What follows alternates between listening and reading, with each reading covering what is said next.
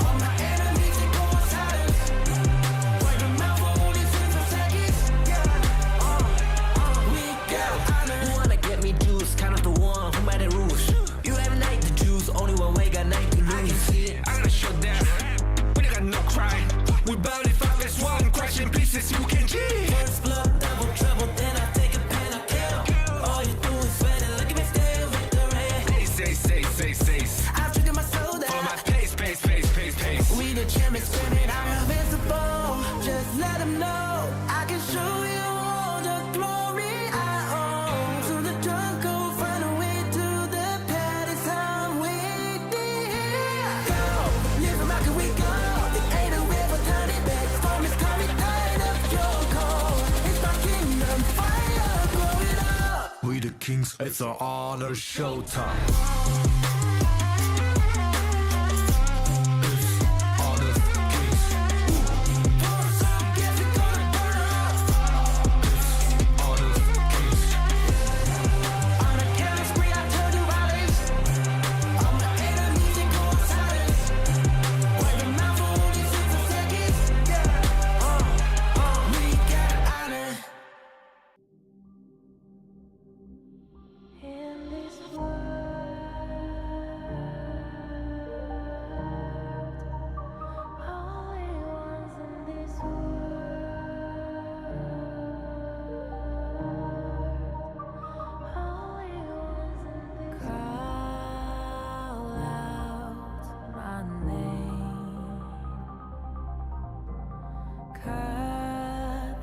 Sound of the rain. No matter how I feed the flame,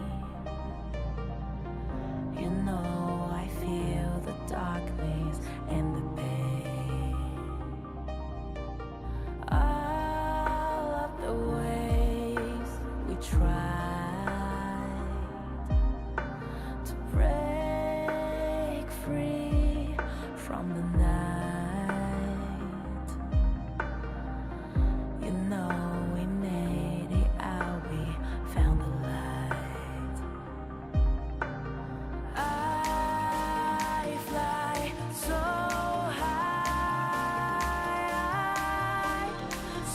high, light up the skyline. Let's do it this time, like it's a whole new vibrant world.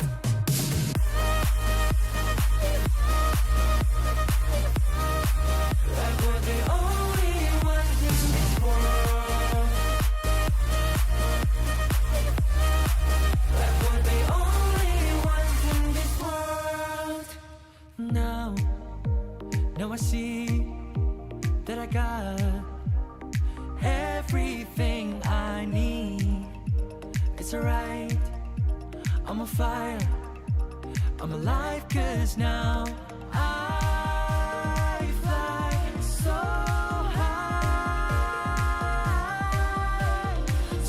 high, light up the skyline. Let's do it this time, like it's a whole new colorful world.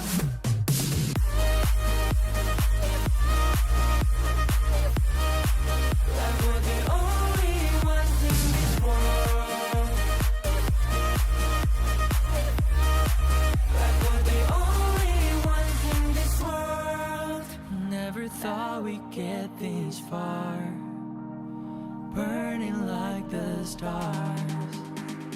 How we get this far, like we're the only ones in this world.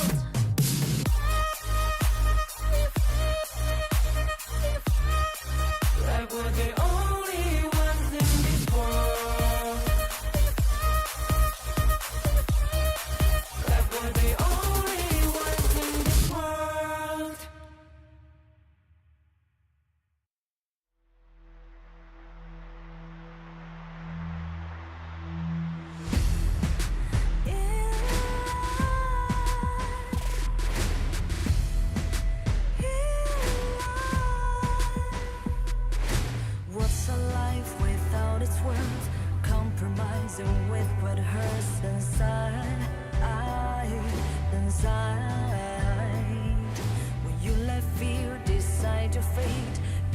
choose which path to take alive. In life, I'm finally letting go of everything that still holds me. I'm against all odds, but I won't give up, 'cause it's my time to shine. Standing in the spotlight, and no one let me down. Destiny is calling highlight. I'm not afraid to fight for everything I love. Victory's on my side.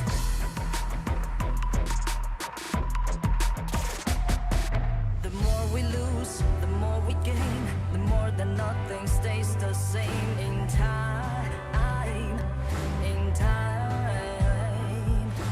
can't love ever, can't forget. What you see is what you get. Sometimes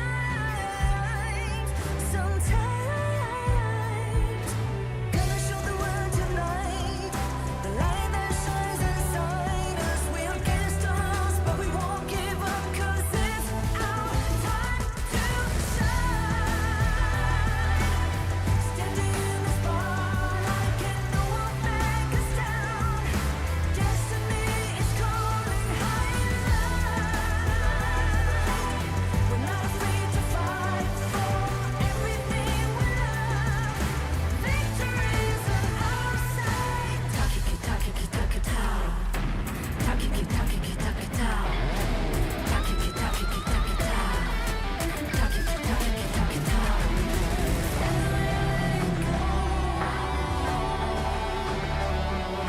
Everything lost to hold us.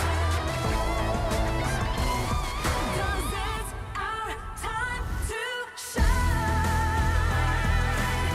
Standing in the spotlight, can no one back us down. Destiny is calling highlight. We're not afraid to fight for everything we love. Victory's on our side. It's our time to shine. Highlight.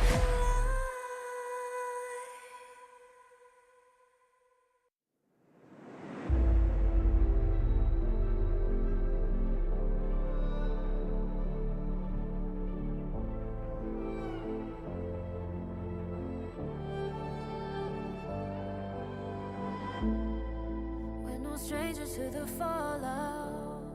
It's what got us here. Ever changing, some chameleon. Blood, sweat, and tears. We'll never make it if we fall to everything that brings us down. With a comeback is now. Blood, sweat, and tears. Fight for what we want. Doesn't matter the cost. Every day, put in work. Blood, sweat, and tears.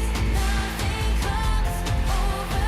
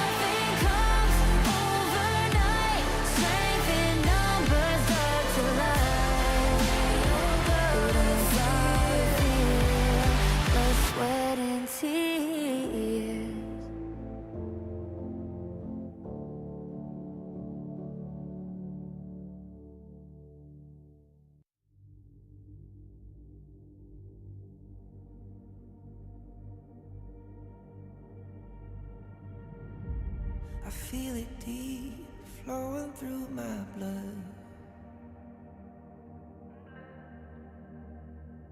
Rising up to become someone,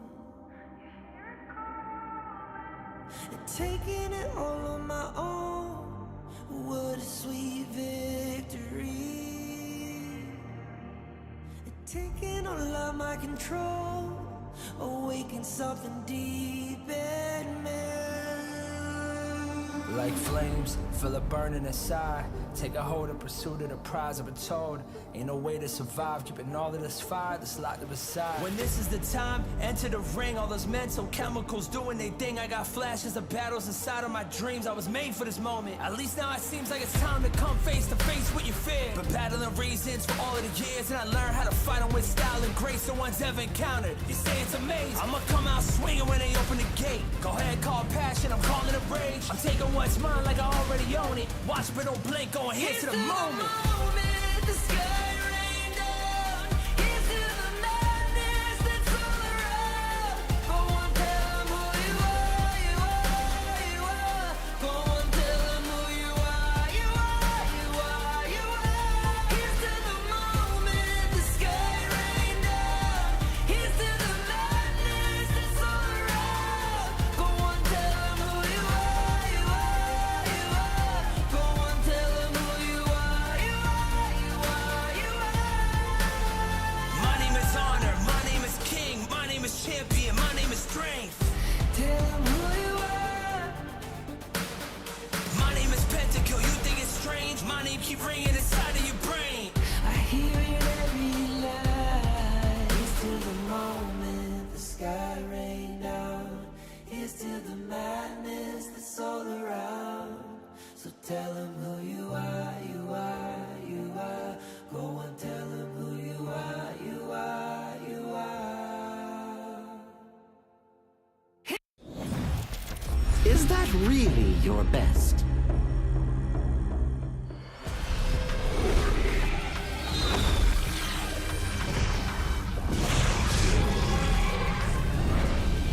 I reserve mercy for what's known as the masses. And as for my wrath, it is reserved for the wicked.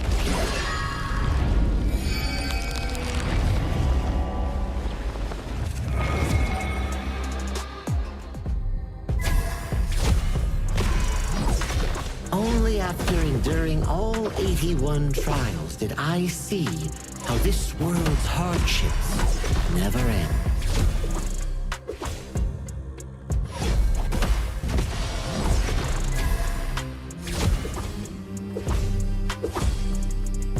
How does your head compare to the serpent sovereign?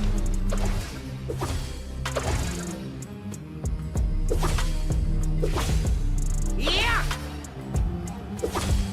Huh?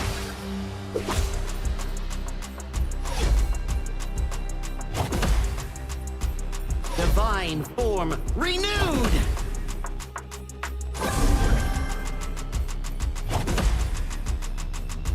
Evil, be gone!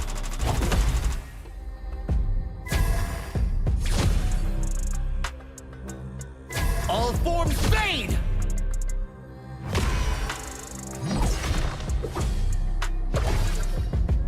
Before the Lotus Podium, all suffering ends!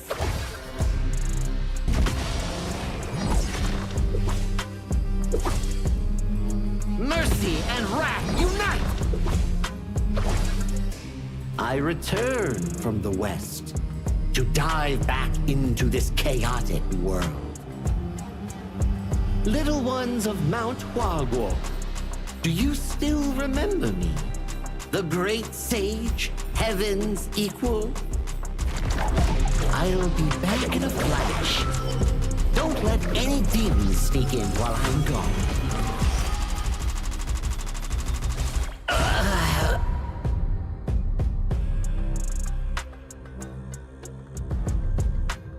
Time to leave the stone behind and see where fate takes me.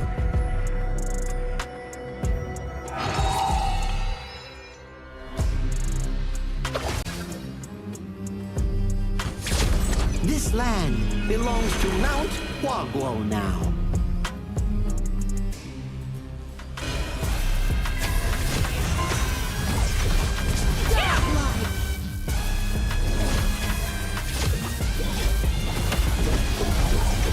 Legendary!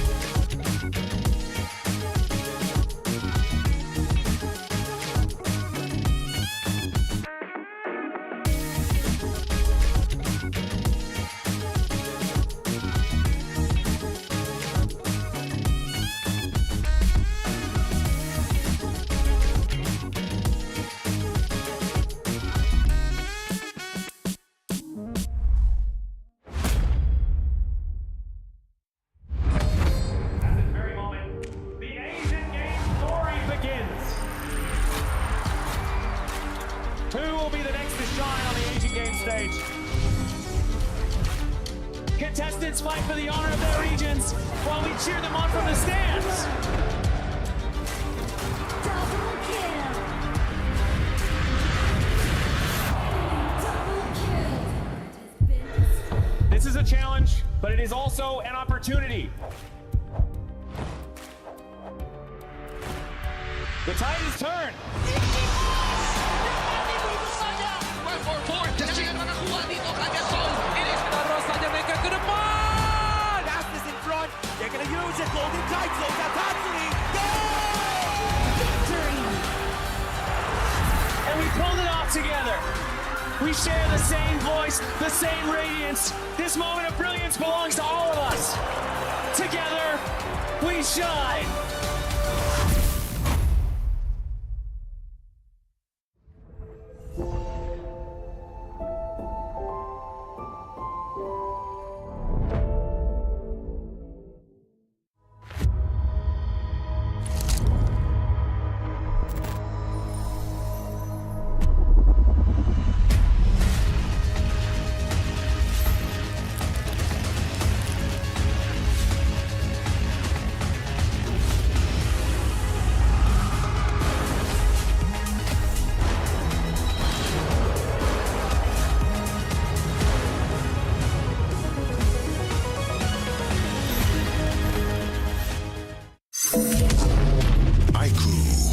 The new Honor of Kings version is here. Let's take a look at the two major areas of updates: hero control adjustments and battlefield balancing improvements. Basic attack targeting rules have been updated. If a player is crowd controlled for too long while using a basic attack, the attack command will now automatically be cancelled, preventing heroes from continuing to chase enemies after the crowd control ends. The movement wheel's dead zone has also been adjusted. After the improvements, there's no longer a dead zone in the center, helping prevent input interruption issues. After improving basic attack and skill targeting logic, even if base attack target priority is set to lowest absolute health, you still prioritize nearby epic monsters, and targeting will feel more intuitive. Next up is an overview of the battlefield balance updates. In the new version, the true damage value of the Crimson Golem buff has been adjusted, with the minimum value slightly reduced. The tower destruction slow effect has also been improved. When a tower is destroyed, nearby enemies will now be slowed. The teleportation portal cooldown has been reduced from 45 seconds to 30 seconds, allowing for more flexible tactical choices. A new lizard platform return mechanic has also been added. When a lizard leaves the platform's area, it will automatically climb back onto the platform. There are even more battlefield improvements waiting for you to experience in-game. See you in the Gorge.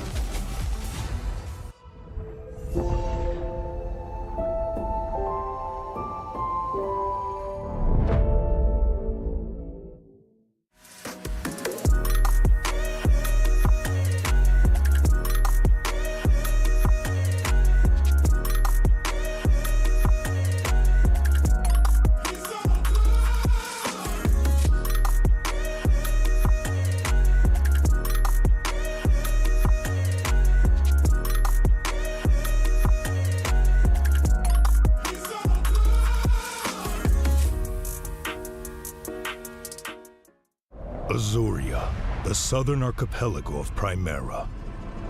Here, humans and great beasts live in symbiosis.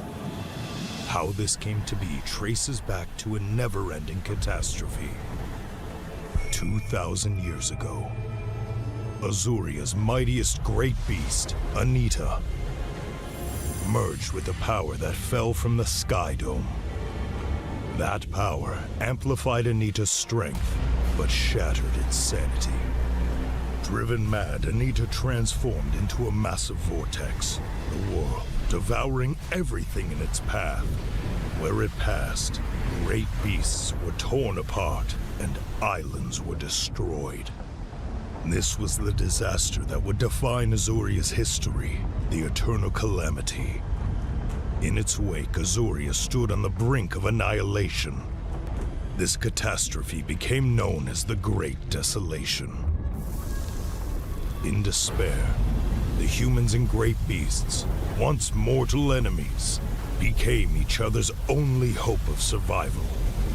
The great beast Devita and humanity's greatest champion, Devara, abandoned their conflict and chose to work together.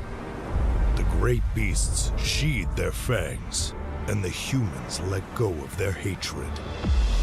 All surviving life grasped at one final power, the churning. Deep beneath the sea lay Amrita, a force brimming with boundless vitality. Through the combined efforts of humans and great beasts, it was awakened, restraining the calamity at the center of Azuria and restoring life to the world. But the calamity was not destroyed, merely sealed within Azuria's center. It erupts from time to time, bringing countless disasters to the land.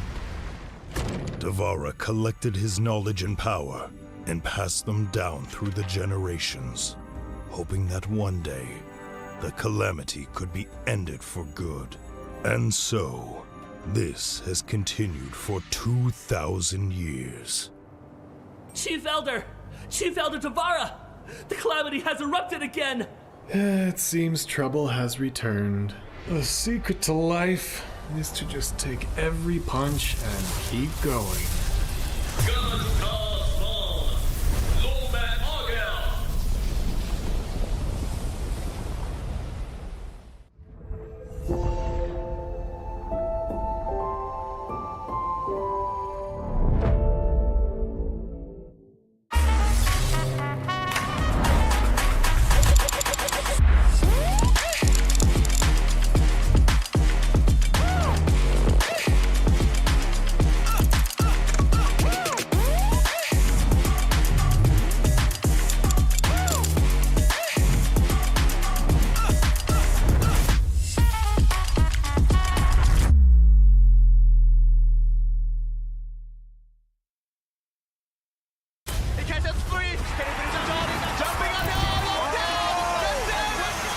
Welcome to the 2026 Asian Games Esports Qualifiers, Honor of Kings.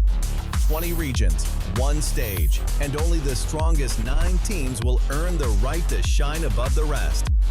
Taking place in Malaysia, June 13th to 21st, 2026.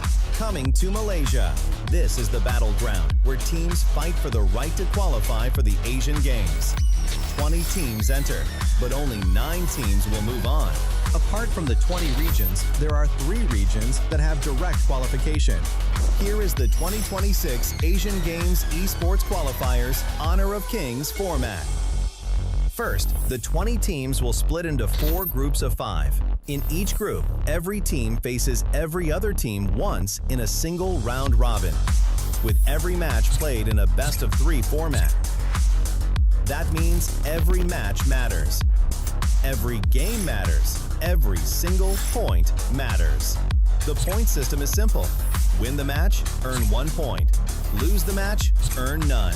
At the end of the group stage, teams are ranked by the total points they've collected. And from there, the road begins to shine.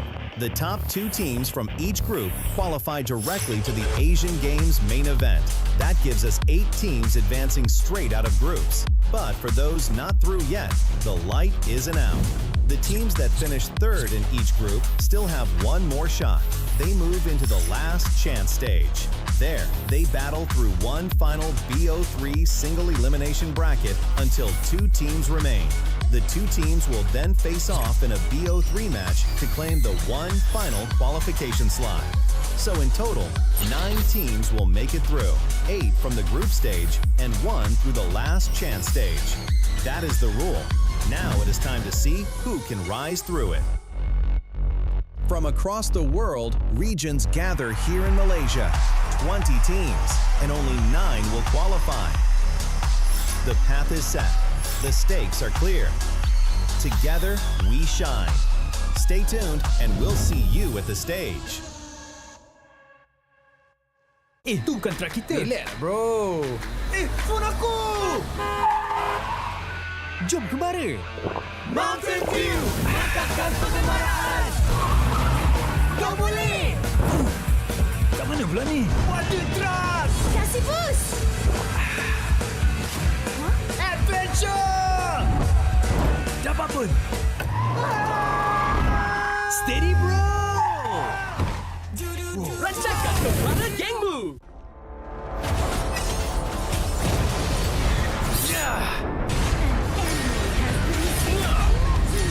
Double kill! Shall I compare thee to a summer's day? Slain. Don't engage! Slain. Don't crush us like insects! Slain an enemy! Defend our base!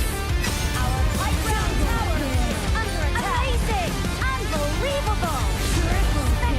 Ah, the fragrance of romance. Ally has been slain! Rampage! Double kill! Triple kill! Spectacular! Pentakill!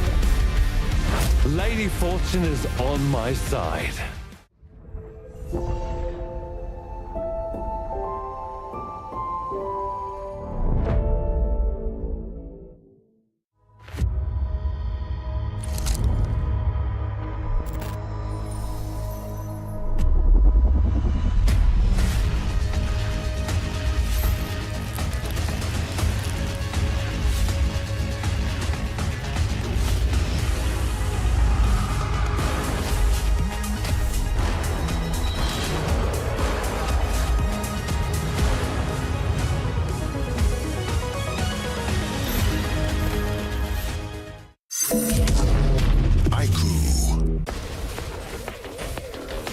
You have been slain!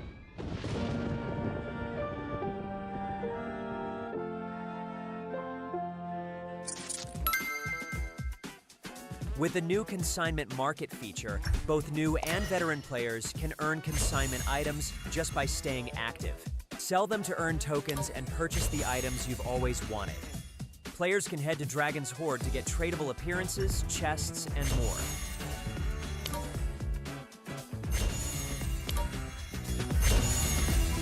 Players can list tradable items on the consignment market to earn curio tokens. During the initial launch period of this feature, all item listings will have their listing charge waived. Use your curio tokens to trade on the consignment market, or purchase skins that were available before June 17th directly from the shop. With the new consignment items, players can complete events to earn tradable chests. Choose to open them yourself or list them on the consignment market for sale. Tradable skins can be obtained by opening tradable chests or by redeeming them in Dragon's Hoard. Tradable spritlings can be obtained by opening tradable chests. Tradable cards can be obtained by opening tradable card chests. If you bought an item but did not use it yet, you can still relist it on the consignment market. Unstoppable!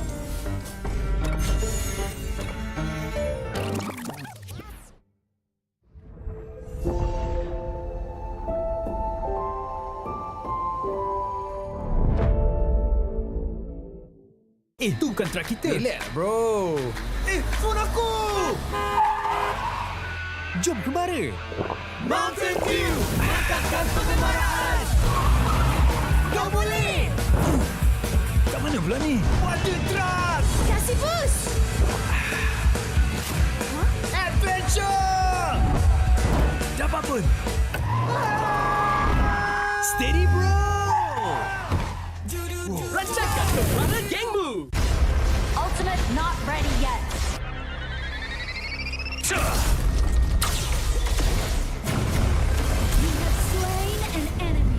My magic murmurs in ecstasy.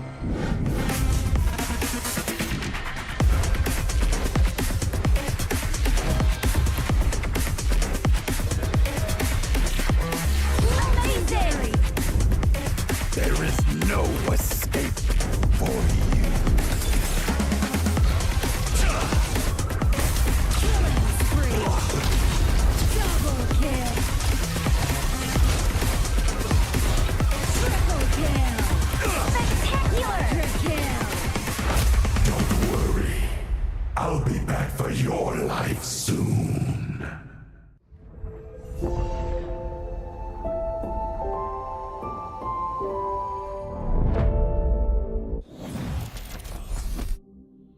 In this world, only ones in this world,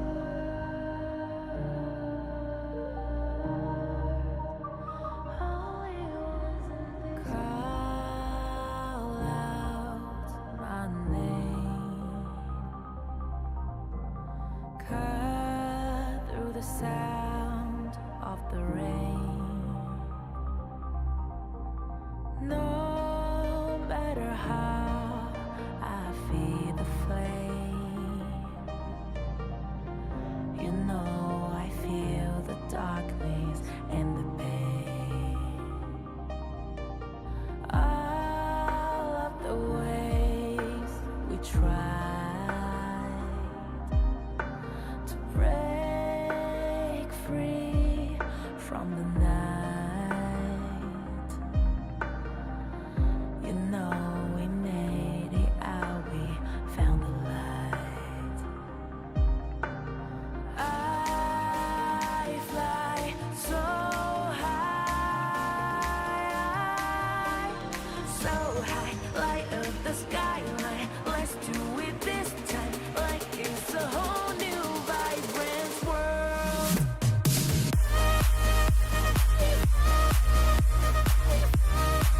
Like we're the only ones in this world. Like we're the only ones in this world. Now I see that I got everything I need.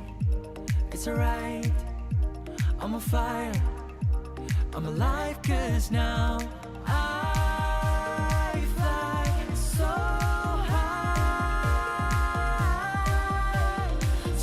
high, light up the skyline. Let's do it this time, like it's a whole new colorful world.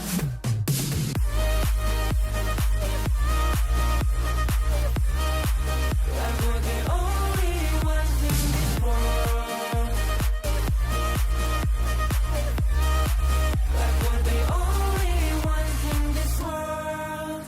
Never thought we'd get this far, burning like the stars.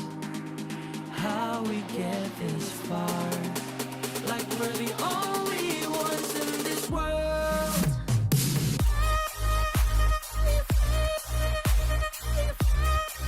Like we're the only ones in this world. Like we're the only ones in this world.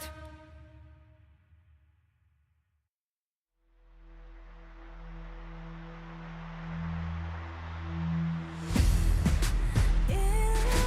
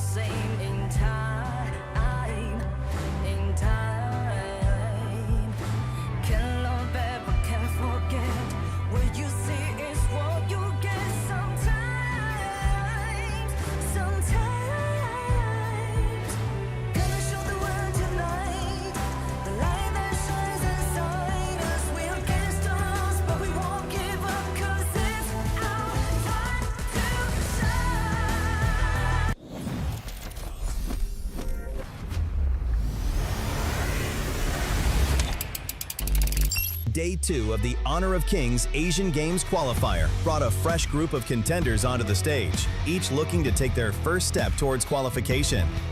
Republic of Korea opened the day against Singapore, remained composed under pressure, gradually regaining control before mounting a comeback to secure a 2-0 victory. Myanmar followed with a dominant performance against the United Arab Emirates, with a convincing clean sweep and one of the most commanding performances of the day so far. Philippines delivered one of the most convincing performances of the day, overwhelming Mongolia with relentless pressure and complete control. India and Kazakhstan provided a very different challenge, where momentum constantly shifted between both sides. Neither team was willing to give an inch. Indonesia rounded out the day with confidence and discipline to secure a clean 2-0 victory, finishing Day 2 on a strong note. And as more contenders emerge, every victory becomes more valuable, every match more important, and every step closer to representing their nation on one of Asia's biggest stage.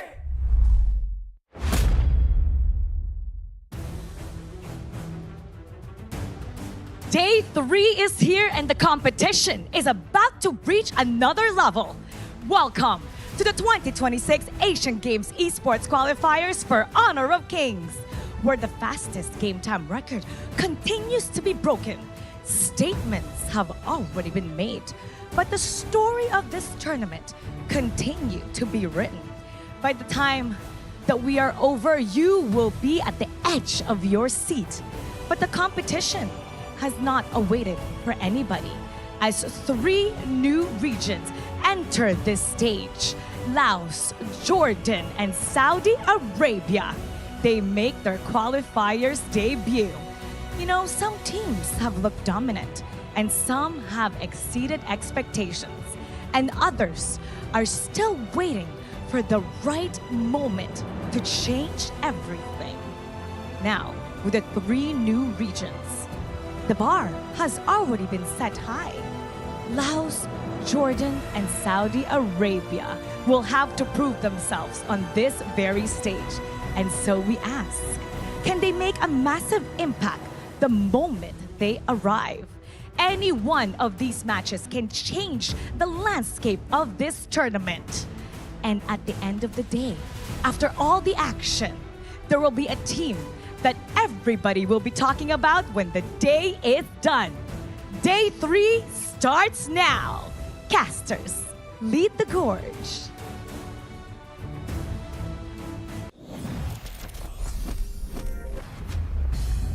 This is Day 3 of the 2026 Asian Games Esports Qualifiers for Honor of Kings. I'm your guest host for today, Sagi, and we welcome 2 same faces coming into the broadcast from yesterday, our casters of the Gorge, Holler, and also Adam. Welcome back to the broadcast.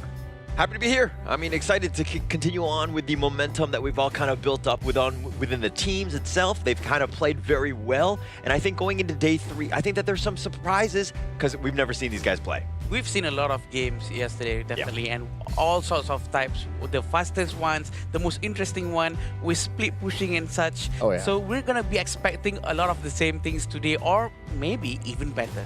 I think definitely yesterday has been a roller coaster. We had fast games, consistent games coming in from Indonesia and also Philippines, but we also had tempest games and also very heated up matches, especially from Kazakhstan, and I think definitely that spirit will be carrying on forward into Day 3. Yeah, actually that was the biggest thing, right? We saw 2 extremes, like again, quickest games, and then like the tempest, really long games. Yeah. Like we just want like middle games, right? I think my heart would be best in that situation when we're kind of just able to kind of mosey on at least into Day 3 here. We were expecting that maybe split pushing meta would be the fastest one, supposedly, but something else managed to get the fastest one afterwards. I think the true story coming here for Philippines, right, is that whatever they play, they can play with style and mastery and pushing it on to a fast end. But then you come over to the Indonesia side. They still have yet to falter a single elimination on their side for the remainder of the tournament. Yeah, and I think that speaks volumes about some of those teams where they're able to kind of pick almost any sort of hero. But I mean, here come the standings. I mean, we're seeing some a bit of a shake-up and maybe a little bit more solidified positioning, at least in Group A. Oh yeah, check out Group A, right? Indonesia and Philippines, brothers but also rivals, both sitting comfortably in Group A. And we know for a fact, if you are first and second place, you qualify directly to the main event. But judging from the remainder of Group A, 0-1-0-1 coming in from Pakistan, Uzbekistan, and Mongolia sadly still yet to find that rhythm that you're looking for. And in Group B, Myanmar debuted yesterday and had a fantastic first series, 2-0 against UAE. And Nepal, they played on the first day. So we are still looking to see them more coming into today as well. Group C, Kazakhstan and Vietnam. To be honest, Kazakhstan really shocked me yesterday as they defeated India in one of the longest games in our entire tournament thus far. And to proceed to clean house against India in the second game, they really did really well. And in Group D, Republic of Korea played their first game against Singapore and it went really well for them. It was back-to-back clean games coming in from the Korean squad. And for Syria and Sri Lanka, they both had their series as well. So right now, Hong Kong, China has yet to find their first game coming into the Asian Games qualifiers. Yeah, and I do agree with what you said about Group C just now. The game between India and Kazakhstan seems to be one of the best that we've seen so far, and we're going to be expecting more or less the same for today. Yeah, today I would say that we won't be covering any Group D games.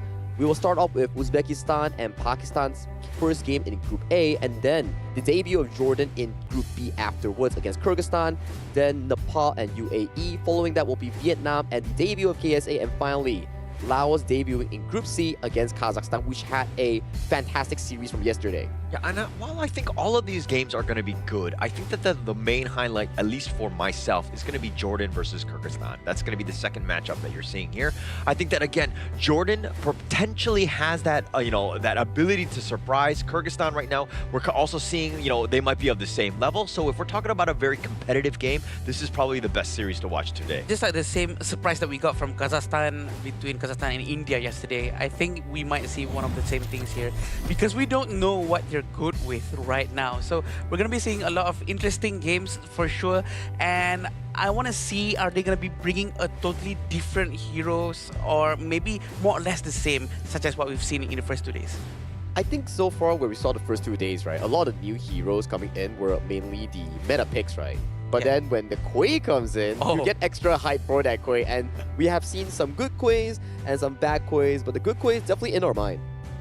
Yeah, the good Quays are the only ones I really remember at the end of the day, let me be very honest, because they are incredibly game-changing, right? And I think also, too, like what Philippines was doing, you were talking about the split push one, I think that that's something to address. They have that in the pocket, in the back pocket, so to speak. They're able to kind of spring that up on any other unsuspecting teams, maybe. But again, it's all about just kind of utilizing and maximizing from the heroes that are available here. Exactly the case, right? So for that to actually happen, right, I think utilizing the correct hero is actually one of the best strategies they can actually use coming in from these respective regions. But talking about a hero here, I think in Honor of Kings, we love free stuff. You know where you can get free stuff?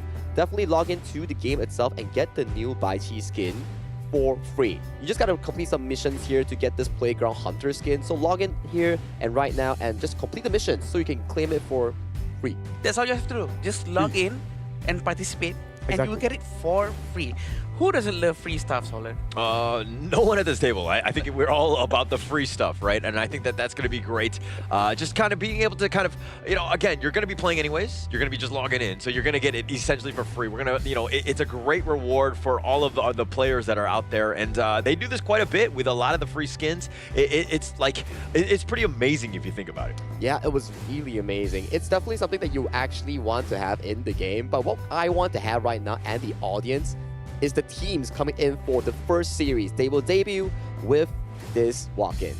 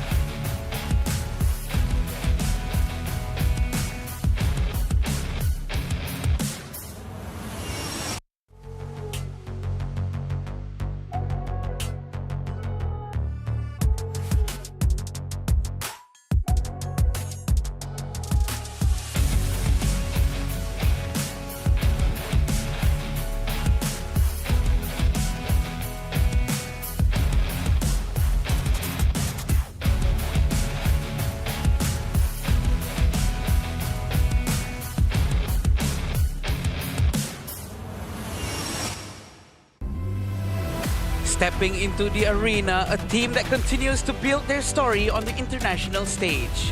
They are here to show the fighting spirit and determination, ready to take another step forward in their journey. Please welcome Uzbekistan!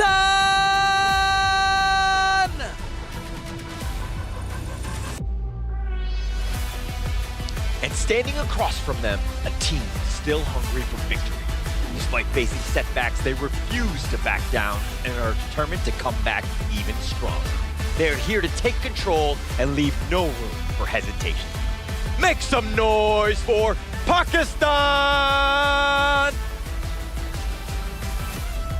Literal chills here coming in for both of these squads as I want to see how our day 3 unfolds. What better way of doing it than to introduce Uzbekistan and Pakistan in our first series of this Group A. We want to, well, start with a bit of a banger here, right? I think that both of these squads are definitely going to be in the mood where this is probably the most important one for them, right? Because it, again, sets the tone for the rest of the time that they're going to be here. But Uzbekistan, walk me through them here. Yeah, these are the players for Uzbekistan. We have Mahmoud, Farouk, Umijan, Ismail Bek, and Akbar. We do know that they play very well, and this is going to be their second game in the entire qualifiers. I do believe that we're going to start to show up with different standings afterwards because it's going to start to get saturated amongst the rest of the teams. Now, despite the fact that they actually suffered a loss to Team Philippines yesterday, but I still think that they actually played decently well, and they had like pretty good draft coming in with their ideas. So going up against Pakistan, which may be a more level playing ground for them, might be something that can actually showcase their real strength. Yeah, and I think it's just more of like, the draft is there. It just came down to execution where the Philippines kind of just got the better of them. But let's check out the other squad. It's going to be the team from Pakistan, Muhammad, Anwar, Hassan, Muhammad, and of course Uzair in the roam here. So this is going to be a squad that we want to see a little bit more of. Do they have the potential to take down Uzbekistan? Of course. Yep, definitely, and we do know that these teams are going to be very good, right? Because we do know that they have been selected locally as best as they can, and with Uzair on the line playing Rome, he always goes through front, very bravely checking up all the vision in the brushes, making sure that his team feels much more comfortable. Oh, I have to agree with you because so far that we did see that both of these two teams, they have their ideas, they have their ways of skirmishing. It's just that the opponents that they faced yesterday was a league above of their own. So coming into towards today, when you have an equal playing ground coming in for both teams, that's where you can actually shine. And when you shine, it rewards you because they are, to be honest, looking for that third place to go for that last chance stage. Yeah, that's definitely the direction, right? Get yourself in. Obviously, you want to be first or second. You just kind of get shooed in, you're going to just kind of move on. But third place is going to be the next best thing. Every team is going to be aiming for that. Obviously, that's going to be a bit of a hurdle in and of itself, but we're almost in the draft. It looks like Uzbekistan are going to pick blue. They're going to be going first. Yeah, drafting is the most important part before every matches start. It's going to ensure that the entire team has a much more comfortable play if the drafting goes well. Being on the blue side for Uzbekistan, they're going to be picking the first hero. But for the red team, for Pakistan, they're going to be able to take 2 good heroes instead of 1. So they're going to be able to counter whatever first hero has been picked by Uzbekistan. That's the pros and cons that you mentioned there just now for the blue and red side, right? For blue side, it's always about landing the perfect first pick. You set up the bands, you set up the picks, and then maybe you look into something like a Guan Yu, a hyper carry like the Chano. And then on the red side, we've seen some of the combos that are actively picked up, the Fatih Yuhuan, the Zhang Fei Chano. All these are available picks for both of these squads to actually venture and look into. We haven't really seen like a Dolia first pick though. And most teams generally have been, you know, the ones that you've named, plus Yukio is another popular one. Real, yeah. But is that something that, like, if you were the team and you had first pick, what are you picking first? Okay, since we're playing with 85 heroes in the Asian Games version, I think a strong jungle and side lane is really important coming in for teams. Hence, we see a surge in Ukyo Tachibana here. For me, I would definitely put more focus on that Ukyo pick that you just mentioned here. But let's jump right into the draft here coming in for Uzbekistan and Pakistan, both from Group A, looking for their first victory in the first match of Day 3. Actually, that's a very good point, Sagi. In this current patch that we're going to go with, Dolia probably don't have one of the best combos that she can do. but probably the closest one would be Jun, but I'm not sure if that should be the primary focus right now. Ukyo Tachibana definitely is one of the best jungler for sure, with a very fast rotation speed, very fast jungle clearing speed, and I'm not surprised if they're going to go with Ukyo right now, but there's quite a lot of other heroes still open here. Yeah, looks like they're going to go the Yukio. I think they're going to go the tried and true. This is something that they definitely like to prioritize as much as possible. Get Farouk kind of going, because in the series against the Philippines, it was very difficult. They didn't have any space. Farouk definitely suffered because of that, because he wasn't able to kind of get going. And you need to kind of balance farming and kind of going for those gank attempts. Farouk never was doing that. He was just farming in that last series. And he wasn't really given a lot of chances, right? Every time you tried something, your other half gets invaded coming in from your opponent here. So it actually puts a lot of pressure coming in from Uzbekistan's jungler here. But I'm liking the response coming in from both teams. We have Ukyo Tachibana being locked in by Team Uzbekistan. And then coming from Pakistan, you lock in the stable picks here. The Chano, the Lapu Lapu, some of the premier picks thus far in this tournament. Oh, having Zhang Fei, Fateh and Ukyo in one side of the team is going to be very good for Uzbekistan for sure. We do know Zhang Fei's win rate is actually quite up there, and having Lapu Lapu going up against Zhang Fei is going to balance things out, plus an Atta on top of it. But we do have to remember, if Fateh already has his Doomsday, Atta will be melted quite easily. Yeah, and you definitely need to take him down. I think he's going to be very tanky, kind of somebody that you need to prioritize, because once he gets in those fights, yeah, he's just tanking everything up, but he's able to kind of just create so much chaos. And adding him plus the Lapu Lapu, now you have like a way, like so much disruption that you have to kind of answer that. So this is, again, Pakistan, they're looking for that team fight. It's like those two stone walls just looking at you coming from Team Pakistan on the hands of potentially Anwar, Muhammad H, or Uzair, right? Because this Atta, yes, it's a strong pick, but it comes into a stutter strength where you can flex it into the jungle or the clash, and depending on the matchup that you want to be playing with. Yeah, and as of now, they definitely need a very good mid lane, something that has huge amount of burst, or maybe a long-range capability to do lane clearance if they want to be much safer, because we still have Garuda on the line that can be taken, and it seems like Pakistan is focusing more on the farm lane.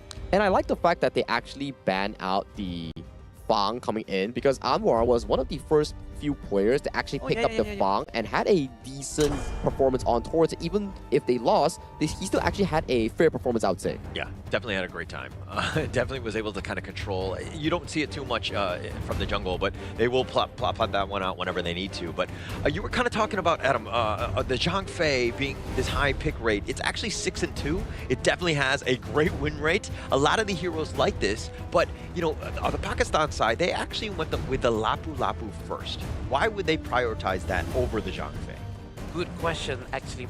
Probably because Zhang Fei might have a little bit of a problem for not just anyone can use Zhang Fei, right? Because we do know that Zhang Fei has to collect the madness, it's called madness, the stacks, before he can actually use the unbridled outburst. So I do feel that sometimes having a hero that doesn't need any prerequisites, something that you need to have first before you can actually use your ult, releases the problem of, okay, I need to go first. You guys take care of yourself. I need to go to the jungle and collect my passive before I can start the war with you guys. It's funny because I thought you were just going to say he was the Philippine national hero and that was going to be the it. But your analysis was much deeper and definitely more I'm sorry. appreciated. I'm sorry. I don't know what you want from me.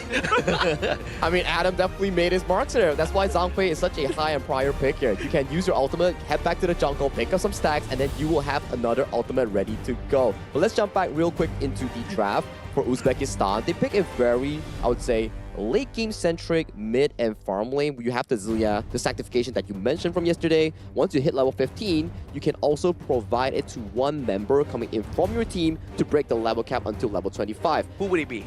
I think likely the Lady Sun, or unless this game is a grand snowball, you can also give it to Farouk, potentially on that Ukyo Tachibana. Yeah, I think both of them very prime targets, right? Once the Lady soon gets going, also it's going to be incredibly scary late game. Why not Zhang Fei? Sorry? Why not Zhang Fei? Because they want to win. Oh, okay. I see nothing wrong with that though. Because we all know that Zhang Fei has high win rate, right? Because that might be the cause of victories. We have seen some clips where the Zillia player misclicks on a roamer and giving them the sanctification, and It's pretty funny. I've yet to seen it in a pro game, but I doubt it would actually happen. All right, why you gotta arrow me out like that, okay? It was just one time. I have really fat fingers. Oh, it was you? Okay. I mean, to be honest, it's because the Sanctify button is on top of the region button. It replaces that part. Yeah, it does replace that part because it's sometimes when your fat finger, it's really easy to mess it up. But you know who's not going to mess it up? These two teams, they are coming in towards the gorge in game 1 of our Day 3 Asian Games Esports Qualifiers for Honor of Kings. Casters, you're live. Thank you so much, Saki. As we go into this one, of course, first game, set the tone, right? I think that both of these squads, the way that they're going to want to play is being aggressive. On the other side, Uzbekistan, Farouk, he needs to step up from what we saw, at least from yesterday. Yes, for sure. And it seems like Pakistan really is going to be very, very aggressive right now, and that they are going to start raiding towards the bottom side. Yeah, they're going to be aggressive. This is what you want to be, and especially as Pakistan. This is like the counter movements are happening by Uzbekistan because they saw that, hey, Pakistan was looking to evade. Now we're going to do the same thing on the opposite end. Yep, very smart coming from Uzbekistan, but we do realize that the Lady Sun has been sent towards the clash lane instead of the farm, and Mahmoud is actually going towards the farm lane instead of the clash, and this means that Mahmoud is not going to be able to get the Firehawk because Firehawk is, well, you need a range hero to be able to hit it. But maybe this is part of the strat, right? Because they do want to get the Tyrant afterwards, and maybe they favor the presence of Mahmoud better than Ismoy back. Yeah, and also, like, because if Mahmoud, Fatih, is in kind of a, I mean, it's not the worst lane going up against an Ata, but it's still not, like, the best for him. So I think that if you're going to be like, okay, just let him just kind of mitigate, take as much farm in the bottom lane as possible, then now you're looking for an advantage because you have the range versus, again, the melee here. True, and also, having Fatih going up against Chano is actually might be an okay thing too, because Fatih's basic attack is actually sort of rangy if he have his stacks. So he just spam his skill around and use basic attack from far and hopefully get the last hit on every minute. I think it can work. It makes sense a little bit. Yeah. It's a nice little audible, if you will, just changing things up. Because again, you want to kind of keep Pakistan a little bit on their toes, right? They were expecting a certain matchup. It didn't happen that way. Now, how does Pakistan respond? And it looks like they're going to be just, again, aggressive on the Mahmoud. Yeah, Muhammad really sending out all the wolves as much as he can. They're still trying to focus to get this extra resources coming in from Uzbekistan. Who's going to get the last hit? It's going to be Akbar, it seems. I think you stole that away, right? I mean, that's great for them, right? Pakistan was doing their best. They were looking for the steal, and it looked like Ismailbek wasn't even there to kind of, help out. But Akbar is stealing things away because that technically was theirs. But it seems like Uzbekistan decided to send Ismoy back down to the bottom lane. Probably they feel like, oh, you know what? Maybe we should stick to what's common, to what's normal, and might have a lesser amount of headache instead of trying to make this work.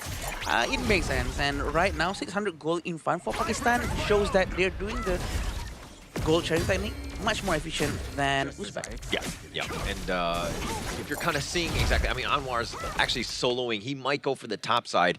That 4-minute mark is 30 seconds away. So if they're looking for a potential gank, Mahmoud is not going to be the easiest targets. Has a decent amount of mobility to get himself back to safety. Yeah, right now it seems like they're going to start to prepare themselves for the presence of Tyrant after this. And it seems like Atta is going to try to fly to the mid lane, but he cancelled it out. He's going to maintain his presence in the top to continue fighting against Mahmoud. Try to clear the minion as fast as they can. 5 seconds before the Tyrant spawns in. Yeah. It's all about clearing the ways before you make any sort of move. I think that both of these two teams, again, incredibly important in this game. Losing this one will put you very far back into the groups. You would definitely struggle from that situation. So this is a moment where you're kind of like, okay, we got to play safe. And now the Tyrant, in about half, he goes right in. He goes to the back line. Muhammad trying to do a little bit of work on this one, but the Tyrant is already being picked up by Farouk. Mahmoud is going to trade his life away. And now Akbar is on the run. He's a little bit low, so he needs to be careful. The Scepters are doing a decent amount. He's barely going to get away, but on this side, it looks like Farouk, he too will live. Wow, I thought that was going to go very well for Team Uzbekistan because Akbar actually managed to use Unbridled Outburst very, very well. But eventually Mahmoud probably overextended just by a little bit and gets caught up by Muhammad N. So I do feel that they still need to be careful with that formation right after an initiation of an attack. I think the idea was definitely right by Mahmoud. Like, he wants to be on that back line. The timing's good. Yeah, but he's not really tanky enough. I mean, he doesn't have the items to really be the fatigue of what we expect mid to late game. So now, on the side, the Raging Sea, he's going to flash on forward, but it's not going to be enough. Who's there taking some tower shots, somehow survives, but Hassan, coming from the side, takes down his Mobile. Wow. We can see now everyone is quite proficient with their respective heroes here, and we do see that the Hassan is playing quite aggressively. He actually went all the way to the back of the tier 1 tower in the bottom lane, trying to get an edge and snipe him from far, and Ismailbek becomes the casualty. I feel that Uzbekistan is on the right track, but also they need to be more aggressive to go up against Pakistan, because Pakistan is really all over the map. All over the map. Great ganks. I mean, that was a great one by Hassan, and now a couple of knockbacks on the Umbrella Outburst has to use defensively, and they've got the mini stun on the Fate Rewind. It does look like he's got enough speed. He goes 86 miles an hour, and he goes back in time. Yeah, they're still gonna be right in front of him. They do know that Akbar has activated the Umbrella Outburst. Definitely gonna wait for the situation to calm down just a little bit, for the Junpei to be smaller again, and now they're gonna start to do a little bit of rotation towards the mid. All right, 1.5k advantage by Pakistan. They've definitely been rotating, being the more aggressive of the two teams, right? So Uzbekistan on the losing end thus far, but when you have heroes that are all kind of mid to late game-ish, like they're fine as long as they're not like losing T3s by like the 12-13-minute mark, I would say. Yeah, I agree. Still okay, still on the right track, to be honest. 2,000 gold in front within 6 minutes is still doable for sure. Hassan is in the vicinity. He's trying to put all the mark onto the Uzbekistan players, and I feel that they're going to start to be much more aggressive after this. Pakistan always preparing to trap them inside the brushes. And that's what you want to do. When you have a lead, especially as Pakistan, you want to be kind of exerting that dominance. You have a slight edge. It's still very early, and that obviously Uzbekistan can come back, but still, you got to take what the team is giving you, and right now it looks like they want to go for religion. Oh, the Raging Sea completely whiffed. I've done that, so I feel bad too. Is there? But, well, he managed to force the flash, but it seems like they're going to try to force the one out, and Anwar is going to go down. It's going to be an easy one for them. He's trying to use a teleport, but not realizing that there's too much of Uzbekistan's players close by him. Yeah, and the stun was actually saved until the very end, and now Muhammad H is looking for a little bit on the revenge tour, the Overlord being picked up by Uzbekistan.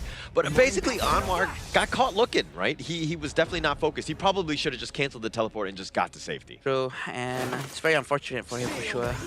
2,000 gold in front. We do know that Uzbekistan is going to try to get closer economically with that takedown towards Anwar. They're definitely going to be much closer now. Having this Vanguard for sure going to help them to push the minions faster. But how are they going to try to benefit from this? What is their next objective? Are they going to start to group up nearby the Tyrant area or not? Yeah, and actually 8 minutes in, the Tyrant has respawned again.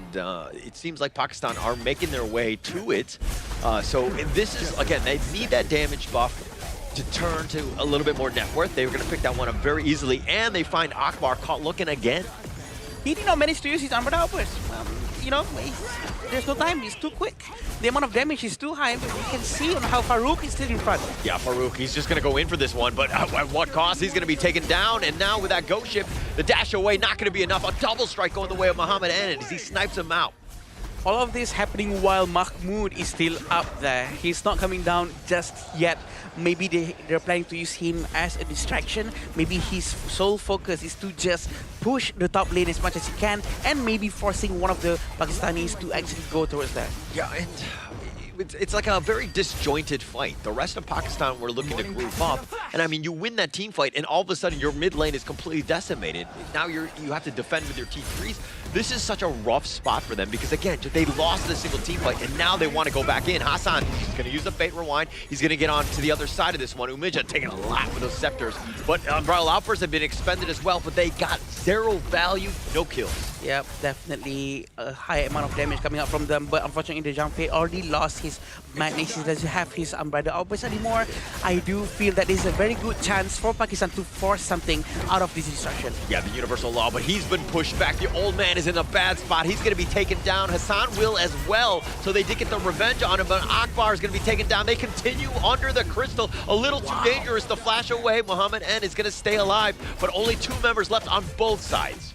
A very good team fight coming out from both sides of the team. 4,000 gold in front, and they will be able to get the tier 3 tower. It seems like Uzair has almost been taken down, but he still managed to run away. Mahmoud, he's going to force it out with the flash. Yeah, just a great play. I mean, just being able to just kind of springboard. He was able to Frogger on forward, find Uzair, who was very low. He was just like a very easy path to find him, and now the Overlord going to be started here. It seems like this is going to be the best option for Uzbekistan to go with Overlord instead of the Tyrant, because they do need to clear the lanes quickly.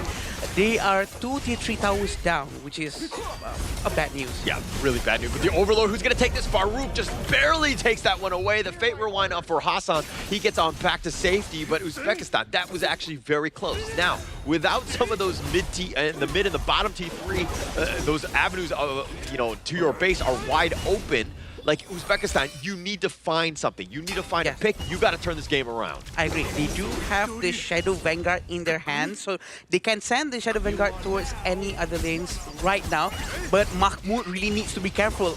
Everyone is all over him right now. Mahmoud is going to try to run away, but there's no space for him to go. This reminds me of the game yesterday between India and Kazakhstan. This fight, back and forth. Yeah. You don't know who's going to win. Yeah. I mean, but Pakistan definitely in the driver's seat in this one. They have a bit of an edge, especially when you don't have those T3s. It makes it very difficult for you to get outside your base because those lanes are constantly pushing, right? Yes, you have the Vanguard. That's going to give you a little bit of breathing space. But we're only talking about 12 minutes in. I mean, this is a late game lineup by Uzbekistan. They're not going to see the late game. That's true. Knowing that the 380 towers destruction is going to cause the minions to be bigger. There's going to be one big boy minion in the mid lane and the bottom lane. So I do feel that Uzbekistan is going to have a little bit of a problem unless they can somehow manage the lanes well with Mahmoud. Yeah. Actually, a lot of it revolves around Mahmoud. I like it that you pointed out because he is definitely the guy. When they're going for those team fights, I mean, they lost that one big team fight in their jungle, and then Mahmoud wasn't even there, right? Yeah. So he was looking to split push. But now, I mean, when you're looking to take any sort of fight, you got to go 5-on-5 or 5-on-4. Maybe you get an advantage. Especially when they have Atta being used by Muhammad. Mahmoud needs to join just to melt down Atta with his Doomsday. And Mahmoud have not yet have any Doomsday for now. Oh, but they decided to turn this around. Mahmoud gets a little bit low. Muhammad N gets the snipe. The Umbrella Outburst is not going to be enough. They found Farouk as well. The Universal Law will do some work, but the triple strike already happened by Muhammad N, and they will look to end this game as they just need to wait for those minions. But this game has been Pakistan from here on out. For sure, Pakistan is really on the momentum right now. Minions coming in the mid lane. And I think they're going to try to force the win right now. Yeah, the Raging Sea finding Umijan as well. He's going to be back, but Ismobek has already been taken out. They're going to take the Crystal, and Pakistan will strike first. They're going to take game number 1. Congratulations, Pakistan, with their first point. Almost losing it just now because of that last swap, but you know what?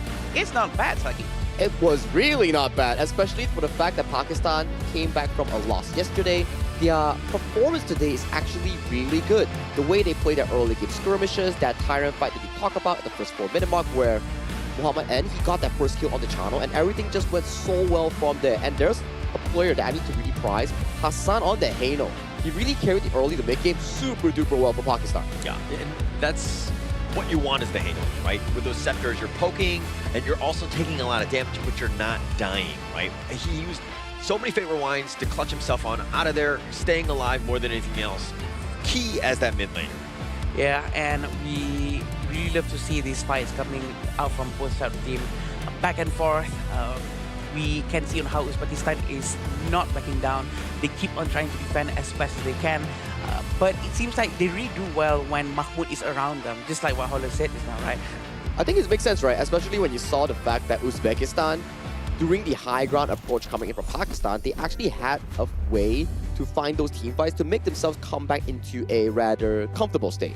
But it was those big team fights in the late game where Muhammad N was just too darn far ahead on that channel that really allowed them to have an easy access going for that win in this game 1. Yeah, and also Uzbekistan, the way that when they take fights, it didn't seem like everybody was, going in together. Like it was a little disjointed. I think the synchronization of that initiation needs a little bit more practice, I would say, to kind of make sure that they're doing it at the same time. Especially when they have Zhang Fei in their hands. True. So that makes it so much more important to go along with the Umbrella Outburst, with the timing, with how close your teammates are towards you.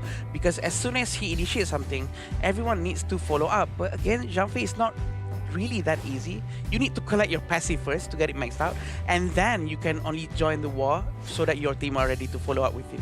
Exactly the case, right? We did see a few good Umbrella outbursts coming in from the player himself, but those were reactive ones. Yes, you use it, you get like a 3 or 4 man pushback, but the problem is, how does your team actually follow up in that play? That's the important part. Well, speaking of important part, KDA to me is definitely very important, and Muhammad N, 8-0-4, absolutely dominant on this Chano.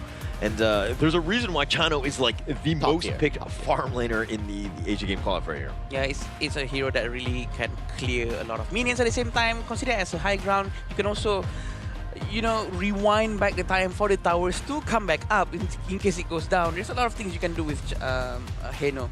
Yeah, hey, Chano-Heno combo coming in from Pakistan was really interesting, but I want to give props towards Uzair and also Muhammad H. They were really solid in the front line. Those ghost ships, those raging seas were the, I would say, building stones, stepping stones coming in for the main carries to do damage without any worry. Yeah, and actually it made Muhammad and Hassan, the way that they were able to step it up, they did so much and it had such an impact that it made Anwar's life a lot easier because he didn't have the greatest of games. Yeah, he was farming and all that, but he died 3 times. And you know what I mean? When everybody else is stepping up, it makes your life a lot easier. You don't have to have that burden, so to speak, of carrying it every single game. Yeah, that's why it's a team game, right? So it's very important to have everyone in this together, having the same goal. But looking at this itemization, I feel like not everyone is super well aware on how to properly counter heroes like Atta or maybe like something like Baiji, something that has a lot of HP, which is the item, to me, Doomsday, the most important thing to have going up against HP-based heroes. And seems like no one is doing these kind of items right now. I think it makes a lot of sense, right? Like Umejan maybe on the Ziya, you could go for the Massive Agony that can deal percentage of damage, or for Ismolbek, maybe instead of finishing the Shadow Ripper on 3rd item, maybe try to get the item called Daybreaker first to actually get more damage ramping up. But maybe that's something that can revisit back in the players room later on. But let's check out the stats real quick. I do think that the 2 players coming in from Pakistan, Hassan and Muhammad N, look at those damage numbers. That's crazy. That's absolutely crazy. And that's kind of why they were so dominant in this game. They were able to just poke and prod through everybody, right? Who can kind of get on top of that? You're expecting Umejan to, Universal Law, clear waves and everything, but every single time he would kind of stand out there, Hassan was on top of him. It just made Uzbekistan's lives so difficult in this. Yeah, and at the same time, Muhammad N has that confidence to go to the front and deal this amount of damage. It's also because of the presence of his teammates. He has Hassan, who's always throwing the spears non-stop. He has Uzair, who always opens up the vision, always ready to dive in with his flashes, with his Raging Sea. It does seem like they have this chemistry very, very good. It's good teamwork, right? As we see, everything is lined up one by one. You have Muhammad H and Uzair, the two front lines, setting up the team fights, and then you have Hassan chunking out, softening up the enemies coming in from Uzbekistan and making sure that the channel gets to pick up the quick and easy takedowns coming in, which leads to this smooth gold chart allowing Pakistan to get this easy W in this game 1. Yeah, I think you rightly termed it smooth, because generally speaking, that was a smooth game by Pakistan. The way that they were able to play this one out, nothing was really catching them off guard. They didn't lose anybody unnecessarily. They were staying within the team, playing and picking good team fights. When they saw that Uzbekistan was out of position, they capitalized on them and punished them. Yeah, and we can see on how they are in complete control from the beginning, although we do see on how Uzbekistan tried their very best to try to defend, and somehow they do have their moments, but maybe it's not enough, or maybe it's just a little bit too late because the tier 3 tower has already gone down, and it makes it so much more difficult for them to defend after the minions are coming out. And to your point as well, I thought this fight was going to go super well for Uzbekistan because of how they found that two-man Unbridled outburst and managed to chunk them out. But later on, it was so evident that Pakistan, especially Hassan, the mid-lane priority that he acquired allowed them to find more success towards the silent. And this was a bit of an oopsie coming in from Anwar. He was trying to use a teleport shrine, but he got caught out by 4 members coming in from the side of Team Pakistan. Yeah, I've definitely done that myself. Use the teleport and people are hitting me and I'm like, oh, I didn't know, I didn't react in time. And unfortunately for Anwar, he faced the same fate in that sense. But these team fights, just the way that Pakistan, again, they always had the numbers advantage, prioritized the right target, found people that were out of position like Umijan, made him pay, taking it down. Now you've got a numbers advantage, and it's with that power play, it's incredibly easy to continue on with that team fight. I agree with you. The teamwork, the formation, the way they focus fire towards one hero, one after another. But this is when they actually tried to do the same from Uzbekistan. But look how Muhammad N has been free hitting. The positioning from him is just phenomenal. Yeah, and Muhammad Hayes just flashing in, forcing out the flash coming in from Uminjan and Smallback, making sure that they can't really do DPS for their team. So it goes to the same thing.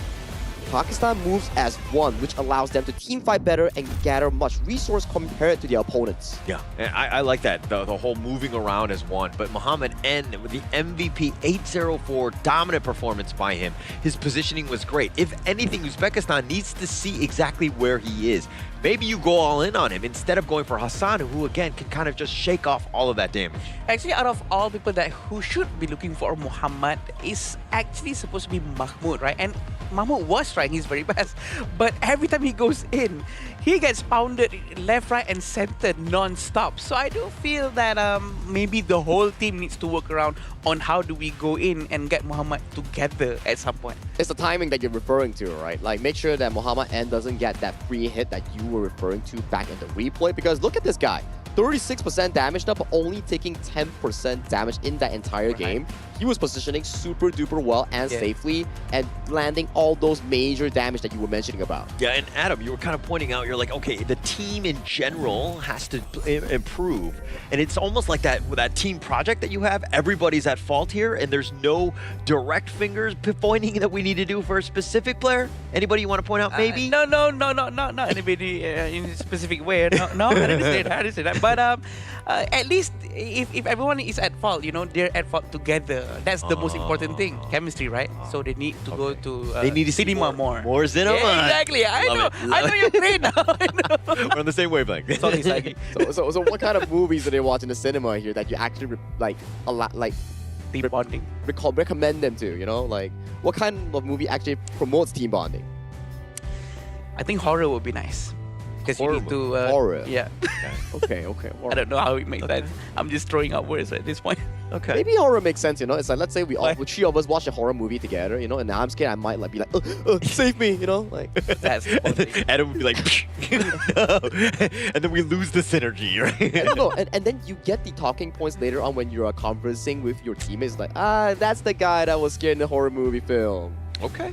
No, yeah. we just want to find out which one in your group of friends are the one who's gonna go check that room. When you know there's somewhat like an entity or a ghost inside that room. Right? There's always that one person in your group who's gonna be the one who goes in and check, while the rest of the team are gonna go run away. So you're implying that roamers or tank players have to be the first one going into a horror movie film's room to face check for the team, right? Identify their roles.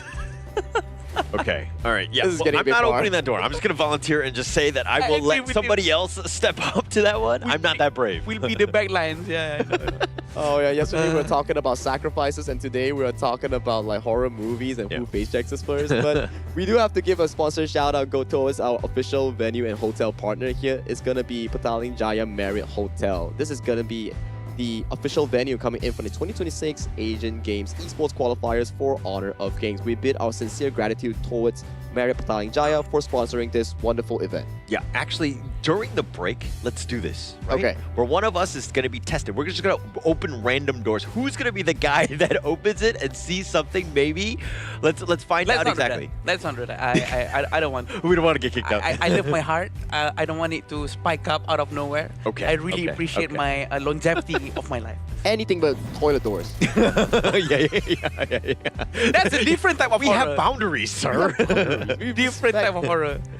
Oh my. Now, we are coming back into another minute. Once this countdown is up, we will be heading back into the second game pick and ban between Uzbekistan and Pakistan here. I gotta give props. Uzbekistan's draft is actually pretty amazing. It all makes sense, but the execution is what they actually need to lock in on to potentially force a game tree against Pakistan. I mean, they're going with blue yet again, right? I think at some point you probably want to pivot off of it. I don't know why that they're so honed in on picking first. I think that there's definitely an advantage when you're picking second, especially against the team where you had that one game. You tried it out. That was your strategy, right?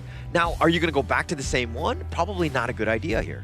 Maybe there's this mindset of what do we call early bird gets the worm, but sometimes it doesn't really apply that way too, because you're only getting one worm. You're not getting two better worms, and while being able to react to the first worm, heroes.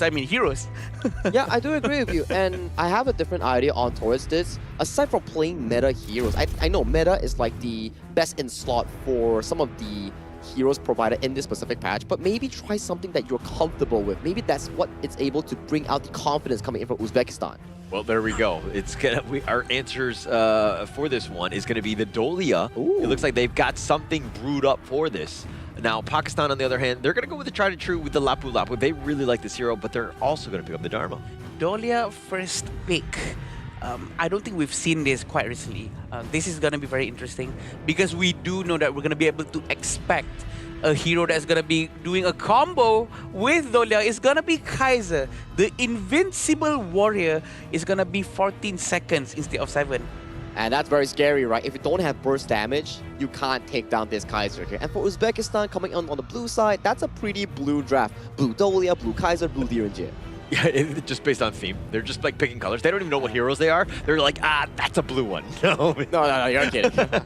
But for real, like what Adam mentioned just now, you have the Dolia Kaiser. That's going to be a very beefy and strong bruiser coming in from the hands of Farouk. Yeah. If you can play well, you can definitely find a lot of opportunities to open up the game for Team Uzbekistan. Coming up for Team Pakistan though, I am loving the hard engage idea, which is the Dharma and also Lapu Lapu. But Uzbekistan also picked up the Direnjir to try to utilize the legal immunity, the CC removal, to potentially play against those two hard engages. Yeah, and we're seeing a lack of crowd controls coming from Uzbekistan for now. I'm not saying that Kaiser's second scale is a high amount of crowd control. It's not hard CC, it's just a soft pushback, which is not enough in my book. So, assuming that this Kaiser is actually a juggler, we can expect better crowd control heroes on the clash lane for Uzbekistan, but Guan Yu is already out. Yeah, so they're going to have to find some way to fight into this. The Pakistan lineup, I mean, the Dharma and the Lapu Lapu, they've got CC for days, it's AoE, it's just everything that you want in terms of control. They're going to look to shore up or like finish out their draft with a lot of damage. Uzbekistan on the other side, they need to figure out a way, again, how to survive the CC onslaught, the giant ults that are coming your way. And that's a pretty interesting farm pick again, right? We don't know whether this farm pick is going into the hands of Anwar or Muhammad N because it still serves as a flex pick before we go into that fifth pick. But Uzbekistan though, this is a really strong draft. You have a Garuda in towards the mid lane, one of the fastest mid lane pushers to gain that priority and that Fuzi that has really good synergy with the Dolia. You get Sage Might ult twice and that's the end of the team fight. Yeah. Fuzi and Garuda is definitely a very good hero to be picked.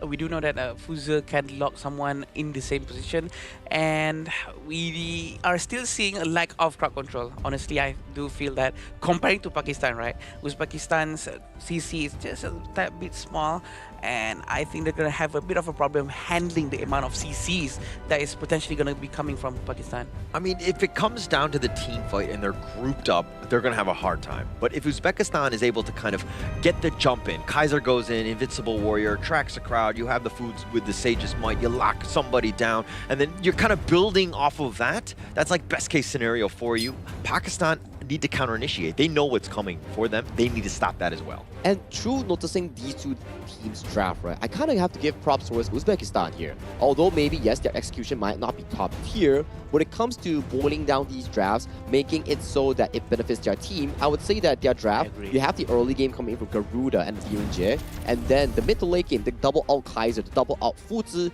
to stomp the game. But for Team Pakistan, on the other hand, that's a lot of setup, but if only they can land those setups that you mentioned. Yeah, we have to remember they do have two different marksmen inside Pakistan right now. I do think that this is quite risky, to be honest. But you know what? It might work because the amount of crowd control is a lot. Yeah, and I'm going into game 2. I mean, you're seeing exactly Anwar. Guys are like everybody's going to be focusing on him as well as Muhammad N. Those are the main two targets. You have Hassan to kind of just to build off of that. I mean, when the big ults are happening by Uzair and Muhammad H, like Hassan, that's like the dream because the Blazing Brilliance is just going to scorch everybody. Yeah, and with the Dolia in hand, we're going to be expecting a lot of Celestial Melodies going to be used towards Farouk.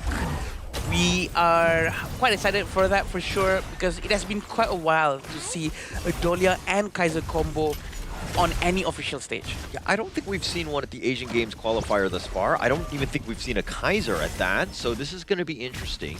The Kaiser, always a big bruiser, somebody you have to respect. And yeah, there are actually some juicy targets on the Pakistan side. So if he's able to get his farm and to get to that backline, he is definitely to spell trouble. Right, Anwar, Hassan, Muhammad, and all three of them are, well, we would say that a very long-range hero. Trigger have to stand very far back, needs a lot of protection. So can Uzair and Muhammad H really protect them from the potential onslaught coming from Farouk, Mahmoud, and Akbar resetting them? So it's going to be a bit of a problem for them. Yeah, well, I believe, right? I think that seeing what we saw in Game 1, it seems like everybody understands their role. They do a great job, but now they're just going to dive onto Mahmoud, and then he's going to give up first strike, dive in the tower. Pakistan coming out firing. A very good initiation coming from them. I did not expect coming from H. Muhammad H just now. He actually committed into the dive. And right now, are they going to try to do the same down at the bottom lane? Because Anwar has just arrived, but it seems like he just wants to go to the Azure Golem. Yeah, that commitment was huge, right, by Muhammad H. Just diving the tower, not playing scared. That's the biggest thing, right? Like, you think that you can go, but it's like, do we want to risk it? It's like, yeah, when we're able to secure a kill like that, we'll take it any day of the week. But here's the thing about Dharma, right? It's a hero that is a one-hit wonder. If he misses his ultimate during mid-game or late game, I think it's going to be quite problematic for them because once he has no ultimate and then maybe Uzair misses his skill sets, the Raging Sea, then the rest of his team, Anwar, Hassan, and Muhammad N, is going to have a lot of problems because they cannot protect themselves. There's no more crowd control whatsoever coming from the Pakistan side. Yeah, but, you know, this is a squad that has been nothing but going to the cinema with one another. I think that the trust and the belief that Muhammad H is going to hit every single one of its truths is definitely there. So they're going to make that play 9 times out of 10. I agree. But if it doesn't work, they have to change the genre. They have to take what they're watching. Right? New movie. Okay, so having Mahmoud hiding in the brush in the mid lane, probably going to try to capture Hassan. He still has his flash. We have to remember that. Oh no, he doesn't, but they're going to try to force this one out. Oh, Wings of Judgment, Muhammad H. He actually went in on this one. That might have been a little bit of too much to handle, and Uzbekistan making him pay. They're like, okay, we'll take that food to go. 3 ultimates, just for one guy, from Mahmoud, Farouk, and Umijan. We do know that the ultimate coming from Fuzi is really, really annoying. You cannot move, and the wings coming from Garuda is just going to, you know, enjoy this free food. Yeah, and I think they're going to be very happy with that play, right? A little bit of a misplay by Muhammad H, being a little aggressive, but doing things without vision, right? I think that that's definitely underrated, especially in Honor of Kings. You need to understand where people can potentially be. He thought there might be one person, found out that there was more than one, and he paid with his lives. But the Blazing Brilliance doing a little bit of work, but it's on the wrong side. They're going to still take Akbar anyways. On the other side, Uzair was there to help ensure that they get that crowd control. Again, vision is the topic right here. They're going to go towards the Crimson Golem, trying to force this one out. Muhammad H is very much ready, but he's going to pull back. Oh, now Anwar taking a decent amount as well. He needs to be careful, but he's going to be focused down. The stuns are real onto Mahmoud, and he somehow, no, he will fall in the end. Uzair trying to stay away, but he too will fall. Hassan now on the run. Muhammad H is shown up, trying to keep him alive, and it looks like he does get the pick off on the Farouk, but 3 members down from Pakistan, and Muhammad H is not worried at all. He tried to flash forward. He's going to be picked off as well. Muhammad, and he's really trying to go in just now. He wants that kill. He wants to help his teammate, but they're going to be able to steal that Azure Golem. But this is what happened just now. The ultimate coming from the Futsu is so annoying, and it really works out very well for them. But look at this Kaiser. He can just go all in and just tank all the damage coming from everyone. And this is how Kaiser's passive works. The more projectile the enemy team has, the better it is, because it blocks every single projectile. But unfortunately for Muhammad, and he overextended. Overextended. I mean, he didn't expect 2 members of Uzbekistan to just be there, right? Waiting for him. I mean, he tried to be aggressive, which is kind of what you want, because he thought he could make the heroic play of just kind of coming in and saving everybody. But unfortunately for him, just didn't realize that, again, two guys are going to mug you in the alley, so to speak. Yeah, we can see on how Anwar is really trying to push Mahmoud away. They're just here at the top lane, just for a while, and he's going to fly down below, and it seems like he's going to try to focus on war right now, because all the resources in their own jungle is already empty. Yeah, taking that away right now. And being aggressive, Pakistan going back to their tried and true of just invading. But Uzbekistan have gotten a bit of the net worth lead. Gotten a couple picks. Anwar needs to be careful. He was sticking around, but he's going to just dash away. And this bottom lane under siege right now. Yeah, they're going to be focusing on the tier 1 tower. Seems like there's nothing that Uzbekistan can do except maybe touch the minion. They cannot. There's not enough time. But the rotations coming from Uzbekistan is quite scary. It might work if Pakistan actually went through the back of the Tyrant Pit. Yeah, but I mean, they got what they wanted. The bottom T1, I think that they're going to be very happy with that. They make their way into the mid lane here. There, though, needs to be careful. The Regency's on to 2, though, but he gets blown up. Uzbekistan, when their powers combine, that's what happens. They're able to burst you down. This is what exactly we needed from the previous game from Uzbekistan. Yeah. To group up and really play in a close formation and do this very effective focus fire. And it's working very well for them, especially when they're playing with Futsu. It feels like they need a hero like Futsu to really lock someone down and stop them from moving, so that they all group up closely together. Do you think it's more Uzbekistan stepping up or Pakistan making more mistakes? It feels like Pakistan do make mistakes here. It feels like a bit of both. A bit of both. Oh, the flash on forward. He goes with the truth. He decides to change targets, but he's been slacked in with the Sage's Might. Says, where are you going, my friend? As Umijan takes him down. Wow, a very, very efficient teamwork coming in from Uzbekistan. They're still trying to group up down at the bottom lane. We do have Umijan nearby. He is very ready to use his ultimate again once more after this. But it seems like the red buff is not going to be stolen by Pakistan. Yeah, Farouk there had the smite. He was like, I'm not losing this one. I need to keep that. And Farouk doing, again, this is that target. He needs to keep those buffs alive. It helps him with the farm and, of course, any sort of team fight that might happen. But now comes a teleport into the mid lane by Mahmoud. They're going to decide to group up in the mid lane right now. Tyrant's going to come up in 5 seconds. Muhammad almost goes down here, Holler. Oh, he's going to eat the Wings of Judgment, and that's going to be enough as they take it. Uzair trying to use the Raging Sea, but a little too late. The Blazing Brilliance will get the return one, but he too will fall. 3 members down. Anwar trying to stay alive, but he too will fall. Muhammad H is the last man standing. He will deal with the minions. Uzbekistan now feeling it. They're going aggressive. A very good fight coming in from Uzbekistan. It seems like what was happening in the previous game for Uzbekistan is now happening to Pakistan, because Muhammad H hasn't been fast enough in rotating towards his teammates. It seems like his teammate gets caught up every time he's far away. And he already arrived here, but it's only one target. It's not worth it for him to use his ultimate when his teammates are no longer around. Yeah, and actually we're seeing also the step up in play by Farouk. right? On the Kaiser, the Invincible Warrior has lived up to his name. He's 4-1-6. This is a guy, again, when he's able to tank things and actually get to the back line, he's gonna be scary. I agree, and the rotation coming in from Uzbekistan is so much more effective now. But I think they need to keep up with this momentum. I am a little bit worried that Mahmoud might go back to his default mode of going to the side lane alone and not being too close to his teammate. See on how Pakistan is very much ready, but Mahmoud really needs to be careful of the path that he's going to choose to walk on. Oh, and now they're thinking about the right angle. Mahmoud has joined up. But now Akbar taking a lot of damage on this one. The Wings of Judgment on the return. The Raging Sea used defensively. He actually went the wrong way and might not have been the greatest on targets, but Anwar is going to be picked off, and they find Mahmoud on the side. Ismailbek is there to help clean up. Muhammad H is going to be down as well. Uzbekistan with the man advantage. This is a very good fight. It seems like we finally will have our 3-game series for the first time in the qualifiers. The gameplay coming in from Uzbekistan is very, very good. 2 people got taken down by the Uzbekistan, and they will try to get as much resources as they can and focus down on the Tyrant. They did not go for the Overlord, Hala. Yeah, we've been wanting a game 3 for the past, 3 days now. We haven't really found it, but this is the day 3. We think that this is going to be there. I mean, Uzbekistan in the driver's seat. The potential for pulling off the victory definitely very high at this stage. Yeah, right now, you can see on how they're rotating towards the Overlord. They're very well aware that having the Tyrant buff, they can try to zone the area of Uzbekistan. They also are very much aware with the primal bond that they have. They will try to avoid Pakistan from taking this very important objective. Yeah, but 60 more seconds for Uzbekistan to really do anything. They're going to look to just kind of, again, stick together.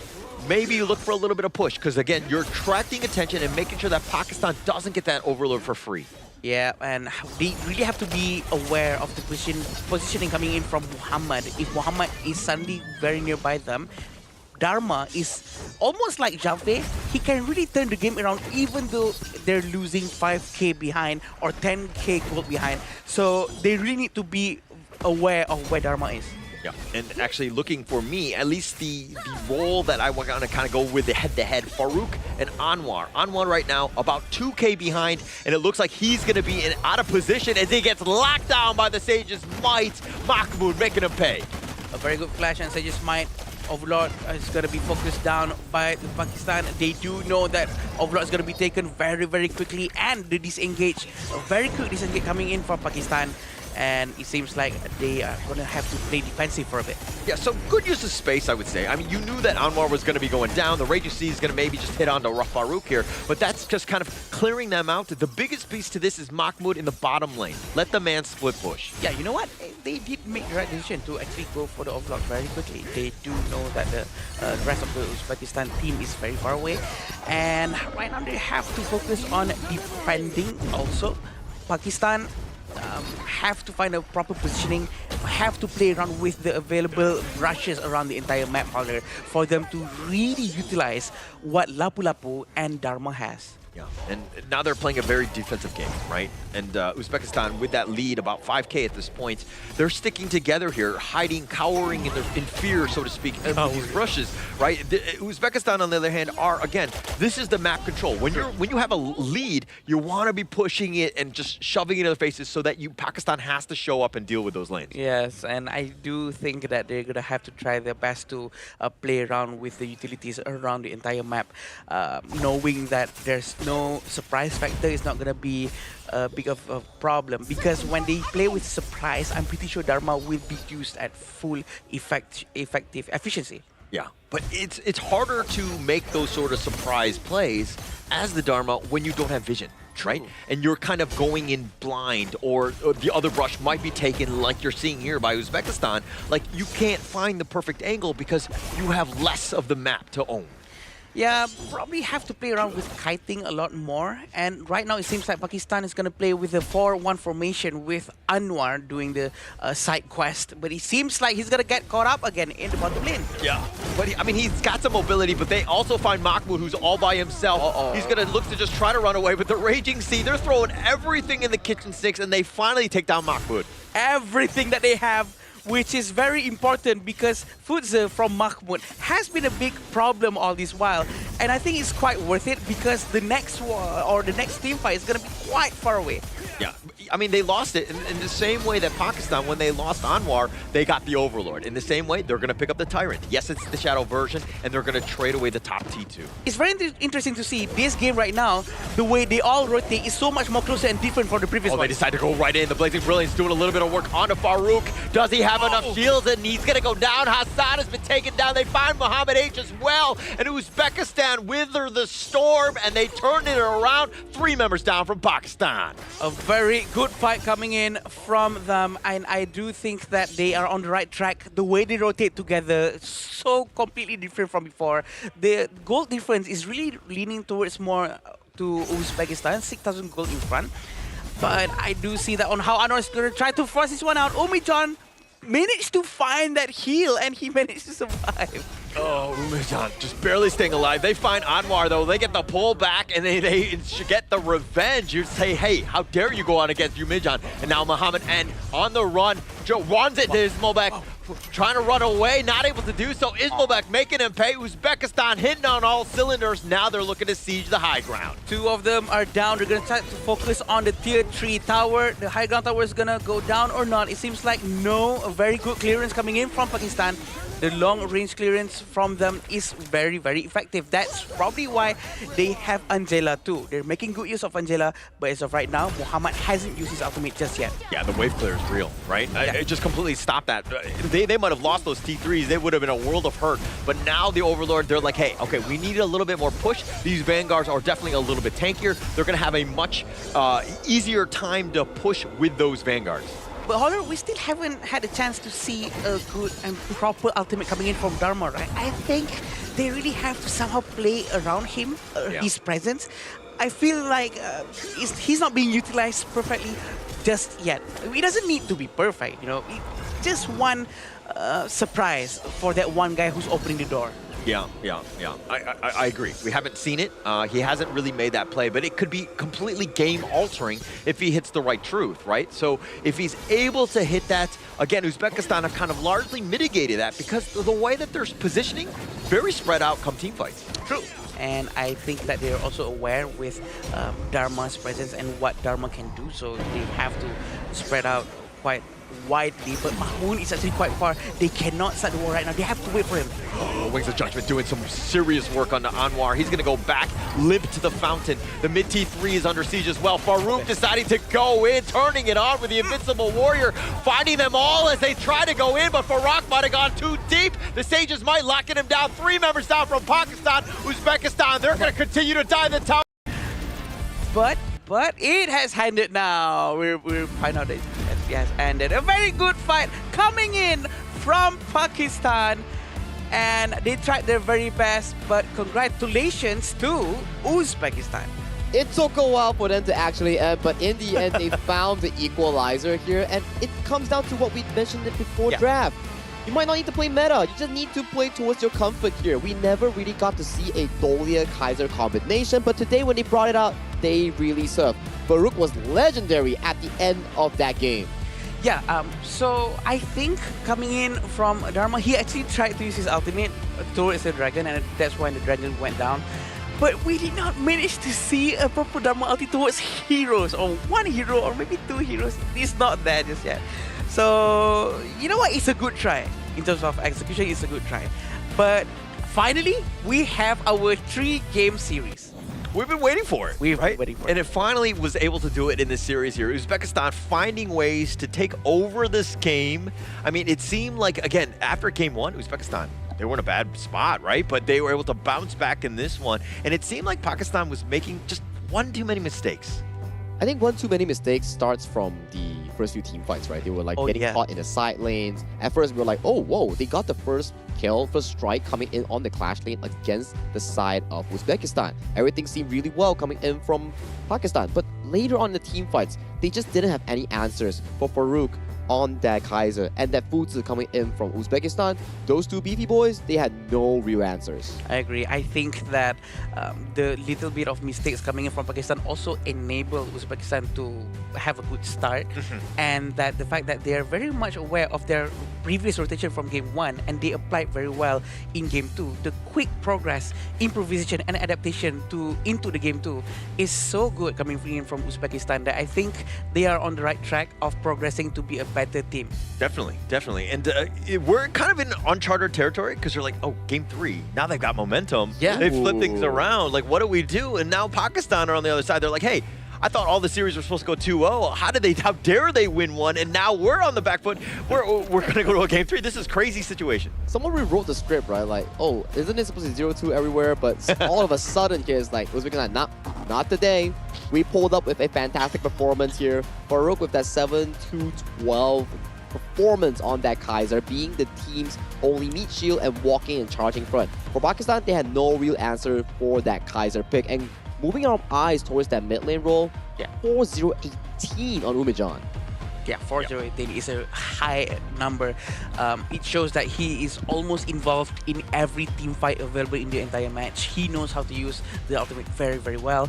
And again, it's thanks to the presence of Farouk. Farouk is always up front with the Invincible Warrior. Also thank you to Akbar because consistently sending the Celestial Melody to reset the Invincible Warrior non-stop. Yeah, yeah. Actually, that's the one thing. When you're the Kaiser, you're rushing in. You're the Invincible Warrior. Like, you have one job. Get it back to me, right? Let me do it again. Let me keep going. We all heard that before. Yeah, right. That's all he cares about. And it's like once he casts the Celestial Melody, you're like, okay, Akbar, you can go back home. I don't need you anymore, right? You can just kind of move on. But the way that they were able to play well with one another, again, just the cores really stepped up by Uzbekistan. You have to agree, right? You can see the damage charge coming in for the side of Uzbekistan here. We have Umejan and also Ismoldeg performing a rather great game. And you said almost 100%. He's a 96% coming in from Umejan. Almost involved in every single team fight in this game. Crazy. And that just shows his awareness, his game sense is there. And he's making good use of it.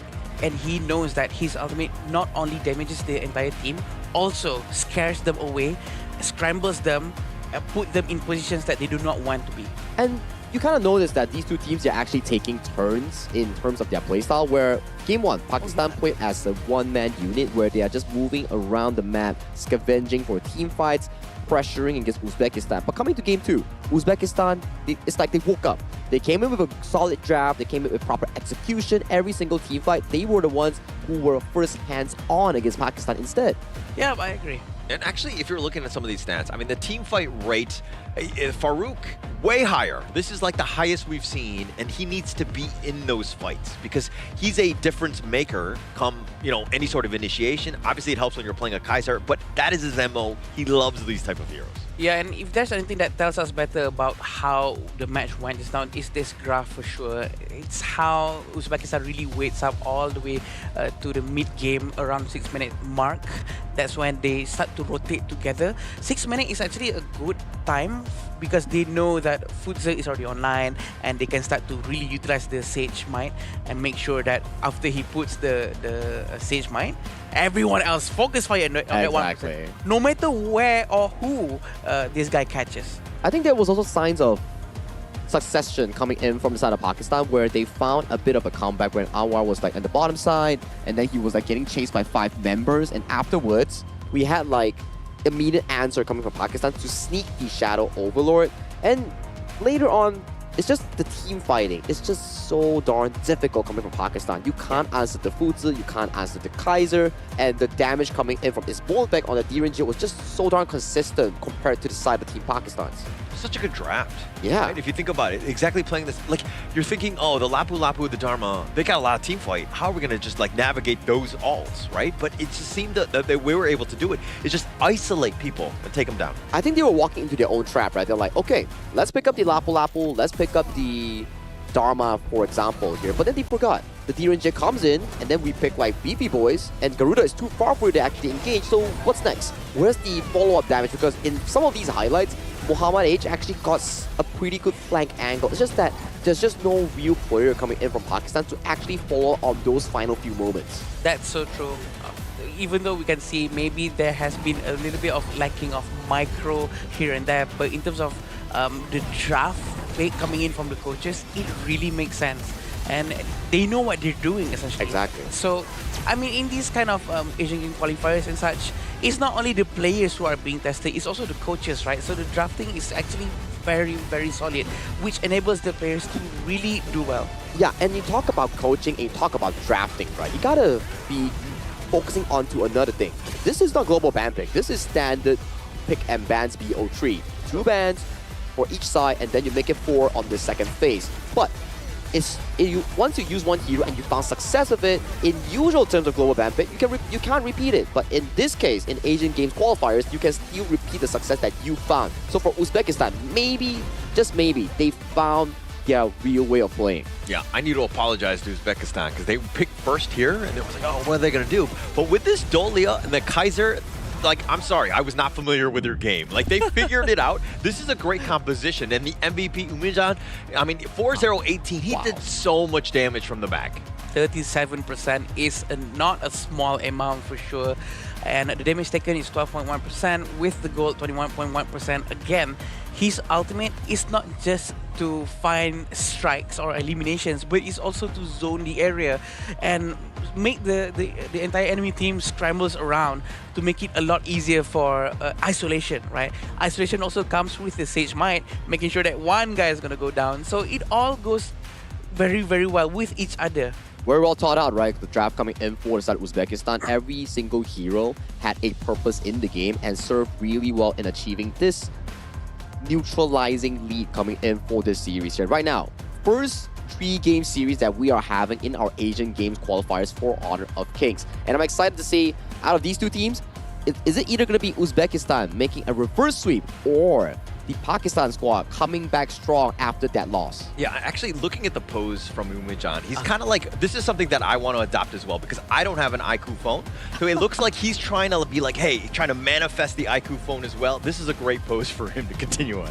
Seems like it's also a great pose for you, Holler. So yeah, no, I'm stealing this. That's what I'm saying. Can manifest this. Wait, you're looking at this pose, right? Yeah, this is the one. Isn't it, aside from the phone, is he asking for your phone number like, hey, Holler? We're gonna have to ask him. What was the thought process behind this pose? Because yeah, that's actually a good one. Like you're pointing people. Like, I want your number. Like, this is the way you do it. Yeah. If you want to give any numbers here, give Holler here. Just drop it in the comments. You know. Right. Because I don't have a phone. Oh. I still need an IQ phone. Just saying, guys. Shout out. Okay. Well, we have seen the Dolia has been picked just now, right? Are they gonna be picking it again, or maybe Pakistan is gonna ban the hero out? I think banning it, if you cannot really answer it, makes a lot of sense. Just like what Uzbekistan did, right? They couldn't handle Muhammad Shahid's channel in game 1. Yeah. So what did they do? They threw it up to the ban slot. Arlie and also the channel removed from the pool, forcing Muhammad in to actually pick up the hero like the Lady Sun. Yes, Lady Sun has strong burst damage, but if you can't really play the hero to a 3-4 item power spike, it's pretty difficult to actually carry the game, let alone dealing with 2 big tanks. You have one on the side, like a beefy Kaiser with double ultimate, invisible for 40 seconds just raining at you. And then you have like a Futsu. Futsu for farm lane players. What a headache. Yeah. You look at him, he's like, you're in my range. Yeah. Flash. Yeah, he's going to be able to take that. But I think whenever it comes to this, like the standard bans and this type of system, I think that you want to just continue to play what wins. Right? Correct. Let the other team kind of, ban things out or make them, you have to change based on those, but you continue to do what works. Yeah, which comes to the thing where you mentioned just now, Adam. Yeah. It's a very smart approach coming in from the coaching staff of Uzbekistan after game 1. They're like, okay, we couldn't play this draft and we couldn't deal with the channel here. So immediately in game 2, they suck up their ego. They're like, okay, let's ban away the channel, and then they were rewarded with that win. So coming into this final 3rd game between these 2 teams is really important. They're both currently 0-1 in the standings of their respective group. They win, they're closer to qualification. They lose. Oh my, that's going to be terrorizing. Yeah, I'm pretty sure that they will try their very best to probably do more or less the same. And I agree, with a very much simpler draft with simpler heroes, it makes much more sense and also reduce the potential stress coming in from the players on how to maximize what the hero can do. We do know that Kaiser is very much straightforward.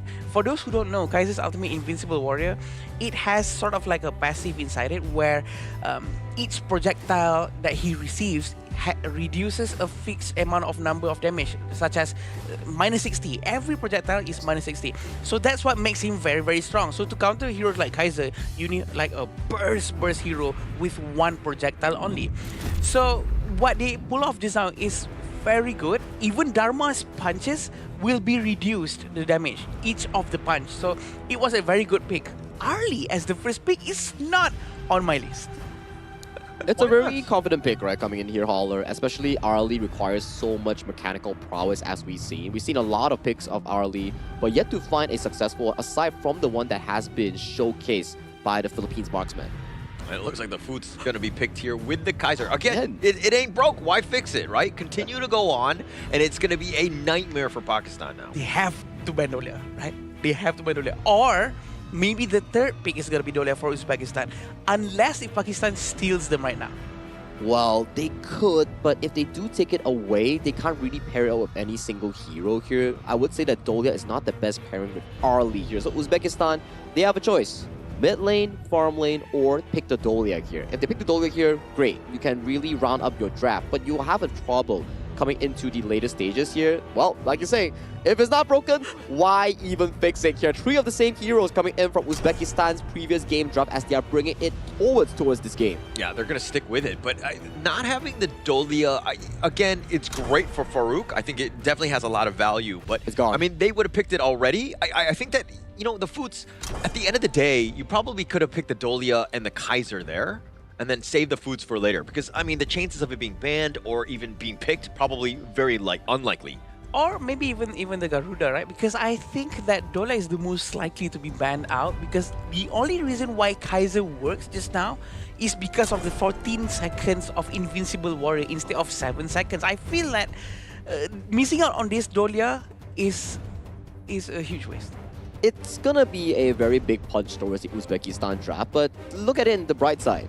You don't have a Dolia. You have another potentially Zhang Fei or Lapu Lapu that could even beef up your entire team composition, so the Arlie will have an even big trouble in handling those late game team fights here. Who am I gonna hit? There's so many big beefy boys in front of me. Or maybe Yarya to replace the missing Dolia, because Yarya can be played, right? So she can also always follow where Kaiser is going to be going, and I think that might replace what they need to make it tankier. But then again, they're going with Lapu Lapu with much more crowd control. A lot of control. I mean, they have, I mean, the Garuda is still there. The last one, obviously, the farm laner. But the Kaiser is the type where, now, this is a little bit of a different roster because it's not the same thing in terms of just how much burst they're able to do. Pakistan are able to have something that's a little bit tankier themselves. The Hino is a bit of a problem because it shakes things off with a Fate Rewind. So they're kind of, again, out-sustaining the potential punches being thrown by Uzbekistan here. And I'm a bit worried right now because previously, like you mentioned, right, there was no Hino coming in from Team Pakistan to really counter against this. And what does Hino learn? A lot of frontline and middle range heroes here. And you look at Uzbekistan's draft, Consort Yu, Lapu Lapu, Kaiser, and also Fuzi, they're all very mid to early range, like very short range. So the moment they come into the team fight, the Hano's gonna have a field day with those spears. True, I think he's gonna be able to make good use of all of these melee heroes.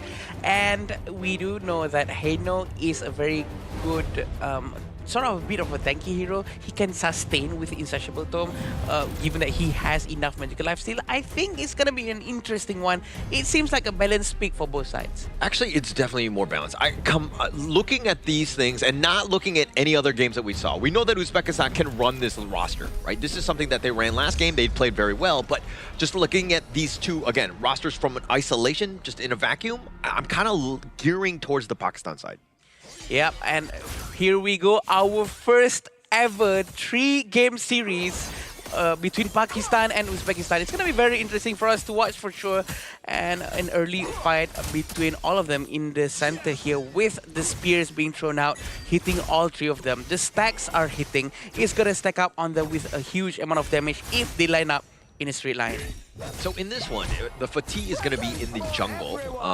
So this is a little bit of a pivot in that sense, where you have the Byron more classic in the Clash, because they're not, you know, Republic of Korea who like to run the Byron in the jungle. But this is one, it's a little bit more different in that sense, because Anwar, again, if he's able to get that farm, the Fatih can be a late game monster and just tear up teams. I agree, and what's more important is that the Fatih can always move around the map compared to a Clash Fatih. So he has this freedom to try his best to make good use of the Sacred Tree Blessing, but it seems like they're starting to poke each other just a little bit down here at the farm lane. 300 gold in front, which is not too big. This is very early for us to judge, but this is where we try to see if there's any gold trading technique that is being used by any of the teams. Yeah, and actually Hassan is kind of just babysitting Anwar, gold sharing, if you will. He's continuing just to kind of stick with him. But Hassan is the type where in game 2, didn't have the greatest of games. Umijan definitely got the better of him. I think that this is one where we're talking about the mid-game, really setting the tone, right? Hassan needs to step up in this one. I agree, and we do have Farouk trying to rotate towards the Clash lane, trying to get the teleport very, very soon so that he can help the other lanes. There's not going to be too much of a difference in terms of economy right now. This is still very, very early. Both sides of the team have their jungle items and their roam items very, very well. And not much of a difference. Everyone is playing quite passively so far. Yeah, still early. I mean, the roams aren't even level 4, right? Once they hit 4, I think that you're looking to maybe take a fight. You can get a little bit defensive. Both of those roamers like to just kind of start things off. They've got some great ults ahead of them. But if we're looking at the other side, now this is where Uzbekistan are changing things up. They're being a little bit aggressive. Maybe they look for some sort of steal as Mahmoud has kind of inched his way into the enemy jungle. Yeah, and having Uzair who's playing Zhang Fei right now, he's gonna try to use the Umbrella of West. This is what we're gonna be focusing on probably the entire match, where are they gonna be following out with the Umbrella of West quickly in a close formation? If you remember in the game 1 just now, Uzbekistan was using Zhang Fei, but did not be able to utilize it fully and do a proper follow-up with that Zhang Fei. But this time in the hands of Pakistan, I'm pretty sure they're gonna try their very best to follow up in a closer formation. If that doesn't happen, it's gonna be a problem. All right, okay. I always joke about Zhang Fei and everything because Cloud is actually a Zhang Fei main, but I used to be, right? Like there was a time that people didn't like me, and that's another thing. Okay. When I play the Zhang Fei, the biggest piece was that you never want to be the initial initiator. You always want that counter initiation. You want the fight to happen, and if you're looking at the Pakistan lineup, you have the Byron, you have the Hassan, and even the Anwar. These guys are looking to start things, and then you have that perfect counter initiation. So this draft plays into Zhang Fei's hands much easier here. I see. So that's what goes through a Zhang Fei main. Yeah, right. I used to be. I have moved on. I'm a much better person now. But we want to see that a kiting gameplay is gonna be. It has to be done by Muhammad, by Anwar, to pull all the Uzbekistan heroes in a straight line, hopefully, so that Zhang Fei has that one golden moment for him to use his ultimate. Yeah, but this is that golden moment. He's only caught onto one on this one, but now with that Wings of Judgment, Farouk is doing a little bit of work. He's the invincible warrior trying to chase after Anwar, not able to find it, but they find Muhammad, and they do get the snipe. 3 members down from Pakistan. The Fate Rewind, he gets on out of there, but now does he want to go back in? The scepters are still going to be there. Hassan needs to be careful. He has no ult. Mahmoud decides to go, but Akbar gets picked off as well as Farouk. He gets the double before he goes 6 feet under. Double strike before he goes down is a way to go for sure. And he was confident that he can get all of them just now for a bit, and he still managed to go down probably because of the damage, AoE damage coming in from the Tyrant. He should have not been in that vicinity a bit too early just now, but this is what happened, right? The ultimate coming from the Zhang Fei actually hits only one. He did not manage to fully utilize the kiting that has been done by his friends, but a bit too long for Hassan to try to get them all out. Probably too early for everyone. Yeah, a bit too early in this. I felt like Anwar wasn't really finding the right targets as well. There was a lot of low members from Uzbekistan, and you could see that Farouk was chasing after Muhammad N. Definitely the great targets. You gotta just, anytime he's prioritized, Muhammad N has to think about running away, survival, as opposed to sticking around and doing that damage. Yep. Right now, Muhammad N is going to try to farm as fast as he can. Pure Sky has been bought by Muhammad H. Futza is going to fly towards the mid lane. The overall, it seems like no one's going to be taking it for now. Muhammad is going to try to poke with the availability of the Parasola.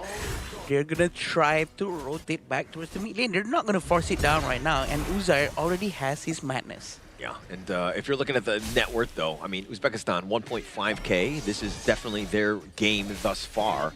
They've, again, sticking to their tried and true. These are definitely the heroes that they're most comfortable with, and that's what you want, especially in a game 3, when everything is on the line, you're going to play essentially your main. Yep, and this is what where they want to be, right? Because the advantage here is going to be pushing them more towards an aggressive gameplay, and that's what seemingly Uzbekistan is quite comfortable with.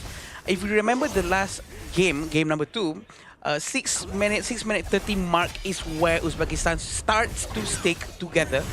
That's why they start to rotate together with the Futsal. Are they going to do the same this time? Oh, they flash forward. The Sage's Might on top with the Wings of Judgment. They're throwing everything at him. Do they have enough? And Muhammad H is going to go down.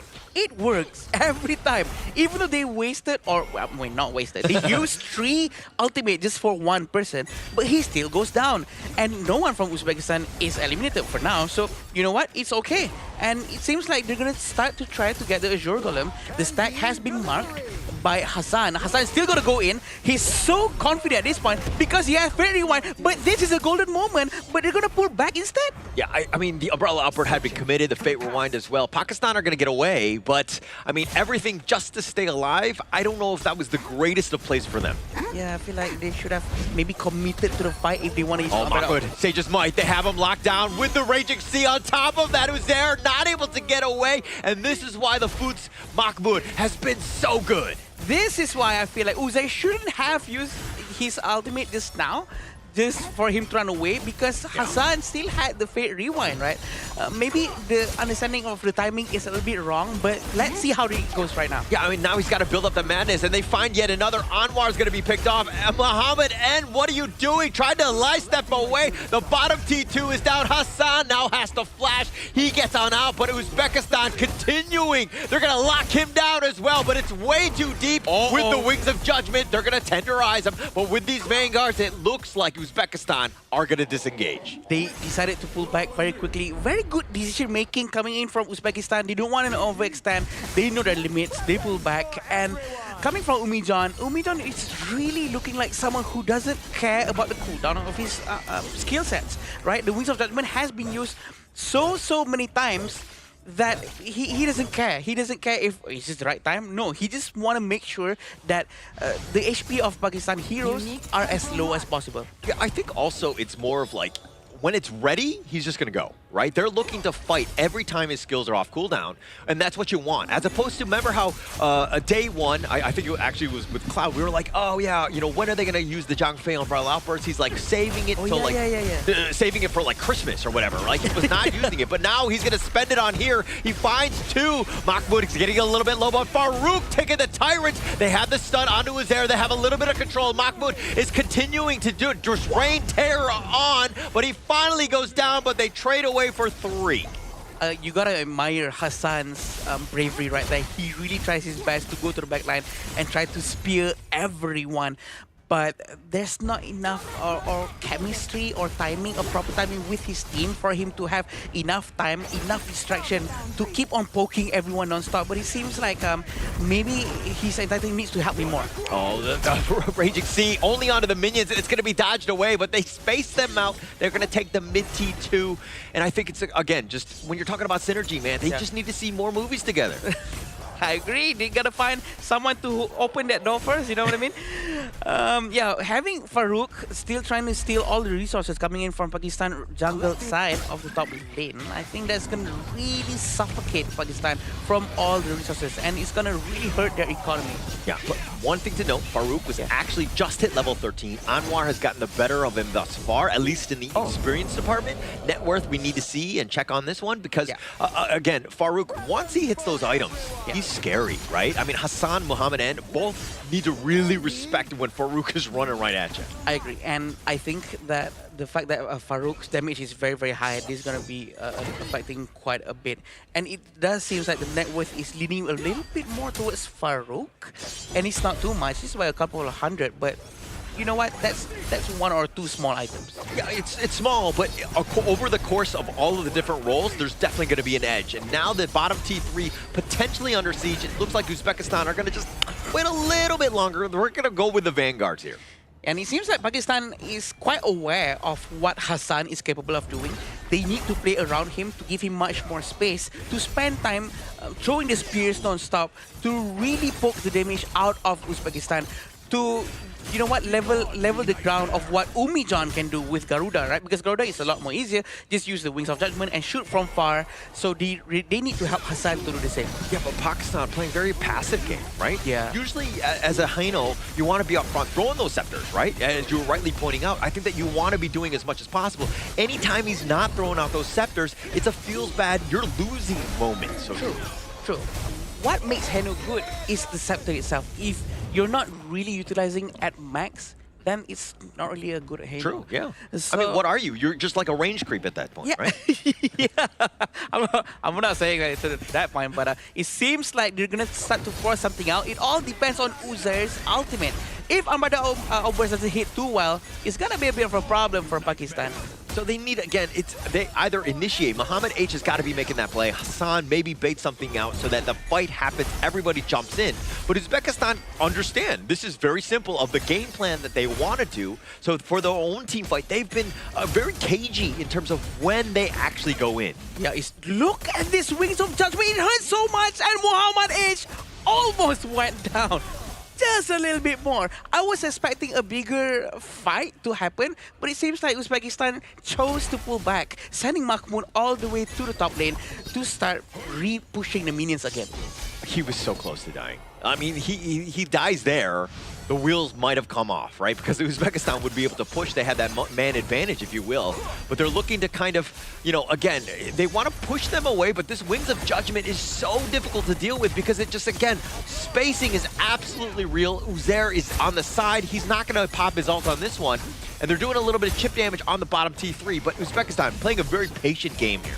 The zoning power and the presence of Garuda itself is just so scary. And again, Umijan doesn't hesitate to keep on using the Wings of Judgment over and over again every time it is available to be used. And just focus on him. I'm sure he's going to be using it once more because the cooldown on this thing is too short. Yeah, way too short. I mean, every single time that it's been available, he's been just, you know, weathering the storm. Like, he's done so much damage. He's 307, didn't die in the last game as well.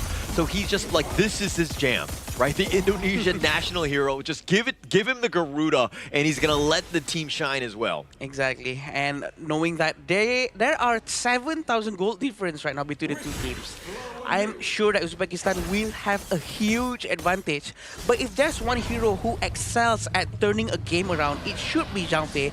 It should be Dharma, but there's no Dharma here. There's Zhang Fei, and I think it's enough. As long as they put a good timing into the ultimate of Zhang Fei to go hand in hand with Fatih and Arli. Yeah. One thing I am worried about is that Uzbekistan, yeah, they're playing patiently, but at some point, Pakistan, they're kind of, you know, their lineup is geared definitely toward the late game. Yeah. Right? You give them space and farm and time, that's going to be bad for you, right? Yeah. So if anything, Uzbekistan, in the next 5 minutes, you got to close out this game in this series. Yeah, I agree. They really need to focus down here on this last push. This might be the last push, but it depends on how brave they are going to go in. It all depends on this Wings of Judgment first. Yeah, Wings of Judgment doing some work again onto the just onto the minions, excuse me. But it looks like Uzbekistan doing a lot of the spacing, poking and prodding, but they're not able to overcome and to get onto the high ground. Pakistan's defense has been immaculate thus far. I wonder what's stopping Akbar from going all in every time minions goes in, or maybe the Vanguard goes in, because we were expecting the presence of Umijan with the ultimate that he kept on doing and doing over and over again. We were expecting that's the right moment because they have to run away and they will be lacking of a couple of heroes. But it seems like the longer they wait, damage from Umijan is gonna start to decrease a little bit as the items of Pakistan is gonna add up more and more as the time goes by. Muhammad and Hassan, these guys are going to be scary, right? Yeah, come late game, right? And there's, I mean, I don't know exactly how close they are, but by biding your time, you're playing into the hands of Pakistan. They want to go, as slow as possible, and now the top T3 will be going down. The Fate Rewind gonna be used, but it looks like the Umbrella Outburst with that pushback, but they've already gotten Hassan. He's gonna be down for the count. They take the tower down yet again. The Stampede doing a little bit of work as well. They find Akbar. Farouk had been taken as well, and it looks like the hole is gonna be okay because Muhammad A goes down. The double strike going the way of Anwar. They find him. The pushback on. Do they have enough? And it looks like Uzbekistan are gonna take game 3 in the series. Congratulations, Uzbekistan, for taking game 3. 2-1. Our first 3-game series here coming in for the 2026 Asian Games Esports Qualifiers for Honor of Kings. And what to add on towards that, it was Uzbekistan coming in clutch with a 2-1 reverse sweep of all things. It really came back to their heroes, right? They just picked their comfort heroes and then let them shine, right? They were so comfortable on them, and the way they were able to just kind of wait things out, not overcommit, play patiently, and go in when they knew that they were at their strongest. Really well played by Uzbekistan. And they actually managed to prove that who needs Dolia?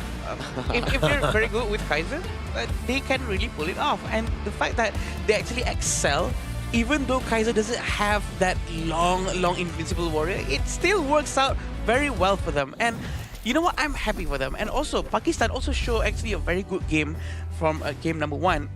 It's just that they did not manage to bring that momentum, that aggression, the early game aggression into game 2 or 3. I think they suppressed Muhammad H really well, especially as a farm lane player. You can see Muhammad H tried to play the early, try to get as much lead as possible, but it comes down to team fights. That's the stressful part. When you have so much front lines against a farm laner, you have so much trouble in actually taking down one by one before the fact that Ismoilbek has already torn down your entire team and is coming for you in those team fights. But talking about early to mid game, Mahmoud on that Futsu, man. He's been getting so many of these clutch plays. Yeah, it was just like complete lockdown. Anytime you went out of position, it's like, yeah, you've got your ult, yeah, you're a Ferali form, it doesn't really matter. We're gonna lock you down. The rest of the team are there to just like take you down with him, So like the way that they were able to play, finally, I mean, there's a reason why they picked the Futs first for them. Yeah. And the reason why every time he uses his ultimate very close to Garuda, Umijan, is because he needs that help, right? To really get the hero that he's locking in to go down as fast as possible. And I feel like the timing that he chose to keep on using the ultimate is just so good, Sagi. And to your point as well, right? We were praising like everyone in the team, right? I think this is actually a collaborative team win because if we were to break down like Uzbekistan's performance, right? Mahmoud was finding insane catches in the first few minutes just to build the lead for the team. And then you see in towards the jungle side, Farouk was just being this meat shield for his team, finding those big moments and finding to make sure that Ismoilbek and Umijan was always given the enough room to actually play in those team fights. And then you see Akbar. He was very active on that Lapu Lapu, engage flashing in, repositioning his Raging Sea with the flash to make sure that Pakistan did not have the room to even do damage when you have a Fed early on the hands of Muhammad N. Yeah, it completely caught people off guard. Akbar's engagements, his initiations were very good. I mean, Umijan was like, he's so, like, he was tried and true. He was very, like, always on the backside, always doing what he needed to have done, but he stayed alive. That's the biggest piece. If you get taken down, all of that damage taken away, I mean, who's gonna, yeah, you have Ismailbek, but you're kind of lacking in that department, right? So by him just staying alive and everyone from Pakistan very vulnerable, they had a rough time trying to just get on top of this Uzbekistan lineup. I agree. The damage coming in from Umijan has been unstoppable, and there's no answer to it, right? Because the distance for his ultimate is so far away, and the fact that how he always controls the Garuda's Wings of Judgment very well, he predicts the movement of everyone to maximize the damage. And you can also see, yes, Umijan did an insane game coming in from the Garuda, but check out Hassan as well. With how many of these frontliners and middle range heroes coming from Uzbekistan, Hassan's spears were just doing so much damage in those team fights. But unfortunately, in the end of the day, as much damage as you do, but when there's no finisher coming in from Muhammad N or Anwar, it's just not enough. And it also feels like Hassan would have been a lot better to deal more damage if his teammates actually try to provide more security around him, or maybe I'm not sure if I saw it right, or maybe Hassan went in too early.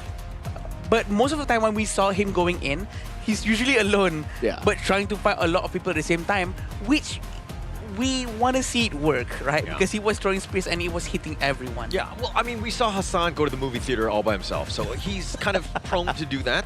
But I think it also plays into what Heino likes to do, which is be that frontliner, throw out those scepters, and then anytime you get jumped, you fake rewind on back. But unfortunately for him, Uzbekistan just had too many answers. They were able to get on top of him and to really kind of, to counter the playstyle of this Heino. And to your point as well, right, the reason why we don't see much of the front lines here playing with Hassan is actually due to the fact that Uzbekistan in the early game, they utilized Mahmoud Fuz's ultimate, the Sage Might, to penalize Muhammad H for playing too overly aggressive, making sure that this Byron, that's supposed to be the early to mid-game strong force coming in from Pakistan, he was shut down so damn early, making sure that this game was out of his reach. Yeah, and this is the goal graph of our last game just now. And it just shows on Uzbekistan's domination. I will have to say the word domination because they win the war, they win the fight from beginning early on all the way to the end at a constant rate. Would we say that is there any mistake from that? I don't think so. The fact that they are so careful to try to end the game shows that they respect and they don't want to do any mistake.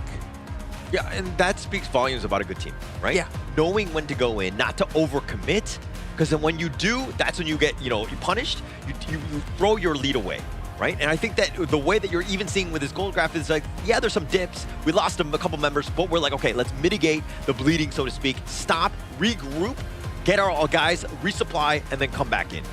And I like the push coming in for the side of Uzbekistan, right? It's always 3 waves in, 3 waves in, and these are the first few moments in the game that actually put Uzbekistan on the map for Game 3. Check out what Farouk did.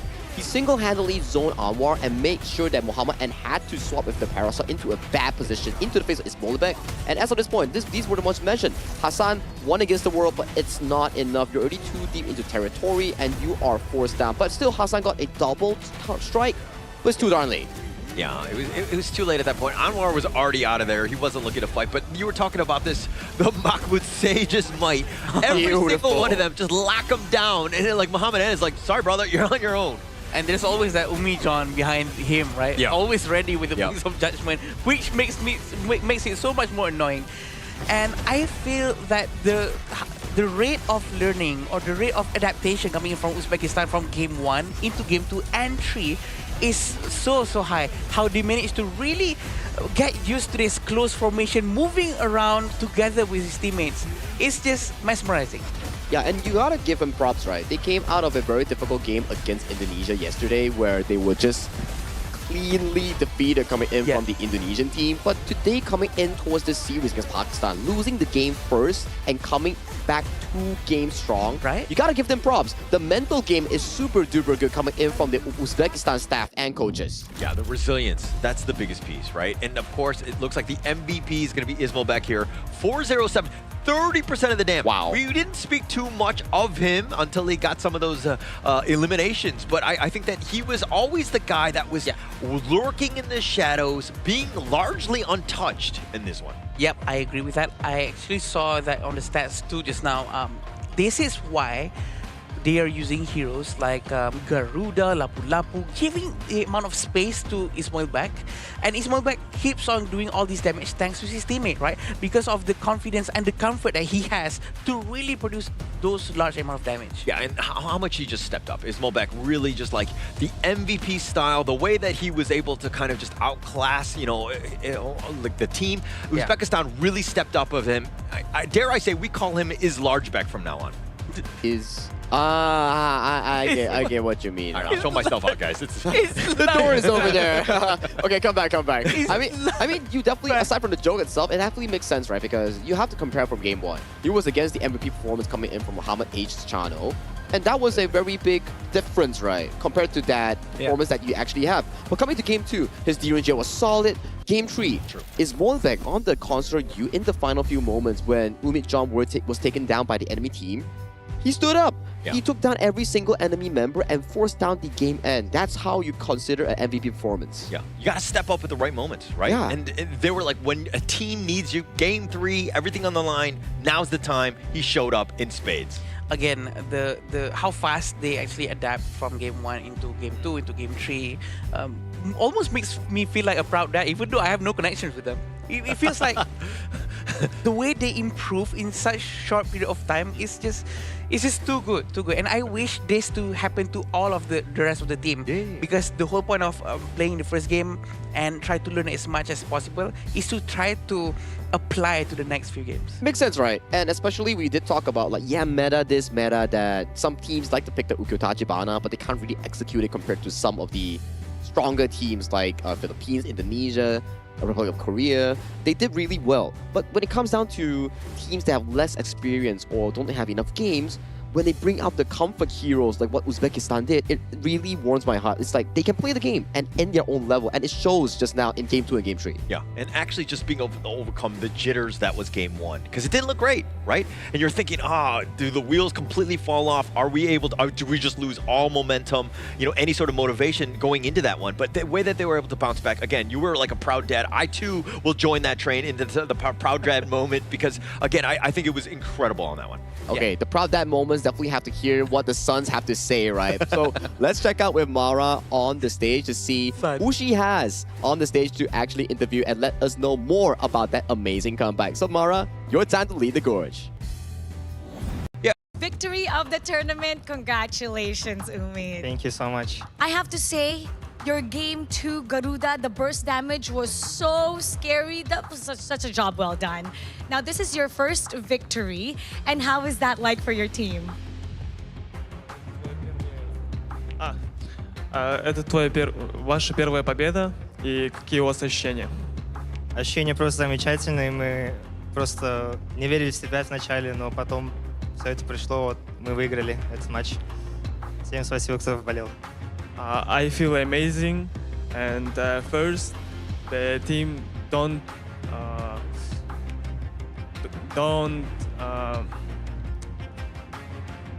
trust themselves. So after that, they come back. So in the beginning, the team was still looking for that trust within each other. And then now they've achieved it. And we can see that as we saw in game number 1, your opponent, Team Pakistan, was firmly in control. But then you got game number 2 in a dominant fashion and ultimately taking the series. What made the difference? Первую победу пакистанцы, они взяли верх, и после этого что у вас поменялось, что вы взяли камбэк? В первом матче мы просто боялись, ничего не делали, просто боялись заруинить игру и проиграть. И это повлияло на то, что мы не смогли как прежде сыграться. The first game, they actually tried to understand their game, and then it's not happening. After that, they scan them and then take the win. And you did a job well done. We saw the way you trusted each other. And you know what? We would love to see your Garuda a lot more in the next series. Now, for sure, Uzbekistan is cheering right now. Would you like to greet them and send a message to the rest of the world? Узбекистанцы, они рады то, что вы выиграли, и что вы хотите передать своей стране?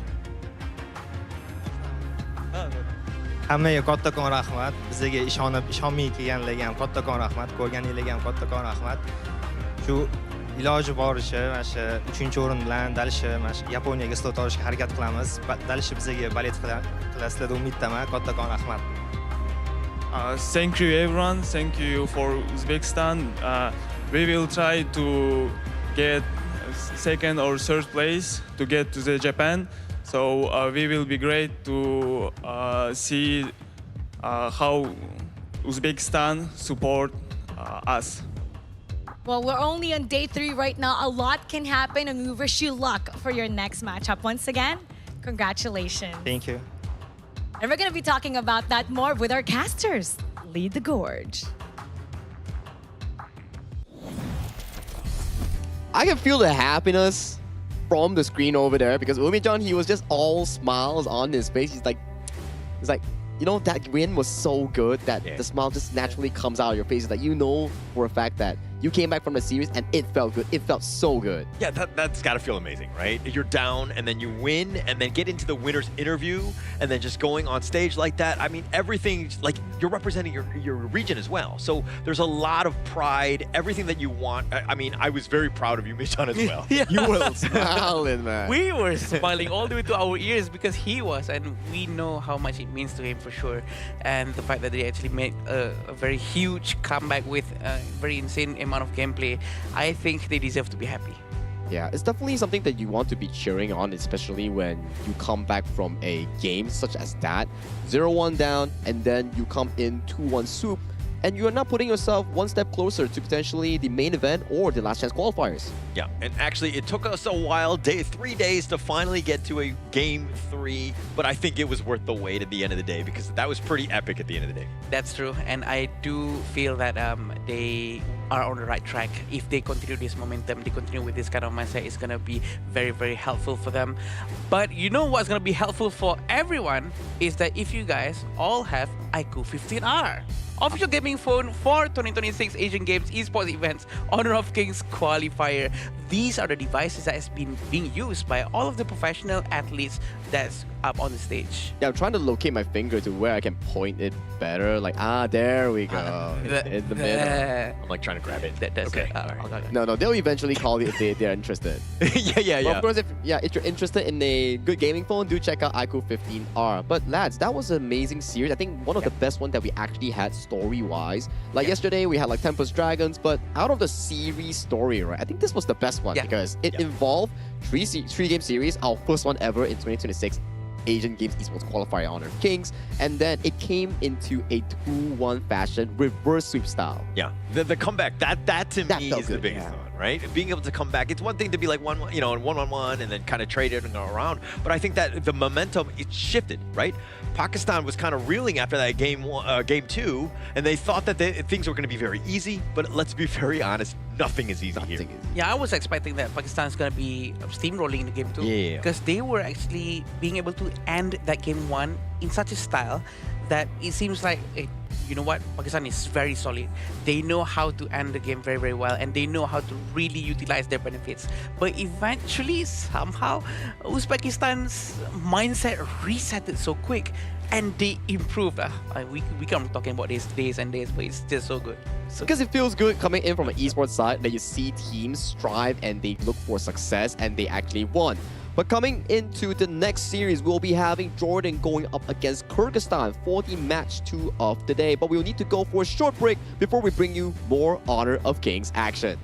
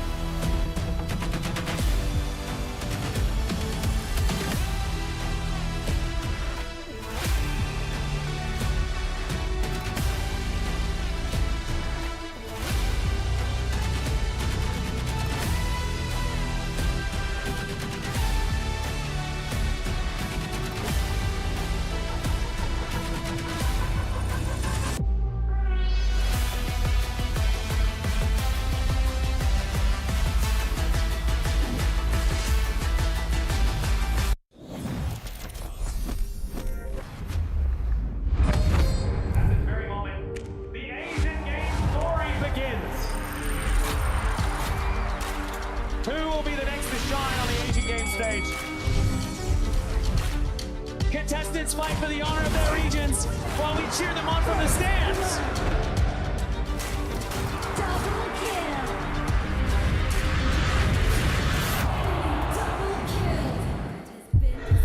This is a challenge, but it is also an opportunity. The tide is turned.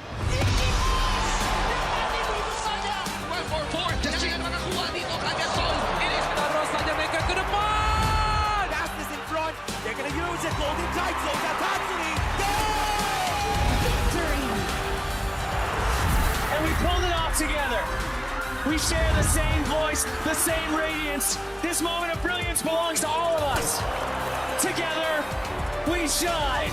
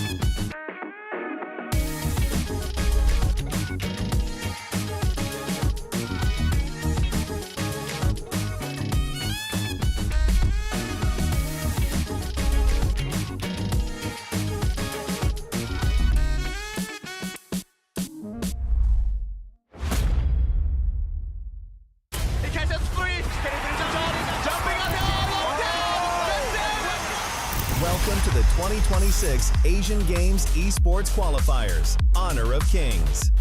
20 regions, one stage, and only the strongest 9 teams will earn the right to shine above the rest. Taking place in Malaysia, June 13th to 21st, 2026.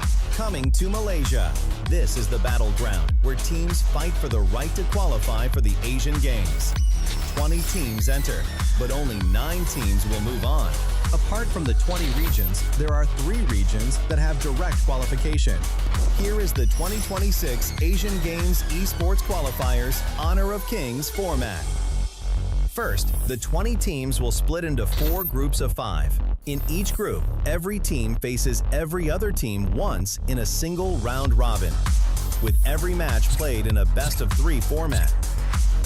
That means every match matters. Every game matters. Every single point matters. The point system is simple. Win the match, earn 1 point. Lose the match, earn none. At the end of the group stage, teams are ranked by the total points they've collected. And from there, the road begins to shine. The top 2 teams from each group qualify directly to the Asian Games main event. That gives us 8 teams advancing straight out of groups. But for those not through yet, the light isn't out. The teams that finish 3rd in each group still have 1 more shot. They move into the last chance stage. There, they battle through one final BO3 single elimination bracket until 2 teams remain. The 2 teams will then face off in a BO3 match to claim the one final qualification slot. So in total, 9 teams will make it through, 8 from the group stage and 1 through the last chance stage. That is the rule. Now it is time to see who can rise through it. From across the world, regions gather here in Malaysia. 20 teams, and only 9 will qualify. The path is set. The stakes are clear. Together, we shine. Stay tuned, and we'll see you at the stage. The path is set. The stakes are clear. Together, we shine. Stay tuned, and we'll see you at the stage.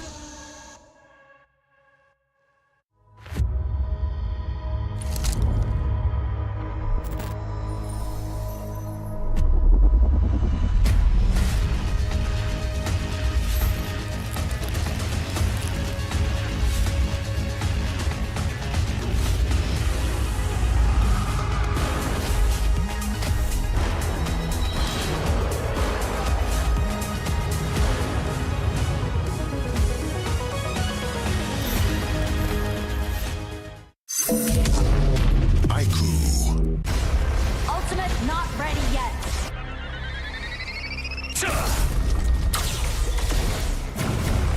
You have slain an enemy.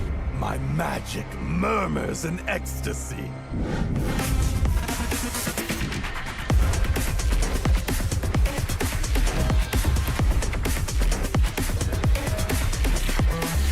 Amazing! There is no escape for you. Killing spree. Double kill. Triple kill. Spectacular kill. Don't worry. I'll be back for your life soon.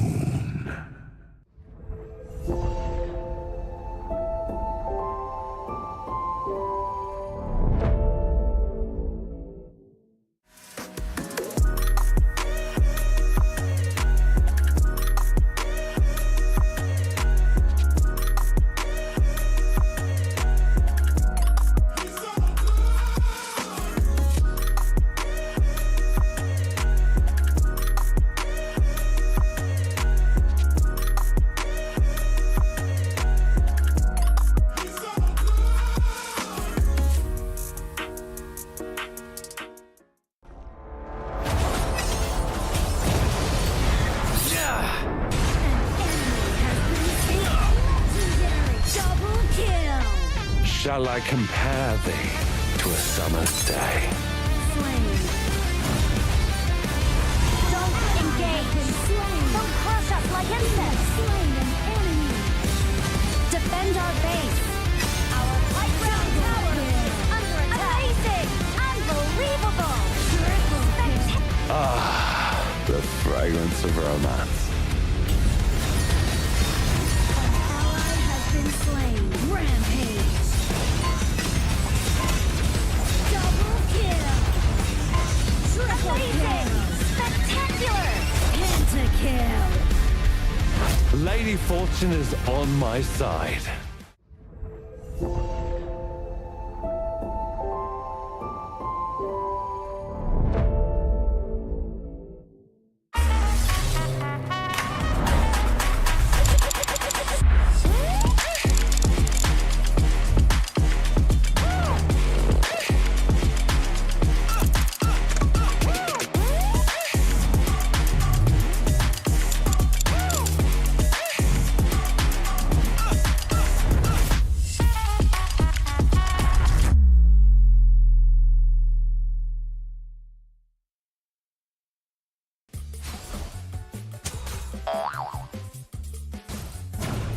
They tried.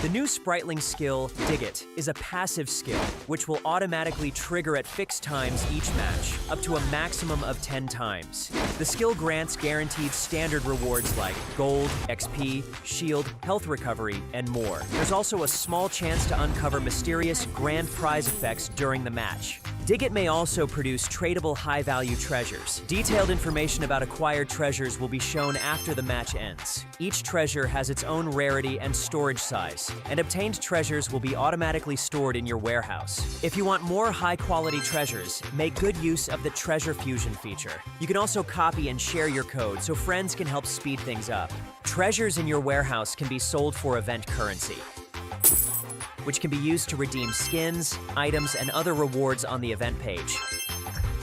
You'll even have a chance to win physical prizes like smartphones and cash. You can also spend event currency to bid on high-value rewards. The auction uses a hidden bidding system, where you can submit 2 bids for the same reward. The highest bidder wins, giving you even more ways to obtain rewards.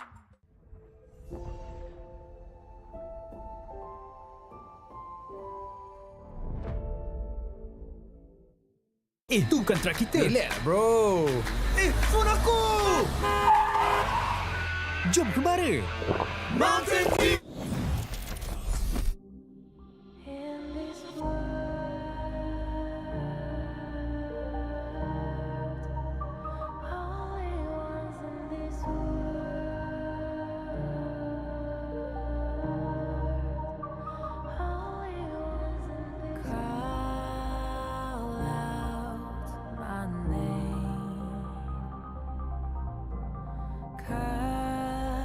Sound of the rain. No matter how I feed the flame, you know I feel the darkness and the pain. All of the ways we tried to break free from the night, you know we made it out, we found the light. I fly so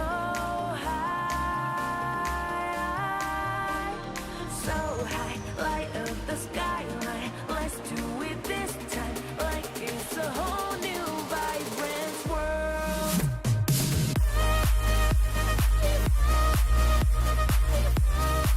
Like we're the only ones in this world. Like we're the only ones in this world. Now I see that I got everything I need. It's alright, I'm on fire, I'm alive, 'cause now I fly so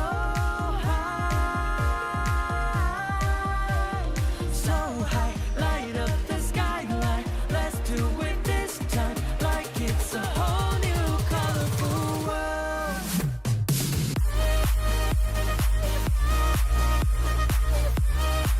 Like we're the only ones in this world. Like we're the only ones in this world. Never thought we'd get this far, burning like the stars. How we get this far, like we're the only ones in this world.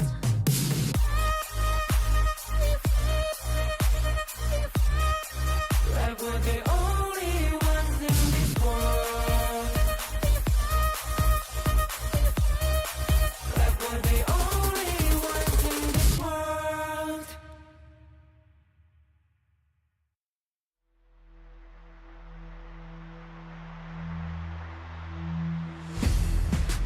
In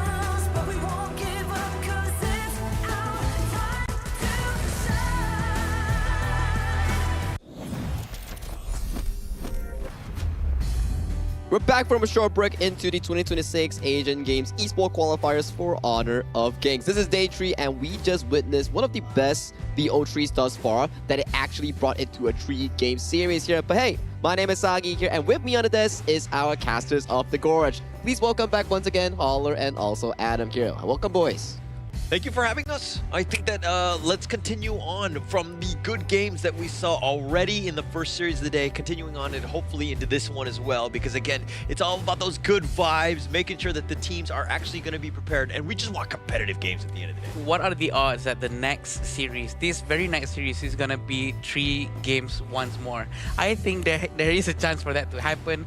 It's gonna be like quite close to between Jordan and Kyrgyzstan. It's very interesting. Yeah, before we go into the exact matchup here, we need to remind everyone at home or on Honor of Kings that a big patch is coming in. The biggest one coming in on June 17th on Honor of Kings. The grand venture here. If you've seen social media on Honor of Kings, you've probably seen some teaser already on what exactly coming in for the newest patch. For new heroes, new sprite links, new modes, consignment market, all of those will be available on June 17th.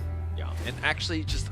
I mean, kind of to your point about how the fact that we had our first game 3, I felt like, I mean, it took us 3 days to finally get to that game 3. I don't know if we, you know, the first 2 days have been a curse or like a blessing in the sense that, like, you know, we've had nothing but 2-0s, right? And this today, I think that we might have some of the most competitive games. I think we're going to see the most game 3s today. I might be calling it now. I agree, because we need to keep it consistent, right? Of course. Day 3, so 3 series of 3 games. I like it. I agree. Wait, are you excited for So day 5 is gonna be 5 series of BO3s. 15 games. I think it only works for it doesn't rhyme. It needs to be best of 5. That needs to be best of 5 for day 5. Yeah, I think that makes sense too, you know? But without further ado, let's welcome our first 2 teams coming in for this exact tournament. Jordan's first experience and Kyrgyzstan looking for their first win with this video teaser here. Let's welcome the teams.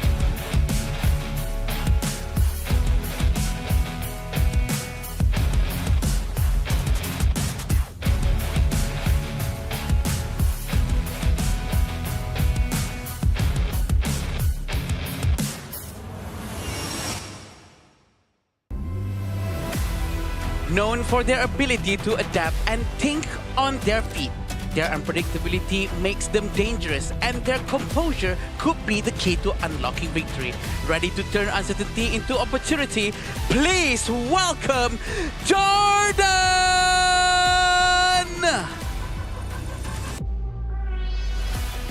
This team has already felt the pressure of the battlefield, but early setbacks don't define them. They step back into the arena with something to prove, and every round becomes a chance at redemption.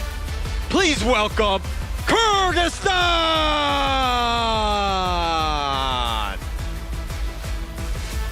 This will be the first game that Jordan will ever have on this tournament here. First experience, first appearance per se. And Kyrgyzstan is looking for their first win. This is going to be a very important game because every single game sets out the entire storyline, the results coming into their group, which will formulate how they will actually go into the main event. So this will be the Jordan lineup. We're gonna be having Muhammad, Mahmoud, Yazan, Ahmad, and Salmeh. So it's gonna be the first time for us to watch how they are gonna be fighting against each other and how each team are gonna be performing. So Jordan is gonna be a bit of a mystery. we are gonna be expecting a lot of unorthodox picks, or maybe they might be attached to some of the earlier picks that has been made by other teams since they have been watching them. I would hope to think that they would have their own meta and not be too heavily influenced of what we've seen thus far. It seems like a meta has kind of already been defining, it's being kind of coming in, but I do feel like Jordan, hey, bring what works for you. Don't change anything at this moment. I think that's the case that we've seen since the previous series, right? Like, meta defines the game, but if you can't play the meta well, sometimes defaulting into an easier execution heroes or team compositions actually favor you more if you don't have that experience. But for Kyrgyzstan, do you think they have that shot? Yeah, well, let's just introduce them here. It's going to be Kyrgyzstan here. Jamalbek, Dastan, Kunovic, Azat, and Marlin, and they're going to be a team that we kind of saw. We haven't seen them, you know, again, able to kind of define the meta themselves, but this is a team that's still kind of finding their footing, if you will. Yeah, we have a very good example from Uzbekistan just now. Maybe sticking to what you're comfortable with and what you're very good at is probably the best than trying to match up your energy with other better performing teams that maybe you've seen a lot of very good Ukyo Tachibanas, so maybe we should practice that too within 1 or 2 days. I don't think that could be the best thing to do here. Maybe just go with whatever the best that you know. I think Ukyo Tachibana as a pick, right? It's really amazing. Strong early game damage, invasions, or even the mid-game burst damage, right? But the problem is, execution is really hard and you fall off if you don't find a lead. Hence, teams do pick it up, but once they fail to execute it, it's really punishing in a BO3 setting. Yeah, actually, Ukyo and Chano have been the most picked heroes going into day 3.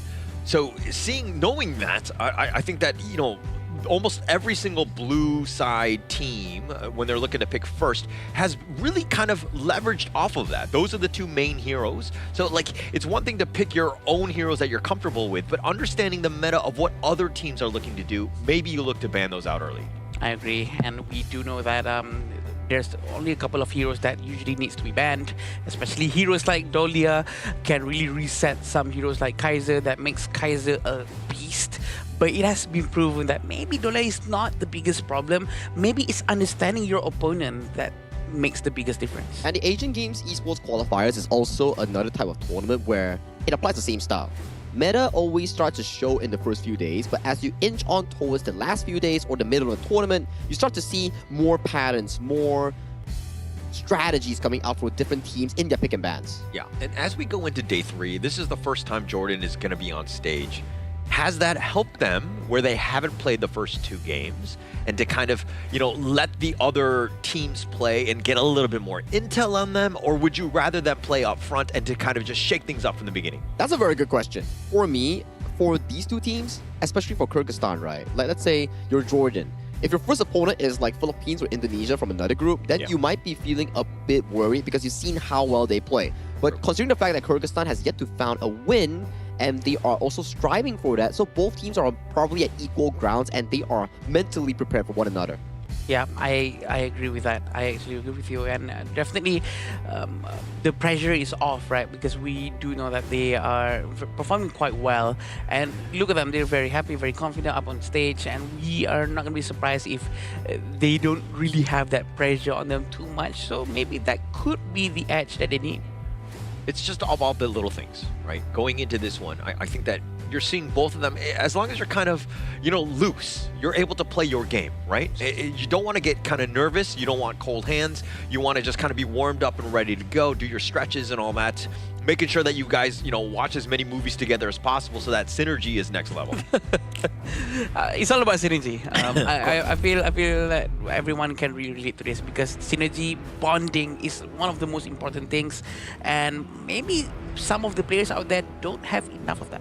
Yeah, I think it's about how long you train together, how well you know the game, how well you know the practices of your own teammates here. But another synergy that's going to be really important will be the synergy of heroes in the draft between Jordan and Kyrgyzstan here. As we see on Jordan here, they're on the blue side with Mai Shunui and Ukyo Tachibana, both locked away. Strong enablers locked away. Kyrgyzstan, considering the banning out there early, and the second one will be the Zhangfei that has one of the highest pick rates this tournament. Yeah, so Kyrgyzstan picking in the Ukyo. So this is more of like, hey, I'm going to attack this team, right? I know that this is something that they want, plus we don't want it ourselves.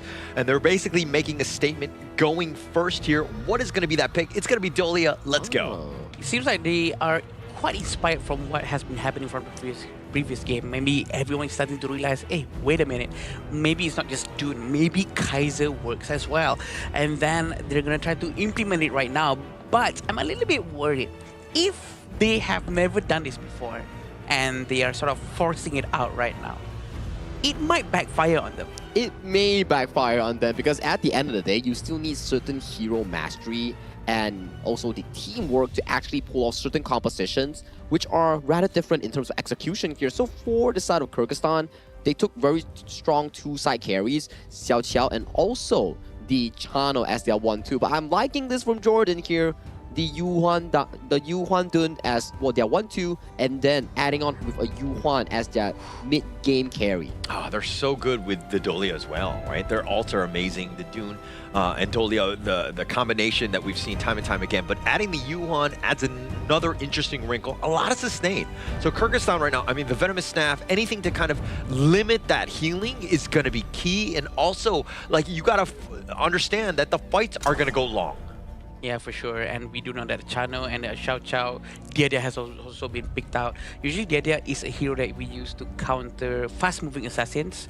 But in this case, they're going up against Dune Jungle. I'm assuming there's going to be Dune Jungle, right? Because sometimes people use Dune at Clash as well. But having Yuhuan and Dune in the same team as Dolia, Dolia can reset both of them. Anyone is fine. Because even if Dune is going to go down, even if he loses his unyielding might, he doesn't have his passive. He also have Yuhuan healing from the Unending Sorrow. Also, the pool coming in from Dolia. Which is a good, I would say, synergy, right? Coming in from Jordan's first 3 picks. It allows all of them to have good sustain and good combat ability, especially with the Yuhuan and the Dolia combo. The double Unending Sorrow, that's going to be a good backline flanking machine because we've seen how this combo has been played in the previous few patches here. You give the Yuhuan gold and he's going to be jumping all the way to the backline and assassinating heroes like the Xiao Qiao or the Chano. So the Kyrgyzstan lineup to me is very squishy, very kind of like, you know, keep everybody at arm's reach. You know, let the Dune come in and just maybe isolate one person, but that's all they're going to throw into this one, right? So how that positioning, I mean, yeah, they need a frontliner, but they don't want to commit. Bai Chi is like the perfect pick to kind of round this one out. Yeah, I agree. Bai Chi is also a very tanky hero. They are lacking tankiness, and Bai Chi is the perfect one right now. It's also like the equivalent to Atta because it scales his skill sets from HP and HP alone. He doesn't need to buy like a physical damage item to make sure the damage is high and whatnot. And I think that Bai Chi is going to be helping out a lot in terms of soaking up all the potential damage coming in. But Marco is the best counter to Bai Chi, I think. Well, you need Marco Polo to actually have a lot of items. I probably assume like the Sproxmarch Doomsday into Daybreaker. Then you can start being a threat to the Bai Chi. But that's another Elaine Dolia combo. More Dolia combos coming in for Jordan here. Yeah. Okay, for me, if you have a Dolia, it's good to have a lot of combos with her, but if you have too many, it starts to be a bit messy for the Dolia player, especially for Jordan. Yeah, I think this is also one where you're kind of like, oh, you know, if all of the teammates are like, give me the Celestial Melody. No, give me the Celestial Melody. Everybody's fighting for it. It's going to be like, they're like pigeons fighting for food at this point. Like, because I think that come team fight, it's going to be key. And this is definitely, they're talking about synergy. Everything was revolving around that Dolia first pick. I like that in a draft. It's really kind of sets the tone, at least in this one. Imagine if Dolia goes down first in any team fight, right? And she has no time to react with the Celestial Melody whatsoever. We do know that the Dolia's ultimate is very good, but I'm not sure if it's this good until they have to force out for the heroes that fits with Dolia. Well, you only gotta tell, right? Because at the very least, if all things go wrong, just find the carry, find the one that can actually benefit from the double ultimate for the maximum value here. But the maximum value coming in for both teams will be either Jordan finding their first debut win or will Kyrgyzstan come out on top and equalize their score in their respective groups. Thank you so much, Saki, as we get into this game. But Adam, we know the draft in a vacuum, right? Yes. Who are you giving the edge to with just the heroes alone? Don't think about the players. I'll be honest. Yeah. It's Jordan's heroes. Okay. I feel like their composition is so much better because of the balance that they have from the Dune's tankiness up front and Dune's jungle, by the way. So it's going to be very fast rotations coming from him, and the itemization is going to be helping him out to be much tankier than before. But hang on, I love the fast rotation coming in from these three, and they're doing this gold sharing thing rotating together, and hopefully they're going to rotate back to the mid lane with the U1. But yeah, having a healer up on top of that, also a damage coming in from Marco, that's going to be buying items like Sparkforge Dagger and Doomsday to melt down the tanks such as the Paichi. Yeah, but it's going to take Ahmed a little bit more time to get there, right? Yeah. Marco Polo definitely is a late game hero, needs time before he really gets going. But I don't know if you saw that, but Azad actually used his flash to go forward. It looked like it was a bit of a misclick. Yeah. And I mean, now he has to play a little bit more timid. Yeah, you have your soaring signal and you have ways to get on out, but something to take note of as it starts the game off on a little bit of a wrong foot. Yeah, maybe he accidentally pressed that, but definitely something that you don't want to do, especially up on the stage. But seems like both sides of the team are rotating quite quickly together. They sort of have the same pacing, same sort of movement and idea. And it seems like no one is going to try to take too much of a risk. Yeah, no, again, just very early, right? This is the first time that you're on stage as Jordan, right? You don't want to make any sort of mistakes. You're going to go as farm as efficiently as possible, use the gold sharing, let Mahmoud get his farm before you really want to fight.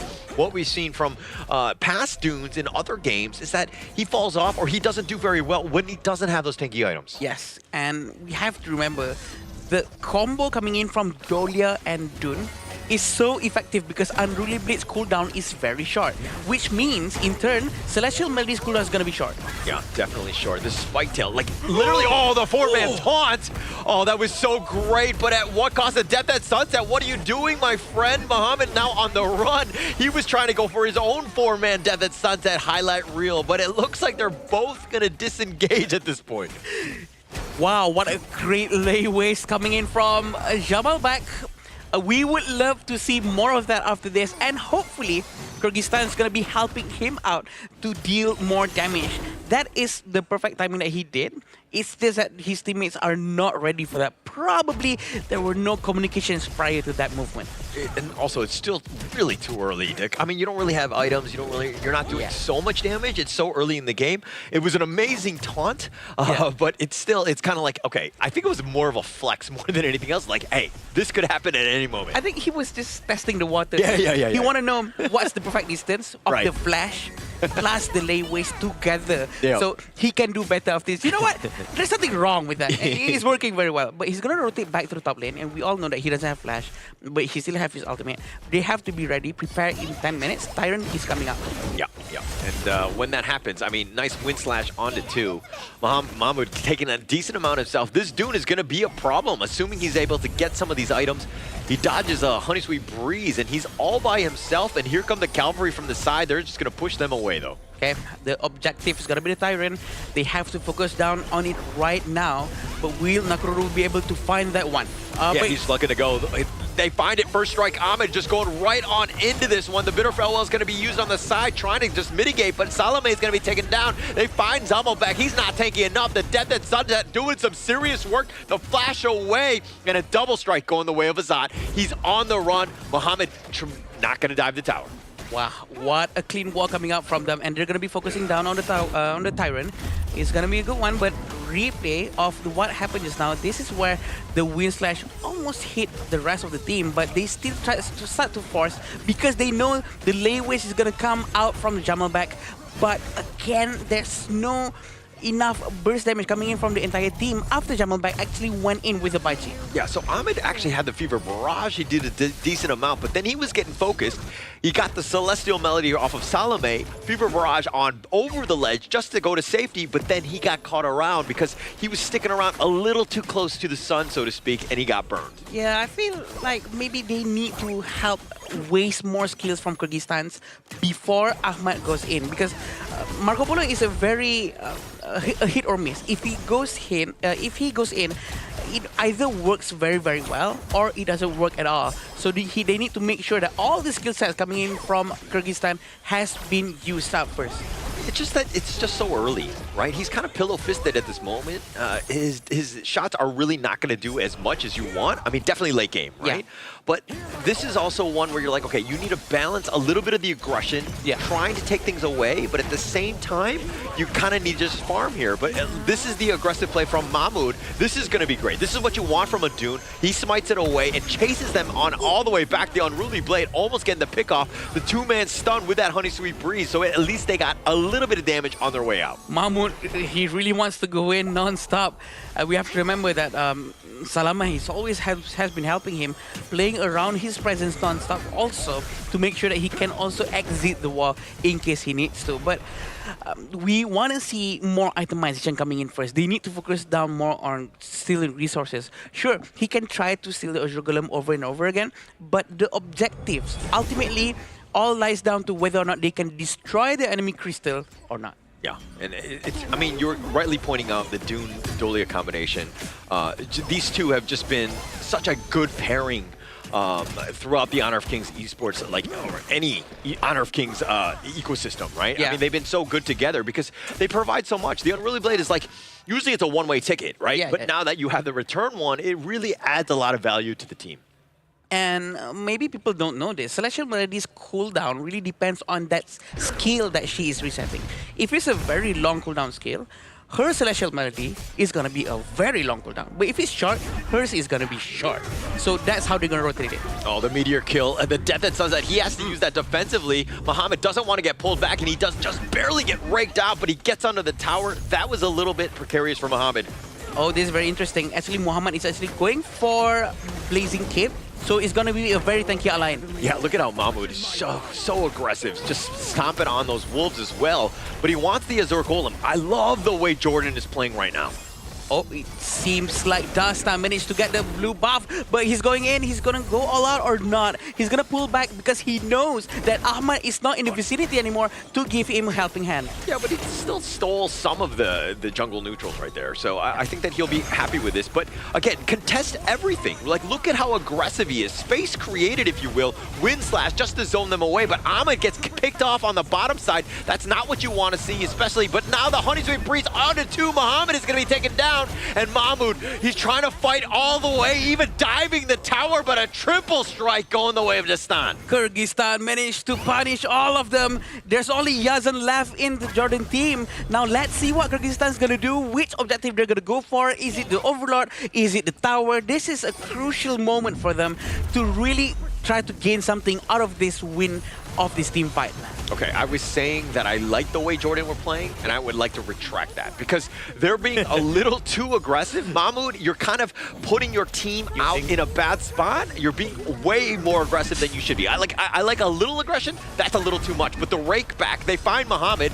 The Death at Sunset will get him on back. They're going to dive the tower. They're not scared. Honey Sweet Breeze is not going to connect. He gets on out. But it seems like Kyrgyzstan is almost doing the same thing as Jordan. They might a bit overextend just now, but fortunately for them, it's only Yazan right in front of them. But it seems like they're going to try to force it out once more. Spirit Wolf has been sent out. The amount of damage is too high, but they're still in this fight. Yeah, Dastan is going to show up and finds the pickup onto Salome. He uses his Celestial Melody before he perishes, so I guess there's that, but they're down a man.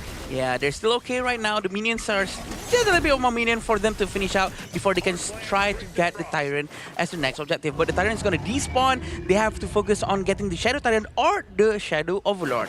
Yeah, so now look at how Muhammad is playing, right? Yeah. He wants to be, you know, just like harrying them, using the Death at Sunset to get him out to safety. Obviously, if you have the Celestial Melody, even gravy, you can be even more aggressive. But, you know, as Sagi was saying in the pregame, you're kind of spoiled for choice. There's like way too many heroes that need that spell. Yep. It seems like Muhammad is going for just one defensive item, but the rest are going to be damage item, which is very good because they are lacking damage for the entirety team of Jordan. The rotation coming in from Kyrgyzstan. Are they going to try to force it out on Muhammad? Yeah, Dastan not scared. The Death at Sunset, though, will keep him alive. But again, ult for ult on this one. And now that space is created, Shadow Tyrant begins. Yes, both of them are getting one objective each. So there's the differences of Tyrant and Overlord, right? Overlord really specializes in pushing the waves without having to bring the heroes there to waste their resources and skills to try to push the minions. Having a very good Overlord will help you with the Vanguard. AoE damage for the dragons will clear the wave very quickly on each wave without the presence of any heroes. Tyrants give you movement speed and damage for the heroes of the team that takes the Tyrant. Yeah, but which version, Adam, do you like better? The 10-minute mark happens, which one are you going for? Well, it's very hard to say. Both are actually good for two different things. You have to choose one. It's like vanilla or chocolate. You can't say both, okay? You gotta go with one. If you like to go to war, or if you like to go to have a very good team fight. I said pick one. Go with Tyrant. Go with Tyrant. Fine, I'll go with Tyrant. Good. All right. We got you on one. Get off that fence. All right, let's go. But now Kyrgyzstan. It looks like it's been split here. They both have their own version of it. And now they get the little bit of lane waste on the Honey Sweet Breeze on top, but the pullback. They've got Salome. That's a hot streak. They take Mahmoud down as well. 2 members down. Can they get anything else? They're looking to potentially dive, and they get the rake back, but they're not able to get more. But here comes Dastan on the flank. He's trying to go on the Fever Barrage, doing some work. He shuts him down. He says, where are you going, my friend? I love how they're playing. They really try to dive in non-stop, try to make sure that they get all these targets that they have. And it seems like they're fearless, right? They don't care if they're gonna go down as long as they get what they're trying to get. And it's very effective whatever they're doing. And Nakururu also has been one of the casualty or the collateral in this situation. But this is what happened. Look at how Mahmoud actually went in, tried to tank as much as he can, but there's no follow-up from his teammates. Yeah, no follow-up, but Azan gets picked off. He barely gets traded out. Yazan ensures he gets it. But, you know, that last fight where you kind of saw that, you know, Kyrgyzstan had a great chance. Yeah. But then Dastan going back in, that didn't seem to be the right play at the end. I agree. I think it's a bit of a waste of the extra advantage that they already built from that fight, but he sort of reversed it back. Well, they're on a streak for sure. They're on a momentum, probably riding too high on that momentum. They're gonna try to tone it down a little bit for now. Mahmoud is gonna try to clear the mid wave, and it seems like Marco Polo and the Dolia is gonna try to rotate back to the back, and Ahmad is not going to try to risk it out. We're still waiting for that one moment of favorite barrage. Yeah. I mean, he's had a couple here and there. He's done a little bit of damage, but he just hasn't had the items to really kind of be the difference maker, if you will. I think the rest of the team has so much. Like this Jordan lineup, when they jump on top of you, it's scary, right? The Dune is on there, then you have the lane with the Death at Sunset, and it really comes back to Kyrgyzstan of just like weathering the storm. They have their own stuns as well. They need to figure out how to counterplay. A bit of a waste coming in from Jamalback. Everyone knows he doesn't have his ultimate anymore. Lay waste have been wasted. Yeah. I mean, it's for shame, right? I think that it's it's going to be off cooldown for a little bit of time. So this is one where you're kind of like, okay, we need to play a little bit more timidly. We don't want to give anything up because this is a pretty big ult for us. I think this should be the right moment for Jordan to actually go in, knowing that Jamalback doesn't have his ultimate. But it seems like there's not enough information circulating around Jordan. They probably are not very well aware of this, that this is the best moment for them to go in. But it seems like they're going to be switching objective this time, and Jordan's going to go with Tyrant, and Kyrgyzstan's going to go with Overlord. They're trying to rotate towards Tyrant as fast as they can, trying to secure the objective, maybe potentially steal. Oh, maybe, but it doesn't look like they're going to get there in time. They were just a little bit short. Mahmoud, sorry, excuse me. He did get the smite. He did take away the Tyrant. My bad, as he's looking to just run off. Yeah, they actually managed to get a Tyrant. The movement speed is there. The extra fighting potential is for sure there. So Kyrgyzstan are not supposed to try to force the fight unless they want to distract them away from the Shadow Overlord that is moving down there. Yeah, it's all about the pushing. The Shadow Vanguard that's a big bait, right? This mid lane is technically under siege, but it looks like they're kind of dabbling between the top or the bot or top and the mid lane. They're going to focus on the top T2, taking that down because again, Jordan had to rotate and take the Shadow Vanguard down in the bottom lane. Yeah, they're going to be quite safe for now. They're not going to force it too much. 2,000 gold in front for Kyrgyzstan. I feel that Jordan still has the space to actually go out to the fire. I hope they're not discouraged. They still need Vision Hauler. This is very important. I feel like we should just send in Maro now. Do the interview, right? Are you discouraged now? No, we don't do these in-game? No, we only do post? Okay, but we'll wait for that one as we continue to lead the Gorge here. But I do think that, Kyrgyzstan, like the way that they're moving around the map, I like that mobility. ability, right? It kind of, it puts him in a box and it makes Jordan very uncomfortable. Yeah, for sure. And they really try to dominate the map area of this Crimson Golem, using it as a bait, and it seems like they get one. Oh, they get the perfect taunt here, and now the flash away, not enough. Ahmad's gonna be taken down. That's most of it. The wind slash is gonna be used, but he too will fall. 2 members down, and they're the cores. 5 of them are still okay. Getting 2 is a huge advantage for them. 3,000 gold in front.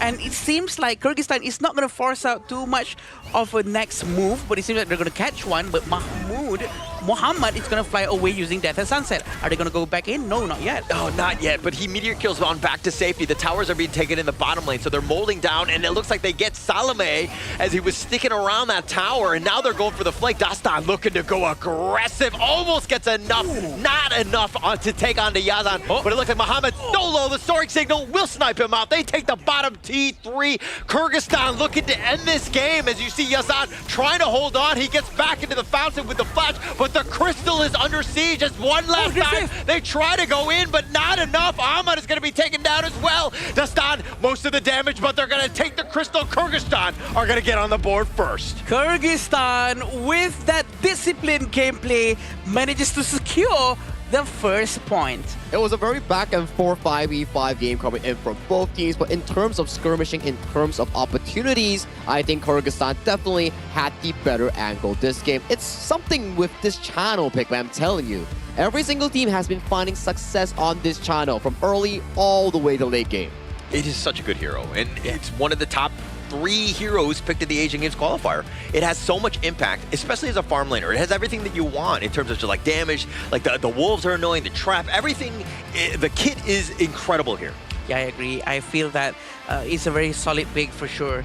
Going up, comparing to like Marco Polo is going to have a big problem going up against Channel because the Spirit Wolves are actually blocking the first kill of Marco Polo. So I feel like it's a very good hero. It's a good point, right? When you're laning against like a channel, you don't want your Spirit Wolves to be blocking the Resplendent Volvo coming in from the Marco Polo here. It makes it so like, ah man, this is such a bad lane. Why did I pick myself in towards this? And you made a good point in the cast just now. It's like, hey, Marco Polo is a very hit or miss hero. If you hit the ultimate, sure, it gives you a lot of value. But if you miss it, that's where it gets really punishing because you're a farm lane that's supposed to do consistent DPS. If your trigger discipline is not good, you jump in, your team entirely loses their main DPS. So that's the pros and cons of Marco Polo. Yeah, I also think that like going into game 1 where everything is on the line, like you want to kind of use the stock standard heroes in the sense that like less mechanically difficult, especially for the farm laner, because everybody else is high flying, they're all over the place with like the Elaine and like the Yuan, all these things. But if you're able to just kind of weather the storm and not be out of position or baited by yourself because of the Fever Barrage, I think that you're going to have a much easier time here. I think the early game coming in from Jordan was actually really good. We saw some aggressive jungle invades coming in from Mahmoud and the Dolia refresh, but the problem comes into this specific point. The team fights, the flanks coming in from Dastan and the engages coming in from Jamalbek, those are really key. How many times in the game that we actually saw Jamalbek on that Baiji started jumping the team fights, finding the correct targets here? Too many times. Yeah, I agree. And the fact that how Kyrgyzstan actually controls the composure, even though we have to say that they are very well pressured so much by Jordan from the early on, really shows that they did it very well, right? They know they have the discipline to control themselves, defend, wait, hold up, don't use your skill set, and then bam, everyone goes in. The layways, the follow-up coming in from Xiao Chao, and we do know that Chano goes in with all the Spirit Wolves. They're just so ready to heal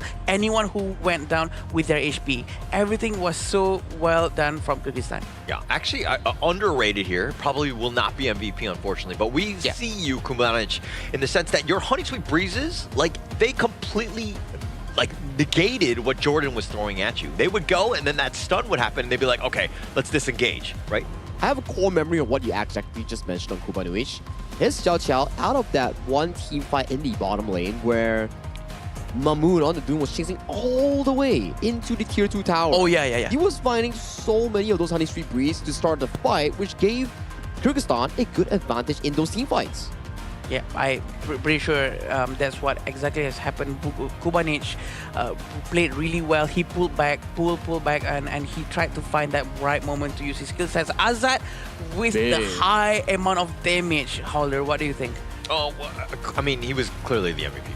I think that when you have that much damage, he got 7 kills as well, like tied with Dastan.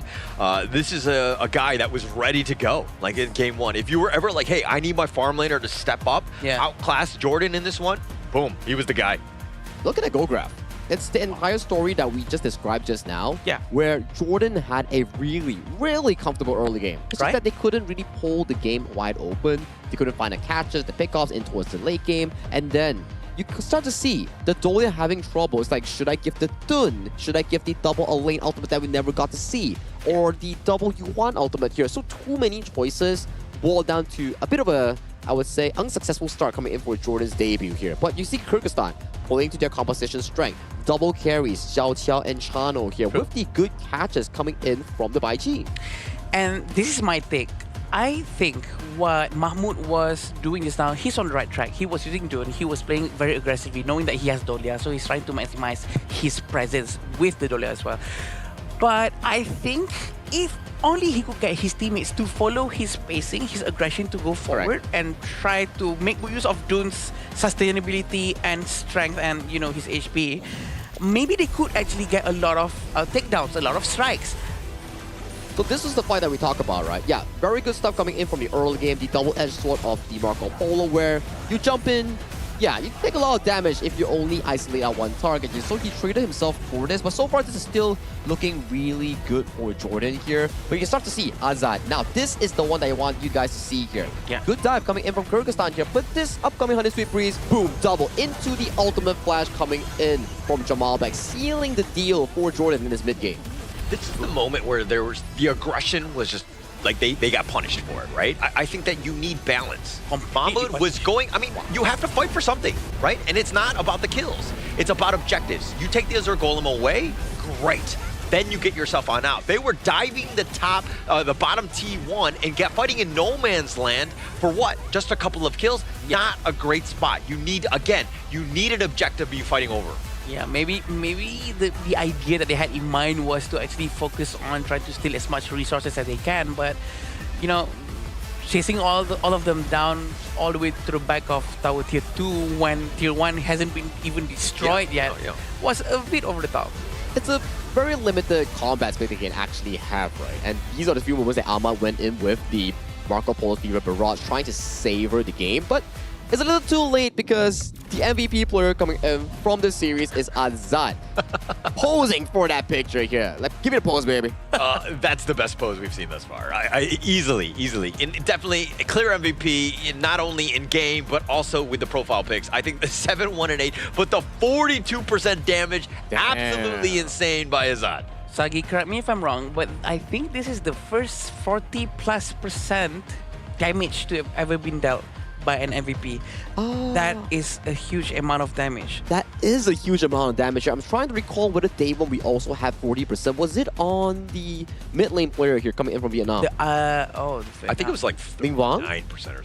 Yeah. I'm not. We're gonna have to check. We're gonna check that out. Yeah, right. It was definitely close, but I think this is pretty high. This is a lot. Yeah, when you're seeing that number, you're like, hey, what about the rest of the guys? What are they doing, man? Yeah. No. You can't put it in like that, man. He's like posing for the picture. It's like, hey, guys, eyes on me. I'm the carry here. But Kyrgyzstan, you know, it's a team effort here. Without the engages coming from the Baichi, the flanks coming from Dastan, the good setups coming from Kudanuich, all this wouldn't be able to happen here. So for this MVP to happen, he definitely deserves it as he's the most outstanding out of a wonderful bunch. Yeah, I still feel the presence of the Baichi really turns the game around. I honestly thought that, oh, okay, this is going to be Jordan's game. The way that they're playing, so aggressive all the time. I feel like there's nothing that they can do anymore. But then the Baichi went in with the lay waste. The first lay waste, of course, it was just a singular lay waste without any follow-up. It was sort of a waste again. Yeah. But the second lay waste, he deleted the entire team. Yeah. I think that threat was always there, and that's why Paichi, he did a great job in that sense. But it goes back to just those micro mistakes, like again, diving the bottom T1. no real reason. Again, everybody, we need to just like, calm down. Stick to objectives. It's all about objectives in this game. It's not about the kills. But I hope that Jordan doesn't lose their aggression in their second game, because their aggression was what made them so good in the first 2 minutes of the first game just now. I mean, if they don't really make more mistakes, right, I could imagine that they could steamroll the game and got it in towards their bag. So that's definitely something for Jordan to fix up into their consideration coming into the second game if you want to make it into a 1-1 nil. But before that, let's do sponsor shout out again for our Petaling Jaya Marriott Hotel here, because this place has been fantastic. The AC has been great. The food has been amazing. We just had that lunch just now and it was amazing. And I believe the players also agrees, because the beds, honestly, fluffy and really nice. Yeah, everybody's looking very well rested. I think that's been the biggest takeaway from a lot of these, right? Somebody's been enjoying it. Okay, so Adam has been great with this. But I mean, like going back to the game, in terms of game 2, Jordan, like you talk about the fact that like, hey, the aggression, great. It's good for the early game, but like as coach, what are you telling them to do differently? I think that if they want to commit on doing something, do it together. If they want to be aggressive, go forward together. Don't just go with just the Dune and the Dolia. Go with the Marco. Go along with your Yuan, all in together to make sure that you maximize what you're about to do. If you are being aggressive, just the two of you or just the three of you, and then you get punished from the rest of the entire of the enemy team, that's not going to go well. Which is a good point, right? That we saw the fight that happened for Jordan in the middle of two towers. Yeah. Their mid lane wasn't there. Yeah. He was farming towards mid lane, and then it was a 4v5 overly deep into the enemy territory, which could be a turning point for the side of Jordan here. If 5 members was readily available, maybe they could have just won that. Yeah, I agree. I think the team fight, though, going in, the idea is fine. I think Mahmoud, you're seeing this guy. He's like completely like a hound off his leash, just going after people. But you kind of need to reel him in just a little bit. Just play. You got to keep the aggressiveness. That's always good as a jungler. True. But you got to do it within the objectives of this game. I think that for him to kind of, to taper that down a bit, get the guys on the same page, so that again, when we're doing things with a purpose. True. But also, we also have to remember that if you don't let him go out there too much. Like, you know what? Stay at your side. Don't go out there. It's almost like you're keeping a lion in a cage, right? You're not letting him go out too aggressively. But I do have to agree with Holler. Don't go overboard.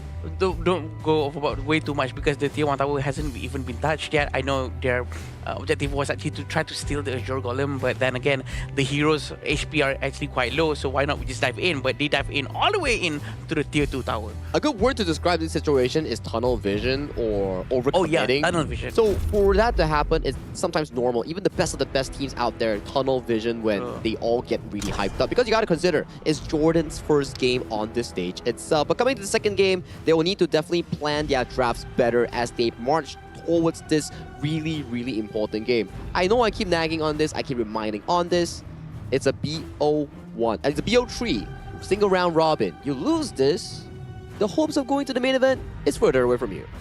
And that is the scary part, right? I mean, you might just play 4 matches and get on mosey on home, right? It's not a great spot to be in. So even more pressure to perform in every single match, right? And if you're looking at this one, you're thinking, I mean, both of these squads are probably looking, hey, I could definitely beat the other squad. I think that they're both very winnable, but now it's up to Jordan to somehow bounce back in this.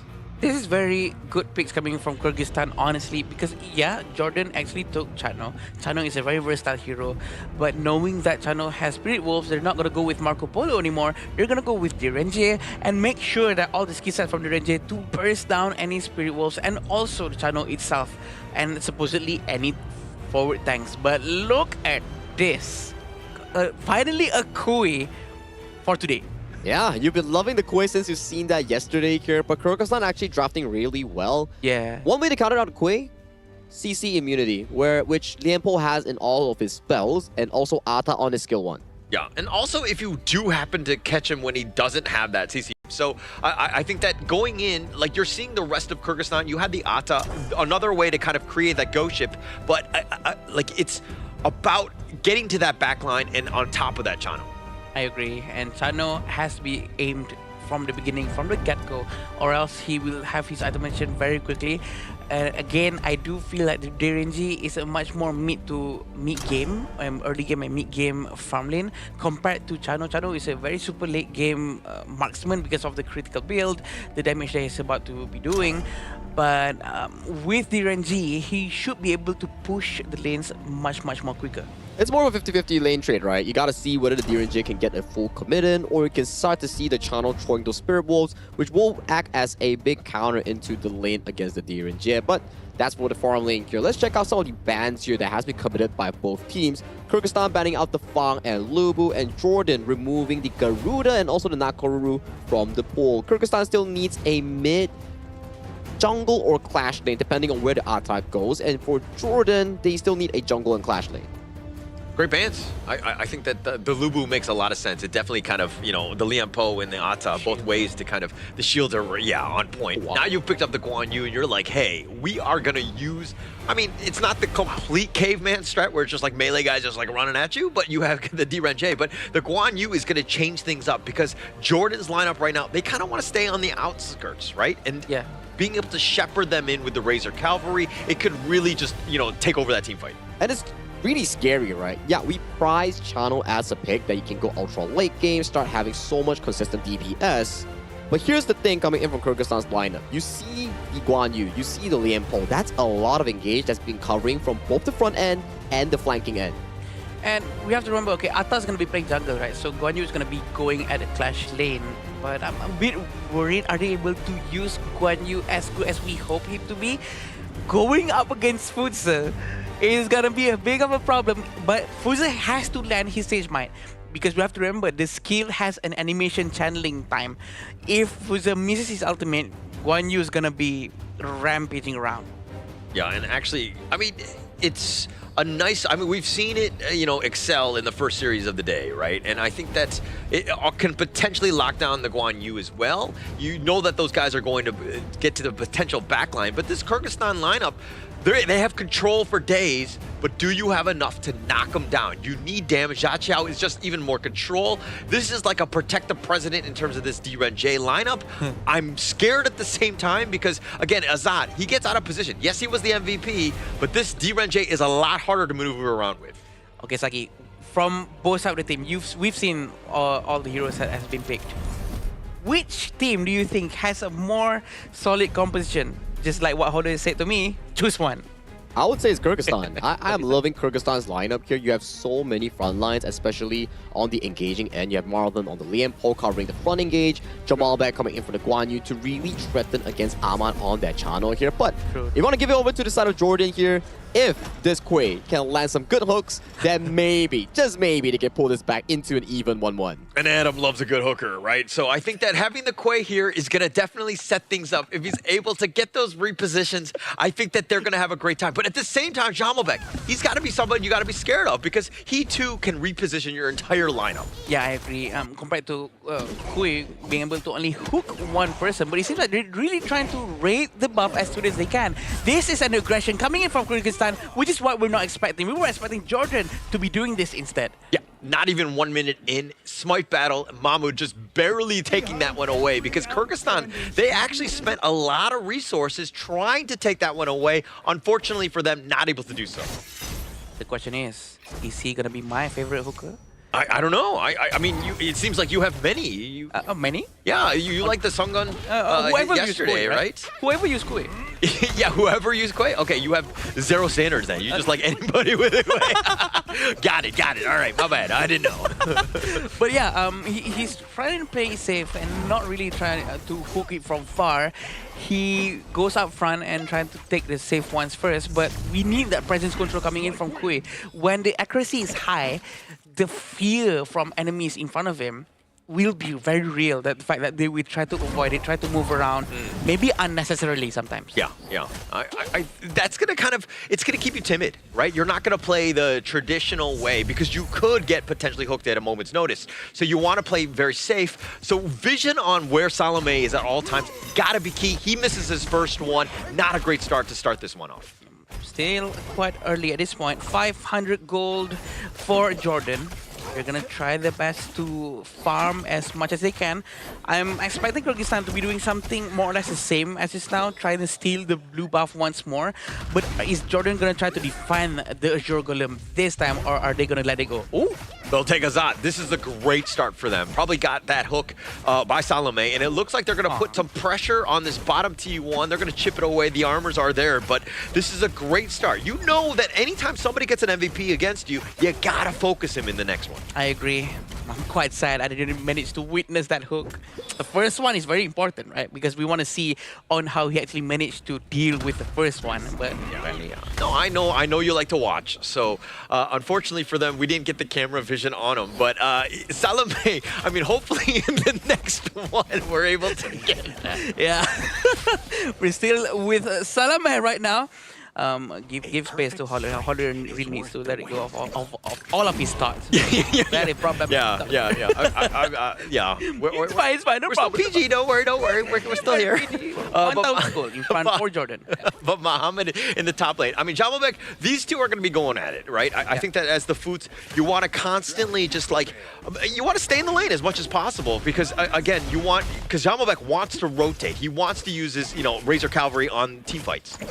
I'm very focused on Salome right now. Yeah. I'm seeing he's swinging his hook. He wants that hook. He wants to pull him away.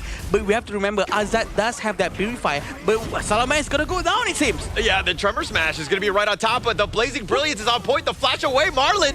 Oh, with the shields, the outplay. He completely dodges Yazan because the Blazing Brilliance was facing the wrong way. And Marlon somehow survives.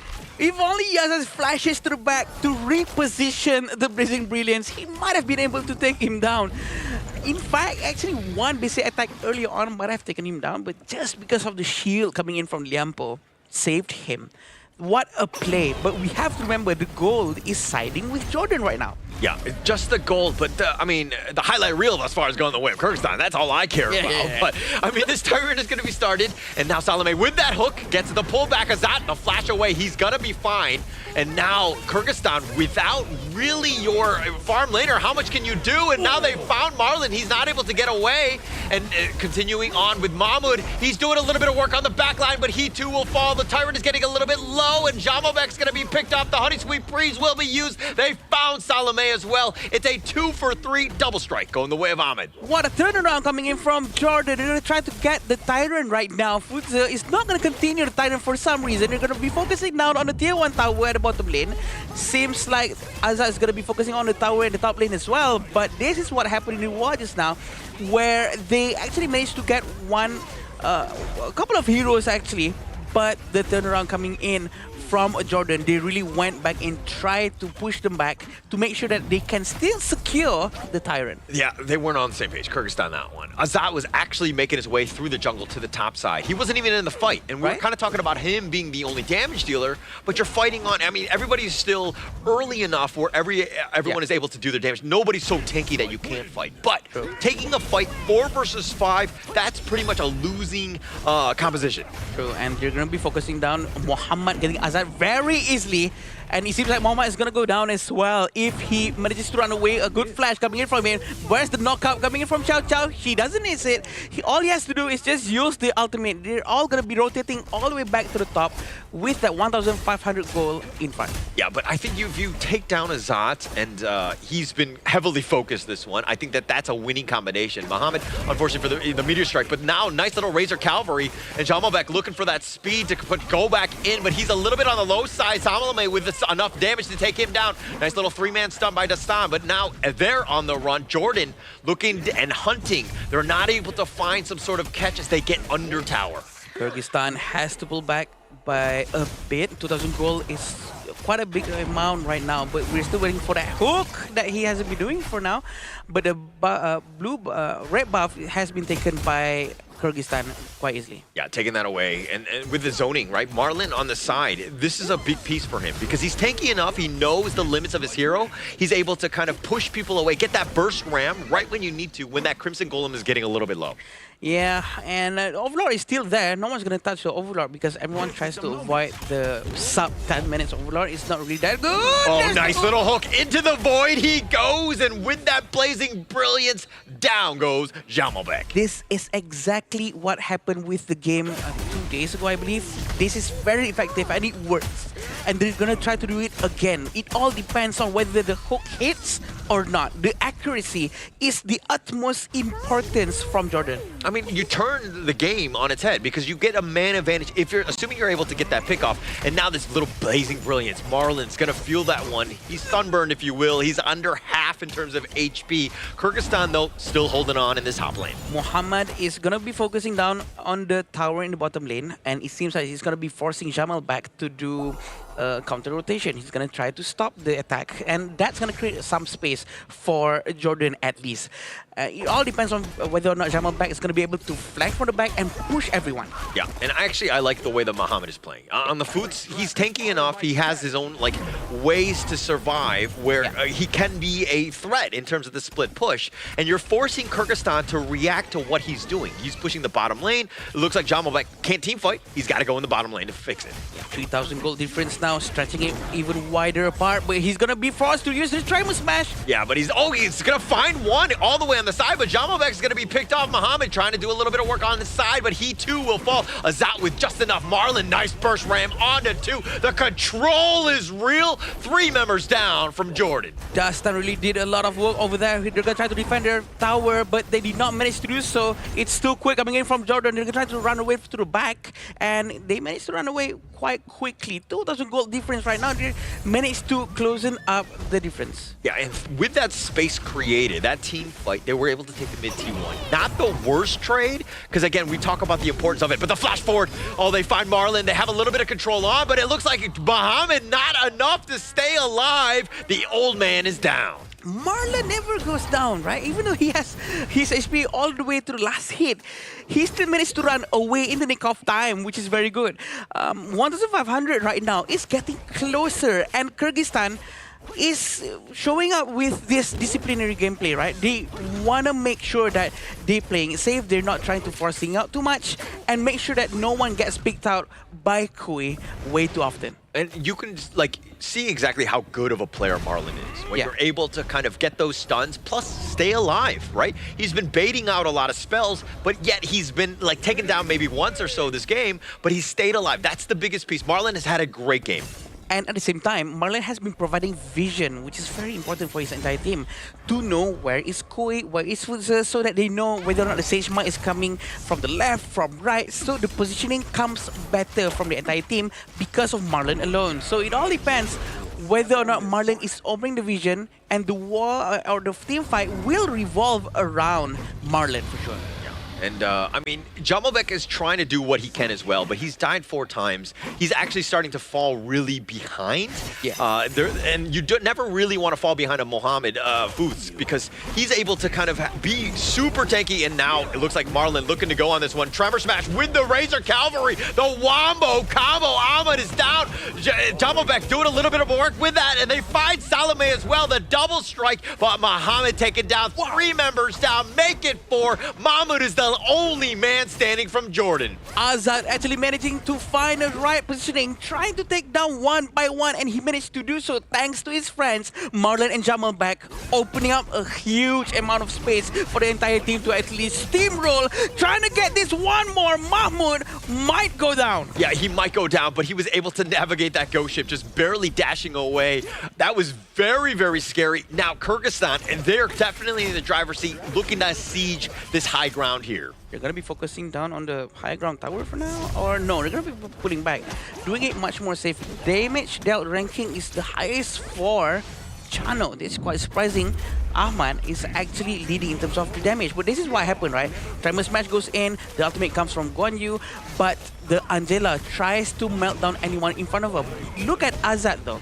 Azad is always ready to try to melt down anyone. And he actually saw that Yazan ran all the way to the mid lane and he greets her with the basic cards. Yeah, nobody likes being greeted by cards, right? I think that, and getting the triple strike there by Azad, just like literally finding them, because the rest of your lineup is literally there to create stuns. As long as Azad stays alive, they have a fighting chance. So Kyrgyzstan in the driver's seat because of that at the same time. Now, Jordan, you need to know that you got to get on top of Azad. You take him out, you have a chance in any of these team fights. And we're still waiting for the combo coming in from Mahmoud and Muhammad, right? Because we still have the Sage Might and the Sacred Tree Blessing.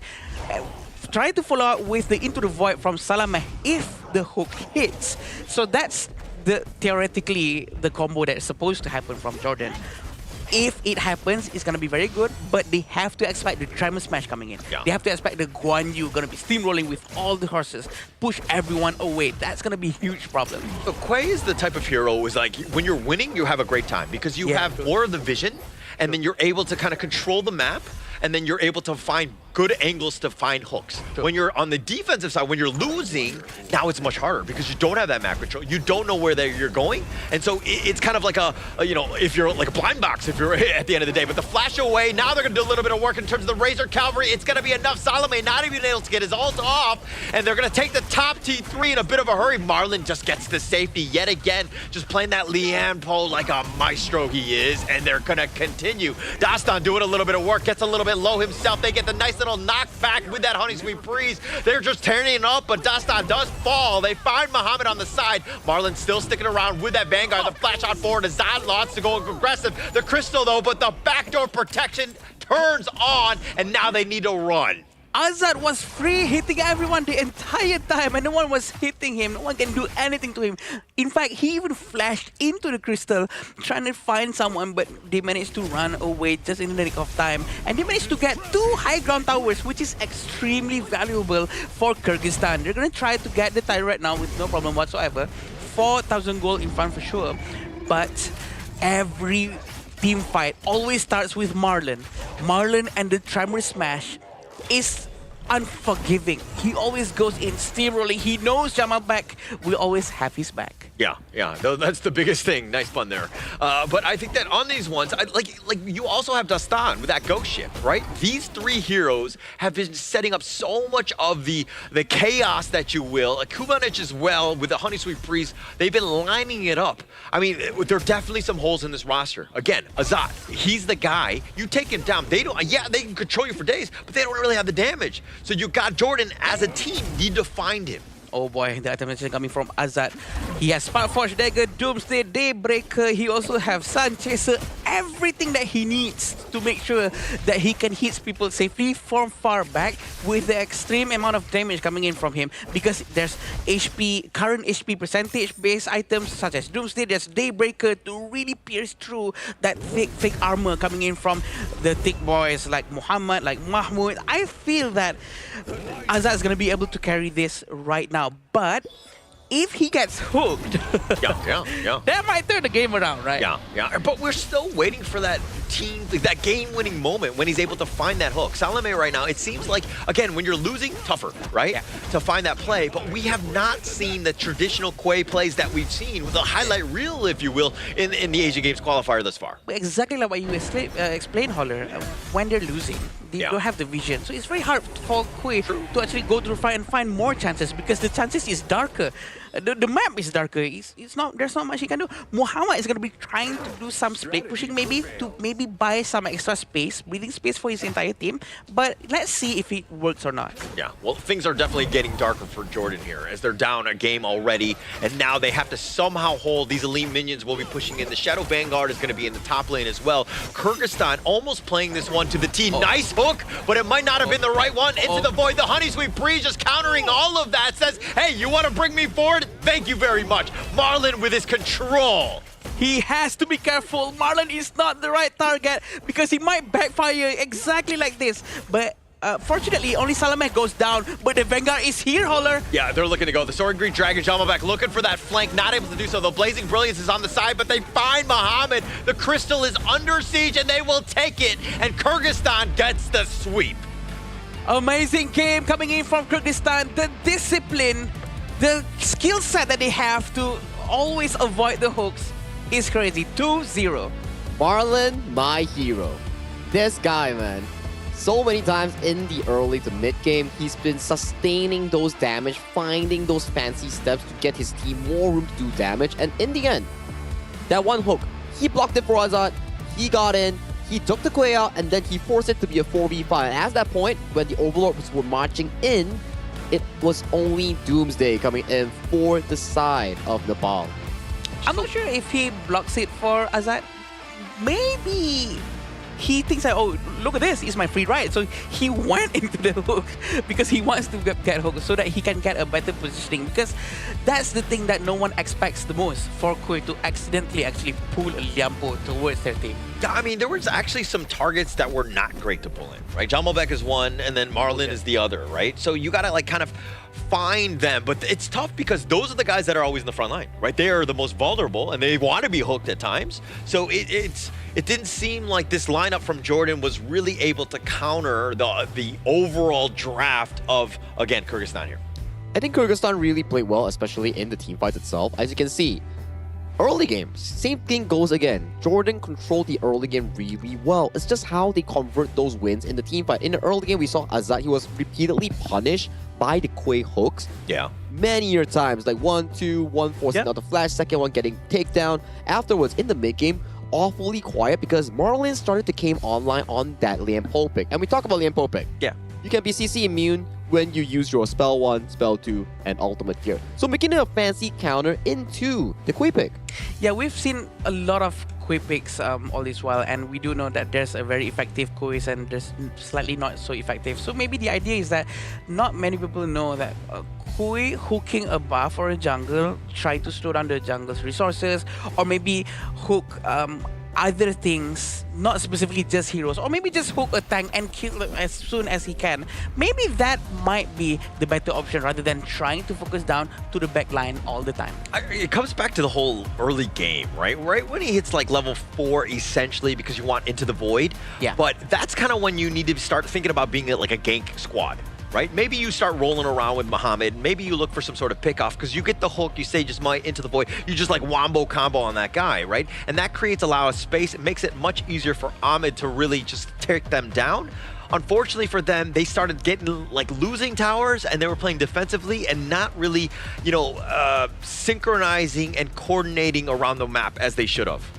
I think it makes sense, right? Like, in this sense where we saw early game, beautiful stuff coming in from Jordan. At one point, they were leading the game by 2,000-3,000 gold in the mid game. Yeah. But when the full-fledged team fight comes over, that's where you start to see Ahmad, although he was really fed on the channel, it's super difficult, right?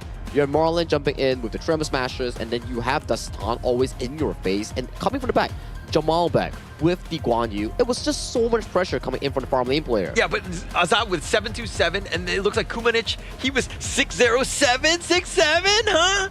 Oh, we're gonna let that one go? No one's gonna say anything about that? Oh, come on, guys. And he did 76,000 damage! Oh, no, Wait. And 76% team fight rate!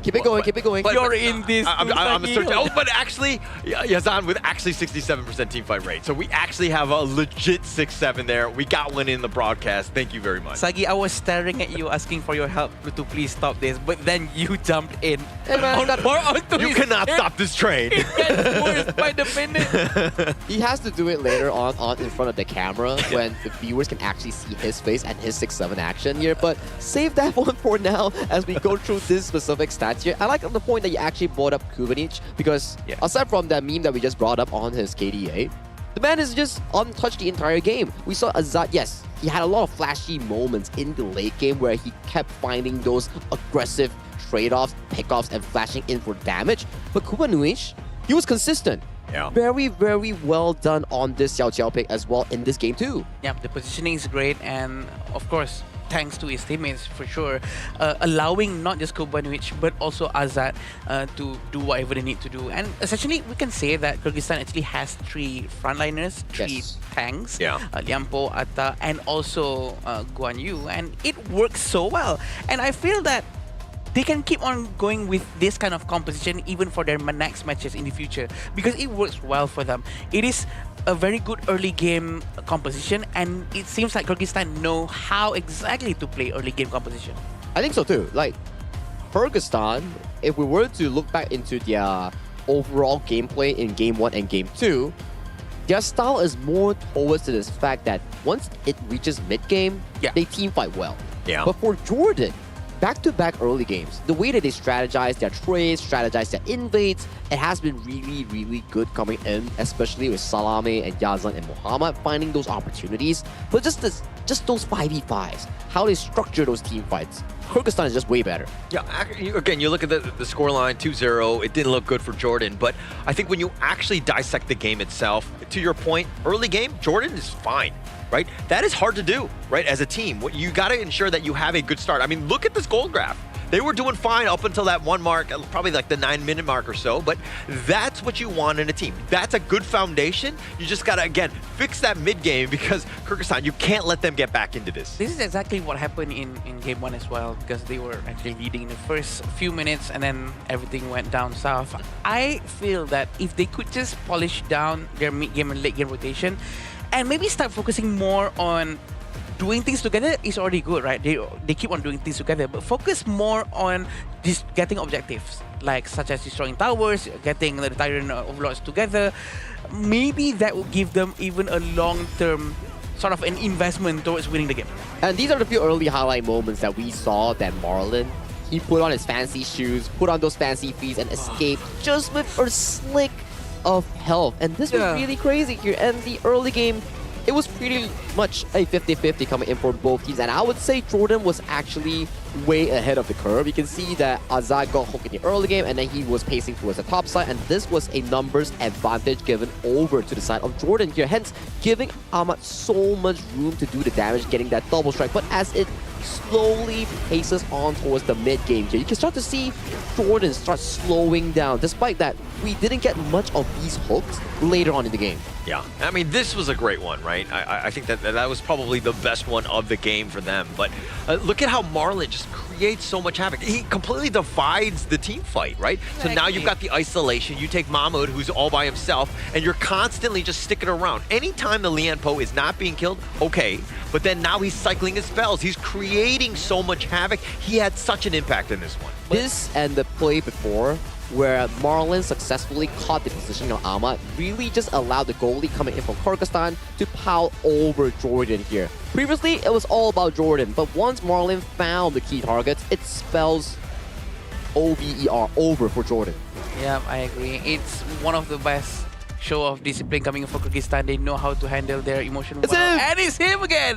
It's Azad, Holler's favorite poser. Yeah, this is, I have to replicate that. I don't know if my tongue can go that way, but I think that with his 727, 35% damage, not as much as the last game where he got 40+%, but still a great game. Again, he was the president in this one. He goes down, this team crumbles, but he did stay alive and he just tore him down. If your tongue goes the other way, it's also fine, by the way. No. I'll practice that. I think I have a homework assignment tonight. I get it. Okay. It's okay. We have a very good mirror at the at the hotel. It's a very great venue, right? So don't worry. You can practice it back at your room later. You practice it, you bring it over to the broadcast when Azad gets another MVP, and then you compare yourself and ask the viewers to rate how good is your impression. Okay. All right. Challenge accepted. Next time Azad gets an MVP, yeah, I will do that. I will do the post. Yeah. Nice. I think that's good. Yeah. But with this win, right, we do see Kyrgyzstan equalizing their position coming in their respective group. If I'm not mistaken, they're in Group B, so they're one step closer. And currently, I would say they are second place in their group, with Nepal currently being the first in Group B. I think it's going to be good. It's showing a very good demonstration of where they will be inside their group. And I know that this is not the end for Kyrgyzstan and also Jordan, right? This is just Jordan's first game. And again, we've seen on how Uzbekistan played earlier. We remember on how fast they progress. So who's to say that other teams are not going to be doing the same and us being proud dads while watching? Yeah, I think that's the biggest takeaway, right, from today, is that how, the teams were able to rise to the occasion, right? And Kyrgyzstan right there, they didn't have a great Asia Games qualifier thus far, but this one, I think that they're going to feel great. I mean, when we do have that interview, I'm sure we'll see some smiling from ear to ear because, again, I think it's a great, happy moment for all of these teams. I think it's also a good thing coming from Jordan, right? Sometimes we see opening games from some of these teams not being the greatest, being like a one-sided game. But for Jordan, they were actually in control. Like all the early games from Game 1 and Game 2, they were playing really, really well. Maybe go back to the drawing board, have some scrim games, and then when your second game comes, that's where maybe Jordan can really flourish even better. At the very least, the first few minutes of the game for Jordan, each game, by the way, is very, very good. So I do think that they can try to polish it down more. I don't think it's going to take too much of effort compared to maybe some other teams who almost have no hope of improving whatsoever. But at least Jordan is at this point right now. Actually, that's the brilliance of Honor of Kings, right? You could always improve something, right? I mean, as much as I love to report my teammates for losing, but I know at the end of the day, it's probably because I'm making the mistake. It's not us, right? So we should report you instead. No, let's not do that. My reputation is spotless. But yeah, because, anyways. But I do think that these are things that, again, when you're playing these games, especially as a team, like, are we coordinating properly? Are we communicating? Are we on the same page when we go in together? Right? Like, there are even the moments. Azat, MVP, had a great game, right? I don't want to undersell what he did, but there was a team fight where he actually went elsewhere while the rest of the team was fighting. It wasn't a perfect game by him, but he's still good enough. And you could always find mistakes. That's what I'm trying to say. I think mistakes are what makes players better. If you can accept a mistake, you can definitely improve as a player when it's going for a long-term sort of planning, right? Because in esports, everybody makes mistakes. There's no real perfect players. There are good players, and there are also like lesser good players. But how you improve is through those mistakes, and you know how to improve your gameplay as well. Check out IQ15R, the official tournament phone for the Honor of Kings event, which is the Asian Games Esports Qualifiers here. Players are playing on that phone, good cooling, good FPS, 120 if I'm not mistaken, and also a very high hertz that actually helps your eyes improve better. Yeah, it's a mistake to play Honor of Kings not on an IQ device. See what I did there? Huh? Come at me, IQ. I'm helping you out. He's been trying for 3 days. He's been trying really hard for the phone. What are you talking about? Manifesting. It's fine. No, have you checked your DMs? Have you checked your DMs whether IQ actually like messaged you? Like, have you been checking those? I don't have a phone. When I get it, they have to come up to me, what right? If you buy an IQ phone and then they DM you with another IQ phone? We'll have to think about it. We'll have to figure out. But first, let's pass it over to Mara on the desk to actually get into the interview with Kyrgyzstan.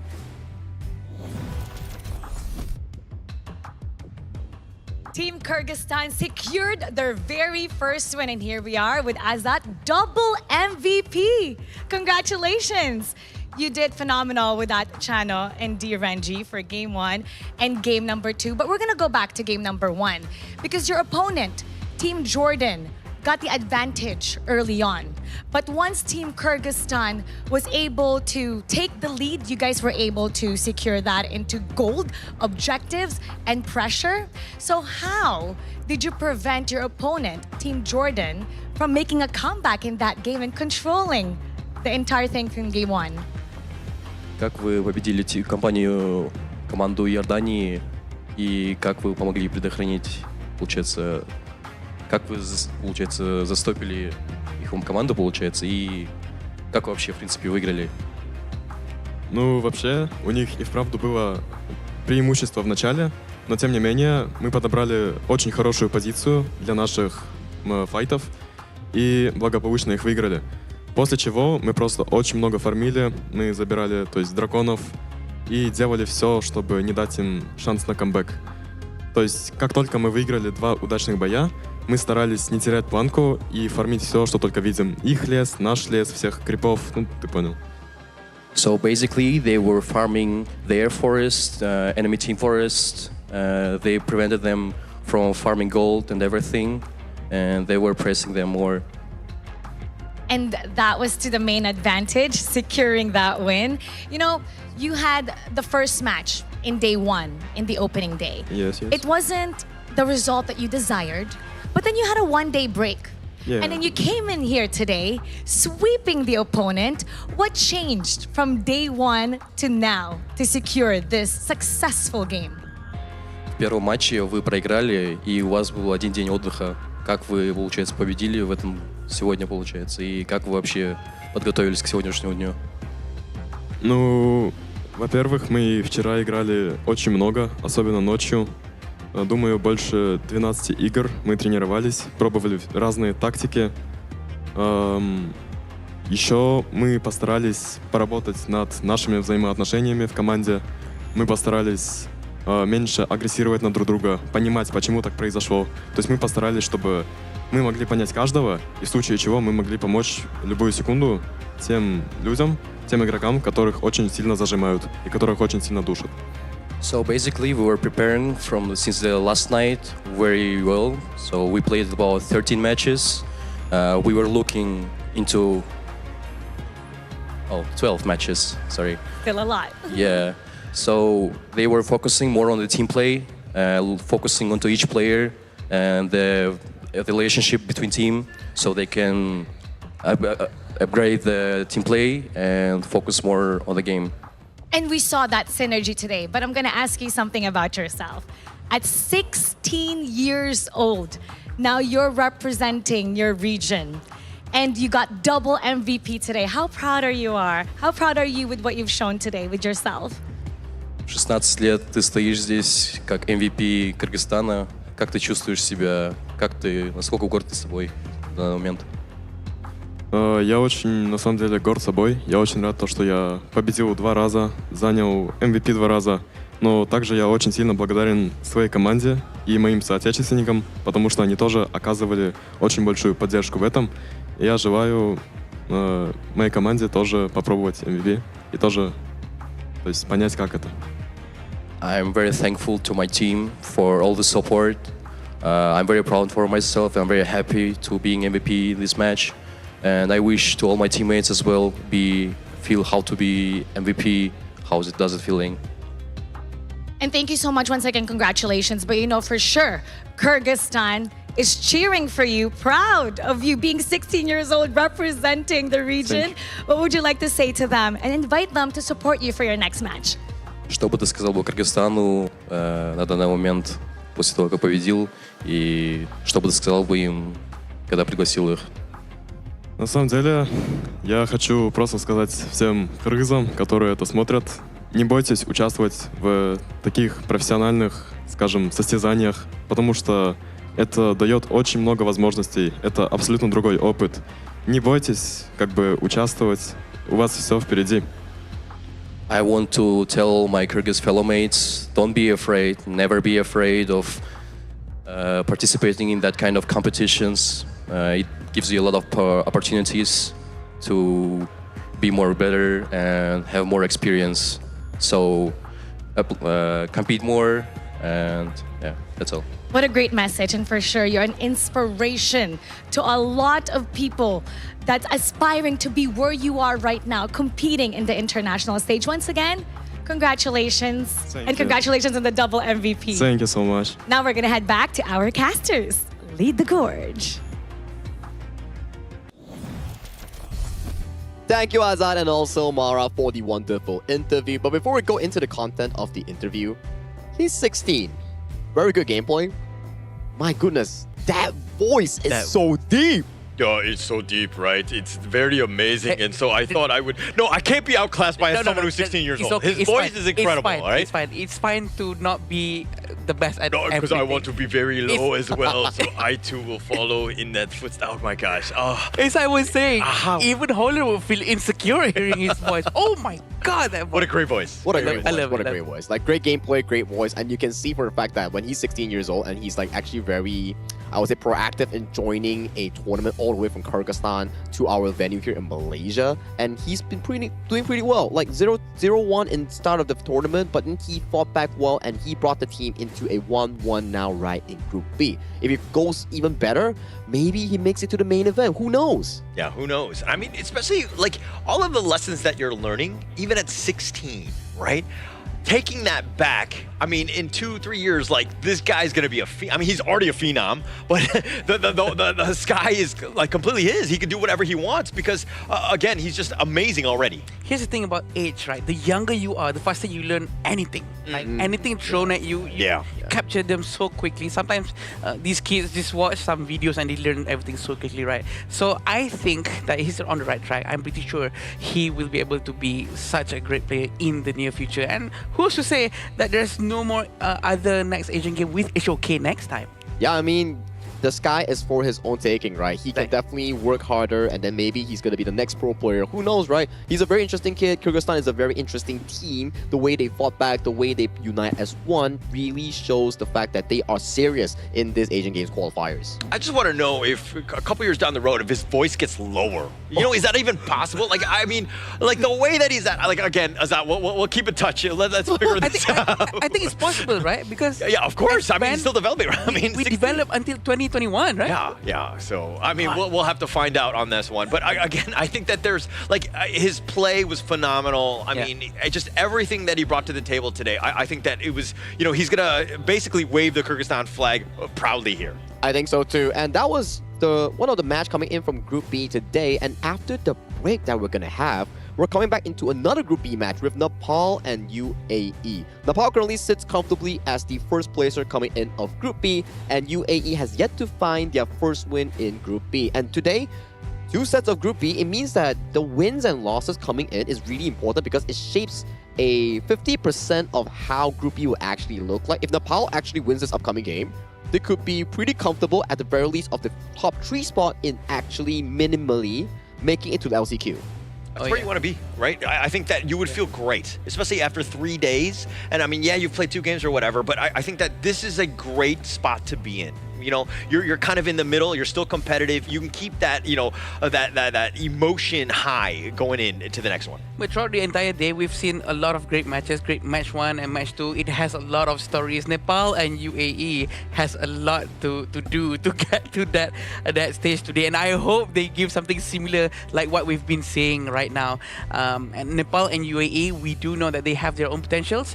What will it be? What picks? Maybe they're going to develop very quickly in a short period of time as well. I think so far, right, most teams will really enjoy playing towards their comfort, as we saw just now coming in from Uzbekistan. That was a fantastic game. And also, Jordan could come back stronger, and congratulations Kyrgyzstan. But after this short break, we will be bringing you more action in Group B with Nepal and UAE.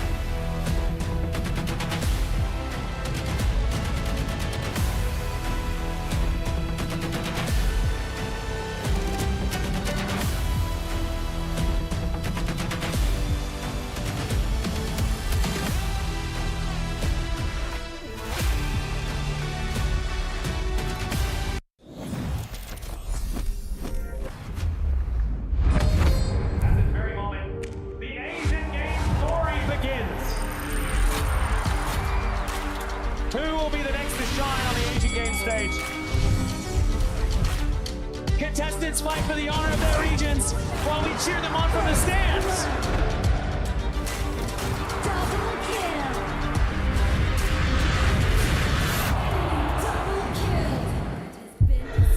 This is a challenge, but it is also an opportunity. The tide is turned.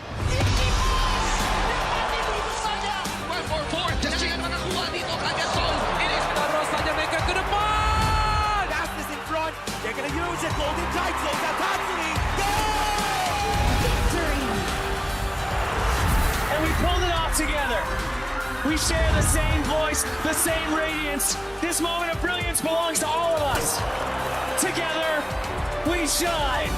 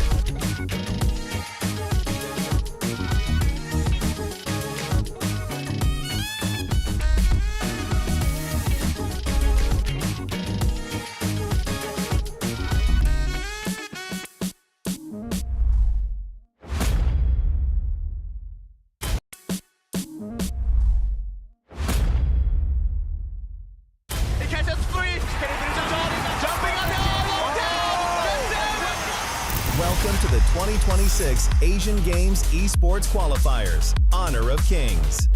20 regions, one stage, and only the strongest 9 teams will earn the right to shine above the rest. Taking place in Malaysia, June 13th to 21st, 2026. Coming to Malaysia, this is the battleground where teams fight for the right to qualify for the Asian Games. 20 teams enter, but only 9 teams will move on. Apart from the 20 regions, there are 3 regions that have direct qualification. Here is the 2026 Asian Games Esports Qualifiers Honor of Kings format.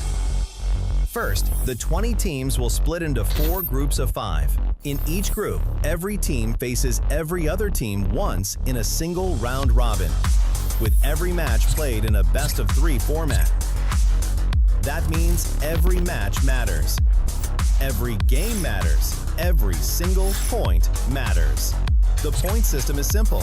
Win the match, earn 1 point. Lose the match, earn none. At the end of the group stage, teams are ranked by the total points they've collected. And from there, the road begins to shine. The top 2 teams from each group qualify directly to the Asian Games main event. That gives us 8 teams advancing straight out of groups. But for those not through yet, the light isn't out. The teams that finish 3rd in each group still have 1 more shot. They move into the last chance stage. There, they battle through one final BO3 single elimination bracket until 2 teams remain. The 2 teams will then face off in a BO3 match to claim the one final qualification slot. So in total, 9 teams will make it through, 8 from the group stage and 1 through the last chance stage. That is the rule. Now it is time to see who can rise through it. From across the world, regions gather here in Malaysia. 20 teams, and only 9 will qualify. The path is set. The stakes are clear. Together, we shine. Stay tuned, and we'll see you at the stage.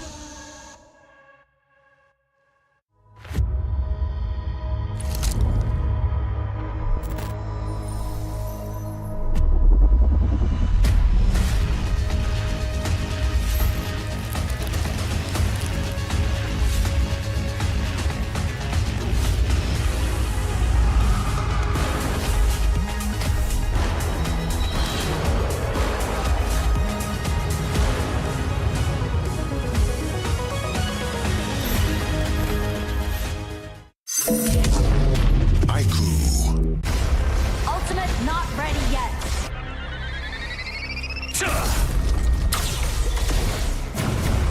You have slain an enemy.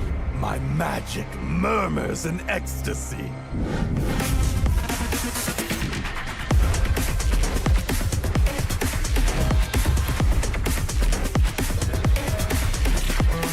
Amazing! There is no escape for you. Killing spree. Double kill. Triple kill. Spectacular kill. Don't worry. I'll be back for your life soon.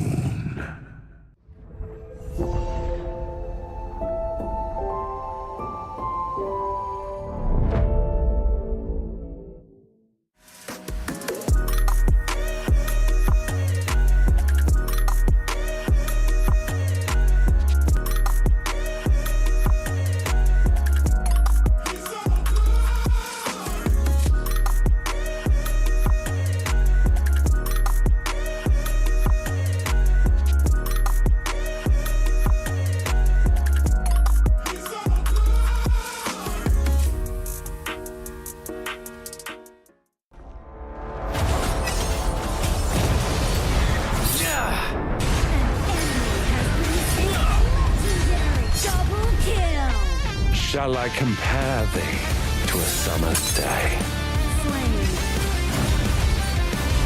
Don't engage. Don't crush us like insects. Defend our base. Our high ground tower is under attack. Amazing! Unbelievable! Ah, the fragrance of romance.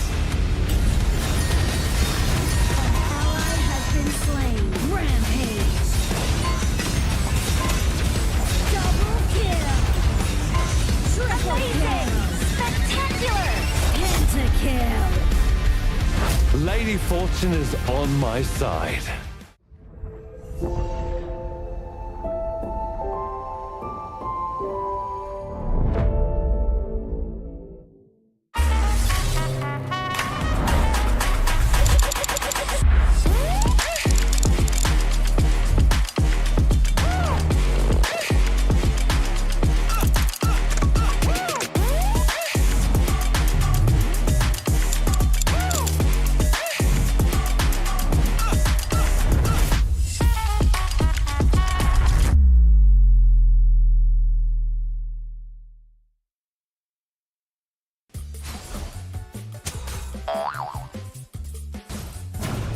They tried.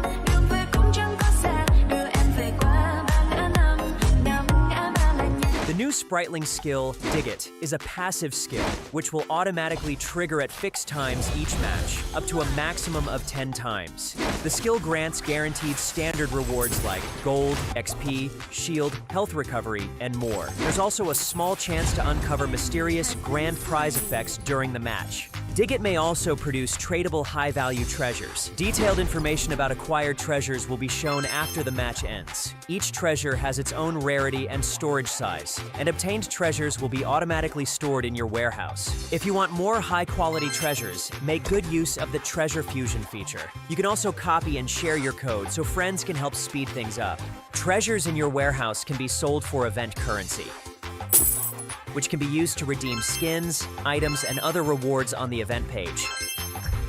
You'll even have a chance to win physical prizes like smartphones and cash. You can also spend event currency to bid on high-value rewards. The auction uses a hidden bidding system, where you can submit 2 bids for the same reward. The highest bidder wins, giving you even more ways to obtain rewards.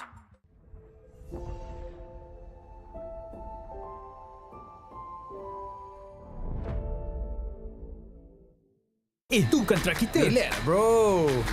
Phone aku! Jom kembara. Mountain Dew!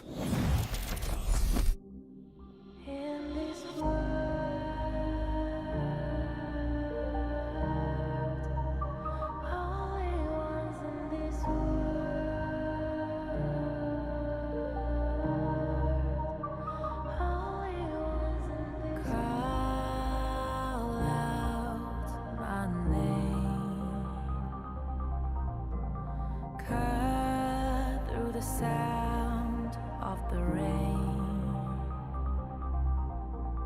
No matter how I feed the flame, you know I feel the darkness and the pain. All of the ways we tried to break free from the night. You know we made it out, we found the light. I fly so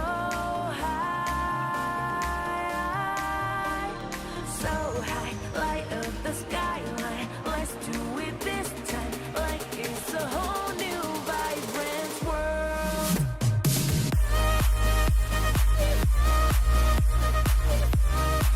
Like we're the only ones in this world. Like we're the only ones in this world. Now I see that I got everything I need. It's alright, I'm on fire, I'm alive, 'cause now I fly so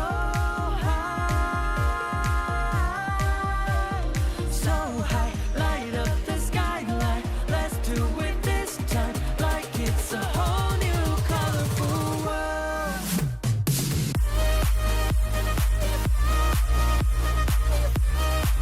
Like we're the only ones in this world. Like we're the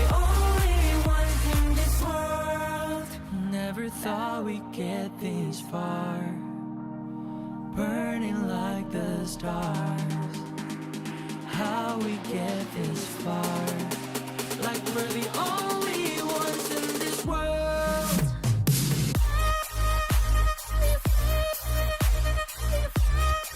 Like we're the only ones in this world. Like we're the only ones in this world.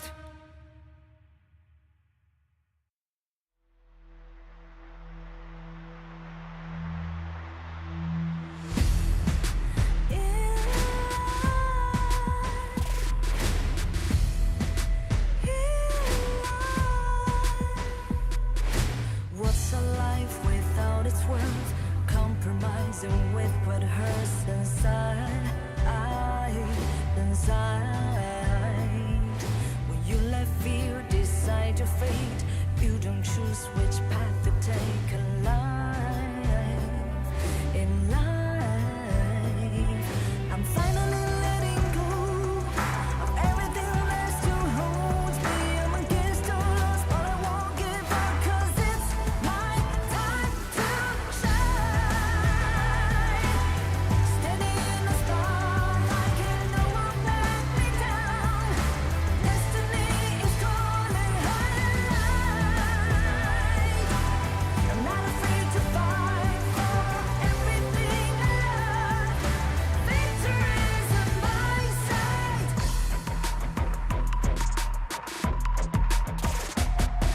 The more we lose, the more we gain. The more that nothing stays the same in time. In time. Can't love ever, can't forget. What you see is what you get sometimes. Sometimes. Gonna show the world tonight. The light that shines inside us. We're against the odds, but we won't give up, 'cause it's our time to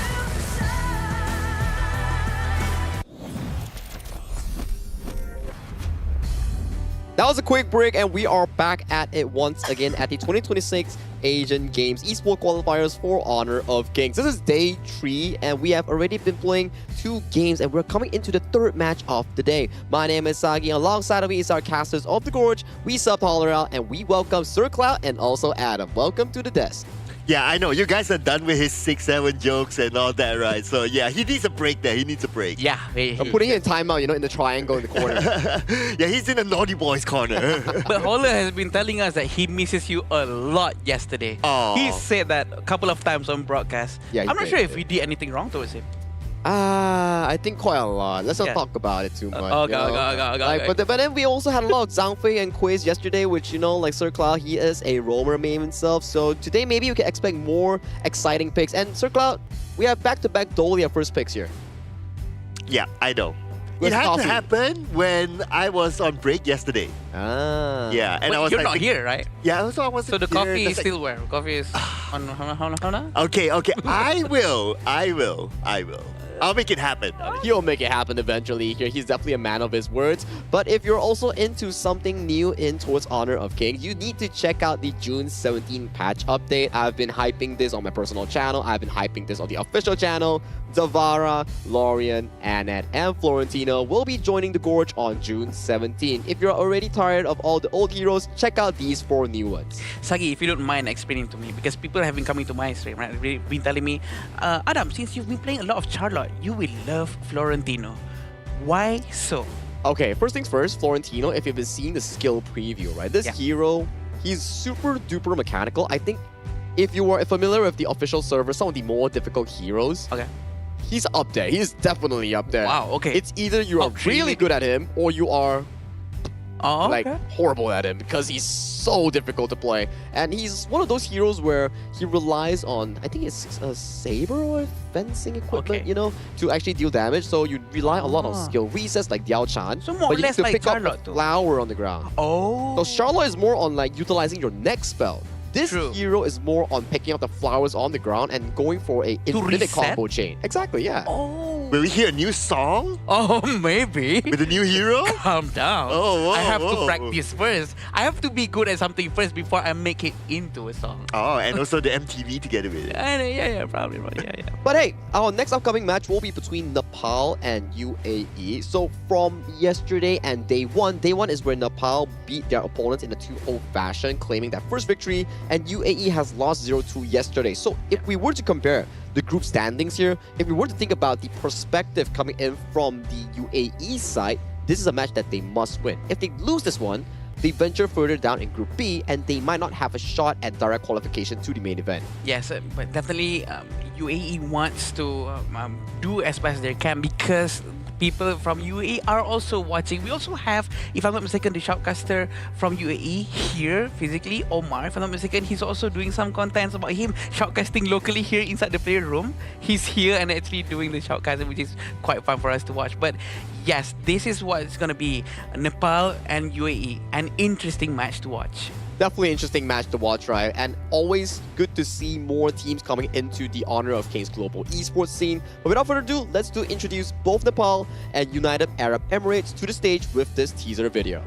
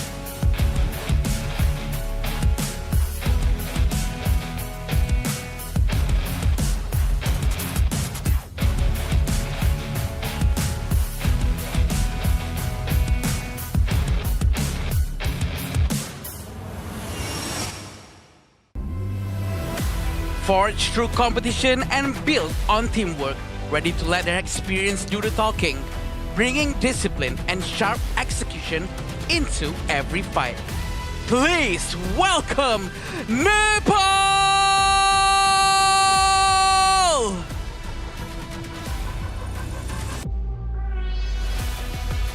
They face early challenges in this tournament.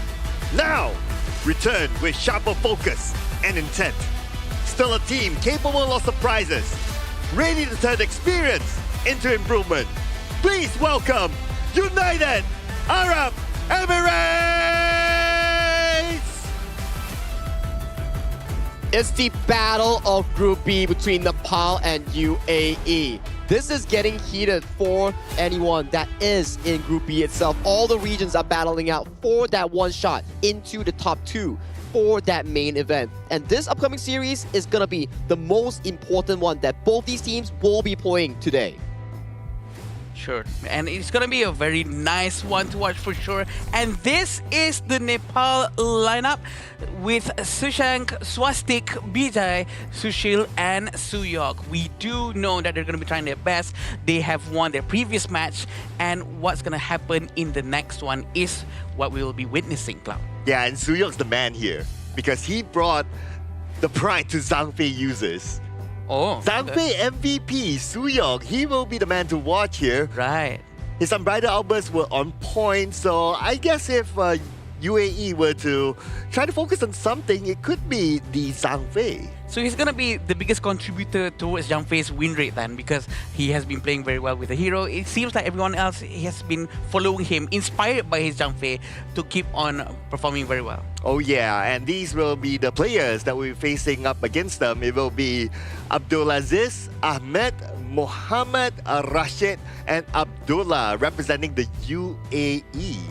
I think there's definitely a bit of a strength coming in from UAE from what we've seen them yesterday. It's just that how they unite as one in finding those big opportunities in getting those leads, finding those objective fights, enforcing that win game condition here. But for now, my coin, I'll put it on towards Nepal because they have been far more consistent, at the very least, in their first day. Yeah, this is going to be very interesting to watch for sure, because Nepal has already proven to everyone that they are able to be up top in their group. So we want to see on how they fare up on the stage right now. And we do know that UAE is going to be trying their very, very best with whatever they have. They have been watching all the matches for sure. Are they going to be inspired with one of the metas at least? Yeah, I also want to give a small shout out to Sang, who is one of the management team from Nepal. Ooh. Like, he was very proud of his players. He kind of texted me over it, and he said that some of these players were from his club, DRS, which is a very popular club in Nepal. So yeah, so far they're doing the people of Nepal proud with their performance. I think it's definitely worth to be celebrating, right? Because you've traveled all the way here participating in the Asian Games qualifiers. You definitely want to make your region or nation proud. And for them, it's part of the job. Right now, they're 1-0 in the group. And if they win one more, it's soft secured for top 3. Soft secured. Yeah, they want to make sure that they get at least top 3, right? Because the top 2 will for sure go to the qualifiers, to the main event, sorry. But the third position, it's quite difficult because you have to play a lot more extra matches to get to that point. Yeah, you have to play a last chance qualifiers, and it's a single elimination. Correct. So it will be interesting to see what happens there towards the later stages of the week. Yeah. But for today, they have to take it step by step. Both Nepal and UAE, they have to put their best footing forward. I think it's about starting strong, right? We always repeat the same thing. If you start strong, you come in good in terms of the entirety of the series itself. But we did see a few comebacks today. I'm not sure if you saw the first series. That was pretty heated up. Oh, yeah. Like, they just made that comeback in a reverse sweep fashion. That's definitely something you want to be looking towards to. It's about momentum. It's about mentality coming into such a important game between UAE and also Nepal. And starting off the pick and bans, we do see Byron being removed from the pool by the side of UAE alongside Fatih. That's going to be 2 clash lanes removed from the pool, and Nepal has banned away the Dolia since they know Sir Cloud is on the desk. Very unfortunate for you, Cloud. But definitely a very good man, because we have seen and witnessed a very good use of Adolia just now. Not to be comboed with Dune, but with a Kaiser. So I'm not surprised to see this Dolia here. Talking about comebacks like what Sagi was just talking about just now, it proves that our players right here for the Asian Game qualifiers really proves that they do have the right mentality to make sure that they're always able to do certain turnarounds in terms of their mindset. Even if they're losing early on, they're not broken down, they're not demoralized. They still have the chance to actually do something within the game itself, even though they're left behind a couple thousands of gold. Okay, here's the thing, right? So Zhang Fei is one of the most picked heroes here, right? But why has it not been the most banned hero? Like now, even Zhang Fei is given the chance, knowing that Suyok was the MVP with the Zhang Fei before. Why is I think, right, there's just so much heroes to ban with so limited slots here. Like, the meta has been forever changing. Like, we have teams that prioritize the Zhang Fei, the Ukibachibana, Ata, Dolia, or even the likes of the Channel first pick that we are seeing from UAE. So it's down to how or what you don't want to be facing for your specific team composition. Maybe they're like, okay, Zhang Fei may be able to handle, but maybe not a Liang that we don't want to face against, or a potentially Dolia that's going to be refreshing some spells and allowing certain combos coming out. But we've also seen that even though Dolia has been banned just now, someone has proven that even without Dolia, we can win with just Kaiser. So maybe Zhang Fei might be a bigger problem, to be honest. Also, Ukyo have been picked quite a while now, and honestly, maybe the winning is not as high as Zhang Fei's. Still, probably one of the most viable bans to be done as well. Again, there's nothing wrong with whatever bans or picks that you're doing, as long as you know who you're up against, maybe Cloud. Because maybe that specific team is so good with that one hero. So banning that hero makes complete sense. Alright, so I want to give the benefit of the doubt to UAE's ban phase, right? And why they let go of the Zhang Fei. So this is also a test of consistency from Suyok, who got the MVP with Zhang Fei before this, whether he can be consistent with different teams. Okay. That's definitely a good analogy that you can actually test on towards too, because why not? Like, maybe this doesn't work out. Game 2, we swap up our plans, we ban away Suyok's hero pool, then maybe that's something that they can venture in towards to it as their plan B per se. But now, plan A, UAE is going for comfort here, picking out the Lampo, Princess Frost, going for that big AoE zone control. Yeah, we're waiting for the final ban coming in from the UAE. what are they going to be going with Fuzi? Because there's a lot of effective Fuzi users today, which is extremely scary with their Sage Might. So I don't think that's a bad ban. It makes sense because the lockdown coming from Fuzi is just so annoying, especially when there's a combo that has been done like the Garuda just now. The Sage Might and the Wings of Judgment is just so scary. Oh, and we're going to get the Ata. Oh, Ata has been picking up in popularity as well. That's why I noticed. And it's very effective with the ghost ship, whether you want to split up the fight or whether you want to stop enemies from running away. It's actually really, really good. And the Ata's ghost ship can be combined with the Unbridled Outburst. He brings out the ghost ship, and then the Unbridled Outburst comes in. At least the opponent is not pushed too far away, allowing like the Direnji, the Ukyo Tachibana to follow up. I like the idea, right, that you mentioned here. Like, you have the Ata, you have the Ukyo Tachibana, a very strong Clash jungle combination that can actually push into the jungle of UAE. Because UAE so far, you have a very consistent lineup, many fighters and front lines, but the problem is, it's a very mid to late game composition that does not have a lot of early game mobility or pushing ability here. Because you see, yes, the only winning lane that we've seen so far is probably Brushet on that channel, but in other lanes, it doesn't push us as fast compared to the counterparts of what Nepal has drafted in their specific team composition. Yeah, and Garemo as last pick from Nepal is solid. I think they do have the right lineup for this match. Comparing to UAE, I agree with Sagi because the picks of Alain and Dianwei is going to be a bit risky because both of these heroes, Alain and Dianwei, is not actually like a tanky hero. It's more towards kiting, more towards poking, and maybe a little bit of sustainability. But Dianwei really depends on his basic attacks. If he gets stunned for too long, we all know he has Purify, but it might be a bit of a problem when he loses all of his skills and he's not able to do all of those basic attacks. And you have to stack on DMWay to make sure that you make use of the additional damage and the additional range, right? So that's all the consideration that UAE has to put in towards for this game one. Drafts are locked in, players are set. Let's go into the Gorge for our match 3 of the day between United Arab Emirates and Nepal. And I do think the Garnemo pick is good as well as the last pick, especially when you're going up against Chano. Chano's range is not particularly that far. Yeah. So the couple blades would be easier to land onto the channel. I agree. And we have to remember that the couple blades actually goes through any units, including the Spirit Wolf. So it cannot be stopped. And this is a good demonstration. Yep. Okay. Sudden flash over there. Quite surprising us casters as well, which is very normal. They're gonna try to get the jungle right now. It's gonna be hit by the Gunmo, but he keeps on missing, and he's still fine for now. Yeah, he's still okay. Suyong actually got the neutral creep, so that's going to be a slight win for Nepal, I must say. Yeah. And now with the fact that they managed to force the channel back, so that's another good advantage. True, and we do like to see these early aggressions coming in from BJ. He knows what he's doing. He wants to be able to get that early game advantage because as a Gunmo, you want that stacks coming in from the passive, from the assists or eliminations. That's where he gets all of his extra damage coming from. 20 stacks equals to 300 magical attack, which is a lot, Cloud. Yes, so that means that there will need to be more magic resistance items coming in?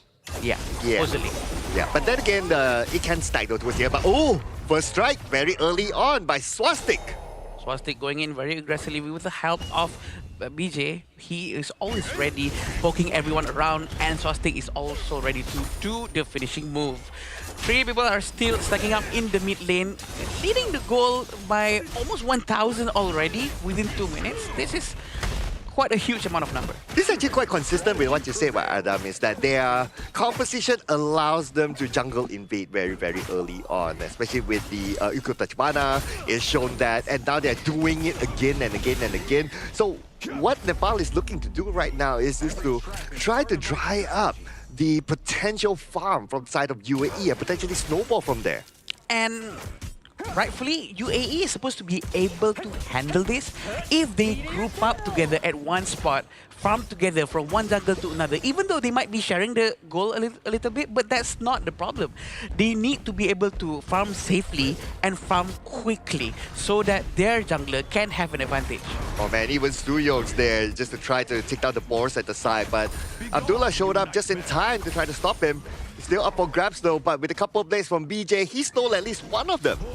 Yeah, right now he's still right in front, still pulling back just a little bit. Abdullah trying to open the map. He does have his passive maxed out. He's gonna be healing every time his passive maxed out, but he has to move away out of combat.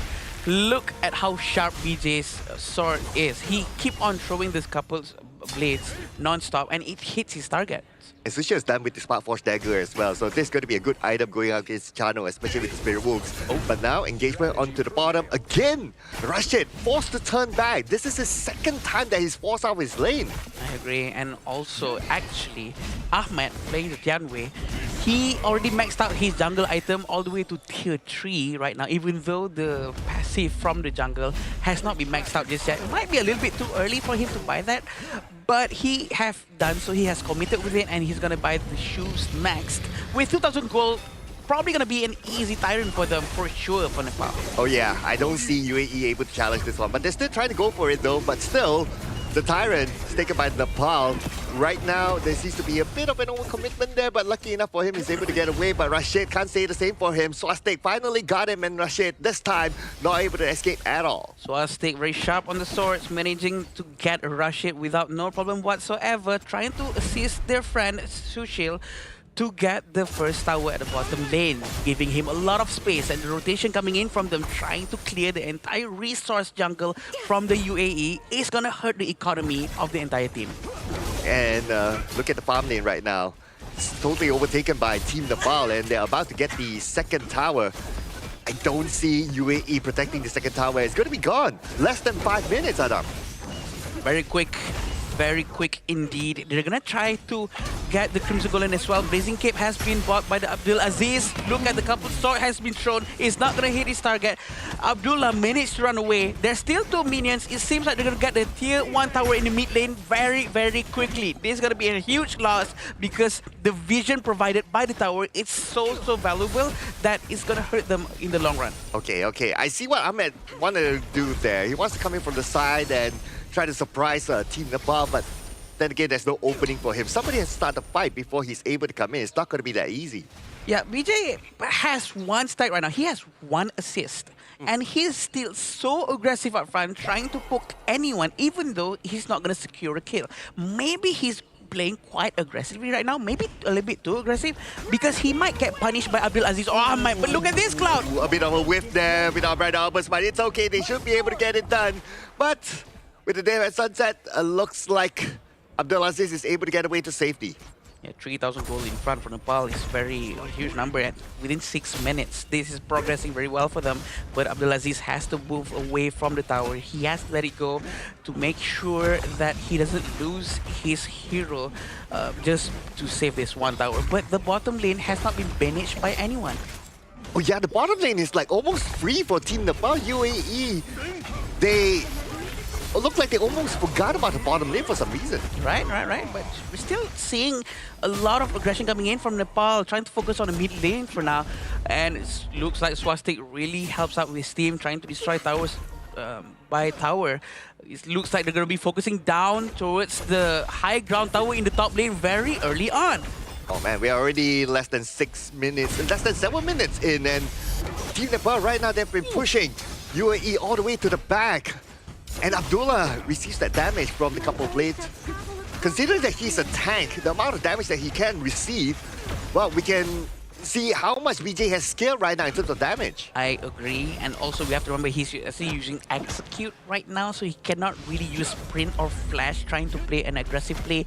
He can only use Execute to try maybe steal, but this is what's happening down there. Rashid eventually managed to get the tier 1 tower at the bottom lane, at least maybe closing up the difference between the goal of the 2 teams. UAE and Nepal is almost neck to neck, but at the same time Nepal is leading quite far ahead. Both of the Vision Sprite Link has not been activated yet at the top and the bottom lane on the side of UAE.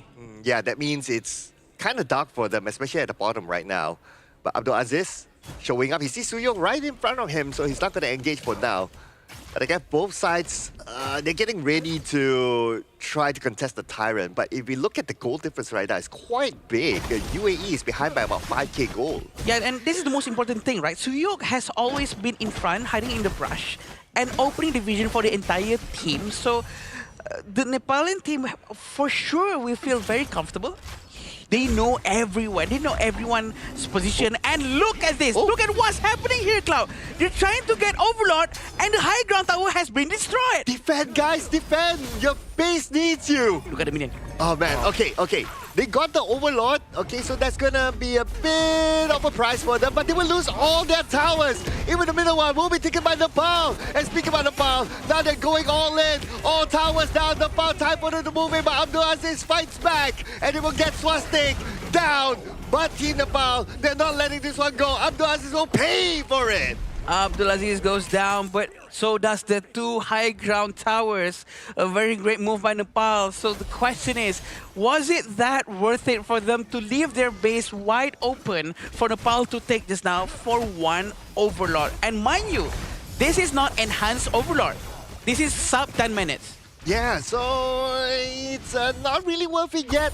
In fact, if you ask me, Adam, I don't think it's worth it for them to let go the entire farm lane for most of the game, and that allowed access to Team Nepal to just push all the way down. And now with all the towers down, this Tyrant is an easy pickup for Team Nepal. 4,000 gold, honestly, is a huge amount right now. I'm pretty sure they're gonna feel the economy difference in terms of the damage coming in from the side of Nepal afterwards. The minions are going out. Look at Swastik. He's very ready to go in with the help of Sushang. A very good unbridled outburst, Cloud. Three of them caught together with the ghost ship. Sushang comes in. Rashid goes down. Rashid does not have the amount of damage to fight back. Abdulaziz tries to get away to safety. But then again, right now, the crystal is exposed. And Team Nepal will bring home the win for Game 1. And that was a clean game coming in from Team Nepal from start to finish. And for UAE, what has happened in that farm lane? Why was no one attending towards that? That was a big hole that they need to fill because Nepal drilled a big one towards that. I mean, they were quite desperate and struggling to get at least one objective, any objective whatsoever. And maybe in their eyes, they were tunnel vision towards the Overlord, and all of them did the same thing. But fortunately for them, they managed to go back early on. And we have to remember, I think it's also thank you to the tower's destruction, debuffing movement speed thing on the minion, or else the minion would have rushed forward and they would have destroyed the crystal very quickly. Oh man, a lot of missed opportunities here, especially at the farm lane area. Yes, Team Nepal, they put a lot of pressure towards the farm lane, which is credit to them, right? But UAE, they need to try to balance out the lanes a bit more. Rashid was not having a great time here because Nepal's Mo kept repeatedly visiting his lane, throwing those blades down, making sure that every time his flashes up, is used. Yeah, I agree. It's gonna be a big problem every time if that keeps on happening. And I think instead of letting go of the farm lane every time, I think it's better if his teammates comes together with him and help him out, trying to secure all the minions, because each wave that comes in and they're losing each wave, it's a huge loss for the entire team. I know the gold gets converted into Rome's coin that drops on the ground, but that's just 50% of the actual minions gold value. Yeah, so doing the math is not really worth it, right? Yeah. But it's not only about the farm lane as well. Like the jungle buff, the Crimson Golem at the bottom, multiple times been stolen away by Team Nepal. So it almost feels like the bottom half of the map is almost invisible to them. It's a bit stressful, right? When you have a losing lane already coming to the bottom side and it keeps getting punched down, bullied down, especially on Rashid on that channel here, you gotta be wondering, like, hey, Rashid, I know it's not gonna be too good here, but he's really rushed to a Succubus Cloak because that's just how much pressure BJ is putting on that Ganemo. Oh, I would feel the fear as well as he did, because Ganmo was playing very well and he was all over the place. And even though there's no one tanky in front of Ganemo, BJ still goes up to the front and make sure that everyone knows, I'm here, I'm gonna throw all of these couple plates towards you right now. Very scary. Yeah, and Ganmo, he actually rushed the venomous staff, which is a good item to counter against all of them. And most importantly for him, I'm sure what's on top of his mind is that, okay, as long as I get as many stacks as possible early on, when it comes to the mid-game, I can boss around. Oh yeah, like Ganemo's passive, the more enemies you take down or you get an assist on, you get more magical power, which funds into your entire skill set, which also simultaneously funds that 7's Wrath value on that passive that gives you extra 35% on that magical attack. Sagi, I have a question. I need your opinion on this. In situations where our team gets trampled a little bit too early and there's 1,000, 2,000 gold difference between our team and the enemy team, right? Is it not the best thing to do is to send the clash lane of ours to the side lane and let him keep on pushing until the entire team of the enemy side goes to him, so that we have a lot of breathing space, so that our marksman can go farm, our mid can go mid and do whatever they need to do. Or maybe there are other things to do if there is. I think that's a very good approach, right? Where you have 4 members on one half of the map. Like half map means mid and bottom, or mid and clash lane. Yeah. So you want the half map to be centralized with 4 players, and then the other player that you mentioned, he's on the split push duty. So every time that someone invests this, like let's say an invade towards the half map, you're like, okay guys, we're not fighting this, we're a bit behind, go collect the minion waves, we'll give away this buff, while our split pusher is getting more farm here. Usually a split pusher can be a mobile farm lane, like an Arlene Marco Polo, it can be a jungle assassin, or it can be a clash laner. It depends on what you pick. Okay. Yeah, but I guess if you want to put like a lane as a split pusher, there's probably other better options. Difficult. Yeah, if you have like that, okay, this is going to be our strategy, like you pre-discuss it, then you probably put someone else, like maybe like a Fuzer, for example. But if you put in a lane, you're probably more ready for team fights. I mean, not so much like I need a split push right now. It's more like we have to do something to put someone else on that one part of the lane so that we have more space here, because they are forced to do so. That's why I feel like for the first game just now, maybe Align could have done it with the Death at Sunset to be able to use that to run away, maybe with some dashes, but that's just a thought of mine. I think it's a valid thought, right? If you ever want to find a player to actually do such a thing, it's probably Ahmed on the end way. More mobility, can cross wall, can also move faster compared to a lane, and then when your item starts racking in, you can utilize the Abdul Aziz Death at Sunset to look for potential more plays. But due to the fact that the game was so suffocating coming in from the side of UAE, it didn't really allow them much room to actually play. Look at Ahmed here, getting tagged by the Ukitachi Bana, and then the couple plays coming in from BJ. But provided that the rest of the team, the 4, actually sticks at around mid lane, right? They have mid to stick. to bottom side. Mid to bottom. Yeah. They have to like be together. But this is such a good umbrella over, such an opening. Exactly like what Cloud said. Suyok's Zhangfei is such a signature from the team. Oh yeah, it's reflected by our coaching session. Look at this one, look at this one. This was beautiful. 3-man unbridled outburst into the Stampede, getting to enforcing the flash from Rashid. Just for Rashid to get sniped down by BJ's couple blades in the back end. And after this, it's a smooth push coming in from the side of Nepal to get the first map victory in this BO3. And here we go, the MVP for Nepal. It's BJ. We're not shocked about this. 104, but with 44.5%. This might be the highest, because previously it was 42. Now it's 44.5. This is an insane amount of number, and we all have seen and witnessed on how he kept on throwing the couple blades non-stop towards the heroes and not to farm. We're having some pretty good Ganemo players so far. Yesterday it was Emmanuel, today it was BJ. So far they're all contesting for that top damage spot. Yeah. I kind of forgot what Ling Wang had on his damage percentage on the first day. I believe it was like 40 something also, which was pretty high. Okay. Yeah, but I think it's quite apparent, right? Like he was everywhere across the map. Like after the first wave, he rotated down, and his objective, like what you said, Adam, wasn't to really get those takedowns, but it was more towards like, okay, can I put enough damage to force whoever who's down there, happened to be the Chano that time, to turn back? And he actually did that. And just by doing that, like I believe like there was once or twice that Chano was forced to turn back. He lost at least like 2 or 3 waves already. Which is really painful, right? Like one wave is about like 220 gold, and you lose like 4 waves. 800 something gold, 900 is like one half of a component here. And if your enemy lands all the last hits, my oh my, you're already down so much to actually catch back up as a Chano of all things. Chano rides on that early game laning phase that you can actually bully your opponents, scavenge those resources in their own triangle. But afterwards, if you lose so much, how do you scale into that triple critical item in the late game? And your example was 4 waves, by the way, Sagi. 4 waves, crazy. But what they lost just now was a lot of waves. Oh my. A bunch of waves. So that's why Cloud was like audibly upset just now. Why are they leaving it out in the open? But Do you guys know what's very wide and out in the open? It's Petaling Jaya Marriott Hotel, the official venue and hotel partner of 2026 Asian Games Esports Qualifiers for Honor of Kings. Thank you to them for sponsoring this venue. It's an amazing place for us to be at. This event space is so spacious and we all love it so much. Thank you. I think the food is also really delicious here. Oh, like the food, the catering no doubt. so far that we're experiencing. I'm pretty sure I'm gonna gain some weight before I actually end this entire project on this Asian Games qualifiers because the food has been really amazing. Oh, we really have to tell you guys that the best food here so far that we know is ayam merah. The ayam merah is amazing, Sagi. that was really amazing here. But that's enough about food here. Let's go back into the game between Nepal and United Arab Emirates for this game. Yeah. So looks like UAE is going to get the blue side just like before. They had the first pick and red side is going to be Team Nepal. So here's the question, right? Yes. Should they respect the Zhang Fei?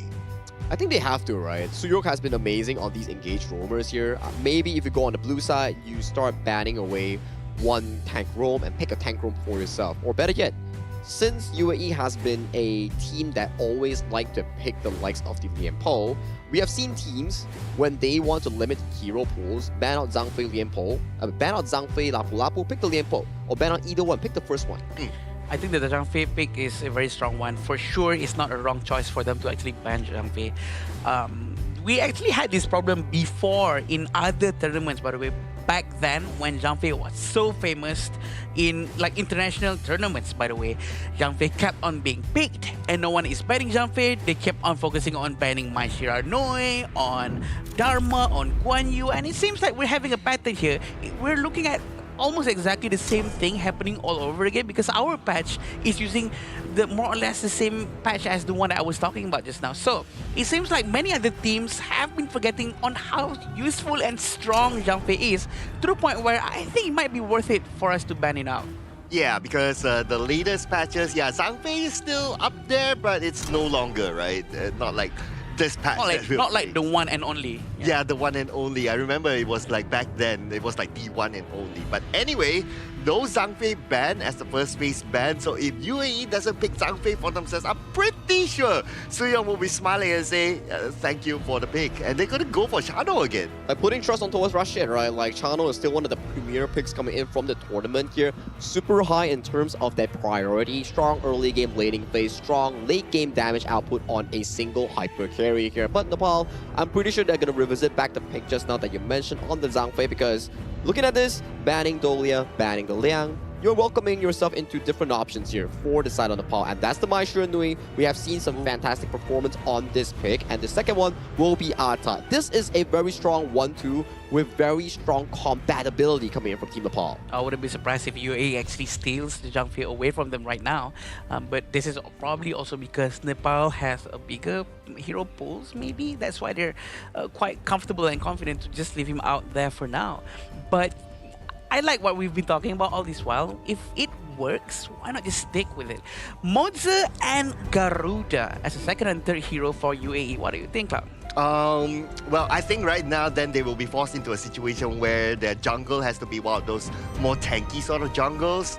If not, they won't have any other option. But speaking about options, looks like a Team Nepal, they're going to flex their hero capabilities. They're not like, you think I'm only Zhang Fei right now. I'm going to show you I can play the Lapu Lapu as well, which is a good substitution for Zhang Fei, I must say. The skills are pretty much the same, so I think it will be a good one.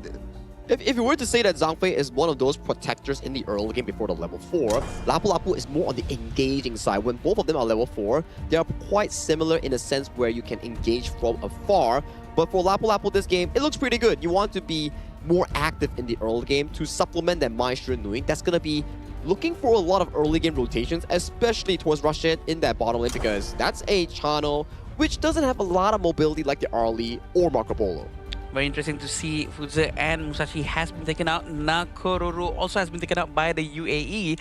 They are aware that this hero assassin types are very much Nepal's gameplay, so they chose to take it out very quickly. UAE is gonna go with their 4th ban right now. You know what? Why not just ban another jungler in the process? No problem whatsoever. Fateh is a good option, but we all don't know if Atta is actually gonna be the jungle. Which is a good point, right? That's the beauty of Red Side. You can always save these flex picks into the final moments to really play some mind tricks against your opponents here. So right now they ban a lot of junglers and clash lanes, Byron, Ukyo, Nakoruru, and also Fatih, which are what Nepal actually needs to fix their draft in one of the picks here. But for farm lane, there's still a lot of options here coming in for Sushil. Maybe he wants to go for the Direnjie, maybe he wants to go for the Fang instead. Yeah, I like the Fang pick as well. Looking at they already had like 2 tanky heroes, it's good that they pick a hero that can come out with a little bit more damage. There's the Fang. Lubu will be selected by UAE. Okay, so this is going to be more of a damage kind of hero, but they need a hero that can really tank the forefront. You can argue that the Moses can kind of set up with the thing inside the box, like you flash forward thing inside the box. For but Levi! Okay. Okay, I personally am not a fan because you don't have enough durability in UAE. Correct. I believe that they needed something like you mentioned here, like a Dun Jungle or Kaiser that we saw that was really successful coming in from the Kazakhstan Uzbekistan game, where this exact Ibai pick, it's a bit alarming towards me because I feel like Nepal's idea is to go for those early game invades in towards UAE's jungle, just like what they did just now in game 1. So this is gonna be interesting. Nepal's gonna go with Fang jungle, and the Atta is gonna be the clash lane. But we do have Levi and Lubu. Lubu is usually a hero that we pick to counter off heroes with shield. But the counter hero for Lubu is Atta. Anyone who with a lot of HP is the direct counter to a true damage. So this is gonna be very interesting after they took Lubu, even though there's an Atta on the other side of the team. And you need so much gold on the side of UAE's double side lane. The Lubu, the Chano. Yeah. You need a lot of time to scale into fruition here. But the early game still stands. The Garuda in the mid lane that has been drafted by UAE alongside the Mozi will be pretty good guardians of the jungle if they can actually protect it well. Guardians of the jungle. I like the ring to it. That's a ring to it. That's a ring to it.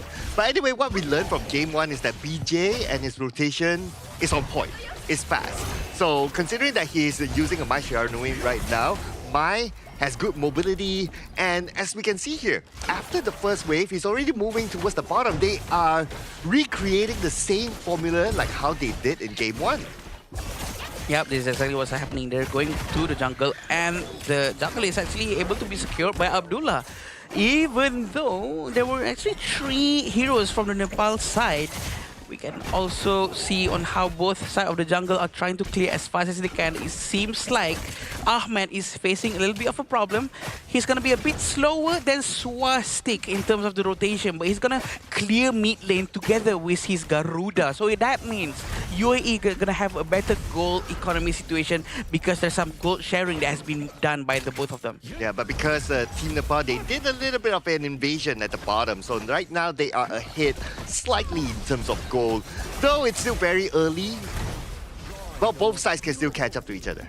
Seems like the Purify from Sushil has to be used just now to stop the Cannon Blast from being too effective. 800 gold in front for Nepal is not too big, not too small as well. So UAE, if they want to do anything, they have to do it now. As we all know, if they continue with this kind of momentum, this kind of gameplay, they might slowly bleed out of economy. Yeah, the jungle invasion has to happen, right? Especially like what Sagi said with the Levi. But they have yet to cross over to the other side. Right now, it's again the same formula. Team Nepal is the one that has been crossing over onto the jungle side of UAE, putting pressure onto there. And now they're making the rotation to the top. Why, Cloud? Why has UAE not crossed over there? Because... Why are they not doing it? Tell me, Cloud, tell me. Yeah, I think we'll need to leave that to the interview if we get the chance. Oh, okay. Don't later Mara will ask them later. Mara will ask, why do you guys not cross the river? That's not Oh, okay. Not a bit ago. I get the reference there though, just saying. Okay. I never got the answer though. Okay. But Abdullah is still in the mid lane. You're going to be trying to focus down on the minions. And we still have BJ very closely to very good cannon blast. If only there's a follow-up coming in from Ahmed and then he goes sing song, sing song, sing. That would be the best thing to do. He goes what? Sing song, sing song, sing. The ultimate of Ibai. Okay, Ibai's okay. ultimate. Oh, that's how the sound. The sound. Yes. Okay. If you want to know the in-game sound effects, it's actually my voice. Ooh. No, I'm just kidding. Oh wow. I mean, it sounds similar though. Sounds similar. I'll give you credit for it. Oh, thank you, thank you. Okay, but I can see a small attempt there by Abdullah to try to cross over, right? But the moment he got into the river, he was about to cross over, and then it was like, okay, maybe there's someone there, one cannon blast, and then he turns back. But to be fair to him, it's like nobody's there to back him up, so he cannot totally commit to go into the jungle. Yeah. 600 gold in front for Nepal. Not as big as the previous game. Definitely in the previous game, Nepal actually had a much bigger goal lead. But this time, they're playing quite conservatively, quite safely because look at how Abdulaziz, even he is not trying to go out too much. He is respecting the entire team of Nepal right now. But please don't be too respectful. He might lose a lot of chances and opportunity to get more economies advantage. Yeah, I think Abdulaziz will be the main playmaker for this round, right? Yeah. But here comes the Tyrant fight. Who will get it at the end of the day? It's going to be Ahmed securing the Tyrant. First Tyrant towards UAE. Decent start for them. That's the right way to use Levi. Honestly, that's probably why they took it. And they know that they might not be able to fully commit into trying to get any objectives. So, you know what? Why not we just use Levi and just use the first skill, dash, use might, and then come back. It works. It works and it's proven. And they're going to get an advantage from the Tyrant buff. And they can try to do something now. I'm just hoping that UAE would be able to group up and try to catch someone off guard, or at least try to move together between the mid lane and the roamer and the jungle. Rotate together top to bottom. Oh yeah, I mean, objective gameplay, right? At the end of the day, so if you're able to secure these objectives, then at the later stages of the game, you can snowball, you can scale from there. But now Team Nepal, they're making this big rotation at the bottom, committing 4 players, and for Team UAE, Rashid especially, he has no space to farm no more. His tower will be taken down. The Katosen is so painful. It hits, it connects to Rashid. Rashid has to back away just a little bit, but look at how Garuda are forced to use Wings of Judgment, trying to run away now. But he got the red buff. He stole red buff for his own team. He tried to help, but no. I mean, it's one thing to not let your opponent get the buff. It's another thing to not let your own teammate get the buff. True, that's true.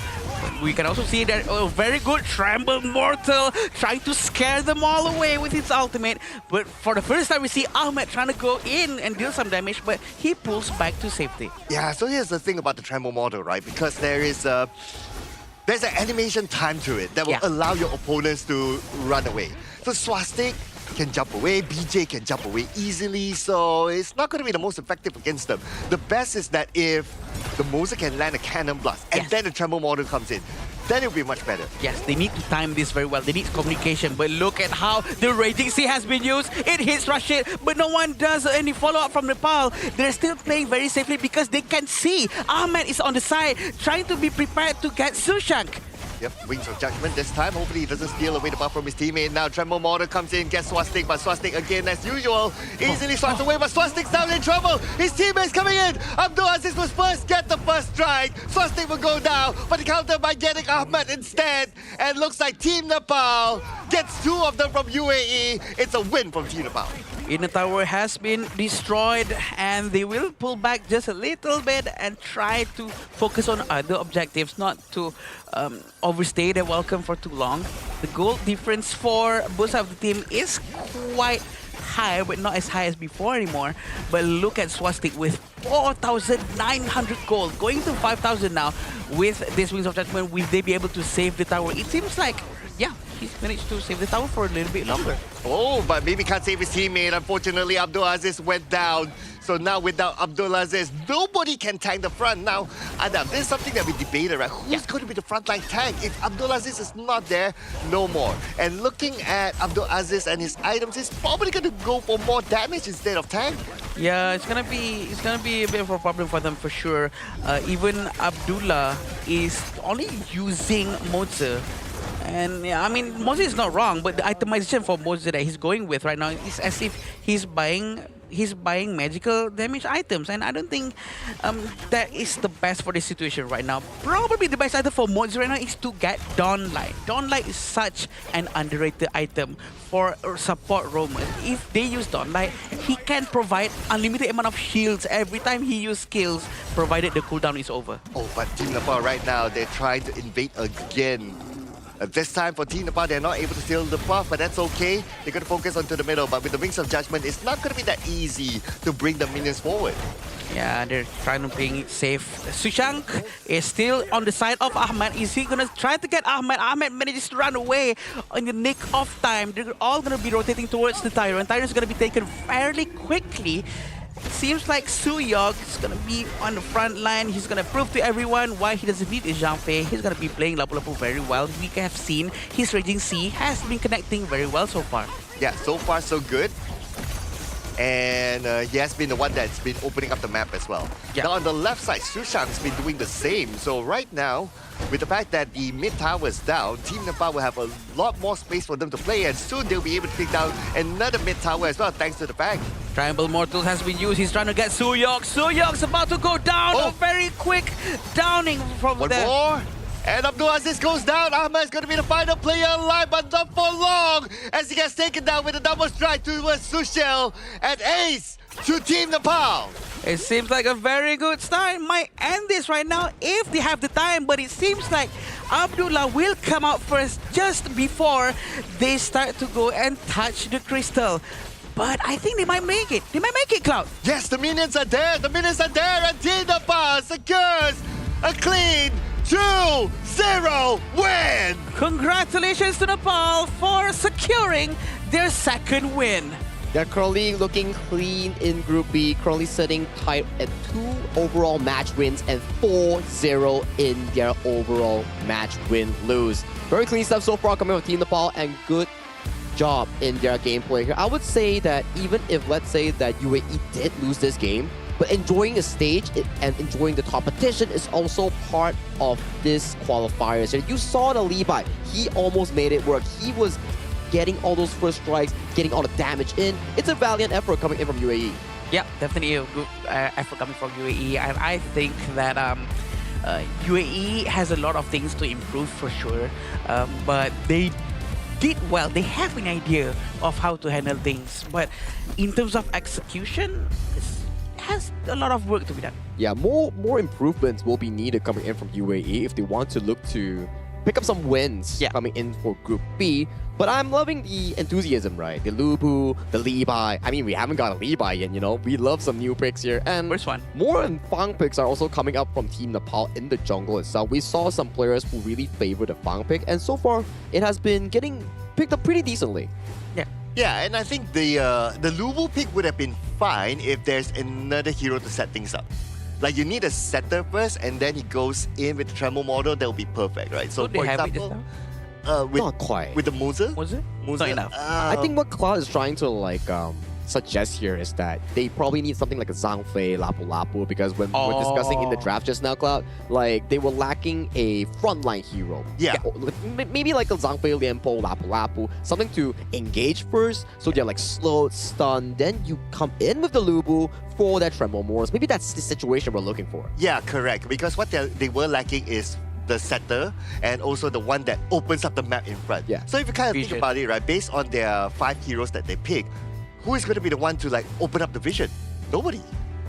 It's difficult, right? Like, the Mozi idea was splendid. I would say that Mozi is actually one of the most annoying roamer you can actually deal with in the laning phase, in the mid lane 3v3 scenario. But maybe if the jungler wasn't a Levi, I mean, we love the Levi pick. It was pretty interesting. But if, let's say, the jungler was something like an Ata, or something like a tank jungler Dun, Kaiser, maybe it could have provided UAE more chances in those teamfights in the river. Yeah, that would balance things out for sure. This is why in any draft, what I would personally do is that I would try to find, okay, do we have someone who is tanky enough? Do we have a burst damage? Do we have DPS? Do we have sort of a clash lane who can sustain in front with some sort of a lifesteal or some sort of a recovery mechanics? And do we have a support if we don't have a tank roam? So all of these things are very important things to actually balance out a good draft. Yeah, balance in all things. That is most important, right? Okay, so let's take a look at the items. So I would say that itemization is pretty standard. Okay, to a certain extent, Abdulaziz is kind of going for a tank or semi-tank build, but nobody's that full-on tank for UAE. That was kind of worried about. It's also in a conversation also. You have the Rashid on the Chano, you have Ahmed on the Levi, and also Abdulaziz on the Lubu. Resources are finite. You can't really share everything to the team when you have so much mid to late game heroes in your team. It will make like Nepal have like an easier team fight because Nepal's composition has no late game. It's full on early to mid game, riding on the strong compatibility coming in from Fang, Mai Shiranui, and also the Lapu Lapu coming in to make sure that they can always push forward and find those early game team fights. Yeah, actually they do need someone or a hero that doesn't really need an item to scale, right? Like someone who doesn't rely on it, maybe like a Frost, or maybe Garuda is more or less considered like that, but it seems like Garuda was also very much stuck at the mid lane, just now couldn't rotate, couldn't help the side lanes as well, so which translates into why Rashid was struggling down there and couldn't finish his itemization. He only has one Eternity Blade. Yeah, and you cannot compare the mobility between the Mai and the Garuda, right? Obviously, the Mai would be like, okay, once I clear my lane, I know I can rotate down for a bit, come back to my mid lane and not miss the wave. That's how fast the Mai can rotate. So this is what I see the advantage of BJ, right? And the way how he plays is that he knows his rotation time. It's the same like how he did with the Guardian Mo, and that's why he was all over the map. It's very smart, right? Like I would say, synergy between Suyok and BJ. Every time they finish up clearing the mid lane, they rotate really quickly towards the side lane to put impact, to put pressure against members like Abdulaziz, like Rashid. That's why even if they have a favorable matchup, with the addition of like the other laners, especially mid and roam, it usually doesn't favor you when you are having a man's disadvantage. Yeah, for sure. And these are the stats that we can see. Everyone actually contributes the same amount of damage and almost the same amount of damage taken also from Nepal. This shows that everyone contributes into this, right? They don't have that one hyper carry that carries the entire team. Everyone does their jobs. And also the same for UAE. They tried their very best to deal damage as well. But like what Cloud was saying, Abdulaziz was the one who is forced to take the damage first. Correct. If you see here, the most damage taken is Abdulaziz. So here's the thing, right? For Lubu to be successful in the game, he has to farm his items. Correct. And then he has to go to somewhat late game, right? For him to get the true damage out. But if he's forced to really tank it, and every time he tanks, he has to go back, he has to heal up, and then come back to the game and also farm, then when is he going to achieve the items that he needs to come out with the true damage, right? It's going to be continuously delayed, right? Because you're always missing out on certain team fights. You're forced to fight before your power spike, which puts you into a very uncomfortable position here, which is what Nepal successfully did. With so many strong early to mid-game picks, they were consistently forcing fights which are in favor of Nepal, but not in the advantage of UAE, which led to this gold grab. Only a 9-minute 41-second game before the Shadow objective spawn, but there's already a 7.5k gold lead slowly but steadily towards the endgame mark. Yeah, this is definitely a very nice and smooth graph for sure. Nepal focuses on all the objectives, but kudos to UAE for them actually managing to steal that one Tyrant. This is because of the Levi that actually dashed early on, and they sort of managed to do it. If only they actually commit into a proper team fight, like actually group up and actually try to do something, it would at least be nice for us to say, you know, like, oh, we actually saw one actual try from them. But most of the time when they went into a team fight, they were all over the place. One is on the left, one is on the right. They never did group up. Yeah, we hardly see that though. But we can check out the highlights again. Look at the difference between how UAE and Team Nepal plays. Right? Team Nepal, they will group up together, they will go to one lane, they will clear off that one lane, and then yeah, they pretty much do the same, like whether it's the farm lane side or the clash lane side, and then they focus onto the mid lane after winning both lanes. So they move in as a team, and this is what I like about Team Nepal's type of rotation style. Which is true, right? We did see that in most of these replays, when UAE were to initiate a fight, it comes out okay at the start, but the members are just not ready to follow up on those engages here, which allowed Nepal to find those easy pickups on those team fight wins, resulting in our MVP for this game and EP's very own Sushil on that DRNG with a 404 clean KDA. I believe he was 100% participating in every single team fight, every single takedown, and he had a comfortable stat for this game 2. His position is just so good, right? Because he was being taken care of very, very well. Also because he actually has a tank on his team, like proper tank that could just be in front for them to soak up damage, for him to have a breathing space and hit from very far away. This is what completely missing from UAE, and hopefully in their next match they could try to maybe draft something much closer to that one. Yeah, and if you kind of think about it, right, the composition of UAE, they don't really have an answer towards the DRNJ as well. Like, how are you going to go to the backline? Even if you do, like, DRNJ has its own anti-CC. So how are you going to lock down the DRNJ? So that's why it's a clean game for Sushil. The only idea I can really think of is the Garuda potentially outranging DRNJ, but there's so much like utility and tank coming in from the side of Nepal that actually provides so much room for Sushil on that DRNJ to actually march forward. So I don't really blame them for not being able to reach the backline of Nepal. But better yet, maybe they need to revisit back into their overall team fight style that you mentioned there just now. Yeah. Make sure they fight as 5, not 3v5, not 4v5, but make sure that when you initiate a fight, every single one is ready to follow up. Yeah, also the fact that they were a little bit all over the place and they weren't sure. I can see that they're sort of hesitating. Do I go in right now? Do I go out right now? But eventually they did manage to do the team fight very, very well at the end with the Lubu up top, but did not manage to commit completely because they were so left behind in terms of gold. And they were going up against a lot of dashers as well. Oh yeah. Yeah, the Mai, the Fang. Oh yeah. Yeah, the dashers. So the Lubu. To be fair, he didn't really have like, hey, I want to use the tremble model, but then again, they keep dashing around. Like, he has to really time it. He has to wait for them to use the dash first and then come in with the tremble model. Even that is a 50-50 because, well, you don't know what position they are by that time, right? Yeah. And you probably have to bank in the fact that, can they react? Can I react? Do I need to use Flash to follow up on the second tremble models to actually reach the backline? So it's a bit of a, I would say, inconsistent pick. You need more setups coming in from the Lubu, especially something like a Zhangfei, Lapu Lapu that we discussed just now, that could really engage the fight first, allow the teammates to come in later, especially Abdul Aziz on that Lubu here. Maybe you find like one beautiful Unbridled Outburst into the Lubu, then maybe that's the perfect scenario for Abdul Aziz just now. Yeah, for sure, and we would love to see more of that. But we do know that the gameplay that has been shown by them can be improved quite a lot. I am pretty confident that they can improve within this short period of time because Kazakhstan has showed the same thing just now. Yeah, Kazakhstan's growth was just so beautiful. I mean, Uzbekistan's growth was really nice just now. And Kazakhstan, they won yesterday. Those are amazing experiences and samples that we can refer to. But let's jump into a short interview with Mara and also Team Nepal.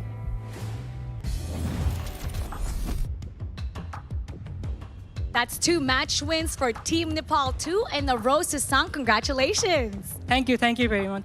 You know what we noticed is that you guys are by the book. You guys got the objectives, getting the gold, and eventually snowballing the game. And you were there in the right positions before the objectives even spawned. Is that the particular fundamentals that you guys were looking for coming into this game? Yeah, we have specific strategies that we execute, right? Every game you can see that we are doing something very specific.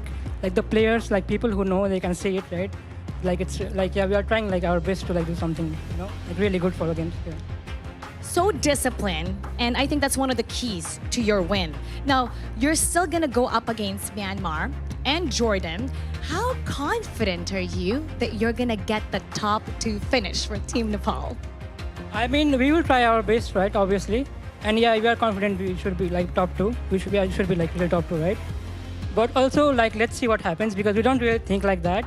We like to go game by game, plan by plan, and we don't really want to think about the long-term results, right? So that's how we like play the game. So let's pretend that you're gonna go to the players' room right now. What would you say to your teammates regarding today's matchup? Matchup? I mean, I'm really proud of my boys. Like they play really good. Also, my coach is like really good. So I can't say any words. They're like super good. So yeah, all loves to them. Yeah, all loves to them. all the love to the players and the coach, and you were so great as well. Now, Nepal is watching you right now. Let's send them a message. Thank you guys for supporting us. We'll keep trying our best, We'll try to break top 2 for you guys. And yeah, please keep supporting us. Thank you. Thank you very much. Once again, congratulations. Thank you very much, guys. Thank you. Let's break it down a little bit more. So let's head back to the casters. Lead the gorge. Everyone is proud of them as well, right? Because who is not proud of some good growth coming in from Team Nepal, where they're currently sitting really comfortably in Group B with a 2-0 overall score. They definitely deserved it because they beat their opponents and they are now currently one step closer to qualifying to the main event. Yeah, and it's nice to see that they also give tribute to not only the players, but also the coach as well. Yes. Yeah, so the coaching staff, a good job. The players acknowledge that on broadcast. That's good. We rarely see that, right? Usually we talk about players and players or all this stuff, and usually there's a lot of disconnection between players and coach.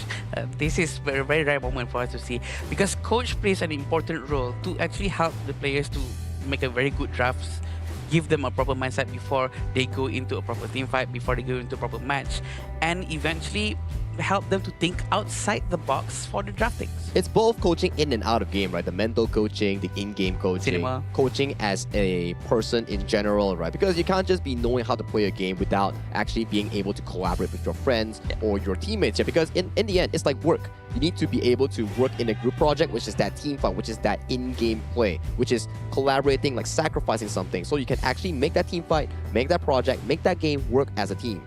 Yeah, I'm hearing all the yes. Oh, you're hearing it too, yeah. Yeah, you can see them just celebrating. Yeah, have a good time after this. So, well deserved. But you know what's coming up right after this? What? It is going to be Vietnam versus Kingdom of Saudi Arabia. Oh, that's going to be another hot matchup here. And Vietnam so far, they are the top dogs in the Group C. They have yet to suffer a loss, and the games that they have played, they've been steamrolling against their opponents here. So we are definitely excited to see what Vietnam has to bring in for this upcoming match. But let's not count on KSA. This is their official first debut match in this tournament. Yeah, I agree, and this is gonna be very nice for them to actually continue with their next matches.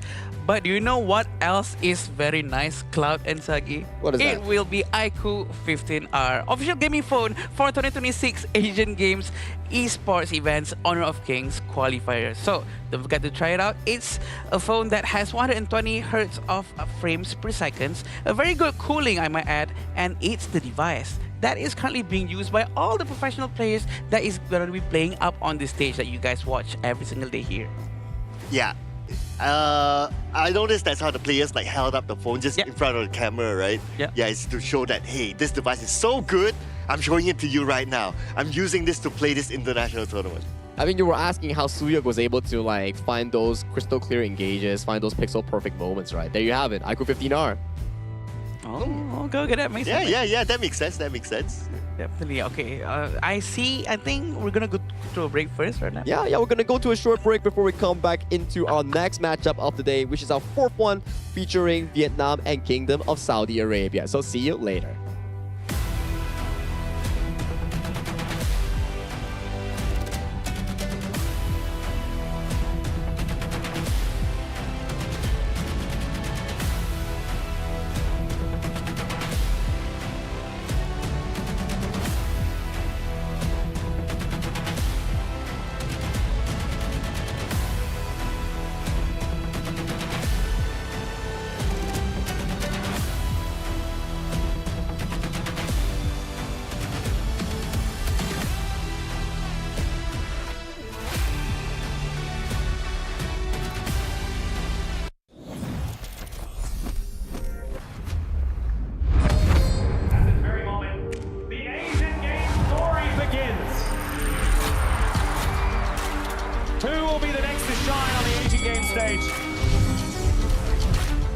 Contestants fight for the honor of their regions while we cheer them on from the stands.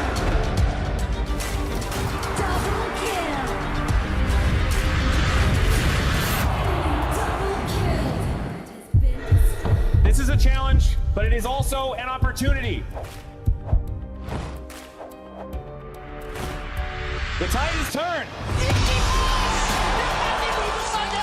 4-4, just mga nakuha dito kagad Sol. It is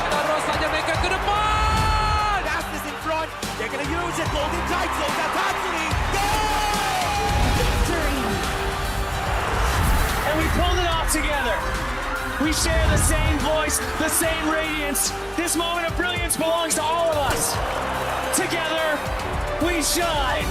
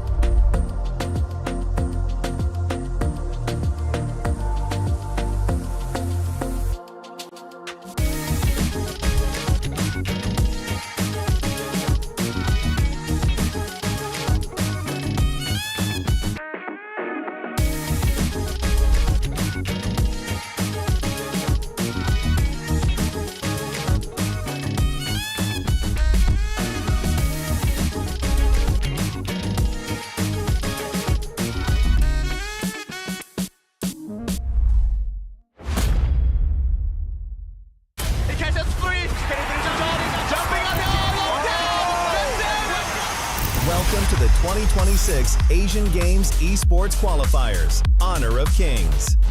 20 regions, one stage, and only the strongest 9 teams will earn the right to shine above the rest.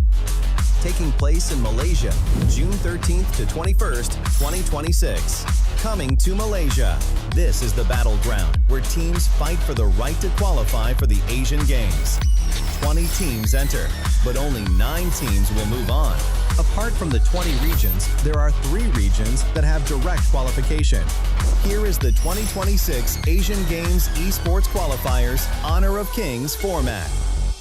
First, the 20 teams will split into 4 groups of 5. In each group, every team faces every other team once in a single round robin, with every match played in a best-of-3 format. That means every match matters. Every game matters. Every single point matters. The point system is simple. Win the match, earn 1 point. Lose the match, earn none. At the end of the group stage, teams are ranked by the total points they've collected. And from there, the road begins to shine. The top 2 teams from each group qualify directly to the Asian Games main event. That gives us 8 teams advancing straight out of groups. But for those not through yet, the light isn't out. The teams that finish 3rd in each group still have 1 more shot. They move into the last chance stage. There, they battle through one final BO3 single elimination bracket until 2 teams remain. The 2 teams will then face off in a BO3 match to claim the one final qualification slot. So in total, 9 teams will make it through, 8 from the group stage and 1 through the last chance stage. That is the rule. Now it is time to see who can rise through it. From across the world, regions gather here in Malaysia. 20 teams, and only 9 will qualify. The path is set. The stakes are clear. Together, we shine. Stay tuned, and we'll see you at the stage.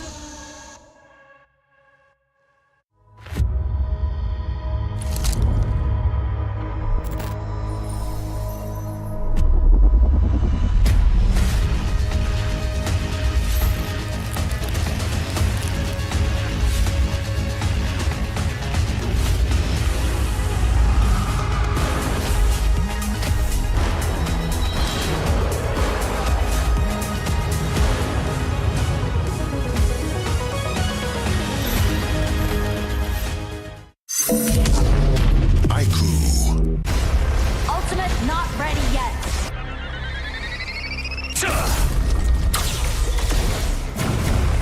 You have slain an enemy. My magic murmurs in ecstasy.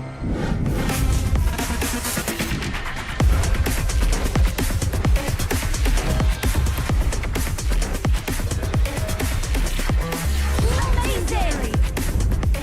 There is no escape for you. Killing spree. Double kill.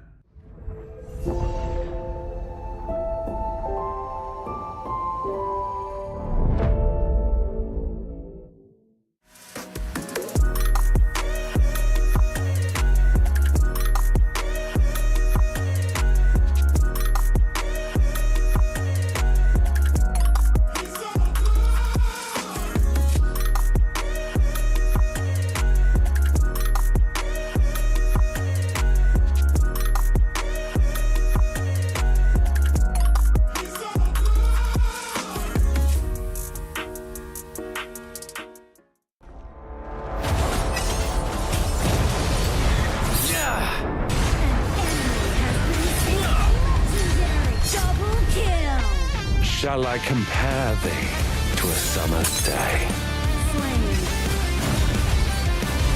Don't engage.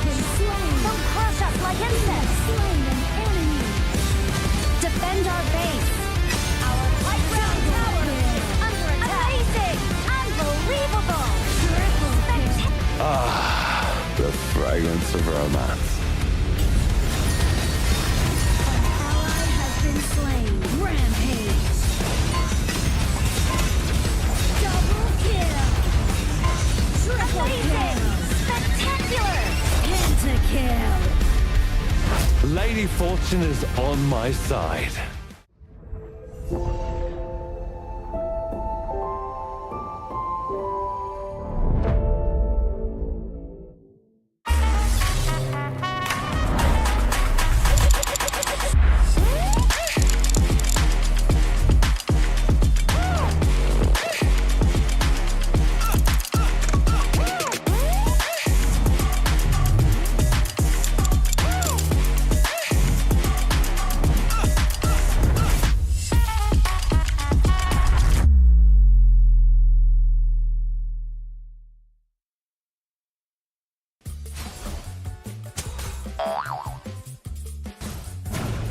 They tried.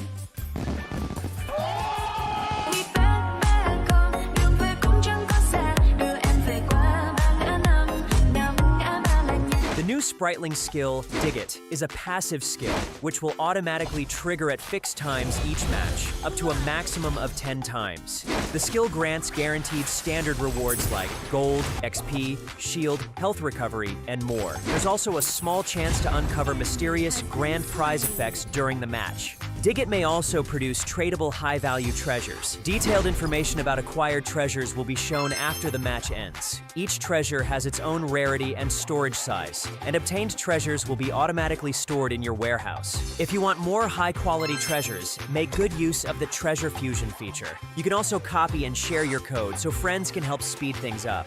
Treasures in your warehouse can be sold for event currency, which can be used to redeem skins, items, and other rewards on the event page.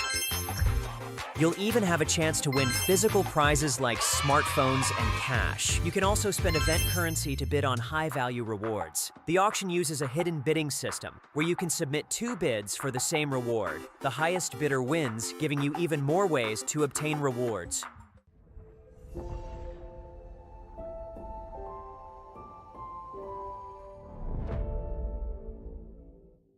Itu kontrak kita. Relax, bro. Phone aku! Jom kemana? Mountain View!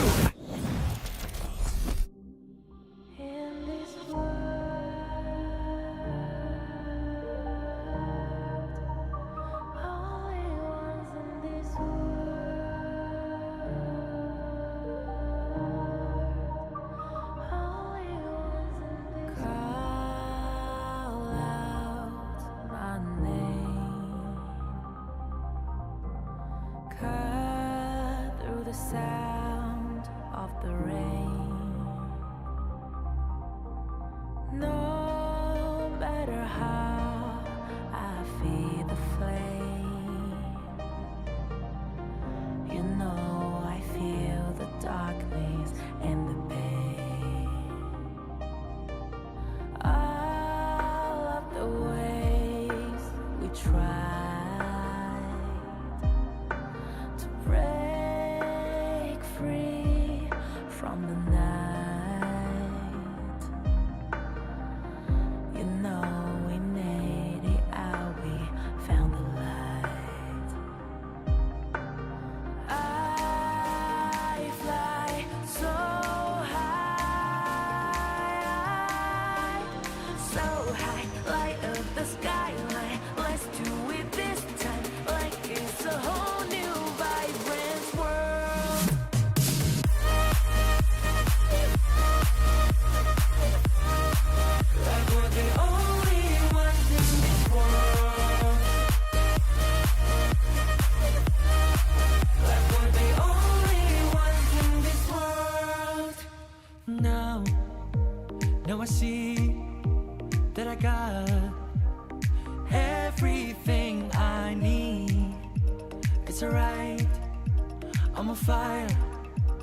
I'm alive 'cause now I fly so high, so high. Light up the skyline, let's do it this time, like it's a whole new colorful world.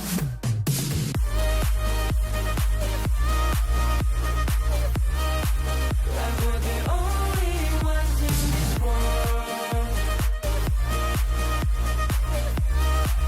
Like we're the only ones in this world.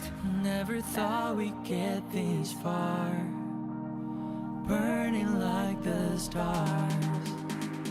How we get this far, like we're the only ones in this world.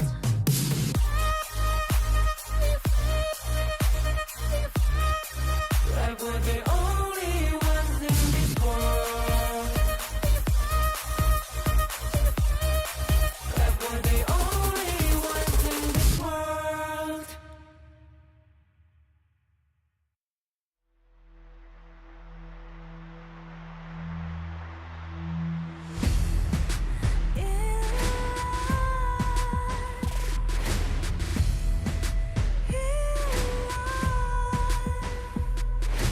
What's a life without its worth? Compromising with what hurts inside, inside. When you let fear decide your fate, you don't choose which path to take in life.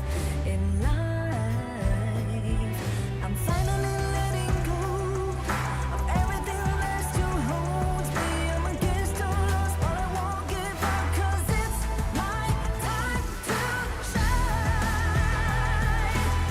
Standing in the spotlight, and no one let me down. Destiny is calling high. I'm not afraid to fight for everything I love. Victory's on my side.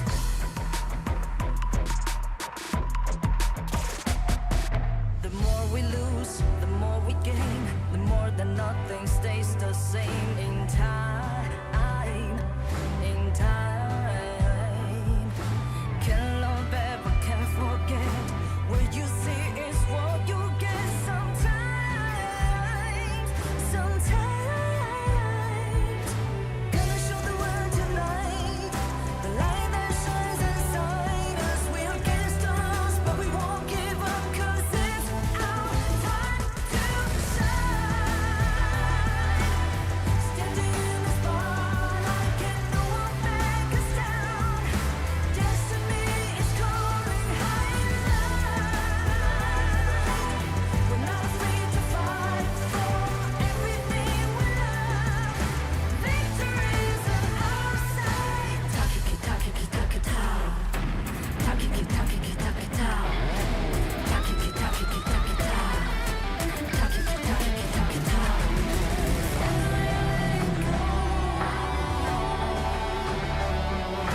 Everything that still holds us. 'Cause it's our time to shine. Standing in the spotlight, can no one back us down. Destiny is calling high in light. We're not afraid to fight for everything we love. Victory's on our side. It's our time to shine high in light.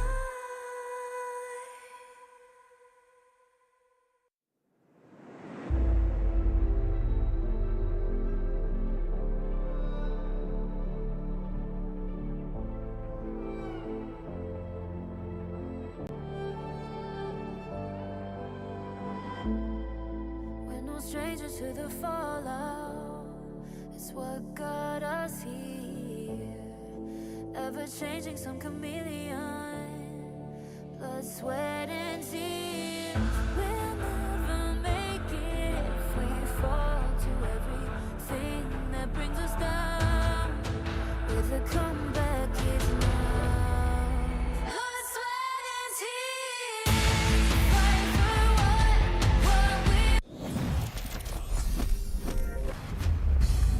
Hello and welcome back to the 2026 Asian Games Esports Qualifiers here in day 3 of this event. My name is Sagi, your desk host for today, and we have Holler once again back as our substitute on to the broadcast here. Welcome back to the English broadcast with Sir Cloud. Wait, I'm not Adam anymore? What happened? I just had an out-of-body experience. I'm just on the desk all of a sudden, and I don't know what happened to Adam. We teleported you here with a spell. Got it. Okay, I'm here. All right. Whew. Okay, but am I Holler or am I Adam? You're Holler. Okay. All right, cool. I know exactly where I am. Of course, it's going to be the Marriott Petaling Jaya. I'm actually excited to be back with Cloud here again. We did miss you yesterday, brother. Oh, yes. I heard all the commentary. Oh. But then again, I'm always here in spirit every time you see a Zhangfei. Wait, that's gonna be kind of scary on night though. Okay, I don't remember exactly what we said, so I'm like, I don't know if they're all good things or bad things, so we'll just continue and move on and pretend like, it was all nothing but good things here. Yeah, nothing but good things here. But, talking about good things here, we definitely have to remind you of the 17th June update here coming in for Honor of Kings. If you're looking for big updates, patch updates, anything that regarding to hero mechanics, new heroes, new system, new UI, check out the Grand Venture update. Will be coming soon in, I think today is 15, 2 more days, 17. I'm excited, right? Just a couple more days away before we get that giant update. Obviously, it will affect my rank games more than anything else, but I am excited about this one. Oh yeah, absolutely right. New heroes, especially can't wait to try them out. And I wonder if any of those new heroes can be converted into a support sort of role. I don't know yet. Well, there is Annette, and Annette seems to be a pretty good roamer that we can venture into with things like a Zhuangzi cleansing effect, but you can check out more on the video teaser here. Our main focus right now, Saudi Arabia, Kingdom of Saudi Arabia's first appearance in the Asian Games qualifiers, alongside with Vietnam. Still one of the top seeded teams, Vietnam. They are still looking very, very strong. I am not sure what we can expect from this series here, but I can guarantee you it's going to be a banger. I mean, I think that in terms of what we saw from Vietnam, this is a team that's ready, right? This is a team that's kind of hitting all cylinders, and I would say almost this, one of the favorites in that group, right?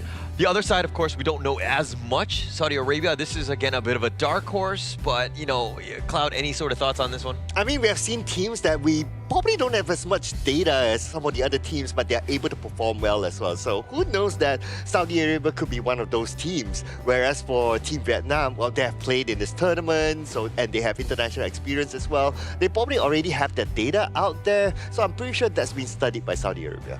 I think hero pool also plays a large part, right? Considering the fact that we are playing the Asian Games version, 85 heroes for both teams to use. So whoever gets to master the specific meta heroes or strong picks first has the high ground advantage coming in towards this specific series. Yeah, I think that the biggest learning is that Lingvan, you want to take away his Yuan. If anyone has done any sort of research, that is the guy you want to target. He was back-to-back MVP, and he was just making such a big impact in that previous series in day 1. But let's introduce both teams coming in from Vietnam and also Kingdom of Saudi Arabia to the stage for this epic battle.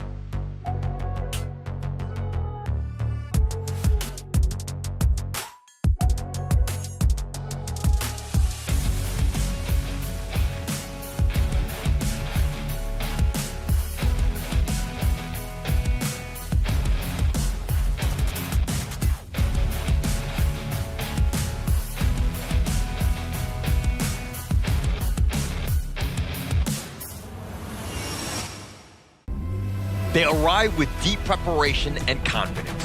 One of the true powerhouses of the scene steps into the arena, built on discipline, speed, and precision in every fight. Please welcome Vietnam!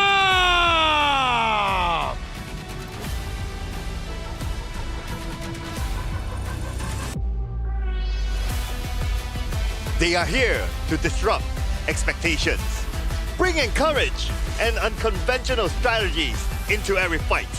Ready to step into the spotlight. Please welcome Saudi Arabia!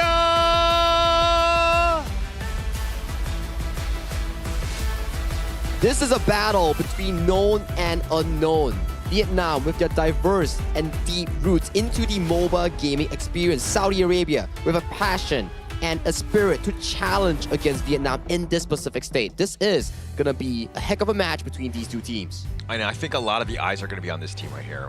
The Vietnam squad, there's a lot of expectation in terms of what they're going to be bringing, what they're going to be looking to draft, and it, of course, going to be made up of Hayduk, Bao Hang, Linh Van, Huay Thon, and of course Nam Phuong here in that Rome. But this is a squad that has kind of found their groove, but it really sets off by Linh Van's play in that mid. Totally agreed, right? We've seen from time to time that Linh Van, when he gets his hands on the carry mages here, he always manages to step up and harness all the resources to become that late game carry that we're looking for. And only playing 2 games, so not a lot of data has been displayed here coming in from Team Vietnam in actually being able to deep dive and dissect their pick and bans.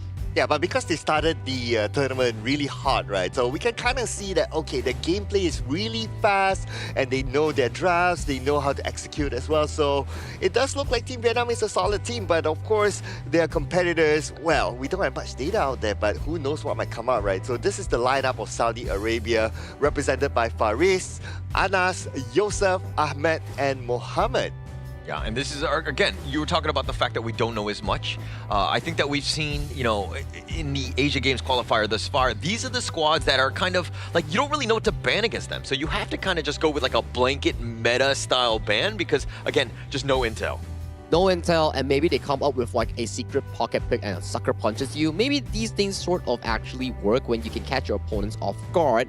But for these things to happen, we will definitely have to see what kind of hero picks will be suggested coming in from Kingdom of Saudi Arabia players, because it's going to be pretty interesting to see some off-meta or unconventional picks. Yeah, if there's anything that I've seen, even from the Saudi Arabia players, when they were outside in the waiting lobby, just kind of getting prepared for this, is that they're very loose. They're very comfortable. They're not like rigid and like super stressed out. It seems like, hey, this is just another day in the office for these guys, and they get to play Honor of Kings. Ooh, and based on the side selection, Kingdom of Saudi Arabia, they themselves choose to be on the red side, means they will be having the second pick. So it looks like the idea here is that I want to see what you guys go for first. What sort of tone are you going to go for? And then I'll try to adapt to that situation. Now let's put our focus on towards the decision on this red side pick, right? So if you're giving up red side, you're potentially giving up picks like the Ukyo Tachibana, Yuhuan, or even your favorite Zhangfei Lapu Lapu, these picks that has been going on really, really well in this tournament, or even the Guan Yu pick that has found a lot of success, especially from Team Indonesia's Iqbal.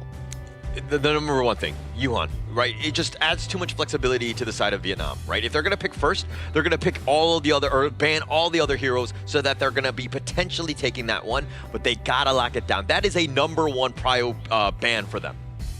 Yeah, I wouldn't be surprised if they ban that one out. I would be surprised if they don't ban that one out, or at least pick it for themselves. But with the fact that they are having the second phase pick, right? So the ban is probably a must. You have to ban.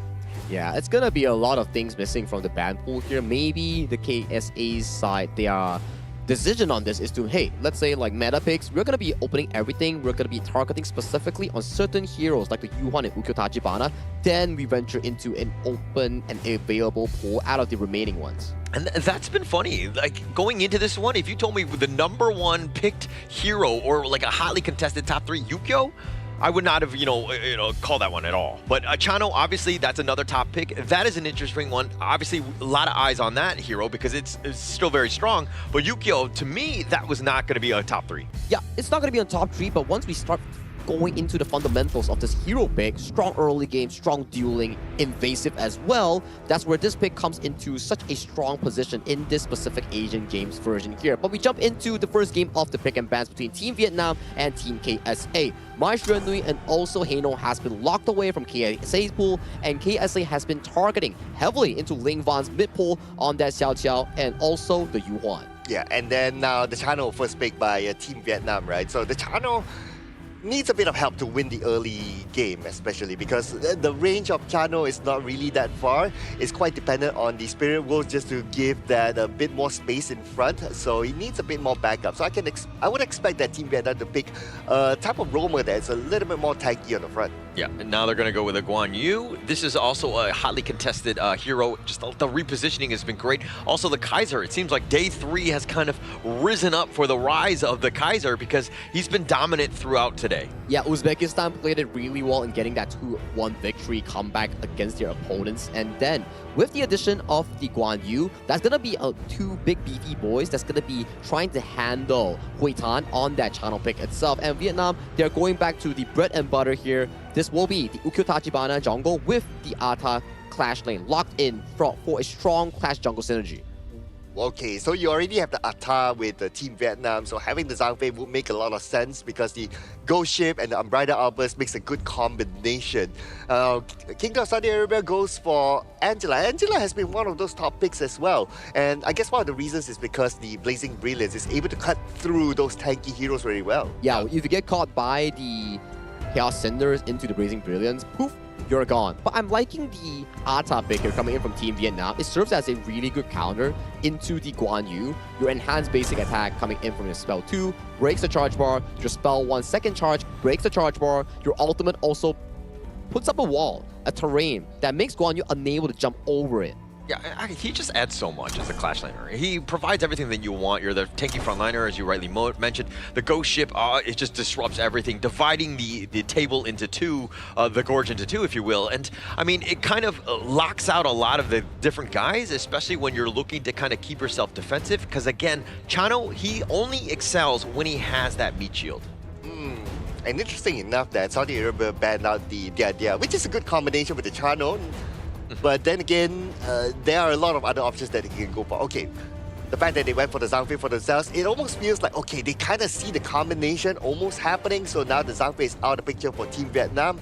They can still go for the Lapu Lapu. In fact, if they go for a double tag lineup, together with the Ata and also whichever, maybe a Lapu Lapu, it will still work out well for Team Vietnam. It feels comfortable, right? Knowing for a fact that you have a bodyguard like the Lapu Lapu and the Ata here, which may be a primary choice, or such as the Lien Po coming in for Vietnam's Nam Feng. I'm still interested to see what kind of mid laners are still up and available, potentially the God and Mo, and also the Mo Zi here. This is a really, really scary 1-2 combo here, because Angela, when she ults, she is idle. She can't move unless she cancels the ultimate here. So the moment she ults, she's going to be looking at a lot of arrows, a lot of copper blades landing on towards her face. And the worst part about this is that Ling Van is going to be piloting that Gan and Mo. Scary. Right? He's incredibly scary. He's definitely deadly. And especially with Gan and Mo, with that burst potential. The Angela, #1 target. You take that guy out. Now you're kind of mitigating a lot of the damage from Saudi Arabia. And now they're going to pick up the Aaron. Those are the main 2. But, you know, I'm very worried if the Angela gets bursted early. Yeah, and I like having the Monza in this draft at this time as compared to the Monza before this. It's because that you have the Ghost Ship, right? You can lock in people and you can force them towards a wall, and then the Cannon Blast comes in, or the Cannon Blast comes in first and then you up the wall. It depends on what kind of situation they're in. So there's a lot of good options here besides the projectile option, like what you mentioned, Zaki. Yeah, it's more of a proper compatibility that you actually mentioned just now. It's like Gan and Mo Mozi, that's an immediate burst. And then you have the front line coming in from the Ata on the hands of Huida. That actually is the missing piece that you're looking for, the front line to actually aggressively push out Vision here. But this is Vietnam going up against KSA in the first game for the debut, coming in from Kingdom of Saudi Arabia. And why I went O is because the Ata went for a smite. So you have a Clash Lane smite as well. So you have a double smite on the side of Team Vietnam. Yeah, so just kind of doubling up on this one. I mean, when it comes to those big neutrals, it's going to be a bit of a fight there, right? And I think that having 2 just kind of will help you out. I mean, that's kind of like the, I guess, the ideal place. But that's taking away from, you know, his other common skill. Like, I mean, maybe he wanted to flash. Maybe he wanted to do that, have other ways to kind of, you know, dictate some of this team fight. But again, I think Vietnam, this is a smart play by them. Yeah, and I like how Saudi Arabia is making their rotation, right? After they cleared off the first wave, they went towards the Clash lane to support, to try to shoot off Huiduk, and that went really well. So they're showing that, okay, about timing, about rotation, they're there.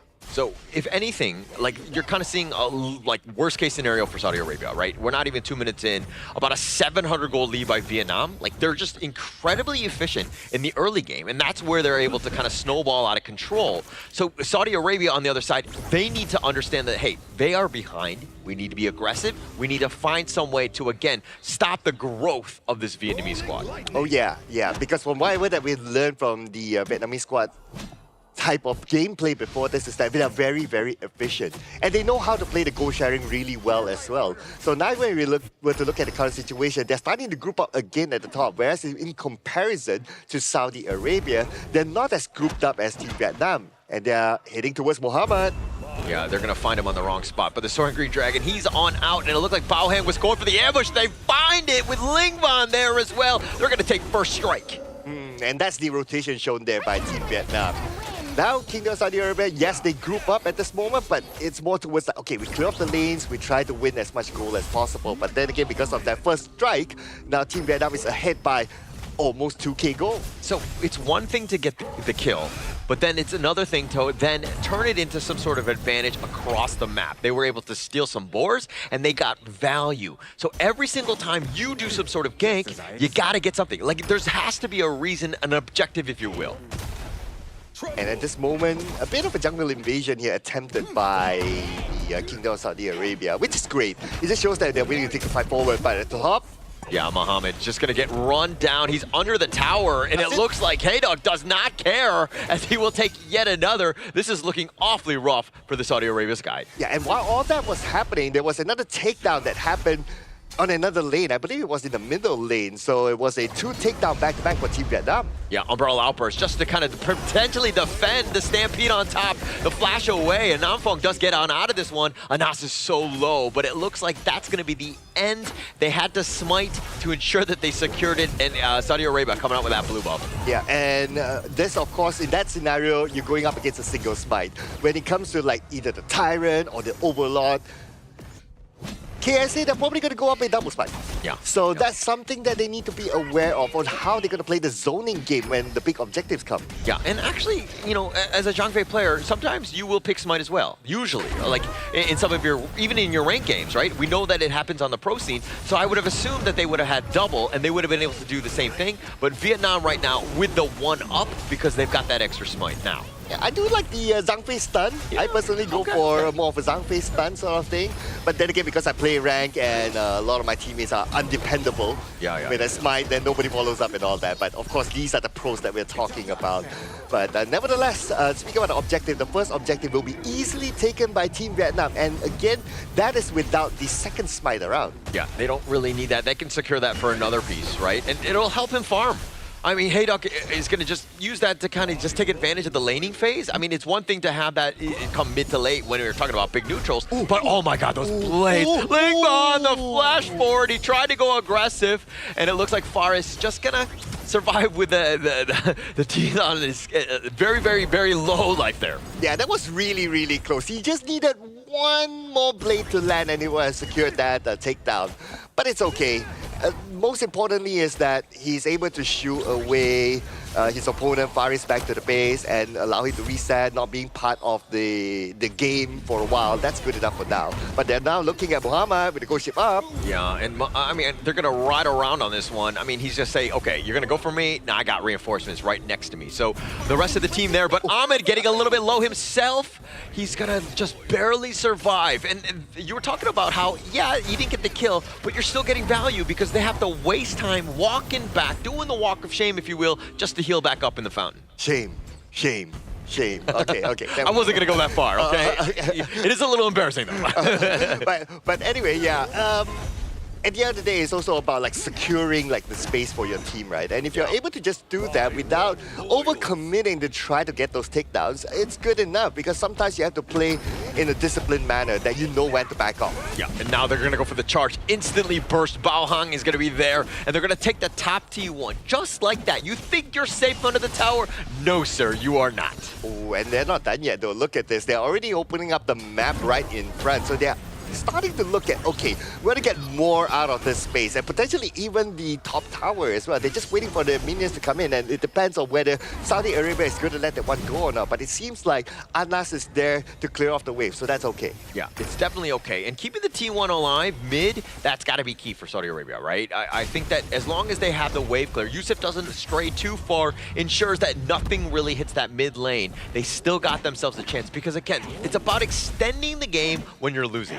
Okay, and they even scored the next objective by taking down the Overlord. So right now, Team Vietnam, they are not only ahead by 5,000 gold difference, by the way, they already secured 2 objectives, but this Cannon Blast is beautifully done, followed in with the couple blade and hot straight given towards Bawang. Yeah, I mean, you're just stacking the stuns, right? It just makes it so difficult for Muhammad to get away. I mean, you think that he's got mobility, but when they're able to cannon blast you, they're able to, you know, get those blades on top, they just have so many different ways to just make things difficult for you where you're not able to play your game. Yeah, 5-0 right now, and Saudi Arabia, they're losing space. And at this moment, they hardly have any space to farm, especially with the tower down. I don't know about this, man. They still need the items in. Yeah, it doesn't look like they've got it. And I mean, this is a situation where if you're kind of thinking exactly like, how can they be better? Like, like again, the way that the Vietnam squad are just taking over the map, pushing things so that they're constantly in front of them and not able to get away, this is best case scenario for Vietnam. Yeah, and looking at Team Vietnam right now, they are not only focusing at the top, but look at the bottom. It's being pushed in by Bawang. So they're pushing 2 lanes at the same time. At the top, they're going to take down the tower, and now they have access into the base. Yeah, this is a huge, dire straits for them. I mean, it's not even 8 minutes in, taking the top T3 and taking the bottom one as well. Just taking everything at this point. Saudi Arabia just reeling at this stage. They have no space to play. Now, at this stage, if they can't come out to farm, it's going to be really difficult. I would say, at this moment, Saudi Arabia, they're probably banking on like, okay, if Team Vietnam makes a mistake, then we'll try to counter. But if not, it's going to be really hard. Oh, I don't know if you heard my whimper, but I just saw Yusuf and he just barely flashed away. Muhammad is not going to be as lucky as he goes down yet again. 4 members, somehow Saudi Arabia need to hold against this onslaught of a Vietnamese squad here. Okay, now the final tower is down. They have absolute access into the base. The crystal is wide open. Yeah, I mean, it is open, but the blades are doing some work. Yusuf is back into the fountain. The ghost ship just locking it down, says, where are you going? They're going to take game 1 in a hurry. And there you go, just like that, Team Vietnam, clean win against Kingdom of Saudi Arabia. Such a clean game coming in from Team Vietnam, especially when you check out how the jungle player coming in from the side of Vietnam, Hui Duck, plays the Ukatachibana. Very crystal clean, very demanding on the mechanics here. And then you have the strong winning side coming in from the Ata versus the Guan Yu counter. I gotta say, they really played that super duper well, especially in trying to penalize the side of Mohammed and trying to play that Guan Yu pick. The biggest thing is just how clean they were, right? That's as impressive as it gets. I mean, in terms of execution, and you were like, hey, winning a game, even in your ranked games, under 10 minutes, isn't that easy, right? But if you're seeing them going up against a pro team that is like the Saudi Arabia squad, this is a feat in and of itself. Yeah, and I'm not sure if Saudi Arabia got any takedowns during this game as well. So it was a big dominant game by Team Vietnam.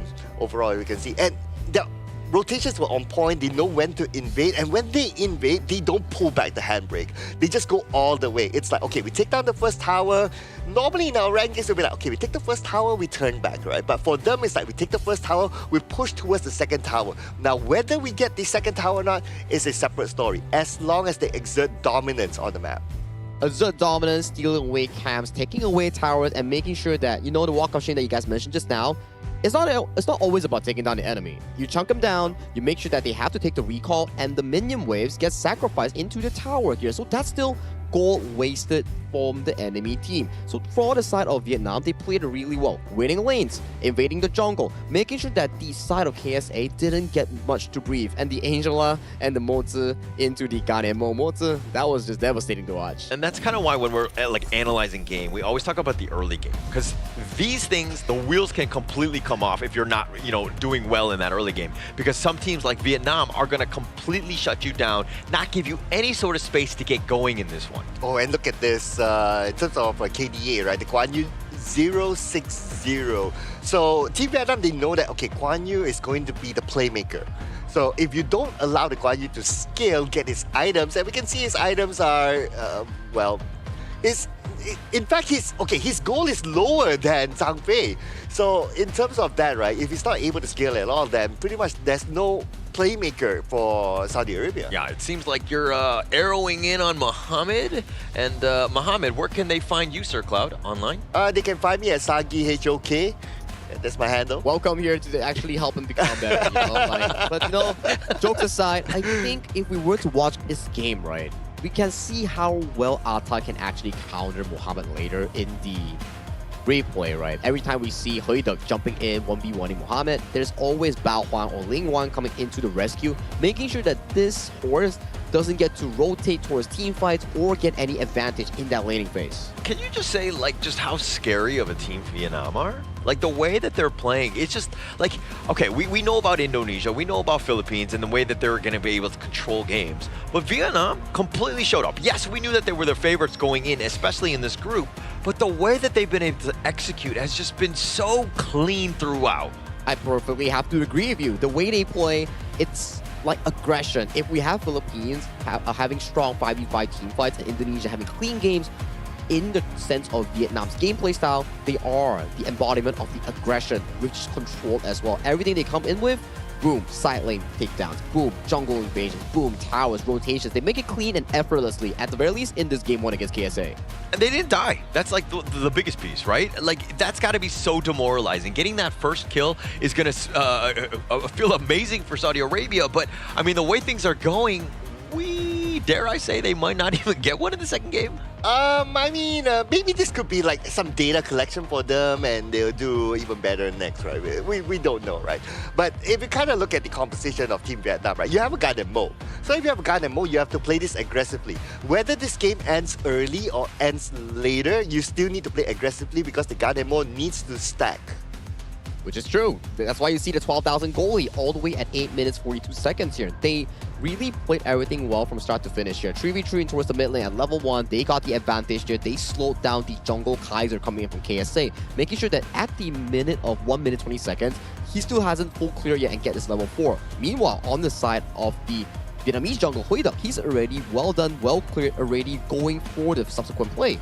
Okay, so you're the coach of Saudi Arabia. You have the Men in Black red pen. You've kind of erased game 1, okay? What are you telling the team to bounce back in game 2? But you can't erase everything, right? No, I'm erasing. You gotta remember, like, okay, this is the play style. We've moved on. I think that for the mental state of this game, it's because it's demoralizing, right? So I think that, what would you tell them, Sir Cloud? Well, I would say that you gotta play fire, right, at this moment. Like, you cannot let them just come blazing into your house. You gotta blaze their house instead. So have a draft that is more aggressive, have a draft that's more invasive, and go in. Because at this moment, if we look at Saudi Arabia's draft, it's not that early invasion type of draft. I don't want to get you in trouble, but have you actually done the blazing of other people's houses? I don't know. Let's talk about the highlights here. Okay. I don't think that's legal, but okay. Back towards the highlights here. In this exact moment, we can see that the punish coming in from Team Vietnam on the side of Mohammed on the Guan Yu is really consistent. They gave him no room to actually play, and they graced this game really easily with an 11-0 game. And there you have it. Your MVP played up coming in on that Ata, sealing the deal with a 4-0-2 gameplay. Yeah, and actually this is the first time that Lingvan has not been the MVP, so hey Duck, more props to him, and he does it from the Clash lane. 4-0-2, of course, quite a lot, but the 41% damage taken, the guy was an absolute tank up front. Wow, yeah, and he did not get taken down even once after receiving that amount of damage, so that was really, really impressive. And he played really well against the Guan Yu as well. And to credit, it's not only him playing well against the Guan Yu, he has his teammates to rotate towards him, and that's how they got the good amount of takedowns at the early stages against the Guan Yu. Yeah, which is true. I like the fact that they capitalize on specific laning matchups, and then through winning these matchups, the smite that you saw him take in the game, it started being counter in specific small camps. Then it moved from small camps into big buffs, which caused the enemy jungle from KSA to lose more and more and more gold as the game progresses, leading to a point where team fighting is no longer an option because you are just too far behind in goal. Yeah, so it's a little bit of a strategy in that sense, right? You're talking about the laning phase. It's just like, hey, let's just accelerate that, right? Well, let's just take advantage of that. It might not be great mid to late game when you might need a flash in some of the team fights, but when you're so far ahead, it really doesn't matter. So I do agree with your point in that sense, where that's kind of the thought process. But is that a flex? Is that disrespectful? Like, are you burning other people's houses because of the double smite? Like, what? Walk me through this. Oh man, I mean, okay, so the double smite at the Clash lane is not something that we're used to seeing, right? And the reason why is because, like, the Clash lane is not expected to make that many rotations, especially at the early stages. You're expected to try to win your lane, but like what Sagi says, right? The smite held by the Clash lane is not necessarily to gain those big objectives. It's to win those small objectives by the side. Just like how we are having our objective of being here at this amazing venue today. Yeah, this amazing venue, of course, if you are interested, it is the Petaling Jaya Marriott Hotel, the official venue and hotel partner for the 2026 Asian Games Esports Qualifiers for Honor of Kings. Thank you so much, Marriott Petaling Jaya, for sponsoring us the event, because this time I'm definitely having good sleeps, and I believe the players are as well. Yeah, definitely. And I think that they all look very well rested. And I mean, going into this one where, again, you're playing like a game a day, right? So you can completely focus on this one. So Saudi Arabia right now, they saw the games from Vietnam. They knew exactly what they were going to play. There was going to be high execution, high strategy, all of the positive things. Now is Saudi Arabia, okay, you faced that wrath in game one. How are you coming back in this one? For me personally, I think as of this point, you already know that there's like a very big strength discrepancy. Game 2, your goal is to focus on the game, enjoy the stage, and just do as well as you can. Okay. So, I mean, kind of sounds like thoughts and prayers in a way. Like what? Okay, give me something a little bit more specific, okay? You're putting Sagi on the spot like that. I mean, you don't get a lot of chances when you are competing to play on an offline venue. So if I was the coach coming in from KSA, and I know that there's this unbridgeable or currently unbridgeable gap between two teams, the best way you can actually comfort the players is not to worry. Just play whatever you want, just play whatever you can, and just enjoy the moment. Okay. So kind of stick to your guns of best heroes. Let's not worry so much about the compositions of things. Let's just play what we're most comfortable with, would you say? Okay. So I'm totally on board with that.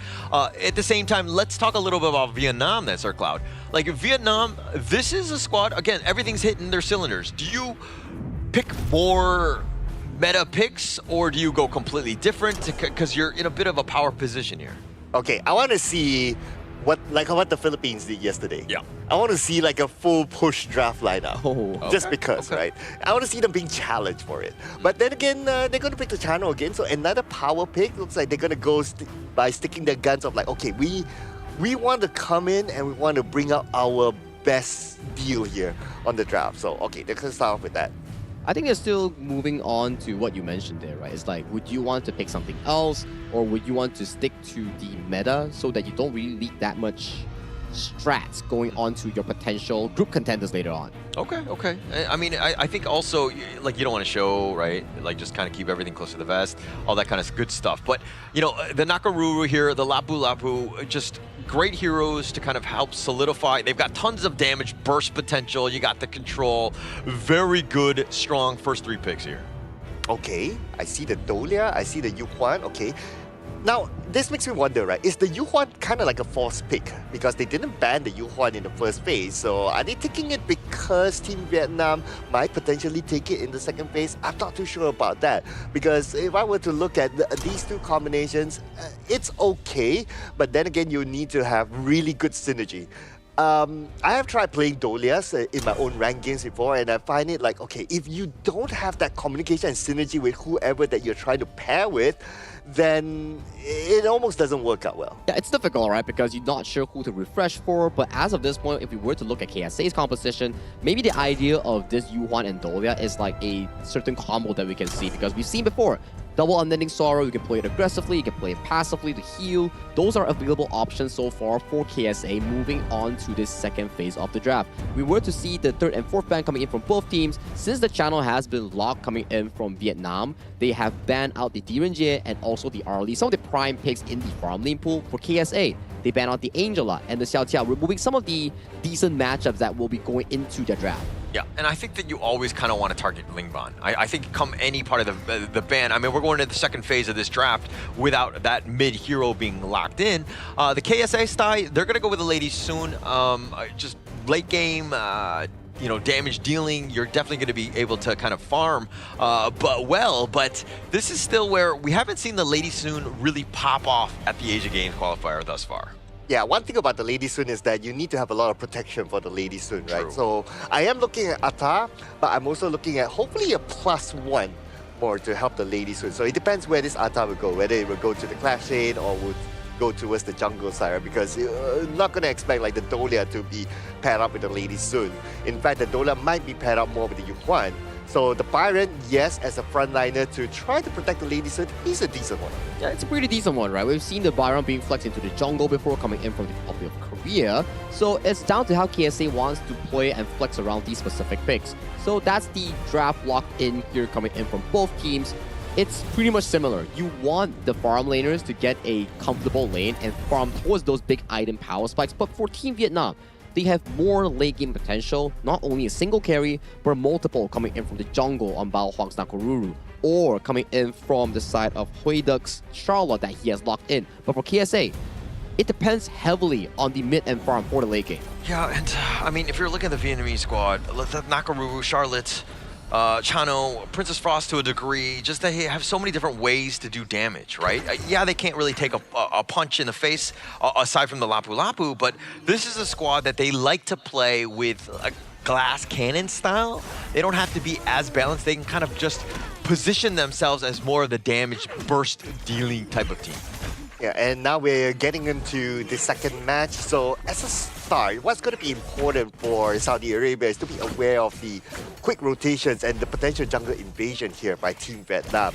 And I like the fact that they are doing it themselves. Like, okay, after the first wave, they rotate down, they try to steal the jungle here, and so far so good for them. This is what I want to see from Saudi Arabia. Yeah, and just like that, Vietnam realizing that, hey, you're going to invade mine? Okay, let's invade yours. Let's be a little aggressive. It's all the little things, right? And that's kind of where Vietnam kind of got out of hand, is because they did a lot of these little steals. Those things built up, and it really just kind of compounded into a game in their favor. Yeah, and so far so good by Saudi Arabia. They are keeping abreast, though they are slightly lagging behind in terms of a goal difference, but that's okay, right? Now, what they're trying to attempt here is to try to push back Hui Tan, and backup came just in time by Nam Quang. But I can see their idea there. So as long as they try to keep consistent, I'm sure they'll be able to do something good. Yeah, and this Firehawk is a little bit of a skirmish. The Sorg Signal might have gotten that one, but Namfong is still there. And you're going to leave Ahmed alone, right? I think that he should, I mean, unless he's completely out of position, he should be fine. And now the Winter is here, is doing a serious work. Anas is going to go down. First strike is going to be given. The Unending Sorrow under the tower. Hayduk might have gone a little too deep, and he will be killed in return. Yeah, I guess he kind of forgot the Unending Sorrow there, but I think Yusuf just got his level for the moment they dived into the tower, so it was a little bit there. Yeah, but Yusuf, he's taking a decent amount as well. He needs to be careful. Yes, he has that pull to kind of, you know, sustain a bit, but he's probably not in a great spot. And again, we talked many times about just doing the damage. You don't need the kills, but now he's uncomfortable. Probably won't be leaving the lane too far out. Okay, but Faris, he could be sandwiched here. You gotta be careful. Yeah, he finds him. And now Faris, he gets dove under. They just have too much burst. Bao Hang knocking him down. Ooh, that rotation. I mean, he would have expected that Hui Tan to still be down there, right? So if he just moved down the river down, then Hui Tan can like block him from the other side. My thought is that he could have just retreated back onto his own jungle, but then again, it was probably a split-second decision. Yeah, so if you're giving GPS directions, you need to be a little bit more direct. I don't think that he had the full connection. He didn't understand. Maybe it's a little shaky in that sense. Sometimes GPS is not perfect, let's be honest. But the winner is here, is going to be on top. They find Anas in a bad spot as they push him away. The power gradation even slowing him down. He says, where are you going? Namfang doing a little bit of work. They've got him frozen in. Yusuf, they dive in. They got that under the tower, and I think the tower will quell them from continuing on. Okay, this is Team Vietnam doing what Team Vietnam does best. Go and jungle invade. They're doing it right now with the buff at the bottom, and now it's KSA's time to respond. Yeah, I don't think that they're going to take that as Zur Golem, so I guess there's that. Yusuf, though, taking that away. So, I mean, even when you're contesting, like everybody's trying to secure it, right? From the side of KSA. And, you know, sometimes it doesn't go to the jungler that you want. It kind of sucks for Anas in that sense because, again, that blue buff helps him continue to farm. All right, this is going to be the big one, right? The Tyrant and or the Overlord. So the Tyrant is going to be up. Most likely both sides are going to contest it. I mean, KSA, they can still contest it. The goal difference is not that far, but they're not grouped up together yet. In fact, it's going to be Team Vietnam ready for it. And Saudi Arabia, they are saying like, you know what, we're probably not going to be able to contest it. Let's just let that one go. But Ahmed has to be careful. Yeah, so when you're talking about good teams, this is what they do. They work around the timer. There's, he misses the charge. That was embarrassing. Namfong, I've done that, so I've been there, but yeah, shame on you. It's okay. We can do the Men in Black thing. Okay, now they've got the ghost ship. They've got him locked in. Hey, Duck, I get stuck on this one, and then no real way of escaping from that.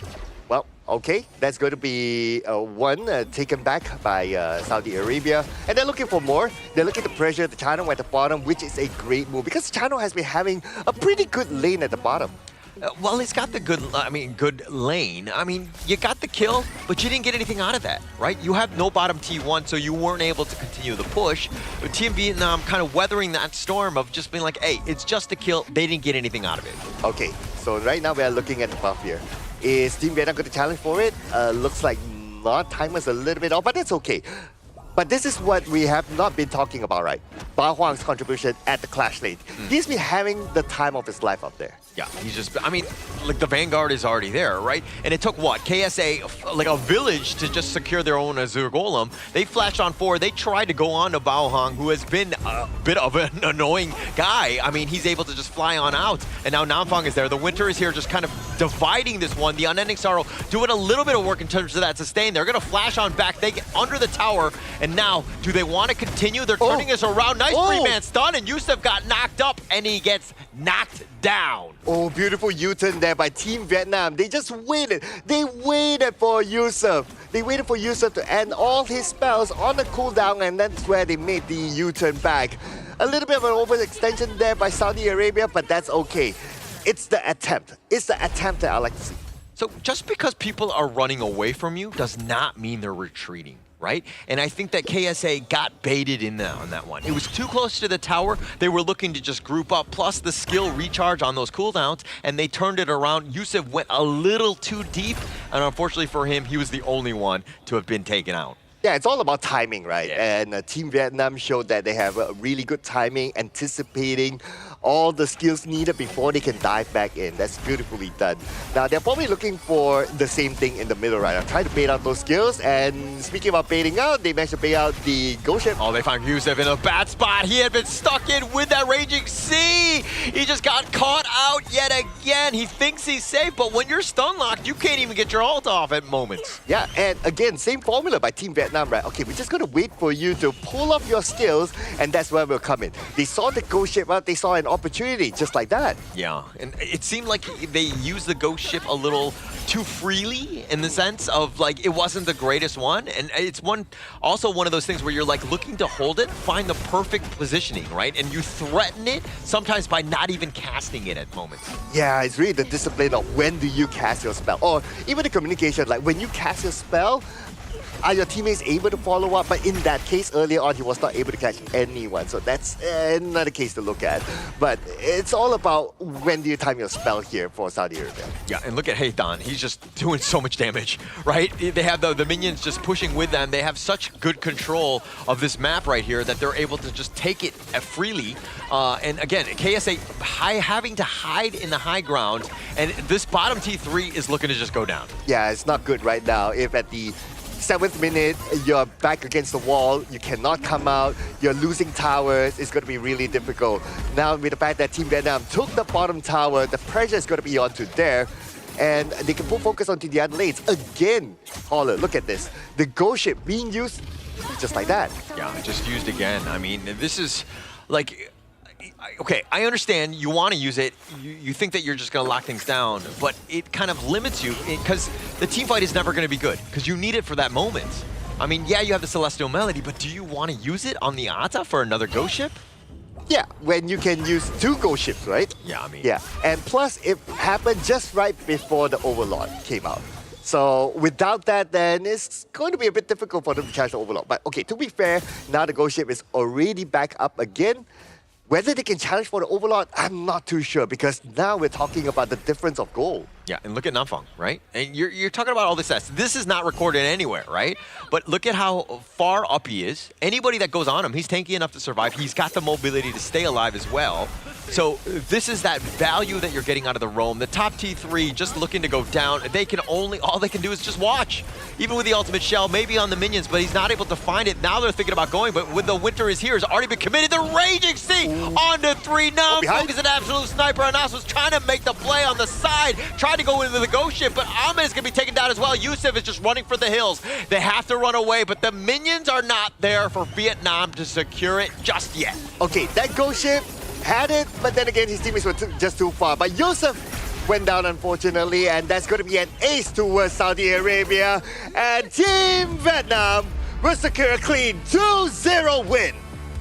Very clean stuff, right, like I said. But still, this game was a massive improvement coming in from KSA compared to game number 1. We saw some form of retaliation. They tried to fight back. They got some of the pickoffs here. We did see some miss-ups here coming in from the side of Huidak on that Charlotte in the early game. But the Princess Frost coming in from lane 1, his spell to accuracy was just so darn high, finding so much of the freeze here. And let's not get me started on the side of the roamer, Nanfeng. That final Raging Sea redirected with the flash, that was beautiful. Absolutely beautiful. And they thought that, oh, it was going to go the wrong way or whatever. But again, the flash was just enough to redirect it at the right moment. But, I mean, if we're going to talk a little bit about this one, you know, Charlotte died twice. Right, I think that to kind of criticize somebody in a flawless game, I don't know what to say, right? How can I, make Vietnam better, because they almost played like a flawless game on this one. Yeah, it was really good, right? They kept the same tempo, right? Yeah. I would say that I would give credit to Saudi Arabia. Yeah, I really love like the fact that, okay, we don't shy away from a no takedown game. In the second game, we're like, okay, guys, we didn't get any takedowns at all in the first game. Let's try to get something out of this. And I really like the fact that they took that, they tried to play aggressively, they tried to do a few jungle invasions here and there, they tried to win lane. So this was actually a better game for Saudi Arabia, like what Sagi says. It's more back and forth, right? Like, at least in the early game, yes, maybe in terms of like rotations, like 5v5, like a fight, team fights, or like planning for objectives, maybe Saudi Arabia is not the better team compared to Vietnam. But it's the improvements that counts, because when we compared to game 1, it was just a one-sided smackdown. In game 2, we saw signs of retaliation coming in from KSA. The double Yuhan Dolia ultimate, they were going aggressive instead of running away. Yeah, I mean, they definitely stepped up. I think that they definitely learned their lesson. They made it a little bit more difficult for Vietnam, but as we check out some of these the items as well as the KDAs, I mean, you're still looking at, I mean, who? Bao Hong making some serious plays. Hayduck, how dare he die twice, right? He was going for aggressive tower dives against the Yuan at level 4. He was going in for the splash gradation flash, trying to redirect the damage on towards the side of Yusuf on the Yuan. But the timing just wasn't too right, because Yusuf unlocked the ultimate and just make it out alive. Yeah, and I guess the other thing is that when it comes to execution for Saudi Arabia, it has to be a lot more cleaner. Yeah. I like the aggressiveness. I like the okay, let's do it, guys. Let's get into the fight. But when the ghost ship comes up, yeah, for the most part, it did not really connect. There was one pretty good ghost ship towards the end, but when the ghost ship came up and when Anas was all the way in front, his teammates were split up behind, thanks to the winter is here. So, but it was already too late by then anyway. Yeah, I mean, this is a game where they're going to go back and they can watch the tape and see what they did wrong. And there's a lot to learn from here. I mean, if we're just looking at like laning, head-to-head, that's the thing where you're kind of like, Muhammad versus Hayduck. Like, this is one where I would have given the edge to a Byron, right? I generally stronger against the Charlotte, especially in the laning phase. But to be outclassed where it's almost like 3K gold, it seems like there are definitely some mistakes that are happening, especially in that clash lane. It's just difficult, right? Because once you start losing as a clash laner, you have to start thinking like, okay, that's limited gold, finite resource in the map. Yeah. Then we have to push it more towards Ahmed and Yusuf, who has a better late game curve. So he's on more of a sacrificial role. He tried, so props to him as well, It's just a very difficult game coming in from KSA. Okay. Yeah, we'll be positive about it. I mean, I think that again, I'm not trying to like harp in on anybody. I do think that these are learning moments, and Vietnam is definitely one of the strongest teams in the group. So it's about building off of that. Where can we look into in terms of just getting better? I'm just saying, hey, we got to just break it down one lane at a time. All right, I would give, if there's any form of improvement here, right? Based on this stats, it's going to be the Lady Sun. Lowest damage dealt, 0% team fight rate, which I understand because of how the pace of the game was, right? Because Lady Sun is one of those late game heroes that need time and item to scale. But it just shows that they probably need to either think of like, okay, we need to buy more time for Lady Sun, help Lady Sun to win the lane, give more protection to Lady Sun if they were to play this kind of Lady Sun strat again. Are you saying that the 0% team fight rate is not normal for a farm laner? Because in my ranked games, the average is 0. Let me be very honest. Is your account not reported yet?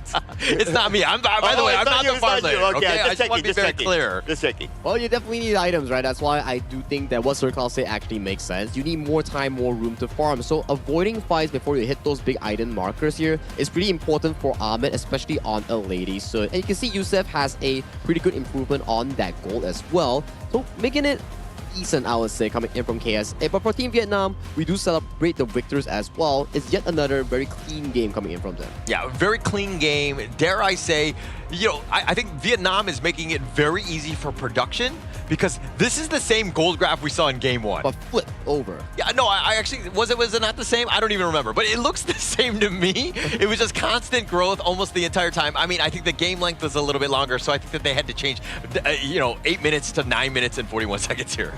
Yeah, I'm trying to imagine 8 minutes, 9 minutes, the length. Okay, yeah, probably thereabouts. But then again, yeah, if you look at even the stats here, right, I gotta give credit to Saudi Arabia as well for their improvement, right? They got one overlord. Yeah, so that means that, hey, they're able to challenge for objectives. It's not like, oh, we just stay like defensive and we just stay back all the time, wait for our map to be taken over. No, that's not going to be the case for them. And this stats just shows that, yeah, with this sort of improvement, who knows what might come out from Saudi Arabia in the next match.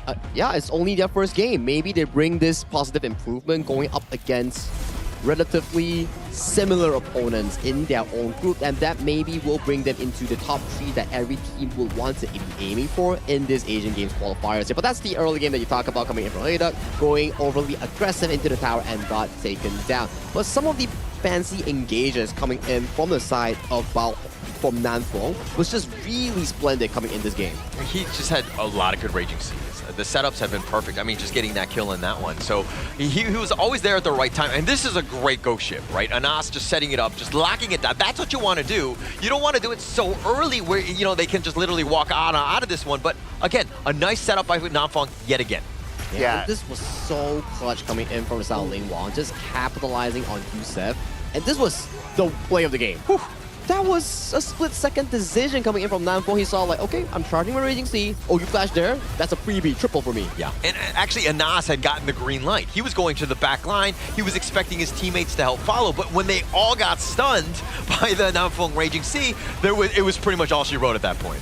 Yeah, so the idea was there. That's why I kind of felt like, okay, it was there, like the ghost ship was on point and so on and so forth, but the rest was history. Anyway, Ling Bang, again, as the MVP with a KD of 109, damage output 32.1%, damage taken 60.2%, a total goal of 18.9%. This guy, for now, for Team Vietnam, he's the most MVP. 3. Yeah, 3, right? I think he's match 3 for 3 with Indonesia's Emmanuel. Like, both of them mid laners, both of them exquisite in their expertise in that mid lane role. Yeah, complete domination, right? I think that a lot of, and this is why KSA were banning out a lot of his heroes or trying to target him as much as possible. Not easy to do when he's got a very deep hero pool, literally able to pick up almost anything at this point, but just dominant on this Princess Frost, did a great job, as you rightly mentioned. Yeah, with the Guardian Mo as well, obviously with the Yu Huan during the first day, so this guy is showing his hero pool is super duper deep.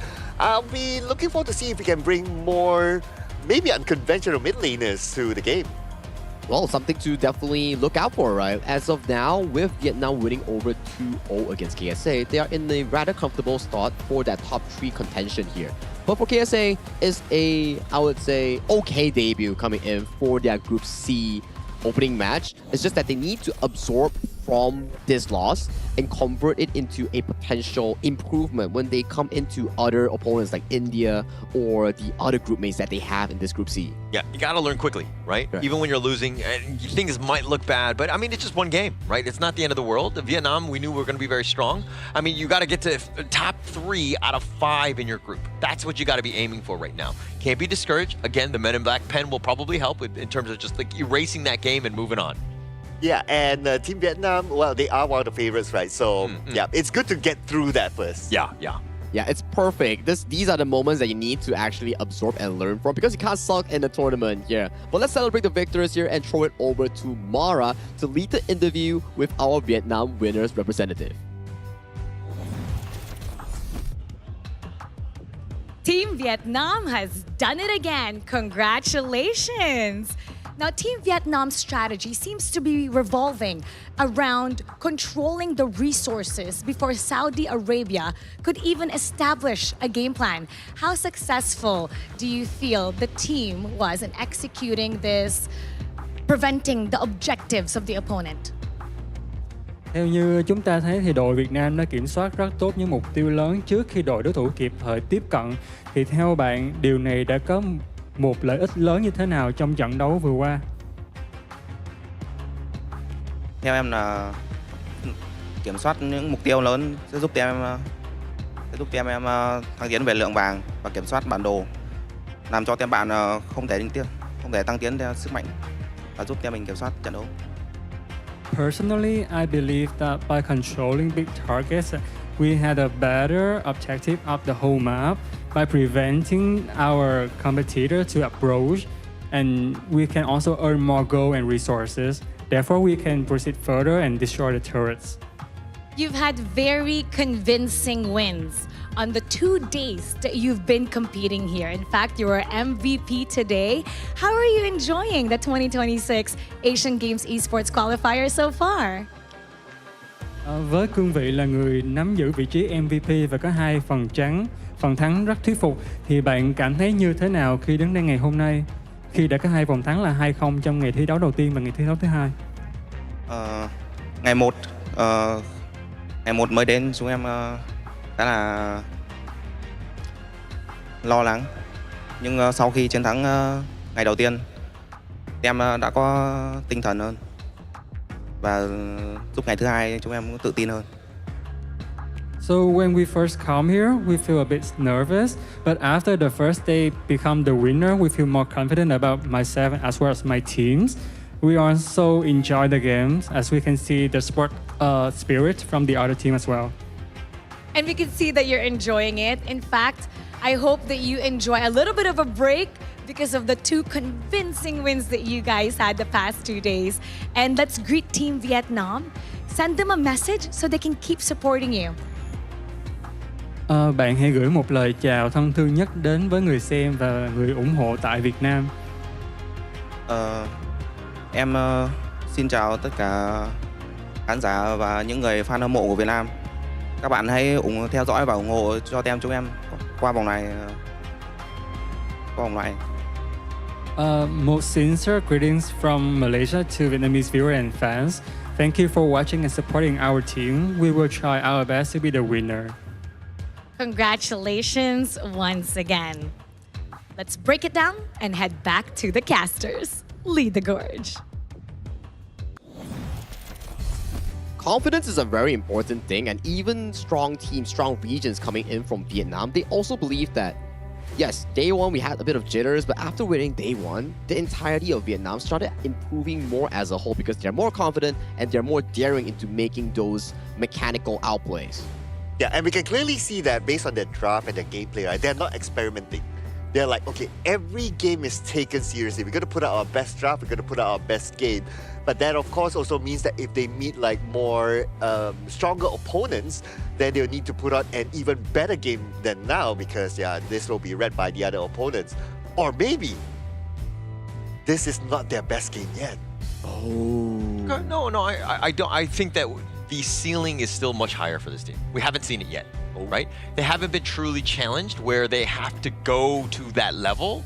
I mean, in terms of draft, and I think that that's kind of what you're alluding to right now, is that they're still playing seriously, right? They're looking at these draft as, not more than just a scrim, of course, because there's definitely something at stake here with that slot into the main event. But they're taking it very seriously. They want to go in. They're in a prime position, 2-0 in the group, so they have a great spot to continue on with this journey. That's the fantastic news coming in from Vietnam fans, especially for Group C, because they're sitting comfortably in the group itself, looking for that top 3 spot to qualify for the main event. But coming up next, we have Laos going up against Kazakhstan in our end match of today. I believe this will be the closest one that we will be having in today, because we saw Kazakhstan and how they were able to play flawlessly in the second game after beating India. Yeah, they actually have a little bit of history in the Honor of Kings esports scene as well. We'll go into that, into a deeper dive as we go into that. But again, I think that, I love the fact that these two teams are going to be playing last, because we're going to end with some fireworks.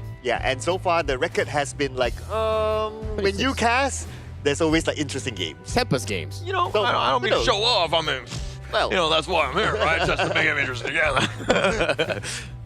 But you still have to do your last skit of the day, because which one? You've been asking Aiku for something. Yeah. What have you been asking? I've been asking for, just I mean, I don't know how big it is, but I would appreciate an official gaming phone for 2026 Asian Games Esports Events Honor of Kings qualifier that might be available. And if you happen to have one, because again, I could use a gaming phone myself, please do reach out to me. And I honestly, the phone is great. It's got 120 hertz. It's a great gaming phone, doesn't overheat. It's one of those things that even the players on stage are using and they've been raving about. Yeah, and the way to reach out to Holler is SirCloudMY. just saying. Yeah, you can do that too. Yeah, I would love to have a feel of that amazing phone. I'll let you touch mine if they get one. Go ahead. Don't we all want to be sponsored by Aiku? But thank you so much, Aiku, for sponsoring this event and being the official venue partner, a phone partner here. But this is all for this match number 4 here. We'll be taking a short break before we bring you more Honor of Kings action between Kazakhstan and Laos.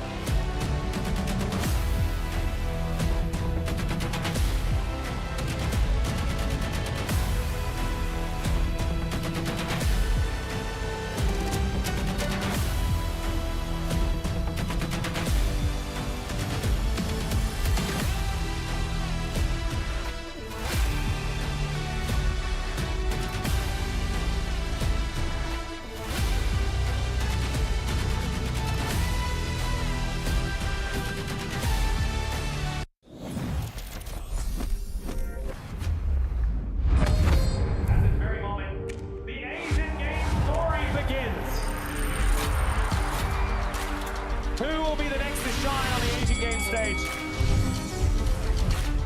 Contestants fight for the honor of their regions while we cheer them on from the stands.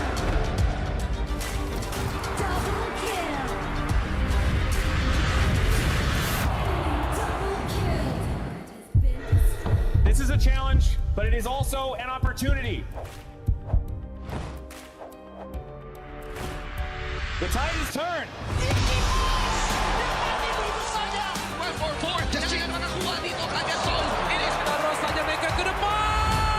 Aspas in front. They're going to use it. Golden Tide slows down Tatsumi.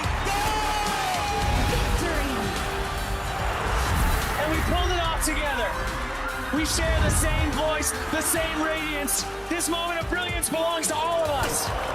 Together, we shine.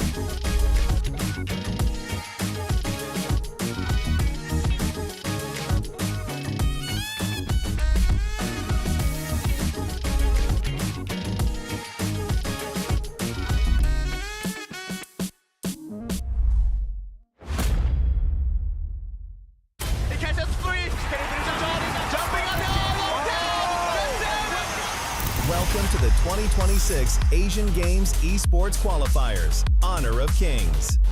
20 regions, one stage, and only the strongest 9 teams will earn the right to shine above the rest. Taking place in Malaysia, June 13th to 21st, 2026. Coming to Malaysia. This is the battleground where teams fight for the right to qualify for the Asian Games.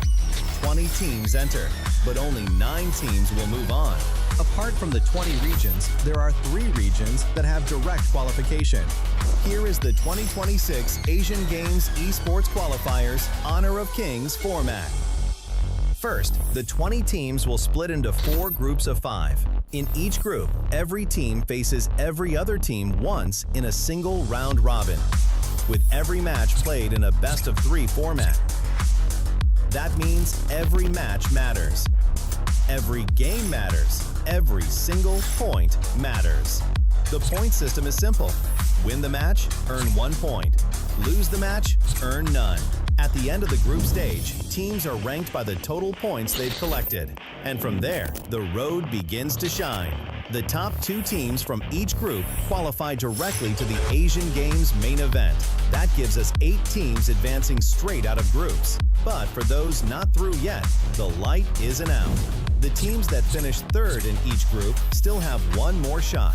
They move into the last chance stage. There, they battle through one final BO3 single elimination bracket until 2 teams remain. The 2 teams will then face off in a BO3 match to claim the one final qualification slot. So in total, 9 teams will make it through, 8 from the group stage and 1 through the last chance stage. That is the rule. Now it is time to see who can rise through it. From across the world, regions gather here in Malaysia. 20 teams, and only 9 will qualify. The path is set. The stakes are clear. Together, we shine. Stay tuned, and we'll see you at the stage.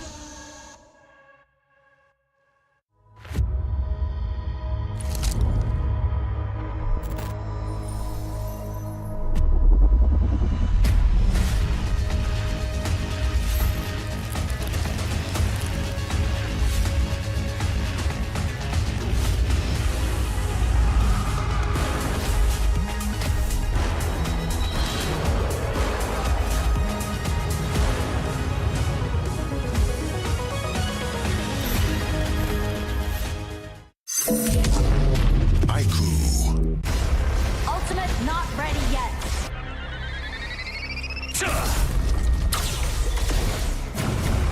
You have slain an enemy. My magic murmurs in ecstasy.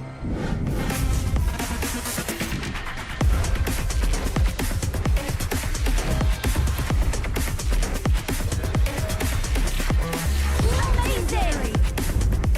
There is no escape for you. Killing spree. Double kill. Triple kill. Spectacular! Kill. Don't worry. I'll be back for your life soon.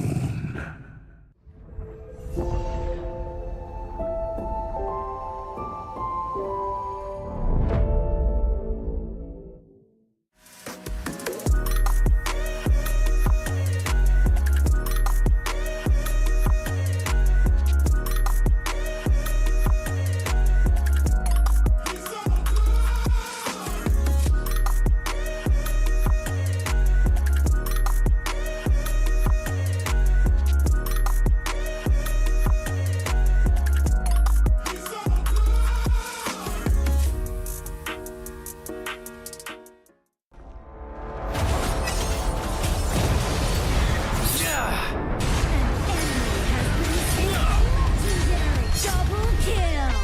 Shall I compare thee to a summer's day?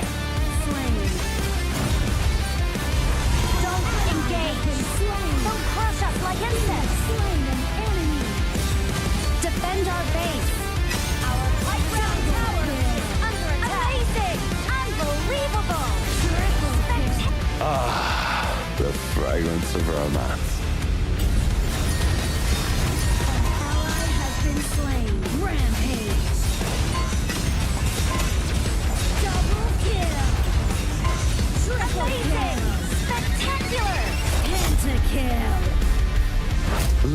Fortune is on my side.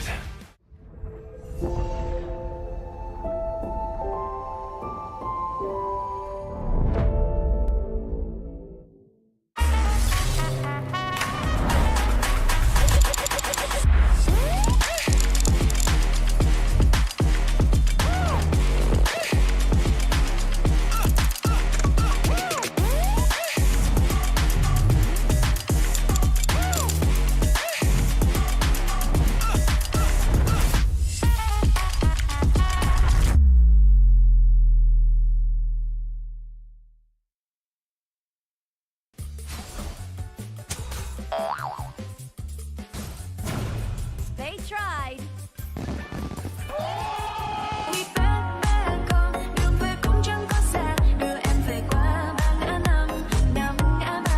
The new Spritling skill, Dig It, is a passive skill which will automatically trigger at fixed times each match, up to a maximum of 10 times. The skill grants guaranteed standard rewards like gold, XP, shield, health recovery, and more. There's also a small chance to uncover mysterious grand prize effects during the match. Dig It may also produce tradable high-value treasures. Detailed information about acquired treasures will be shown after the match ends. Each treasure has its own rarity and storage size, and obtained treasures will be automatically stored in your warehouse. If you want more high-quality treasures, make good use of the Treasure Fusion feature. You can also copy and share your code so friends can help speed things up.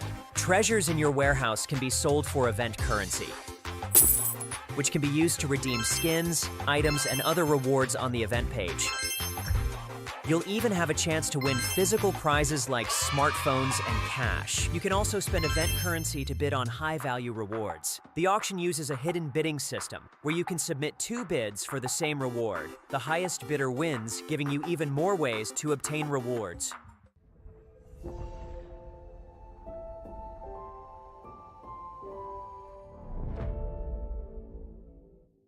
Itu kan track kita. Relax bro. Phone aku!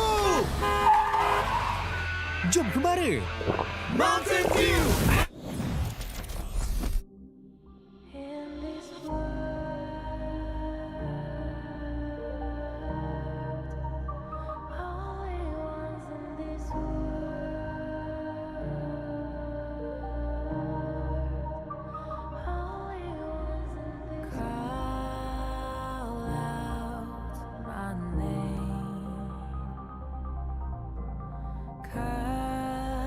Sound of the rain. No matter how I feed the flame, you know I feel the darkness and the pain.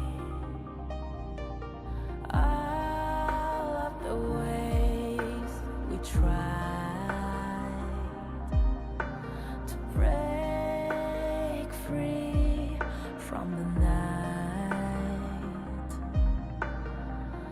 You know we made it out, we found the light.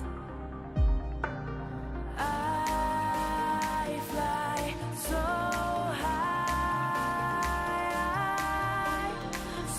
high, light up the skyline. Let's do it this time, like it's a whole new vibrant world.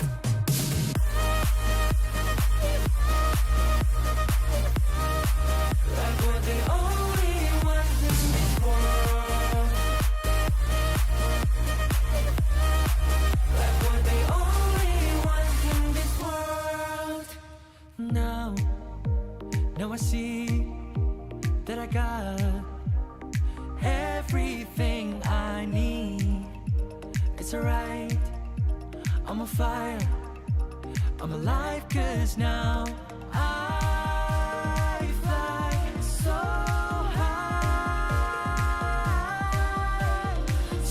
high, light up the skyline. Let's do it this time, like it's a whole new colorful world.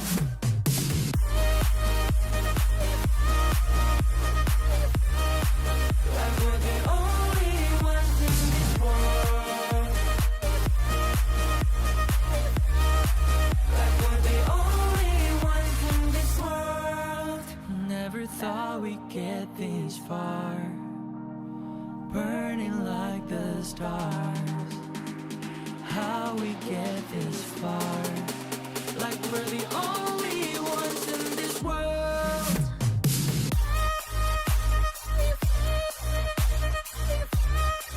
Like we're the only ones in this world.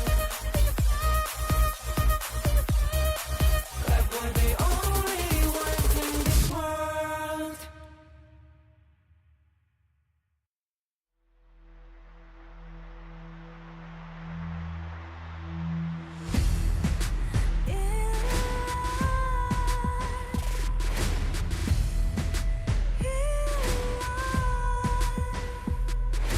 What's a life without its worth?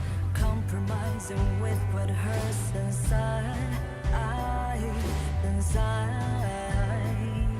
When you let fear decide your fate, you don't choose which path to take in life.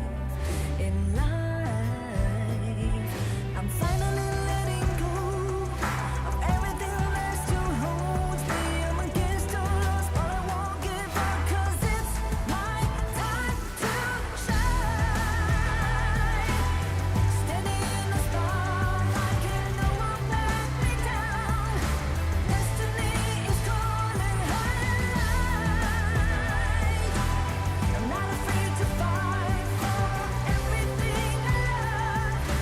Victory's on my side.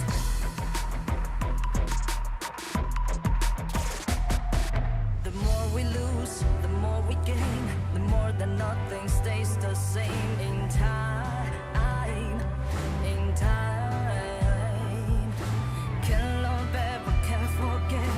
What you see is what you get. Sometimes, sometimes. Gonna show the world tonight. The light that shines inside us. We're against the odds, but we won't give up, 'cause it's our time to shine.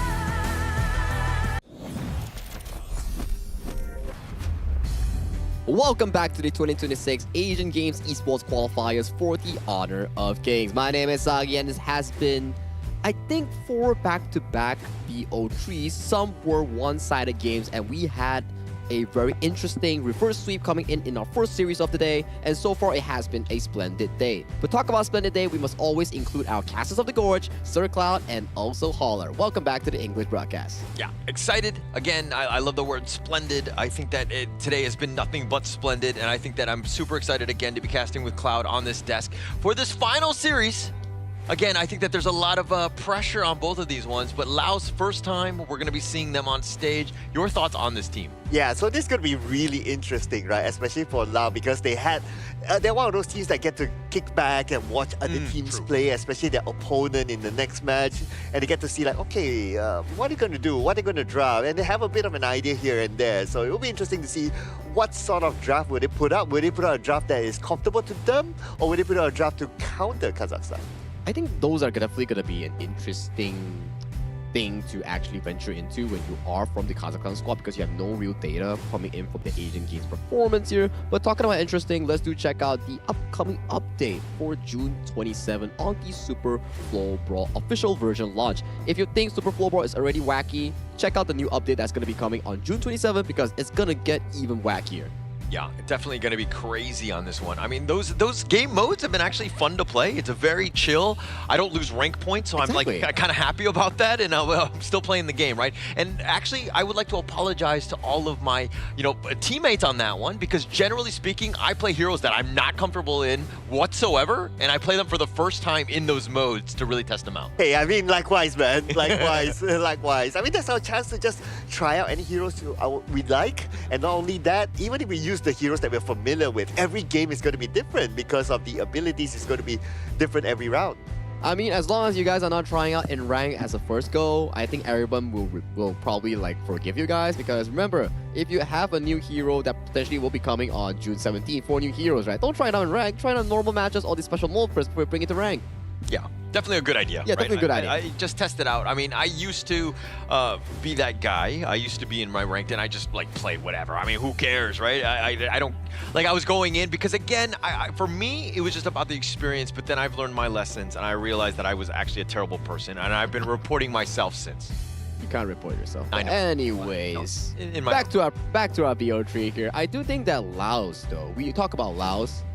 Yes, we haven't seen them play in the official stage of this exact tournament, but they do have competitive experience coming in as one of the, I think, WKS or KML team back then, which represents Paradise Esports. Yeah, so they were actually second place in the open qualifiers. Unfortunately, they didn't get in because Team Max was there, which ended up getting in 5th place. So that speaks volumes about how good they were at the KML. But it's one of those things where you're the bridesmaid, never the bride, unfortunately for them. But again, I think it's more of just like fuel for this team, right? They've kind of like understand like, hey, we didn't get in this time, but now we're here at the Asia Games qualifier. Hey, and this could be their opportunity to showcase what they are really capable of doing, right? So I look forward to see them transferring that experience from that to the stage now. And Kazakhstan was amazing as well, coming in from yesterday as they defeated India in a Tempest game into a comeback clean sweep. But standing out towards them, it will be Laos here. So let's invite both of the teams to the stage with this teaser video.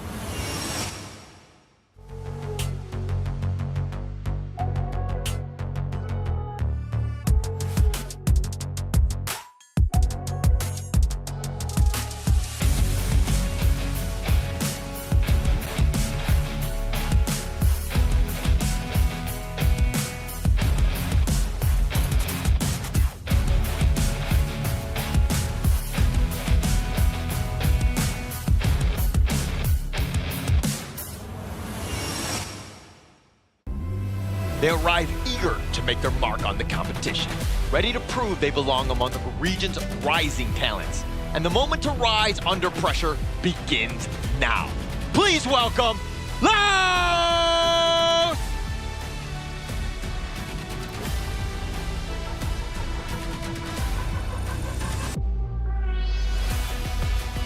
Built on a strong performance and growing momentum, the fighting spirit is clear and the confidence is growing with every match. Now they step forward again, ready for the next challenge. Please welcome Kazakhstan!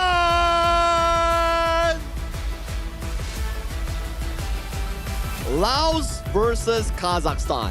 This is definitely going to be the highlight of the day. I believe these two teams are neck and neck close with each other as the new guard. This will be the new clash between Laos versus Kazakhstan. This is going to be one of the most highlighted ones today. Yeah, actually, for both of these squads, we knew that there was going to be a lot going in for this one, but it's going to be the Laos side first. Kampeng, Velakon, Sutesai, Poham, Salad, to kind of round out this lineup. And again, we were talking about how they're from Paradise Esports. They have a lot of competitive experience, and now they're bringing it to the Asia Games stage here. Yeah, that's definitely going to be a valuable experience, right, that they have playing competitively, and coming into this kind of stage is going to be something of a next level for them, not only because they're representing their region, but they are also playing in an offline setting. So the pressure is going to be a little bit different this time. Especially playing in an offline setting, right? It's so different compared to playing in your gaming house or your usual setup. But walk me through, who are they facing against from Kazakhstan? Yep, so Kazakhstan is represented by Ali Khan, Marapat, Arshin, Bagzol, and also Sunkar. Yeah, and Alahan, for me, he's the guy that sticks out. She's gay. Previously from Virtus Pro, 3rd place in KMW, Spring 2025, has that pro experience. The other guys, I mean, this is one where you're like taking the experience of one player, now you're spreading it across the team. And we saw Kazakhstan do some serious good work thus far in the Asia Games qualifier here. When they went against India back in their respective group, that game was really eye-opening here. One game went to Tempest Dragon, it went to the full extent. The second game, when Kazakhstan built up that momentum, built up that confidence, they bulldozed through India in a clean 12-0 fashion. Yeah, no doubt it was the most entertaining game that we have seen, especially at that point of time. And I was watching the game from my home when I was having that break, right? And I saw even the comments like went wild because of that game. It was really good. Yeah, it was one of the best games, right? And that's kind of what we hope to see, at least in this one, continuing on with a very competitive game. But, you know, look, I just actually was walking by and I happened to walk into Maripet and I was like, Maripet, are you going to win? And he gave me the thumbs up. He gave me not just one, but two. Oh, so I know that he's serious. No words needed, right? Yeah, Only no words. actions here. You can feel the aura already coming in from this guy. You know, like what Justy used to say, aura farming, right? Definitely. I was going to like him, yeah. I definitely give him that on this one.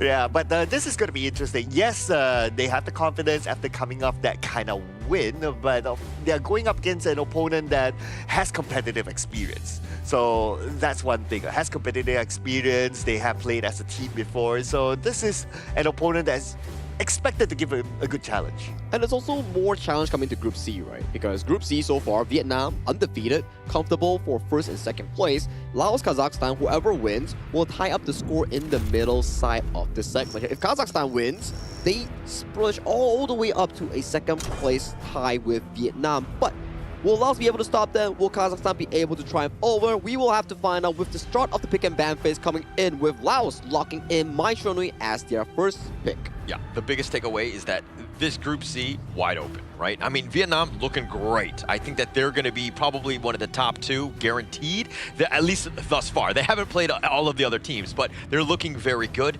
The other ones, this could be, you know, fighting for second place. It could really come back to this match going into those tiebreakers. And the fact that Laos, they pick up the Mai as their first pick, right? This is a highly mechanical type of hero, right? So to be able to pick this as your first pick, you have the confidence to play this one. So I'll be interested to see what happens there. And then you have enough protection at the front with the Dune and of course the favorite at this moment, which is the Chano, that can give continuous damage.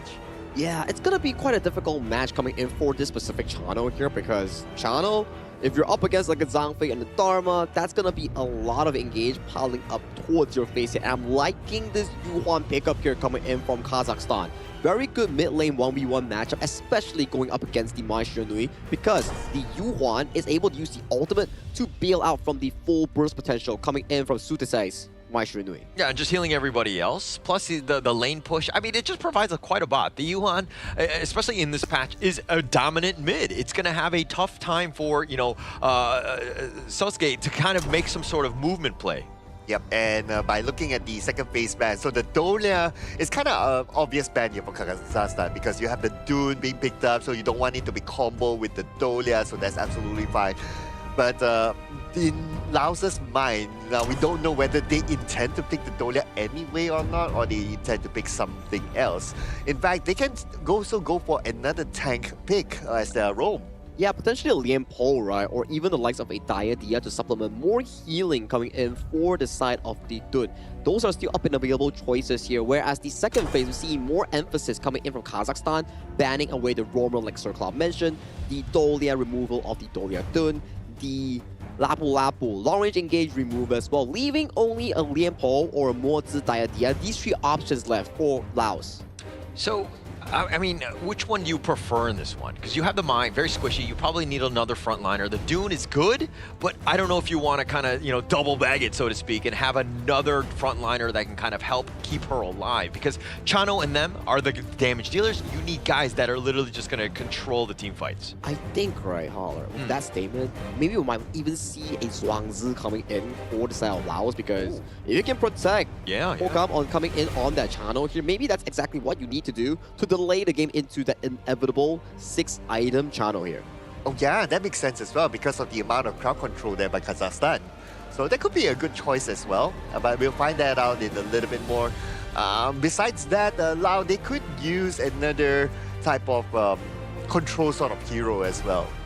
Yeah, I mean, there's quite a bit out there. I don't want to undersell what's available because, but having the D-Ren J, kind of dealing with the Chano, you're just old, you know, again, very, like, I would say a step down from Chano, but it's still competitive and you're able to kind of, you know, give him a bit of a twirl here. Yeah, but still a very safe pick, right? Compared to the side of Chano, yes, Chano has amazing damage, dare I say. One of the best late game carries, but when you're caught by a knockup, DRNG has that one good part about him, the legal immunity in Spell 2, that allows him to cleanse crowd control immediately, which allows him more chances of survivability. Plus, the idea of DRNG, this hero, he can build semi-tank.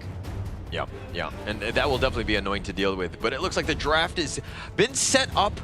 Both of the teams, they're going to just kind of make sure that they high-five each other as they go across. But again, like, before you take off, Sagi, which of these two teams has an edge here? Oh, I will have to give it over to the side of Laos, man. Laos does seem more proactive, especially in the mid and roam role. It really comes down to whether Surisei or Sahala can find those early markers here to bring Laos to a comfortable lead. But it's Kazakhstan. They are prone. They are known to find those comeback moments here. So this is game one between them, and it will commence right now. Oh, Sagi drops the mic before he goes. He was rhyming, and he didn't even, like, he was a poet. He didn't even know it. He'd be like busting rhymes before all the time. No, anyways, okay, let's go in. We're going to the final series. It's been a long day, guys. It's the fifth series, game number 1 as we get on. Who do you like in this one, just based on draft alone? I'm going to put my coffee on the line here against Sagi, right? I'm going to go for Kazakhstan. Okay. Why? All right. Because I love the combination between the Zhang Fei and also the Ata. I love the Ghost Ship and also Unbridled Alpha sort of combination. I think that's pretty nice. And they have a lot of quick follow-ups as well, especially with the Dharma. And you also have the setup with the Yuhuan as well. And if all that can set up, you can tank in the front, you can group people together, then Bakso is going to have a good time just free hitting from the back. Yeah, that would be best case scenario, right? Bakum is the guy. A lot of eyes just making sure that he kind of gets limited as much as possible for both of them. Pocom as well. These two are the main damage dealers, but it looks like Kampong taking a decent amount, and it looks like they want to skirmish early and set the tone. Oh yeah, we can see them playing really actively, just like how they played yesterday, right? So they are showing that they're continuing their momentum, which is great. You gotta, from what we've learned so far in this tournament, right, is that you have to play this actively against your opponent. You cannot allow them to dictate the pace of the game. Yeah, for sure. And you're kind of seeing the space right taken already, the teleport in the mid lane, just being very efficient. Arshin, this is the guy, Yuhan. He's got the sustain. He's going to deal with this wave clear as quickly as possible. He's going to bring up Marpet, making sure that he doesn't steal anything. The gold sharing begins. Again, a lot of value. Yep, and so far, both teams very close to each other. And I think this is something that we kind of expect as well, to see a very close match because of the experience from Team Laos as well. If you look at the goal difference, it's not that far. Yes, Laos is ahead by a little, but we can see that Kazakhstan has their own way to catch up too. Yeah, and I mean, 600 gold, it still is quite a bit at this stage. I mean, Sunkar needs to be careful. He's going to eat a Cannon Blast. He was in a bad spot, and just like that, the burst is real from Laos. Okay. So at that point of time, Sunkar still has not get his level 4 yet, so he does not have the Unbridled Outburst to escape, or at least buy a little bit more time for him to just walk away. But that's okay, it's still very early. And plus, well, it's just a roam. Have you done that as a roam yourself? Just being like level 3, just like walking through the river, thinking that you're just gonna be, you know, prancing around kind of thing, and then all of a sudden there's this gank train that takes you out? No. Never happened to you? We Zhang Fei top Asia Zhang Feis don't do that. Okay, Sunkar, and they can find Sir Cloud online. Please do DM. Get some tips apparently from on Zhang Fei. Oh man. Anyway, it's just a roam, right? So it's not the heaviest of loss. Like if you lose a farm laner, okay, yeah, then that's really heavy. You lose a jungler, that's heavy. You lose a roam, okay, we can consider him like being the guy who opens up the map. Okay, I'm gonna say roam lives don't matter. Is that the conclusion of what you just said? No, because we sacrifice for our friends. Okay. But what happens if you don't have any friends? Oh man. Where are we going with it? Okay, we're going dark. We're going dark. That's like my life story.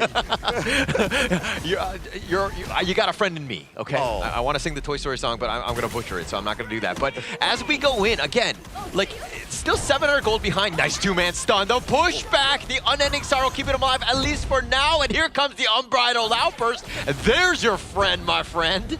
Yeah, that's the get out of jail card there by Sunkar, right, with the Unbridled Outburst. Some people are saying that, does he really need to use that? They didn't counter engage, but it's not about that. It's about just allowing his teammates to survive. And at the early stage of the game, that's what you need. Yeah, and actually the Tyrant is going to be picked up, but they found him in a bad spot. Sunkar, again, he's already expended his ult. The Leaping Savior, saves himself as he gets away, and it looks like the rest of Laos are on the run, but they want a bigger target. They're not going to look to dive, though. Oh man, the Spirit Rules were really, really annoying. But anyway, the Leaping Savior, he's able to get away to safety, but at the bottom, are they really going to go for it? It's kind of risky though. The Cannon Blast did not connect, but it's not the biggest of impact for now. So Sudazai, the way he's playing, this is what you want. I mean, they first picked the Mai because they wanted an impact. If you're talking about how the Mai should be playing, this is the exact MO. Put pressure on the outside lanes. You've already done your work in the mid and potentially get some ganks, but now the Overlord getting in on the action. Compact is all by himself, but he's gonna survive as he dashes away. He's gonna be chased. Marapet is looking for him. Alahan as well. Are they gonna able to find some sort of catch? A couple more dashes, and now with the power gradation, looking to turn this. The Ghost Ship says, "Hey, where you going?" He's gonna be under the tower. He gets pulled back. He's gonna go down, but now here comes the reinforcements. They want the revenge. They'll push back. Sudazai gets the revenge, and Marapet is down too. Oh, there were so many good things that happened in such a short span there. The Ghost Ship right at the timing. The Cannon Blast came in at the right timing as well. Man, this is just top quality gameplay that we're looking at. Oh, nice little truth. On to 2. They find Shalatha. He's in the bad spot, and he got caught out. The rest of the Laos thought they were safe, and we knew that this was going to be 2 heavyweights swinging, and they're going back and forth as the kill numbers are both 2 apiece. Oh, Sunkar, luckily enough for him, he did check the brush though, so that's a good move there. But the Umbrella here we go. is going to be finding him, and he gets stuck in. Velicone, though, trying to just stay alive. The Ghost Ship on top of him. The Stampede is doing a little bit of work with the Unruly Blade. He just barely gets on out, but now Alahan is looking to show, but Sunkar with just enough, and they do take him down. Now Kazakhstan, slowly but surely, they are crawling back. Not in terms of goal yet, but at least in terms of takedown. So far, so good for them. But they lost that buff earlier on at the bottom, but that's okay. Well, technically they didn't lose it, right? It's just that Sunkar got the buff instead of his other teammates that could use it more. Yeah, but getting the elimination, not the best thing. They're still 2.1k behind. Laos, the way that they're utilizing and taking things from the map, incredibly smart. Look at all this pressure, bottom lane, pushing already. We're not even 7 minutes in. Okay, and what I noticed as well is that the Venomous Staff and the Blazing Cape has been completed by Kazakhstan, so they are ready to engage in fights right now with that anti-heal items.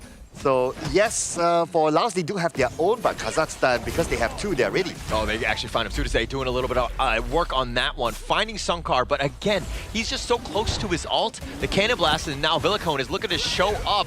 He's actually going to take a decent amount. They'll push back at the charge. Ooh. He's in the bad spot, and Velicone goes down as well. Okay, another Unbridled Albus expanded, but are they going to continue on the fight though? I don't think so. These 2 heroes are not the fights that they want to extend because of their level of mobility that dashes there. So they want to keep it for later fights. Yeah, and now the Azure Golem, this is going to be contested here. It looks like it's going to be picked up by Fulcom, as it looks like he just barely steals it out. Marapet, again, Smite was on cooldown here. Right, looking for another engagement, it seems. He goes right back in. Sudazai just doing a little bit of work, and this is the problem, but he has to flash away. He does barely survive, but Arshan's going to be picked off, and now it's an all-out retreat. Fulcom, Sorik signals just to safety. Oh man, everything fell beautifully. The Ghost Ship was actually really, really good, but obviously they didn't anticipate the flash to happen. It did happen, it saved Sushi, but the counter happened after that, and that's how Laos get the next kill.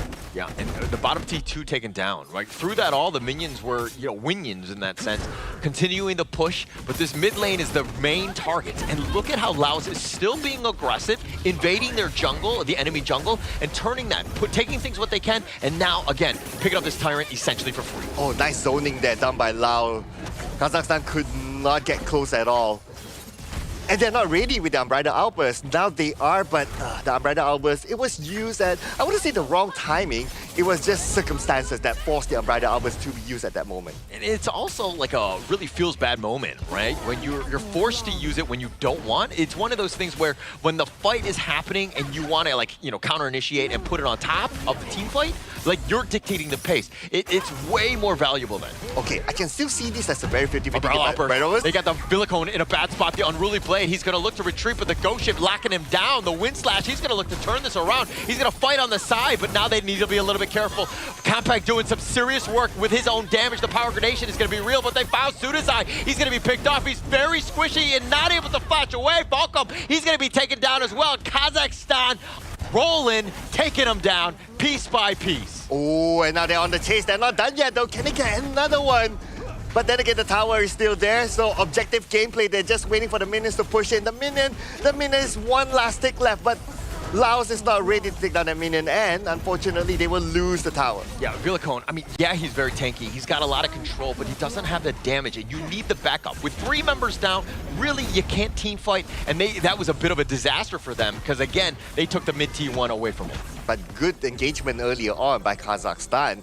At first, I was kind of worried of the Unbridled Outburst being used on the Dune. I was like, yeah. I was kind of cringing there, but the rest of it fell to place, right? His teammates know who to target, especially on the back lines, and that's where they got 3 takedowns from Laos. Yeah, and it kind of sets things up, because you have also the Truth from Alahan. You have the Ghost Ship when you need to from Maripet. So you have other big ults that can kind of go in, but this turret gonna be a little bit low. There's another good Unbridled Outburst. Can they get any sort of catch? And they get the Stampede on, but the turret has been picked up by Villicone on the other side. That was a bit of a disaster for them, and now Maripet is on the run. He's gonna be focused. He's gonna go down. The Wind Slash is gonna be real. The Stampede is not enough, but Sudazai will be killed in return. Arshay gets picked off as well. 3 members down from Kazakhstan. Oh, one thing that Kazakhstan failed to do is that they failed to zone out the jungler. That's why. If only they did that, that is going to be another case. But Rampage, it seems, man, it's going back and forth. Yeah, taking that down. Alahan essentially with a solo, ensuring that he gets at least something, but it's just Salahath and now Alahan. He's gonna be chased. Villicone is a little bit angry, goes for the Unruly Blade. The Wind Slash is gonna be dodged. He decides to turn attention. He goes for the Truth, tries to get it, and he gets Falcom. Are you kidding me? And he's gonna, not gonna get away. Villicone making him pay, so at least he got something, but now the flash on forward, both of these teams going ham. Oh man, that was a close one there. They almost got a double takedown earlier on. But now, Kazakhstan, they have to win back their jungle. Laos, they're forced to push back. They don't have the manpower at this moment. They're looking at the Overlord, but they don't have the people there. Yeah, but let's talk a little bit about Alahan there. Like, things were not looking good. Villicone was on the chase, but Alahan was like, actually, I can take Falcom down before I get killed. So just setting it up properly on this one. And now with the Ghost Ship, the Overlord getting a little bit low, and Maripet gets the take. The Unruly Blade on back. It looks like they're going to look to disengage. Kazakhstan taking a big neutral here. Oh, he could have gone either way earlier on. That was a really, really close one there. And Kazakhstan, they secured the Overlord, so that will give them a little bit more space to push forward, opening up the map for themselves because they need the space right now to farm. Yeah, the Azure Golem, this is going to be looking to be taken, at least contested, but they found Villicone in a bad spot. They're bouncing him all the way in the back. The Unbridled Outburst, as well as the Ghost Ship, just completely locking him down. He's been pinballed around, and Villicone down for 30. And that's a great use of the Ghost Ship, right? Just zoning them off, splitting them up, splitting up the fight, and that's how they got the Dune. And now, without the Dune, they can push even more forward. Yeah, they have a lot. Plus, you have the Vanguards, right? This is a huge window of opportunity for Kazakhstan. But now it comes back to Laos. Deal with those Vanguards. Clear it as quickly as possible. Top lane is pushing, but Kazakhstan, all of them are committing towards the bottom. The Cannon Blast is slowing this initial push, but this bottom T2 is definitely under risk. Yes, at this point, even Kampeng, he's kind of busy at the top as well because he has to clear off the lanes, and that will allow Kazakhstan to just go around the bottom, clear everything, and now put their focus onto the top. So, Kampeng, he has to back off. Yeah, he's going to sense it. I mean, his spider senses were there. Alahan showing up, goes with the Truth, knocking him back, but it's going to not be enough. Kampeng looking to just fight. You want to go? Let's go with a power gradation on top of this. Alahan actually had less life on this one. Now Villicone showing up. They had the Shadow Vanguards on top of this top T2. And with those heals, Arshin, with this Yuan, it's a bit of a problem. Oh, look at the bottom as well. The lane's been pushed up.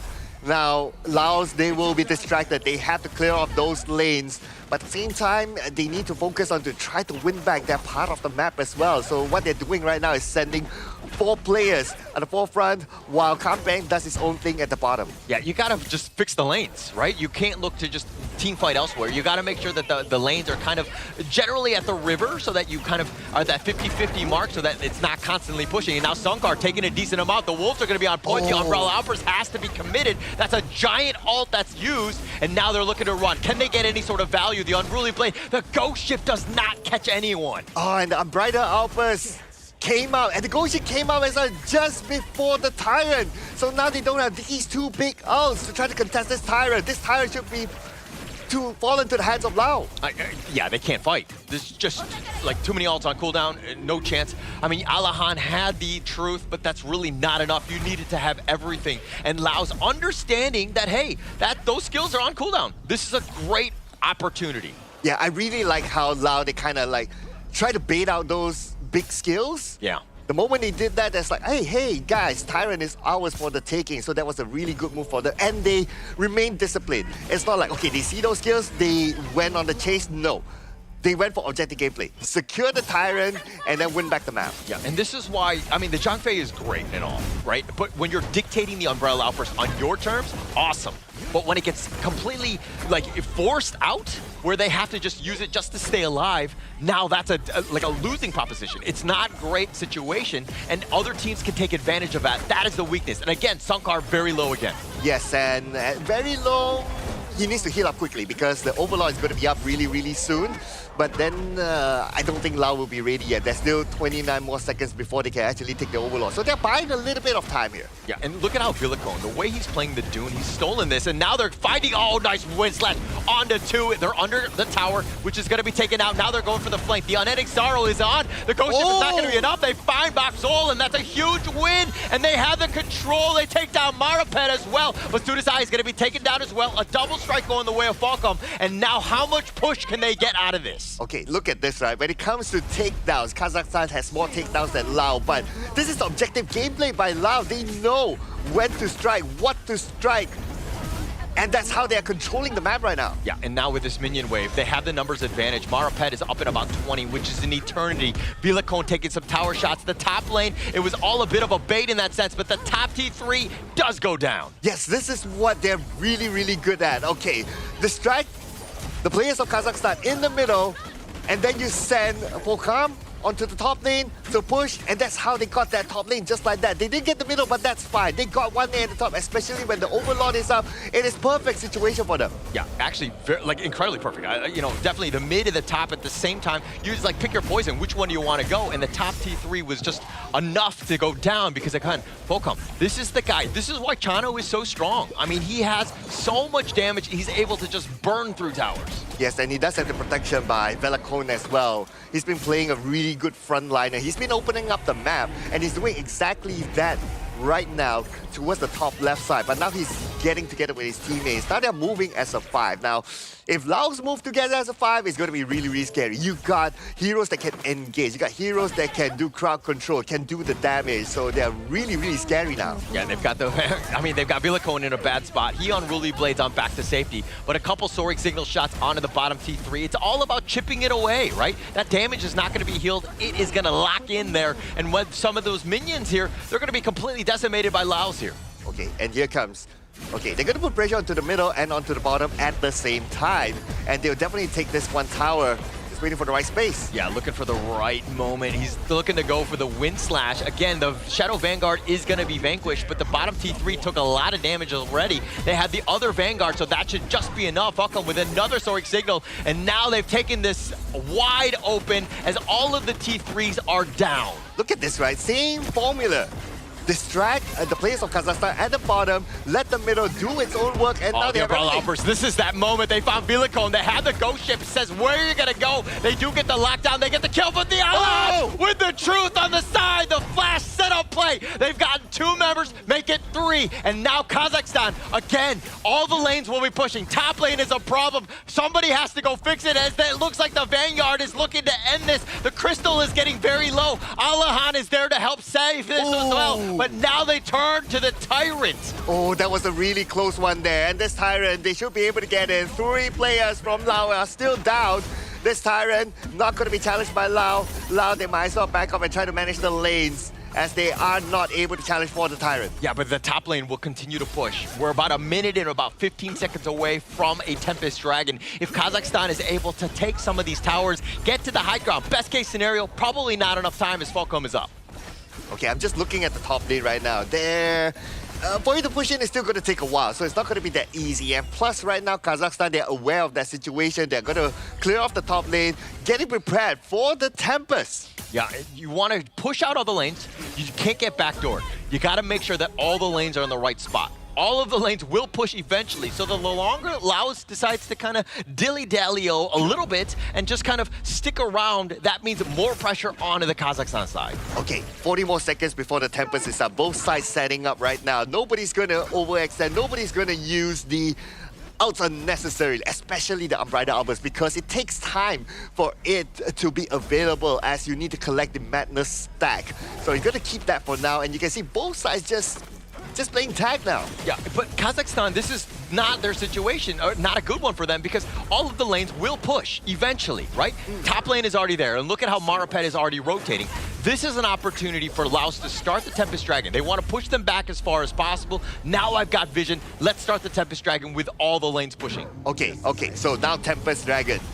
But then again, Kazakhstan, they did a quick clear at the top. Now they're going towards the Tempest. But look at the bottom. Look at the bottom. Ali Khan, he's doing a split push. Yeah. But there's no way he continues on. Like, the Super Elite minion is there. I think that, if anything, this Tempest Dragon, that means you have numbers on the Tempest Dragon. You could go for 5, but they find Alahan. Alahan looking to go. The Umbrella Outburst is going to be used on top. Villicone is going to be there with the front line. Is he able to do it with the Wind Slash? He gets on top of Sakar, but he's not able to do anything else. It looks like Kazakhstan have expended some ult. They're not able to find a pickoff. Okay, they have expanded their ults, but then again, they have gained space. But now without ults, Laos, they still have 5 players. Finding them in the brushes, but Villicone might be a bad spot for him. The Cannon Blast covering his retreat. They're going to look to back off on this one. Sunkar, again, no madness, not enough to use that Umbrella Outburst. And the flash away, Bako. He just dodges a bit of a bullet here. Villicone needs to be careful. The Wind Slash is going to need some work. They find Sunkar, and it looks like they're going to have to go Golden just to stay alive. But Sasuke, he's going to come back. Sage's Sanctuary looking to turn this around. Are they able to find it? They're trying to go for Maripet, but he's not able to find it. Shalahev is going to be taking down 2 members down from Kazakhstan. Oh, it's not over yet, ladies and gentlemen. It's not over yet. Right now, Kazakhstan, they have to clear off their lanes. The minions are pushing at the top. While now, they need to reset themselves for the Tempest. 20 more seconds before they're back up. This is a window of opportunity for Laos if they want to go. They're actually just looking to clear the brushes, make sure things are safe before they decide to go. Maripet is still there. If you go in, yes, this is a bit risky because Maripet still has that smite. It's a bit of a 50-50, but he's been spotted out.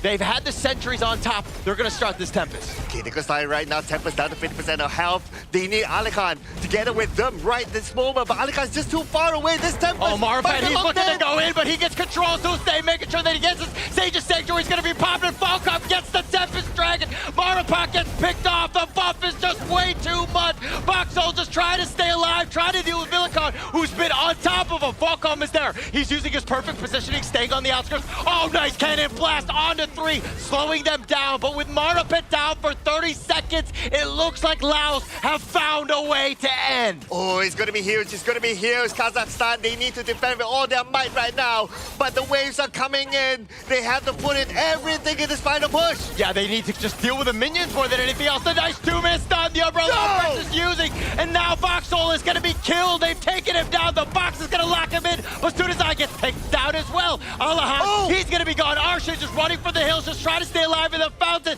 and this is going to open things up for Laos as they will take game number 1. Triple strike to end the game coming in from the channel himself. That was a 22-minute game. Took the Tempest Dragon. 3 towers had to be burned down coming in from Kazakhstan base. This is an absolute cinema coming in from both teams, fighting back from each single team fight. All right, we knew it was going to be close. But we didn't want it to heart attack level of close. That's at least that was my goal, all right? And we had a theory at the backstage, right? Like, who has been casting with Tempest? It's gotta be you, Harlan. So now we know it's Harlan, right? Because I love Tempest Dragons, right? Yeah, don't we all, right? We swipe right on each other, right? Tempest Dragons. I don't know what that means. I don't know what that means. Okay, we're keeping PG here. We don't I have to tell swipe anyone. right in the game. That's what I'm Tempest Dragon. But I gotta tell you though, that game coming from Kazakhstan, team fighting is just superb.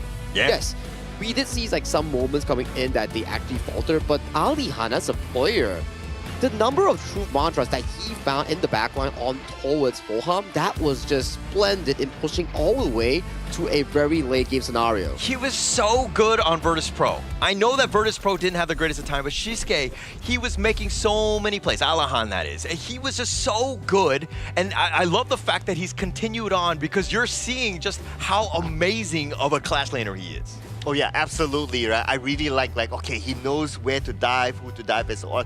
And besides that, honestly, both sides, they played really, really well. Yeah. I think this is a top quality game. Of course. Like, if you talk about mistakes, it's hard to point out mistakes. It's just like who's better than each other.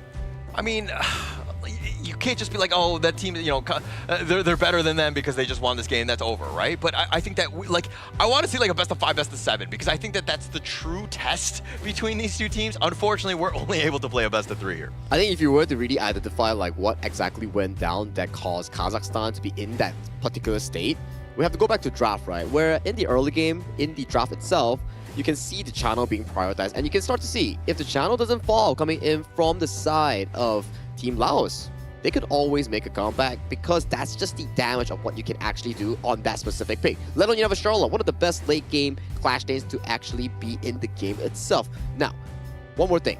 The rotations coming in for the side of Team Laos, way better compared to Kazakhstan. You can say the team fights were 50-50. When it comes to rotations, Laos had every single rotation better over Kazakhstan.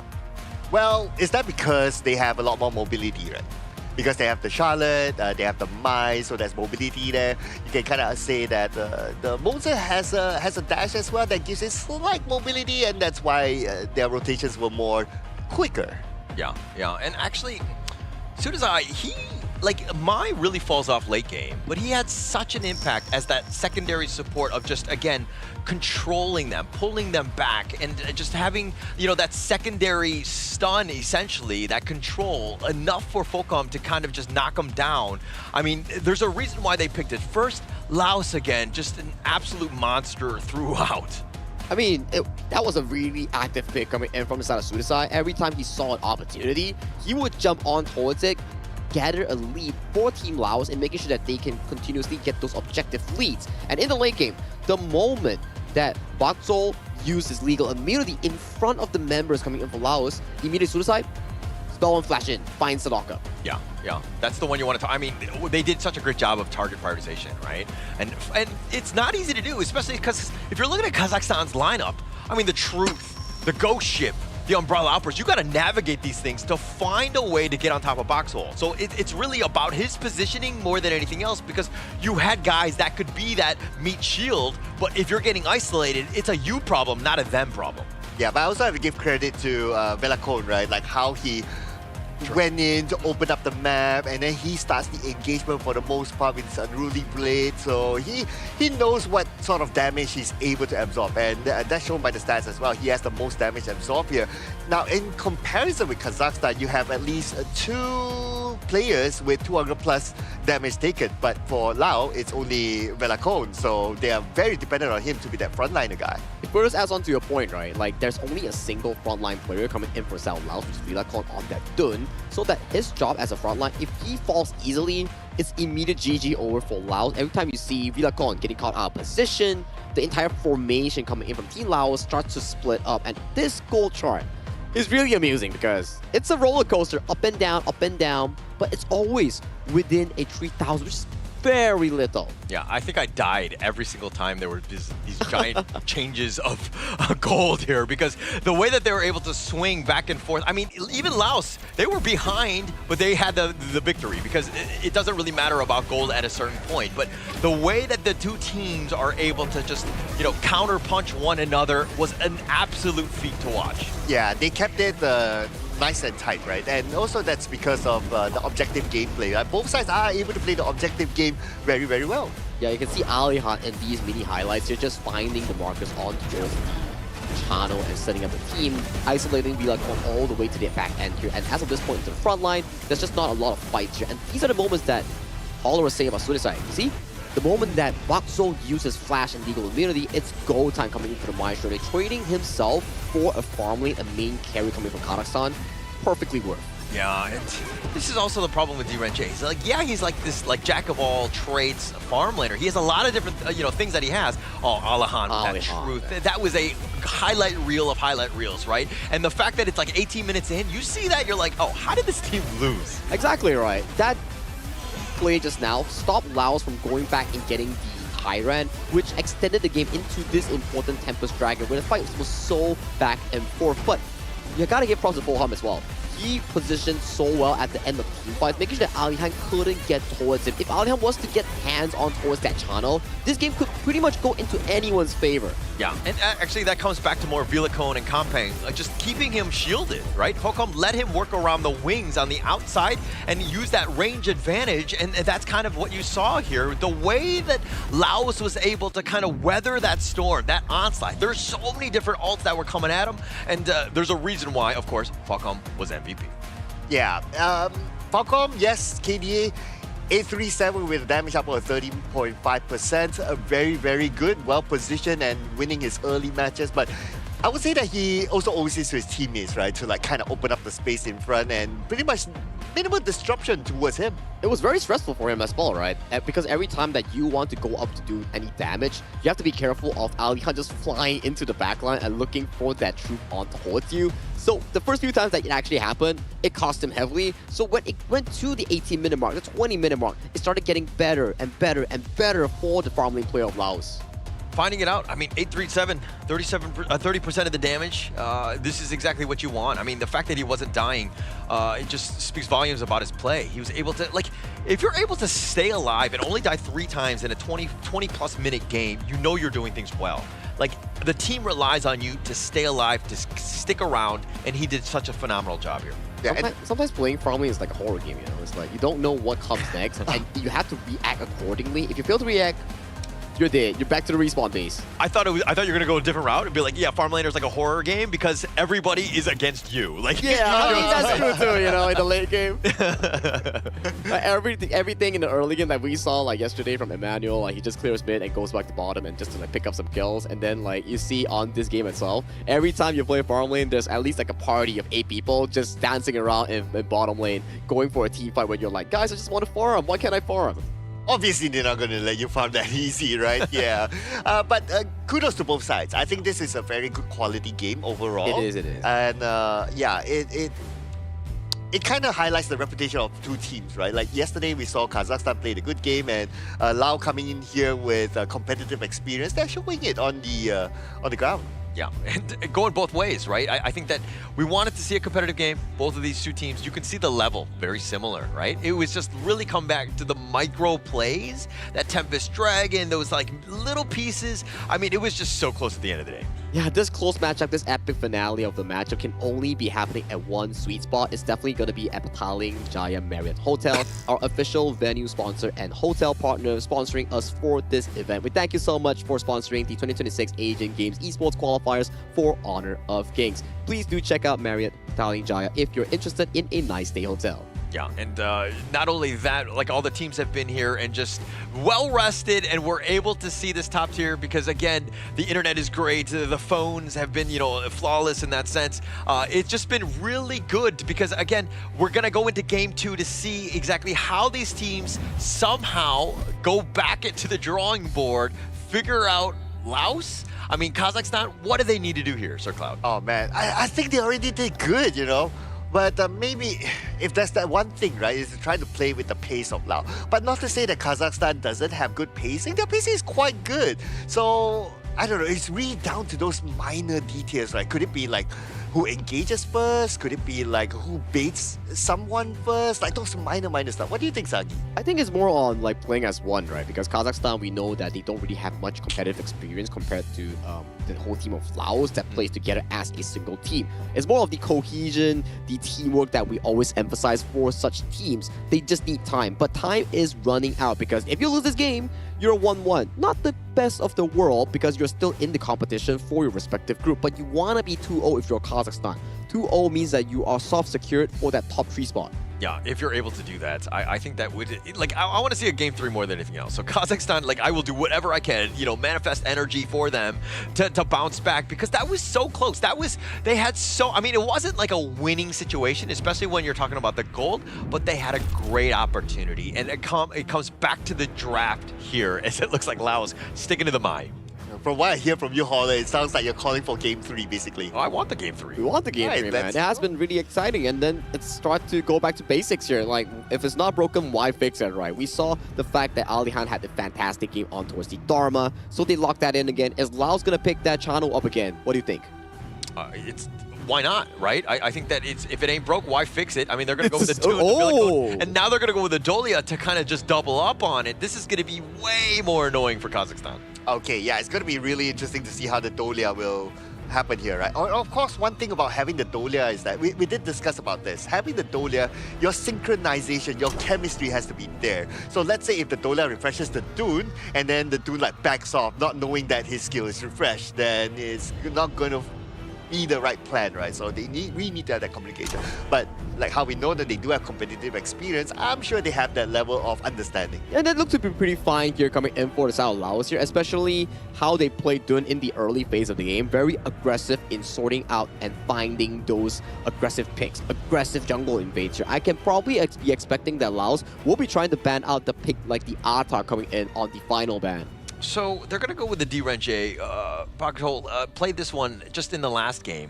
I kind of feel like this is, like, I think there are better farm laners here. Like, I don't know about the D-Renche. Again, utility kit, all that. But if you ever get out of position, and Bakhol has proven that, hey, sometimes he's not always in the right spot, this doesn't seem like the best case scenario for him. I think it also makes sense in a way where you want a farm lane that is self-sufficient, plus has the ability to counteract against a Maestro Nui jumping on towards you. If he jumps you, okay, let's just press that spell 2 button, get out jail card, and then flash away, or be sufficiently tanky enough with that semi-tank build to really sustain in those team fights, right? And you can see Kazakhstan, it's almost 80% of the same draft. They can't complete the full-on 100% because Yuan is locked away. Yeah, and by having this 80%, I think is really, really good already, right? Like what we discussed, when you ask me that question, I kind of find it hard to like, okay, what should they do better? The draft looks fine to me and all that, but then again, it's just some small executions inside the game. So for them to maintain all 4, I think it's all right. I think it is okay too here. But this is a lot of, you know, eggs in one basket. Bakhol is got to be the guy, right? Everybody else is just set up to make sure that you have a good game. If you get caught out, your team just loses. So again, it's like the protect the president type of strategy here. Well, if you're talking about all the engages has been happening on towards the phase, coming in from full farm, coming in from last game, he's picking up a Marco Polo this game. Much more mobility compared to a channel, but lesser late game damage compared to a critical marksman here. This could be a double-edged sword that Laos has actually drafted for themselves, but I'm excited to see how they actually play this out. Yeah, and also, I mean, the Fever Barrage is like, oh, that's the dream, right? When everybody's grouped up and you're able to get the perfect one. But if you're looking at the Kazakhstan style, I mean, pick your poison. Everybody has some sort of stun, right? So you have to be flawless. Everybody else has to be creating all this disruption so that you're able to, again, just get this Fever Barrage off, you know, flawlessly. Yeah, so the Dune has to kind of bait off those skills first, right? That's the ideal situation. You bait off those big stuns, bait off those big skills, then you come in later. That could be possible as well. If there's a draft that actually favor in this second game of this BO3, I gotta say Kazakhstan's draft is looking super duper consistent, but this absolute banger of this series is coming to a game 2. Laos leading the series 1-0 in score against their opponents Kazakhstan. Will Laos take the series 2-0 clean and end the day, or will Kazakhstan bring us to a game 3? Thank you, Sagi, as we get into game number 2 here, and this Laos has done almost everything right. Kazakhstan really taking the fight to them. It was super close. Again, I expect the same in this one as well. Yeah, expect that too. A few changes here, of course, in terms of the draft, but when it comes to execution, let's see how consistent they can be. That's going to be much more important as we approach this game. And so far, based on the start, Laos seems to be very, very aggressive. And Kazakhstan, now is their move since we're done with the first wave. Yeah, as soon as this is what you want to do, right? The Mai, you want to be on all lanes. You want to constantly be threatening Kazakhstan at a moment's notice and let them play scared. Because also it affects their rotations as well, because you're like, where is he? Is he going around? Could he be in that brush? You never really know. Okay. From what we had learned from game number 1, right, Lau becomes really, really active when Velocon starts to jungle invade. Yep. When he starts to jungle invade, he opens up the map, and not only that, he becomes a target man for himself. When he's that confident to be the target man, that's where Kazakhstan would need to be careful to not overly use their skills onto him when they see him, and think of it just as a bait. Yeah.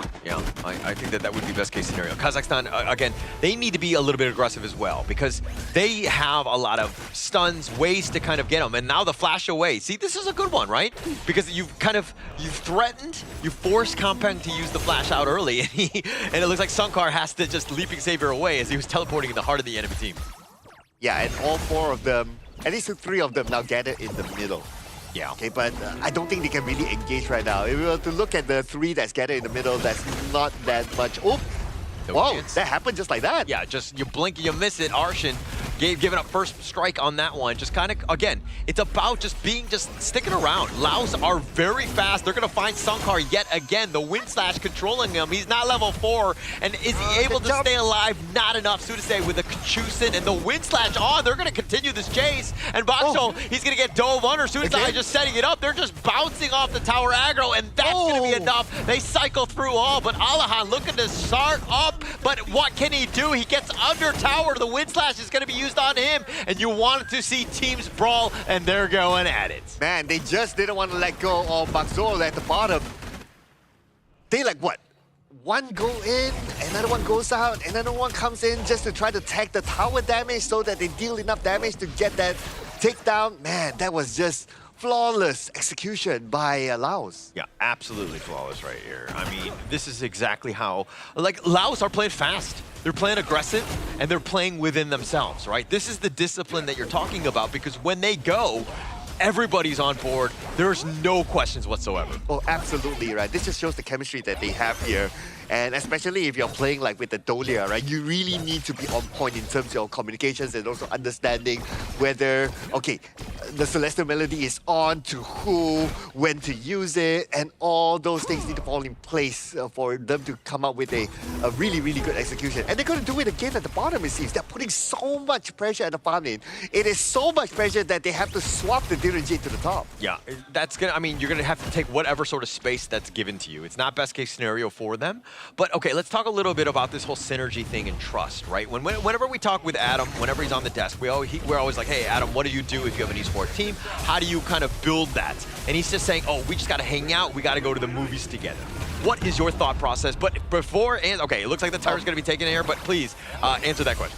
Well, I guess if it was me, looks like the Kazakhstan players will need to have a good meal together. Okay. Just starting with food, right? Yeah. I think that just kind of, it builds a bit of a rapport in that sense. But now Laos, it looks like they've done quite a bit, but Sutse misses the Kachusen, finding Bakshol. Nice 2-man stun on this one, but he's gonna just dodge the ghost ship, if you will, and he gets on out of this. Disciplined gameplay. Velocon is just there to steal away the jungle creeps. That's about it. And once they're done with that, they pull back. And while all that is happening, they are kind of pushing in the middle. But the main key point here is that they managed to steal one jungle creep, and that's about it. Look at how much discipline they have not to overcommit. 2.5k lead for Laos. They're doing everything right at this point. The way that they've been able to kind of even invade your jungle. Everything is not safe. You were talking about how you need to invade and be in somebody's house, and now you need to counter that by jumping into theirs.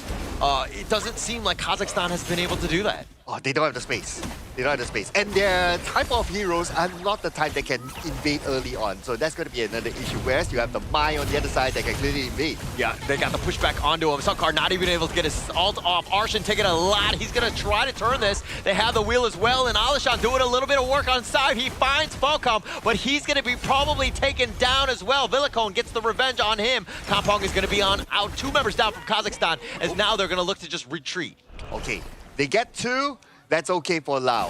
Whereas for Kazakhstan, at least they traded back with 1. But it's not only about like getting that 1 trade back, it's that they also lose a lot of resources from their own jungle. Yeah, they're gonna lose everything. And this is why when you take or you get kills, you gotta get something out of it, right? If it's a tower, even better, but taking away the enemy jungle, you got something. Basically like a goodie bag on this party on out. Oh, a goodie bag, yeah. That's a big goodie bag here.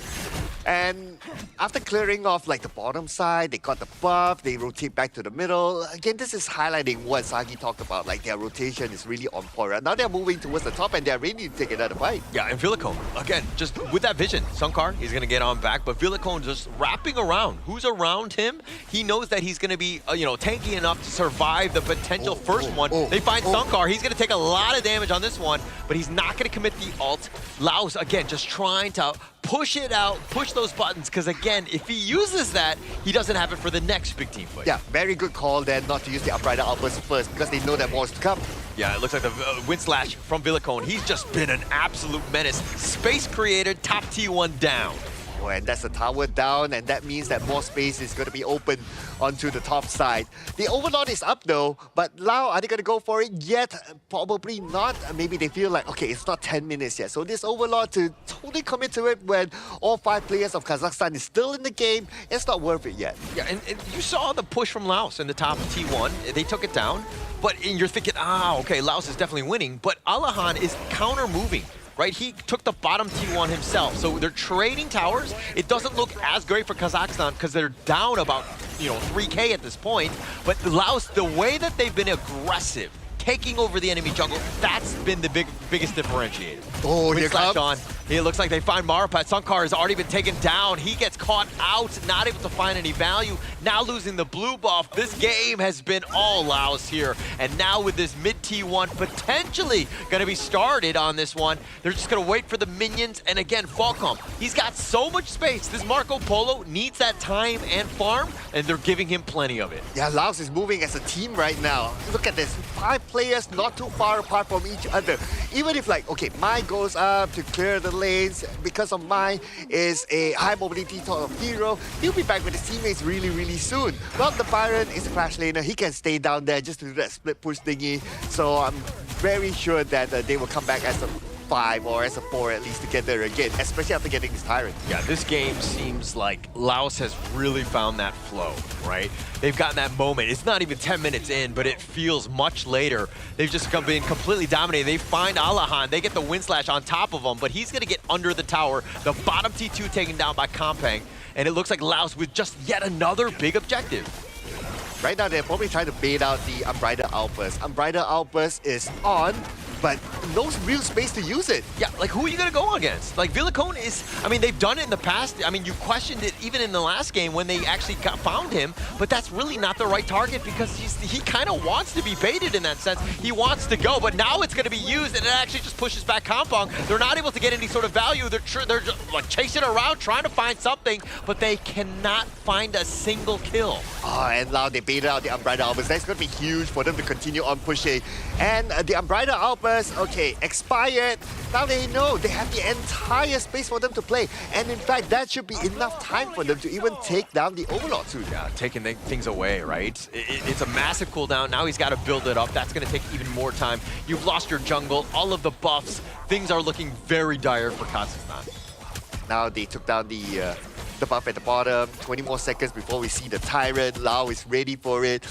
Sonka should have enough time to stack up the madness for him to have that Unbridled Outburst again, but he has to do it really fast. Yeah, I mean, 10 minutes, Shadow Tyrant, that's going to be the next big target up in about 5 seconds. And now Kazakhstan, again, he's just barely, like, not able to cast the Unbridled Outburst. He needs a little bit more madness, but look at how Kompang is just being aggressive, taking away the jungle camps at this point, but Laos just starting it up. They're going to take the Shadow Tyrant here, again, for free.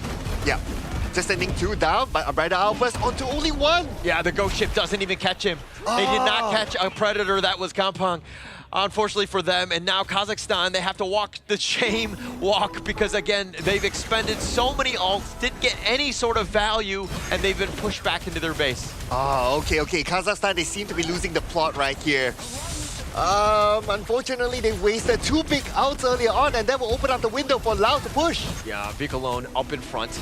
The lane in the top lane, they're going to look to just, again, they're doing this. They haven't even taken the top T2, right? So they're just like essentially cutting the creeps, but they have such a huge advantage that they're able to kind of lock in Kazakhstan into their own base. And now with Kazakhstan not able to come out at all, that's bad news. You have about a 7k gold gap between these 2 teams, and you still need to stack the madness. So Sonka needs a little bit more time, not only time, but he needs something to hit for his madness to stack up quicker. Yeah, and I mean, we've seen Sunkar being forced out. I mean, yes, he's the roam, so he can kind of risk it a little bit, but they find Alahan, Kampang, finding him just in a bad spot. Thought he could be fine, because he did have his flash and all that, but just not enough to get away. And when you've lost your Dharma at this stage, I don't even think you can fight. Yeah, no Dharma, but the good news, at least they do have the Umbrella Outburst right now together with the Ghost Ship, so they are ready to re-engage again. But ideally to wait for Alakan about 12 more seconds. They can wait this one out. Well, I don't think they have a choice. I think they will wait, right? I think that, you know, again, you can't really leave your base when you only have 4 members here. Laos, again, with this pressure, the Vanguards are also going to be making an appearance as well. Kampang is going to be there. They don't have minions, so they've been thwarted, at least for now. But Kazakhstan, the biggest piece to them of just extending the game is wave clearing. Oh, and the Dolia purchased the Venomous Star. So that's going to be a counter towards Sankar's heal. That's going to be a good crucial item for them in this final push. Yep, and that will definitely help them out. Sankar at about half-life needs to be a bit careful. The minions are slowly going there. The Shadow Vanguard is the top lane. And you're seeing exactly all 3 lanes being pushed, just going slow and steady. We don't need to risk it. We don't need to get out of position. We will continue to just put you in your base. Just keep them in there. Ideally to bait out those big ults. Those big outs are still not out yet. That's why they're not committing to this fight. They're just waiting for who is going to pull the trigger first. Yeah, they're looking for the right angle, right moments. But, I mean, Marupet taking a decent amount. He gets blown up by the Fever Barrage. He thought he was going to be safe. He thought he was going to be tanky, but it's just not enough. It looks like Falcom has enough to do some serious damage now. Okay, if one Fever Barrage, you're able to take down Atta, that's a message there that the gap between like damage output and damage able to be received is huge. Yeah, absolutely huge at this point. But the minions, that's the only thing slowing them down. I mean, you still have 4 more players from Kazakhstan, 10 more seconds essentially for Marupet to be on back up. But now this is that moment. Nice 3-man. Oh, now the Storm Strike. He decides to go in. They take the mid T3. The Umbrella Outburst just covering at least the end guys. They've gotten Kampang, so they did get a little bit of revenge. They've traded away the mid T3 as well as the top. Both of those are down. Can they get anything else? Okay, time for Laos to pull back. They already got 2 towers, which is good enough at this moment. The bottom tower is a critical situation, but that's fine. They can come back again later because the tower is going to be up again. That should be their main focus. Yeah, they'll just take this one because, again, Kazakhstan can't go and they can't contest because they have to fix the lanes. They have to do that housekeeping back home, ensure that they just don't lose this game. So, again, Kazakhstan on the back foot, down about 8K at this stage. This is a rough situation. Yeah, down 8K, and they have to collect again the Madness stack for Sankar, so that's going to take a while. And now they're being pushed back again because after getting the Tyrant, obviously Lao is going to push all 3 lanes, so they are prepared inside their base. They have to keep all their skills. They have to be in the right chill mindset at this moment to execute their plan well. Yeah, definitely need to be patient. I mean, all the lane, the top and the mid will auto push. The bottom lane is the biggest target here because it still has that T3, but it's teetering on the edge of its own life right there. So they'll deal with these minions as quickly as possible. You know, Laos doing everything right, but the biggest piece to this is Villicone. He's just had so much impact, and he's been this guardian, this troll under the bridge where nobody can pass. Oh, okay, they took down the tower, so now everything is open for the side of Kazakhstan. Lao invading, and they might be looking to finish up the job now. Yeah, they're looking to just end this one at this point. I mean, this is going to be the next big push here. They need to make some sort of play to just stay alive. Now they're going in, the Umbrella Outburst with that Ghost Ship. Villicone, he just unruly blades on out of this, navigating through all of it. All the big ults expended. Laos will just bide their time and look to push with the next big wave. Oh, no big ults right now, but here they come. Yeah, they're trying to. You have to get something out of this. I mean, all of your ults are down. If not, you're just going to auto-lose at this point, because the Laos side, their skill cooldowns are very short in comparison. Okay, here comes the next wave of minions, and Lao, they're getting ready for it. Now they're looking to go. Kampang will start things off. He tries to go on, but Bakshol does a little bit of work. They found Sosuke. He's going to take him down. The Ghost Ship is going to not be enough. The Wind Slash covering the retreat. The Fever Barrage! Oh, it was so good, but he dies in return. The double strike by Bakshol. He was the one left standing, and because of his damage, they were able to hold on at least for now. How is that not enough damage from the Fever Barrage? Probably it's because of blood rage from Maxwell that kept him alive. That's one factor. Probably Sungkar with his heal together with his shield combo, and that's what held them together when the Fervor Rush came in. I mean, but they're not out of the woods just yet. Kazakhstan, this is a bit of a lifeline. They have a chance. The Vilacone is still a bit of a problem here. Who Unruly Blade's on back on this one. But you gotta get some sort of play. They get the truth. They lock him down. The Honey Sweet Breeze, and it looks like Kampang. It doesn't matter how tanky you are when we have all of this damage here. Oh, and they will get the Overlord right now. Lao is not going to be able to challenge for this one. Overlord in hand. This will give another lifeline to Kazakhstan. They've got a chance. They take the mid T1. That's going to be a great start in terms of this comeback. More push, more areas for that. But Kampang down for about 22 more seconds. This mid T2 goes down. I mean, as long as they're not taking any T3s, I don't think Laos needs to worry, at least for now. Yeah, they still have enough protection, right? But they have to get their act together at this point. They cannot create more room for Kazakhstan to win fights and push again. If they lose the next one, it's going to be scary. Yeah, I mean, for both sides, right? The next person who wins the next team fight just pretty much wins this game, right? Mid T2 down. Look at the bottom lane. Hokam is there looking to push, dealing with the Shadow Vanguard. But again, he's a little out of position. He is definitely vulnerable. Yeah, but it looks like Kazakhstan is not really putting. Oh, they get the mini stun. They find him. Kampang was looking to go for this one. They thought they were going to look to just turn on him, but instead they find Kampang down for 40 seconds. Here comes the recall from Velcom. He will be back to look to fight. Okay, bottom lane pushing. Bottom lane pushing. Oh.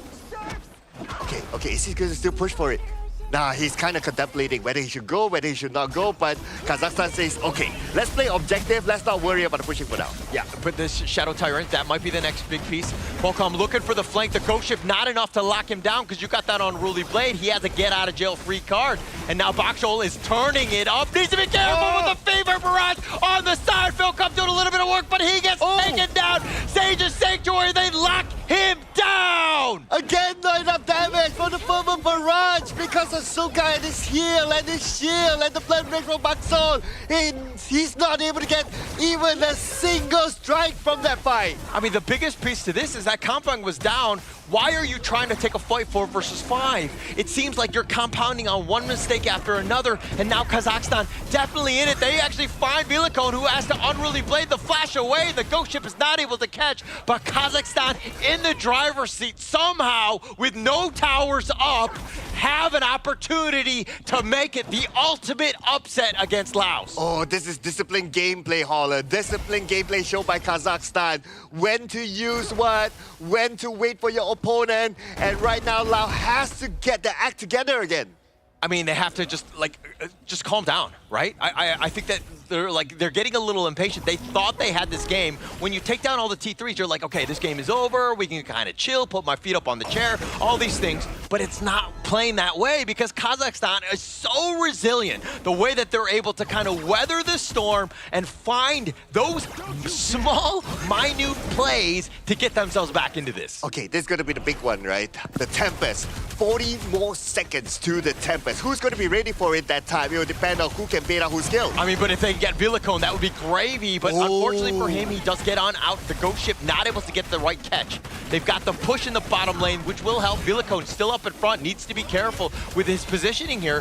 Arshin is going to be there. He's going to flash on back. Tempest Dragon up at about 15. Anyway, the Ghost Ship should be back up again by the time the Tempest comes up, so that still should be okay as long as the Unbridled Armors is not used now. Yeah, look at Alahan looking to split push the top lane. All lanes have been fixed. Everything is just kind of, in where they want to be for Kazakhstan, right? Taking that buff away will be huge if they're able to. Sungkar needs to stay alive, though. Okay, just waiting for another right moment. Now, I can see that the Dolia is trying to bait out something there, but to no avail. Not yet. Look at the mini stun on the Vilacone. He's going to be backing off. He's still very tanky, but again, you're seeing the power of Bakshol. The way that he's able to kind of chip them down. We're in the late game, right? Yeah, you're tanky, but we've got Bakshol on our side, and he just tears through that. Yeah, and right now, all Kazakhstan needs to do is to try to keep him alive as long as possible. Allow him to get 3 hits from the back. Now they're going to start off the Tempest, and on the left side, Suche is just waiting for the right moment, but he's not the right person to try to go in and smite. He does not have the smite, obviously. Yo, if you're going for the Tempest Dragon, you need to go all in. This is that moment because the lanes will all push. You don't have any T3s. So if the opportunity is there, the Tempest Dragon is very low. The Umbrella Outburst on the point. Alahan goes to the truth with the Fever Barrage. On point, is he able to take it? But Falcom gets taken down. They get the Tempest Dragon. Kazakhstan are coming back. And now Sunkar, they find Bakshol though. And now it looks like he's going to be on the run. Marapet has to stay alive. He gets picked off. So to say, has gotten it. It looks like they've gotten only with 2 members down. Laos have figured out a way. How is Kazakhstan going to hold with only Alahan and Sunkar? Oh my goodness, and they're not the best heroes to clear lanes either. So this is going to be a really, really difficult one for Kazakhstan. And they don't have the Umbrella Outburst to give them more durability. Yeah, but this is that wave. This is it. The Alahan with that truth, knocking him on the side. But he too will fall with you have the Tempest Vanguards. Alahan getting a little bit low. He buys Sage's Sanctuary just in case. But the Tempest Vanguards might have been enough to salvage this one. Oof. Okay, this game is going to be extended here, ladies and gentlemen. We are in for a long night.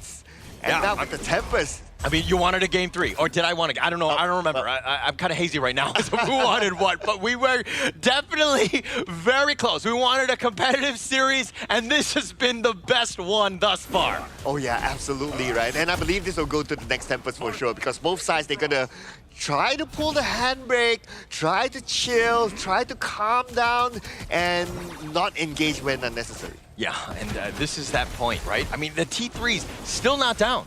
Right? So these Tempest Vanguards are going to definitely help with the push, and it'll give you an opportunity. But the biggest piece is that eventually Laos's lanes will push in their favor. This is going to be a tough one, right? Who's going to win this one? Now, goal is not going to be an issue anymore. Whatever goal it is, it doesn't matter. It's all about execution. Yeah, it doesn't really matter at this point. Villicone, that's been the problem. They take the bottom T3, they're going to equalize. Villicone about half-life, and they're trying to deal with the elite minions, but they don't have any more Vanguards to continue this push. Mid and top will continue to push in favor of Laos. Okay, and now Kazakhstan playing the disciplined gameplay. They're pulling back because they know the next Tempest is going to be up in less than a minute. Same goes for Lao as well. They cannot go out and try to search for the Kazakhstan players. They have to okay, let's play this discipline. Let's just clear off our lanes and get ready for the next Tempest. Yeah, Laos have to just, they need to just push waves themselves, right? And at least at the same time, Kompeng needs to play a little bit more timidly. He's been going out of position, which has created the comeback because of, the single players that have been picked off. Okay, look at this, right? So Suche is going all the way to the back. He's probably looking at an opportunity to get the backline. Look at him, look at him. He's going to come anytime soon. Yeah, he's going to potentially go, and now he defines it. He goes on this passive. He's going to go golden, but now it looks like it's Sage's Sanctuary is going to be popped for him. The ambush is going to be on his favor, and now it looks like they're Unruly Blade. Villicone is going to be running for his life. Laos is trying to, again, stay alive. They tried to go for the play, but they got caught out. So to say, he tried to go for the ambush, and he got killed. Oh, so to say, I see that idea, but it's not over yet. Oh, the Wind Slash. Villicone is still a bit of a problem. They're doing a little bit of work, but the return play, Villicone is going to be down. Kazakhstan over the wall. Ghost Ship is going to be set. They take the mid T3. Now they want to end the game. And this is where they could potentially end the game, but then again, Lao will not make it easy for them. They're trying to go and stay back all the way to the back line. But still, wait a second. Can they actually defend this one? Down to the last hit. But Lao, they don't have this. Wait. Not over yet. Not over yet. They have backdoor. They have backdoor. They have backdoor. There's no way. Maripat's trying to wing on it, but it's been locked in. Lao somehow hold on because they didn't have any minions. Alahan, sliver of life. He's going to look to recall. He will be there, but at what cost? Can he hold on this one? Oh, man, I can't believe what I'm saying. It was down to the last hit, and still they're able to defend it. I mean, this is the backdoor protection. This is why you have to deal with the minions. They rush right in. They want to go for Alahan, but they don't have minions themselves. They need to deal with the super elite minions in the mid lane. They're going to look to clear this up. They will be patient, but again, they don't have time. Arshin is back up. Bakshol is up as well. Sunkar is there. Kazakhstan back at full strength. Laos has to go for the Tempest instead, and that's exactly what they're doing right now. Now Kazakhstan, they have to rush towards the Tempest. Tempest now, okay? Almost about half-life. It's getting close. they don't have enough. They're going to look to rush this. Kazakhstan will look to start this one over the wall. Falcom is there, so they have that damage. They're trying to zone them away, but Falcom is trying to distract, but he's not able to get it. They get the pushback, and who gets the Tempest Dragon? Falcom gets the Tempest Dragon! Arshan is going to go golden. He's going to try to stay alive and weather the storm. Alahad gets a little bit low. He needs to be careful. The flash away. Alahad has already been taken down. The Tempest Dragon buff is just way too much. Laos taking him down, and it looks like Laos, with 4 members down from Kazakhstan, have taken the game. And this is the moment for Laos to end the game for sure. All they need to do right now is just push down the mid lane, and then once and for all, 26 minutes, ladies and gentlemen, 1 more to go. All he might do is to defend, but what can he do right now without him on the gorge? Laos will take home this epic victory. Play coming in from Nanfong that he found the double Fever Barrage, cleared the wave, deactivated the tower just to make sure that he found the finishing blow on towards Kazakhstan. It's such a hot, breaking loss for the Kazakhstan team members, but what a valiant effort. What an absolute cinema for these 2 games. I don't know, I mean, I'm still recovering from that game. Like, that was intense. There were so many different moments where Kazakhstan, like, they had that chance. There was like one last hit on the crystal, not able to do it. They didn't, I mean, the minions weren't there. They had backdoor protection up. Laos just hanging on by a thread, but that's all you need. And if you wanted cinema, you got it tonight. Oh man, that was absolutely insane. No cap. Absolutely insane. No cap. That was some different roller coaster compared to Game 1. If Game 1 was a bit back and forth, depending on team fights, that Crystal Rush coming in from the side of Kazakhstan, just for the side of Boham to just double Fever Barrage it at what, 5% HP? That was the best thing that happened tonight. I was like, okay, Game 1 was epic, and I was like, there's no way. There's no way, right? Right? I was like, okay, the game is over. I mean, with the way Laos was playing this early to mid game, everything was kind of just in their favor. But then, small mistakes. Back and forth. They were just stacking up. And then you saw that Kazakhstan had that window of opportunity, and it was just so close. It's a game of inches, my friend. And unfortunately for Kazakhstan, they were just that close. Oh man, I don't think any other game can get as close as this. That was like this is super. That was insane. Like, this top, the one that Abdulaziz stole the Tempest Dragon with the Angel up, was the Quadra Strike, because we were expecting like, okay, Game 1 was like pretty good, right? And then Game 2 is like, okay, maybe Laos woke up, and then they're like trying to pack the bag, send it to 2-0, and then we have a good night. But no, the composition coming in from Kazakhstan was so solid. No one could answer the DRNG in the late game, and then we thought, okay, the Marco Polo probably fell off. We saw the fact that the farm wave Foham found like a good flank, but then he made the mistake. He faltered one after another, and then the late game comes. That backdoor protection, my goodness. Can I just say, let's welcome Laos to the stage, right? I think that we wanted epic games, and Laos more than stepped up to it. What an absolute crazy game. Everybody's stepping up. So to say, that flank attempt to try to go for that ambush, and one of his 2 deaths, that was the moment where I was like, oh, they're screwed. Kazakhstan wins, but apparently you need backdoor protection to keep yourself alive. I mean, that game, insane. And you know what? This is something that we did discuss during the drafting phase, right? It's like, okay, it's not broken, don't fix it. And it just shows again, although Kazakhstan, unfortunately, they didn't win this one, but they're showing that when it comes to the draft, there was nothing wrong about it. Nothing wrong about it. Yeah, there was nothing wrong. I just stick to the same heroes. I mean, they were all good. It was about execution, and it came down to the late game decision making. That was like the biggest differential. I mean, it was so close. We saw multiple Tempest Dragons. We saw, you know, my heart rate go up and down at the same time. I think I died like 3 times on that game, but still, like, I had more deaths than Sosuke. I think this is the grand venture coming in from Poham on that Marco Polo. When it's a good Fever Barrage, it's really good. It's even under the circumstance when Kazakhstan secured the Tempest Dragon, they still managed to win over that buff. And in the final few moments, that's where this Marco Polo, this double-edged sword actually shined for Laos. Yeah, at some point, I thought that Marco Polo goes in with the forward barrage. Oh, where's his damage? Oh, there's so much sustain on the other side. But the key thing wasn't his damage onto the opponents. The key thing was his damage onto the minions. Yeah, the wave clear. Yeah, the wave multiple clear. time. It really came back to just like who cleared the minion wave first. Yeah. Right? That was like the biggest differential. That's how close it was. And the minion waves, after 20 minutes, every single minute it passes by, it grows by strength. So if in any case, one single minion marches to a single tower, it can take it on in less than 5 seconds. So that's how strong minions are post 20 minutes. And you can start to see Bagzo, Foham, 300,000 damage dealt in this game alone. Have you ever had 300,000 damage? I don't in a think game? so. Yeah, right? Like, this is like the longest game thus far. I think it's like 26 plus minutes of the Asia Games qualifier thus far. But seeing 300,000, I don't think I've ever seen that number from one single player. Again, we'll have to verify. Maybe I did, but this is as crazy as it gets of a game. I'm glad that you don't pass the question to me because it's irrelevant. for my role, that is. For my role. But yes, I mean, it's a long game. This could be the longest game so far. No, it was. It is, It was. right? Wait, did we have like another double Tempest Dragon game before this? We did have double Tempest, but I think the actual timing of this one Okay, was, we'll have to check that yeah. out. 26-19. So for this exact game, right, look at this roller coaster, right? Like, you guys were wondering, like, okay,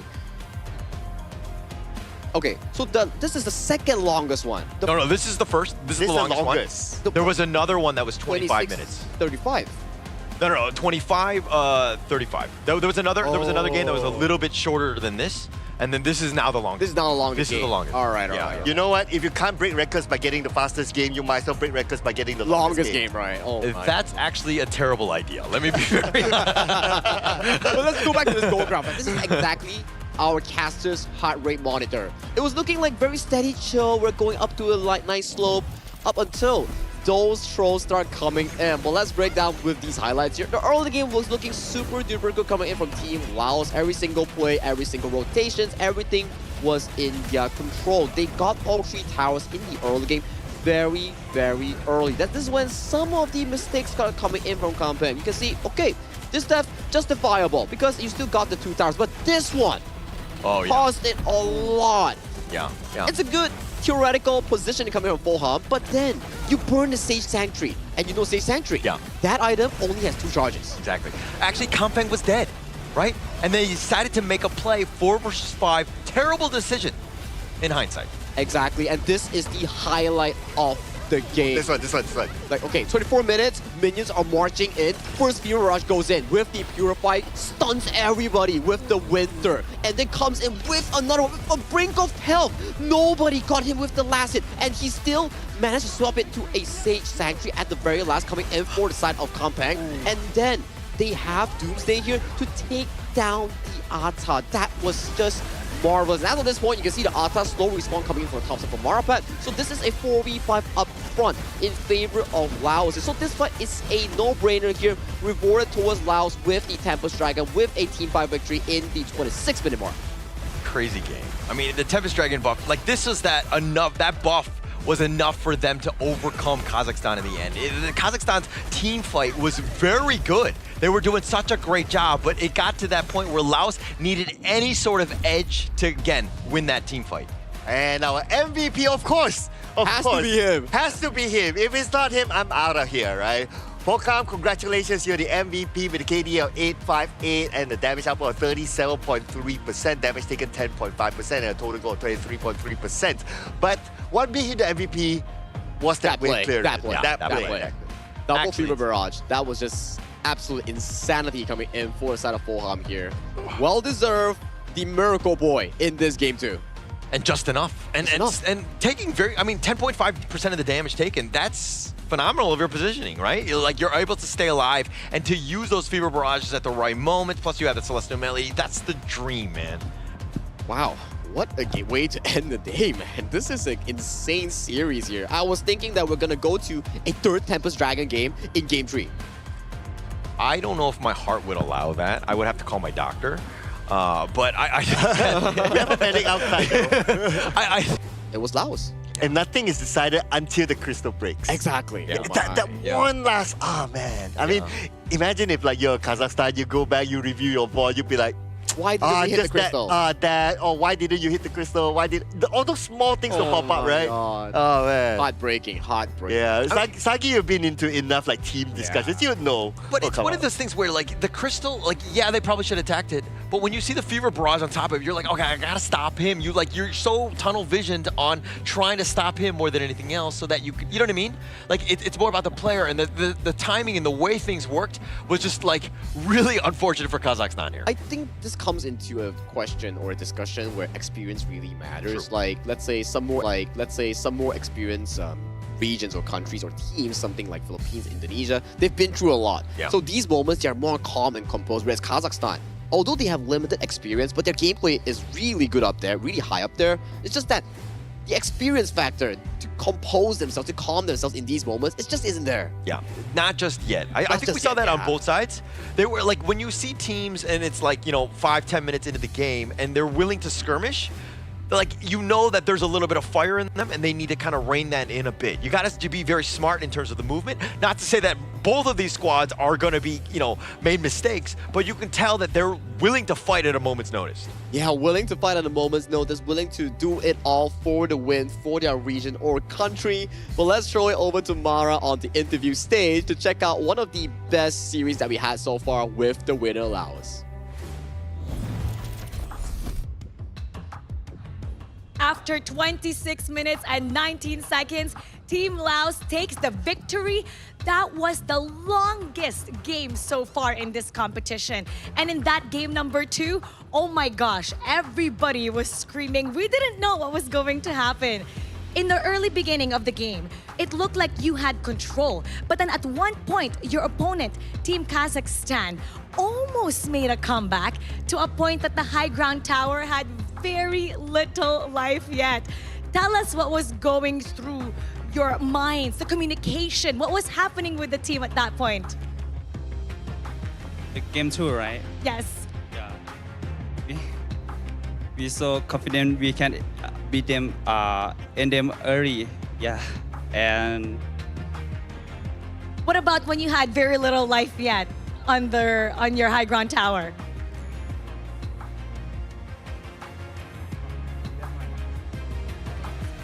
It was back and forth, back and forth.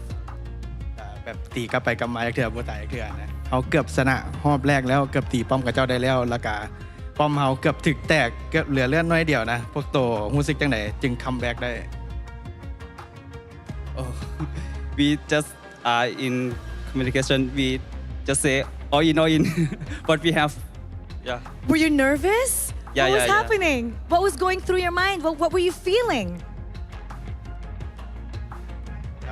He feeling nervous and the team says stick to the plan and they say go all in.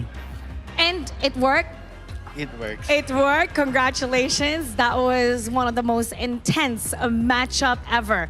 But even game number 1 was quite good. It was a very close game. Your opponent, Team Kazakhstan, their composition excelled in locking down and chain crowd control. But even with that, your team still managed to escape, re-engage, and reposition. How was Team Laos so effective in executing against that style of composition? โตเฮ็ดแผนจังไดจึงชนะกับเจ้าได้แบบในเกมอินเทนส์ที่แบบว่าเกือบเสียแล้วเกมแรกนะเฮ็ดจังไดจึงคัมแบ็กได้ For the first game, this is our first match.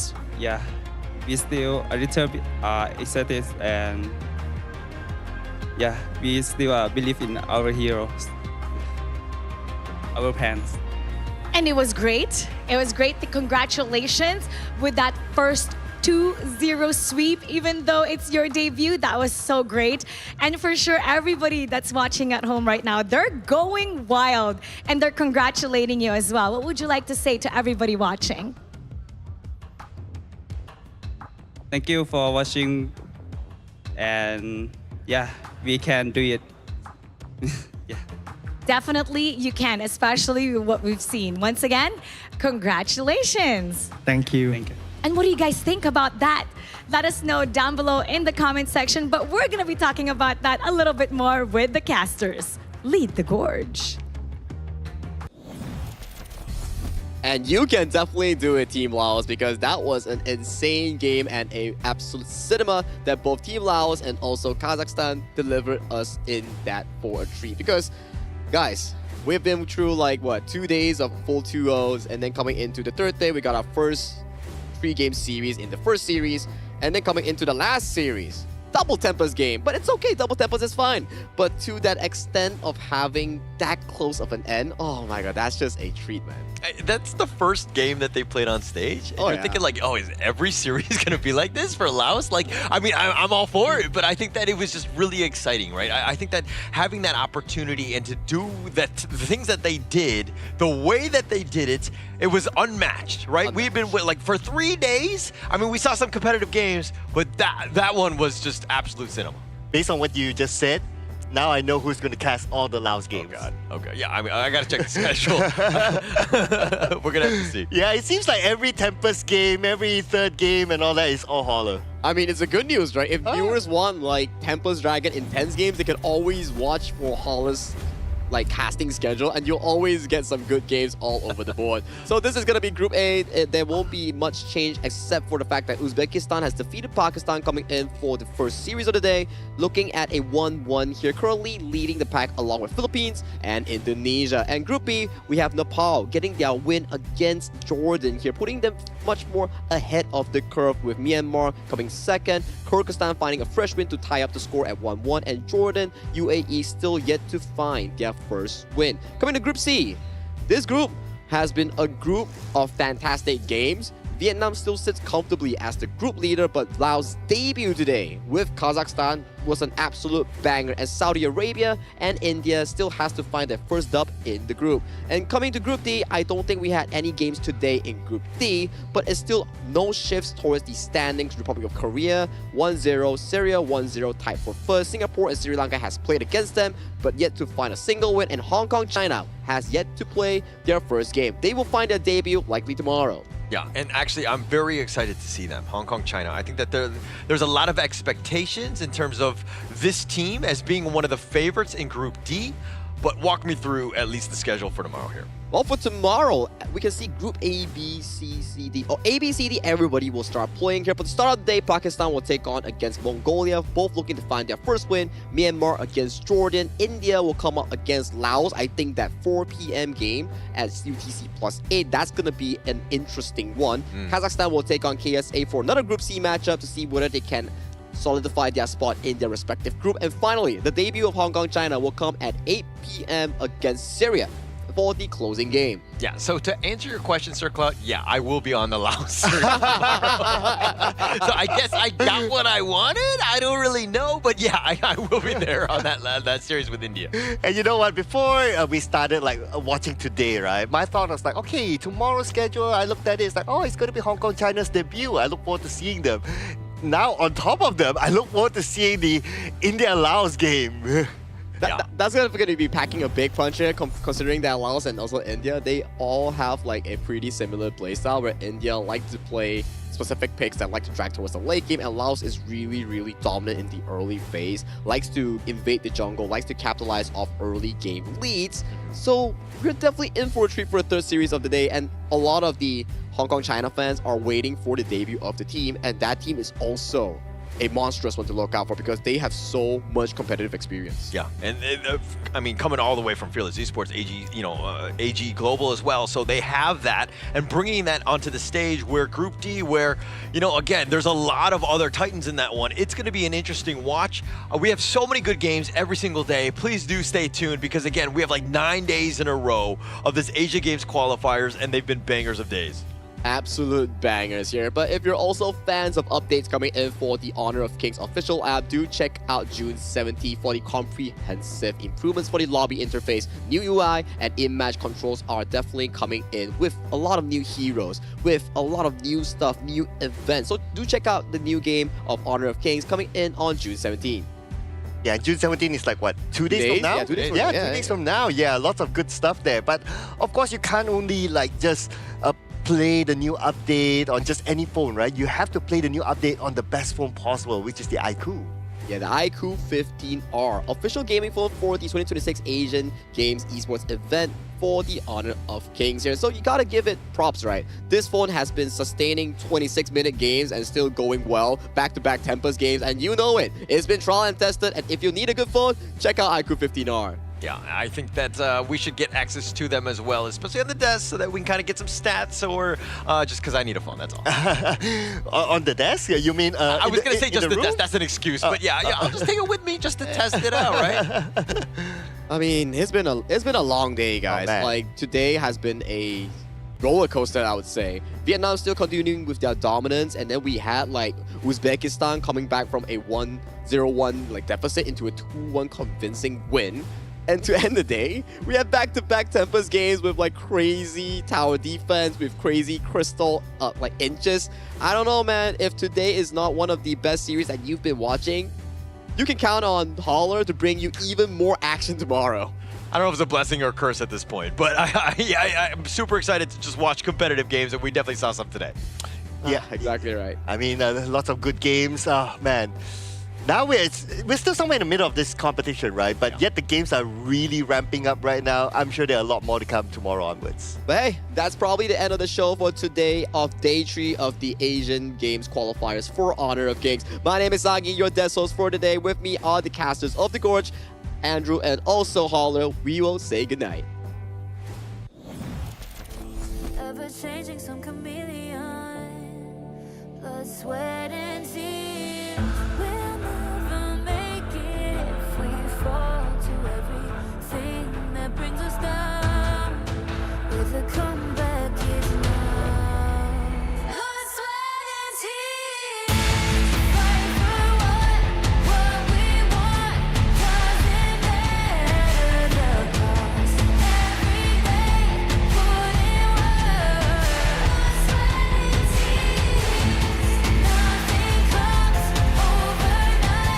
Strength in numbers start to line. We don't bow to fear. Blood, sweat, and tears.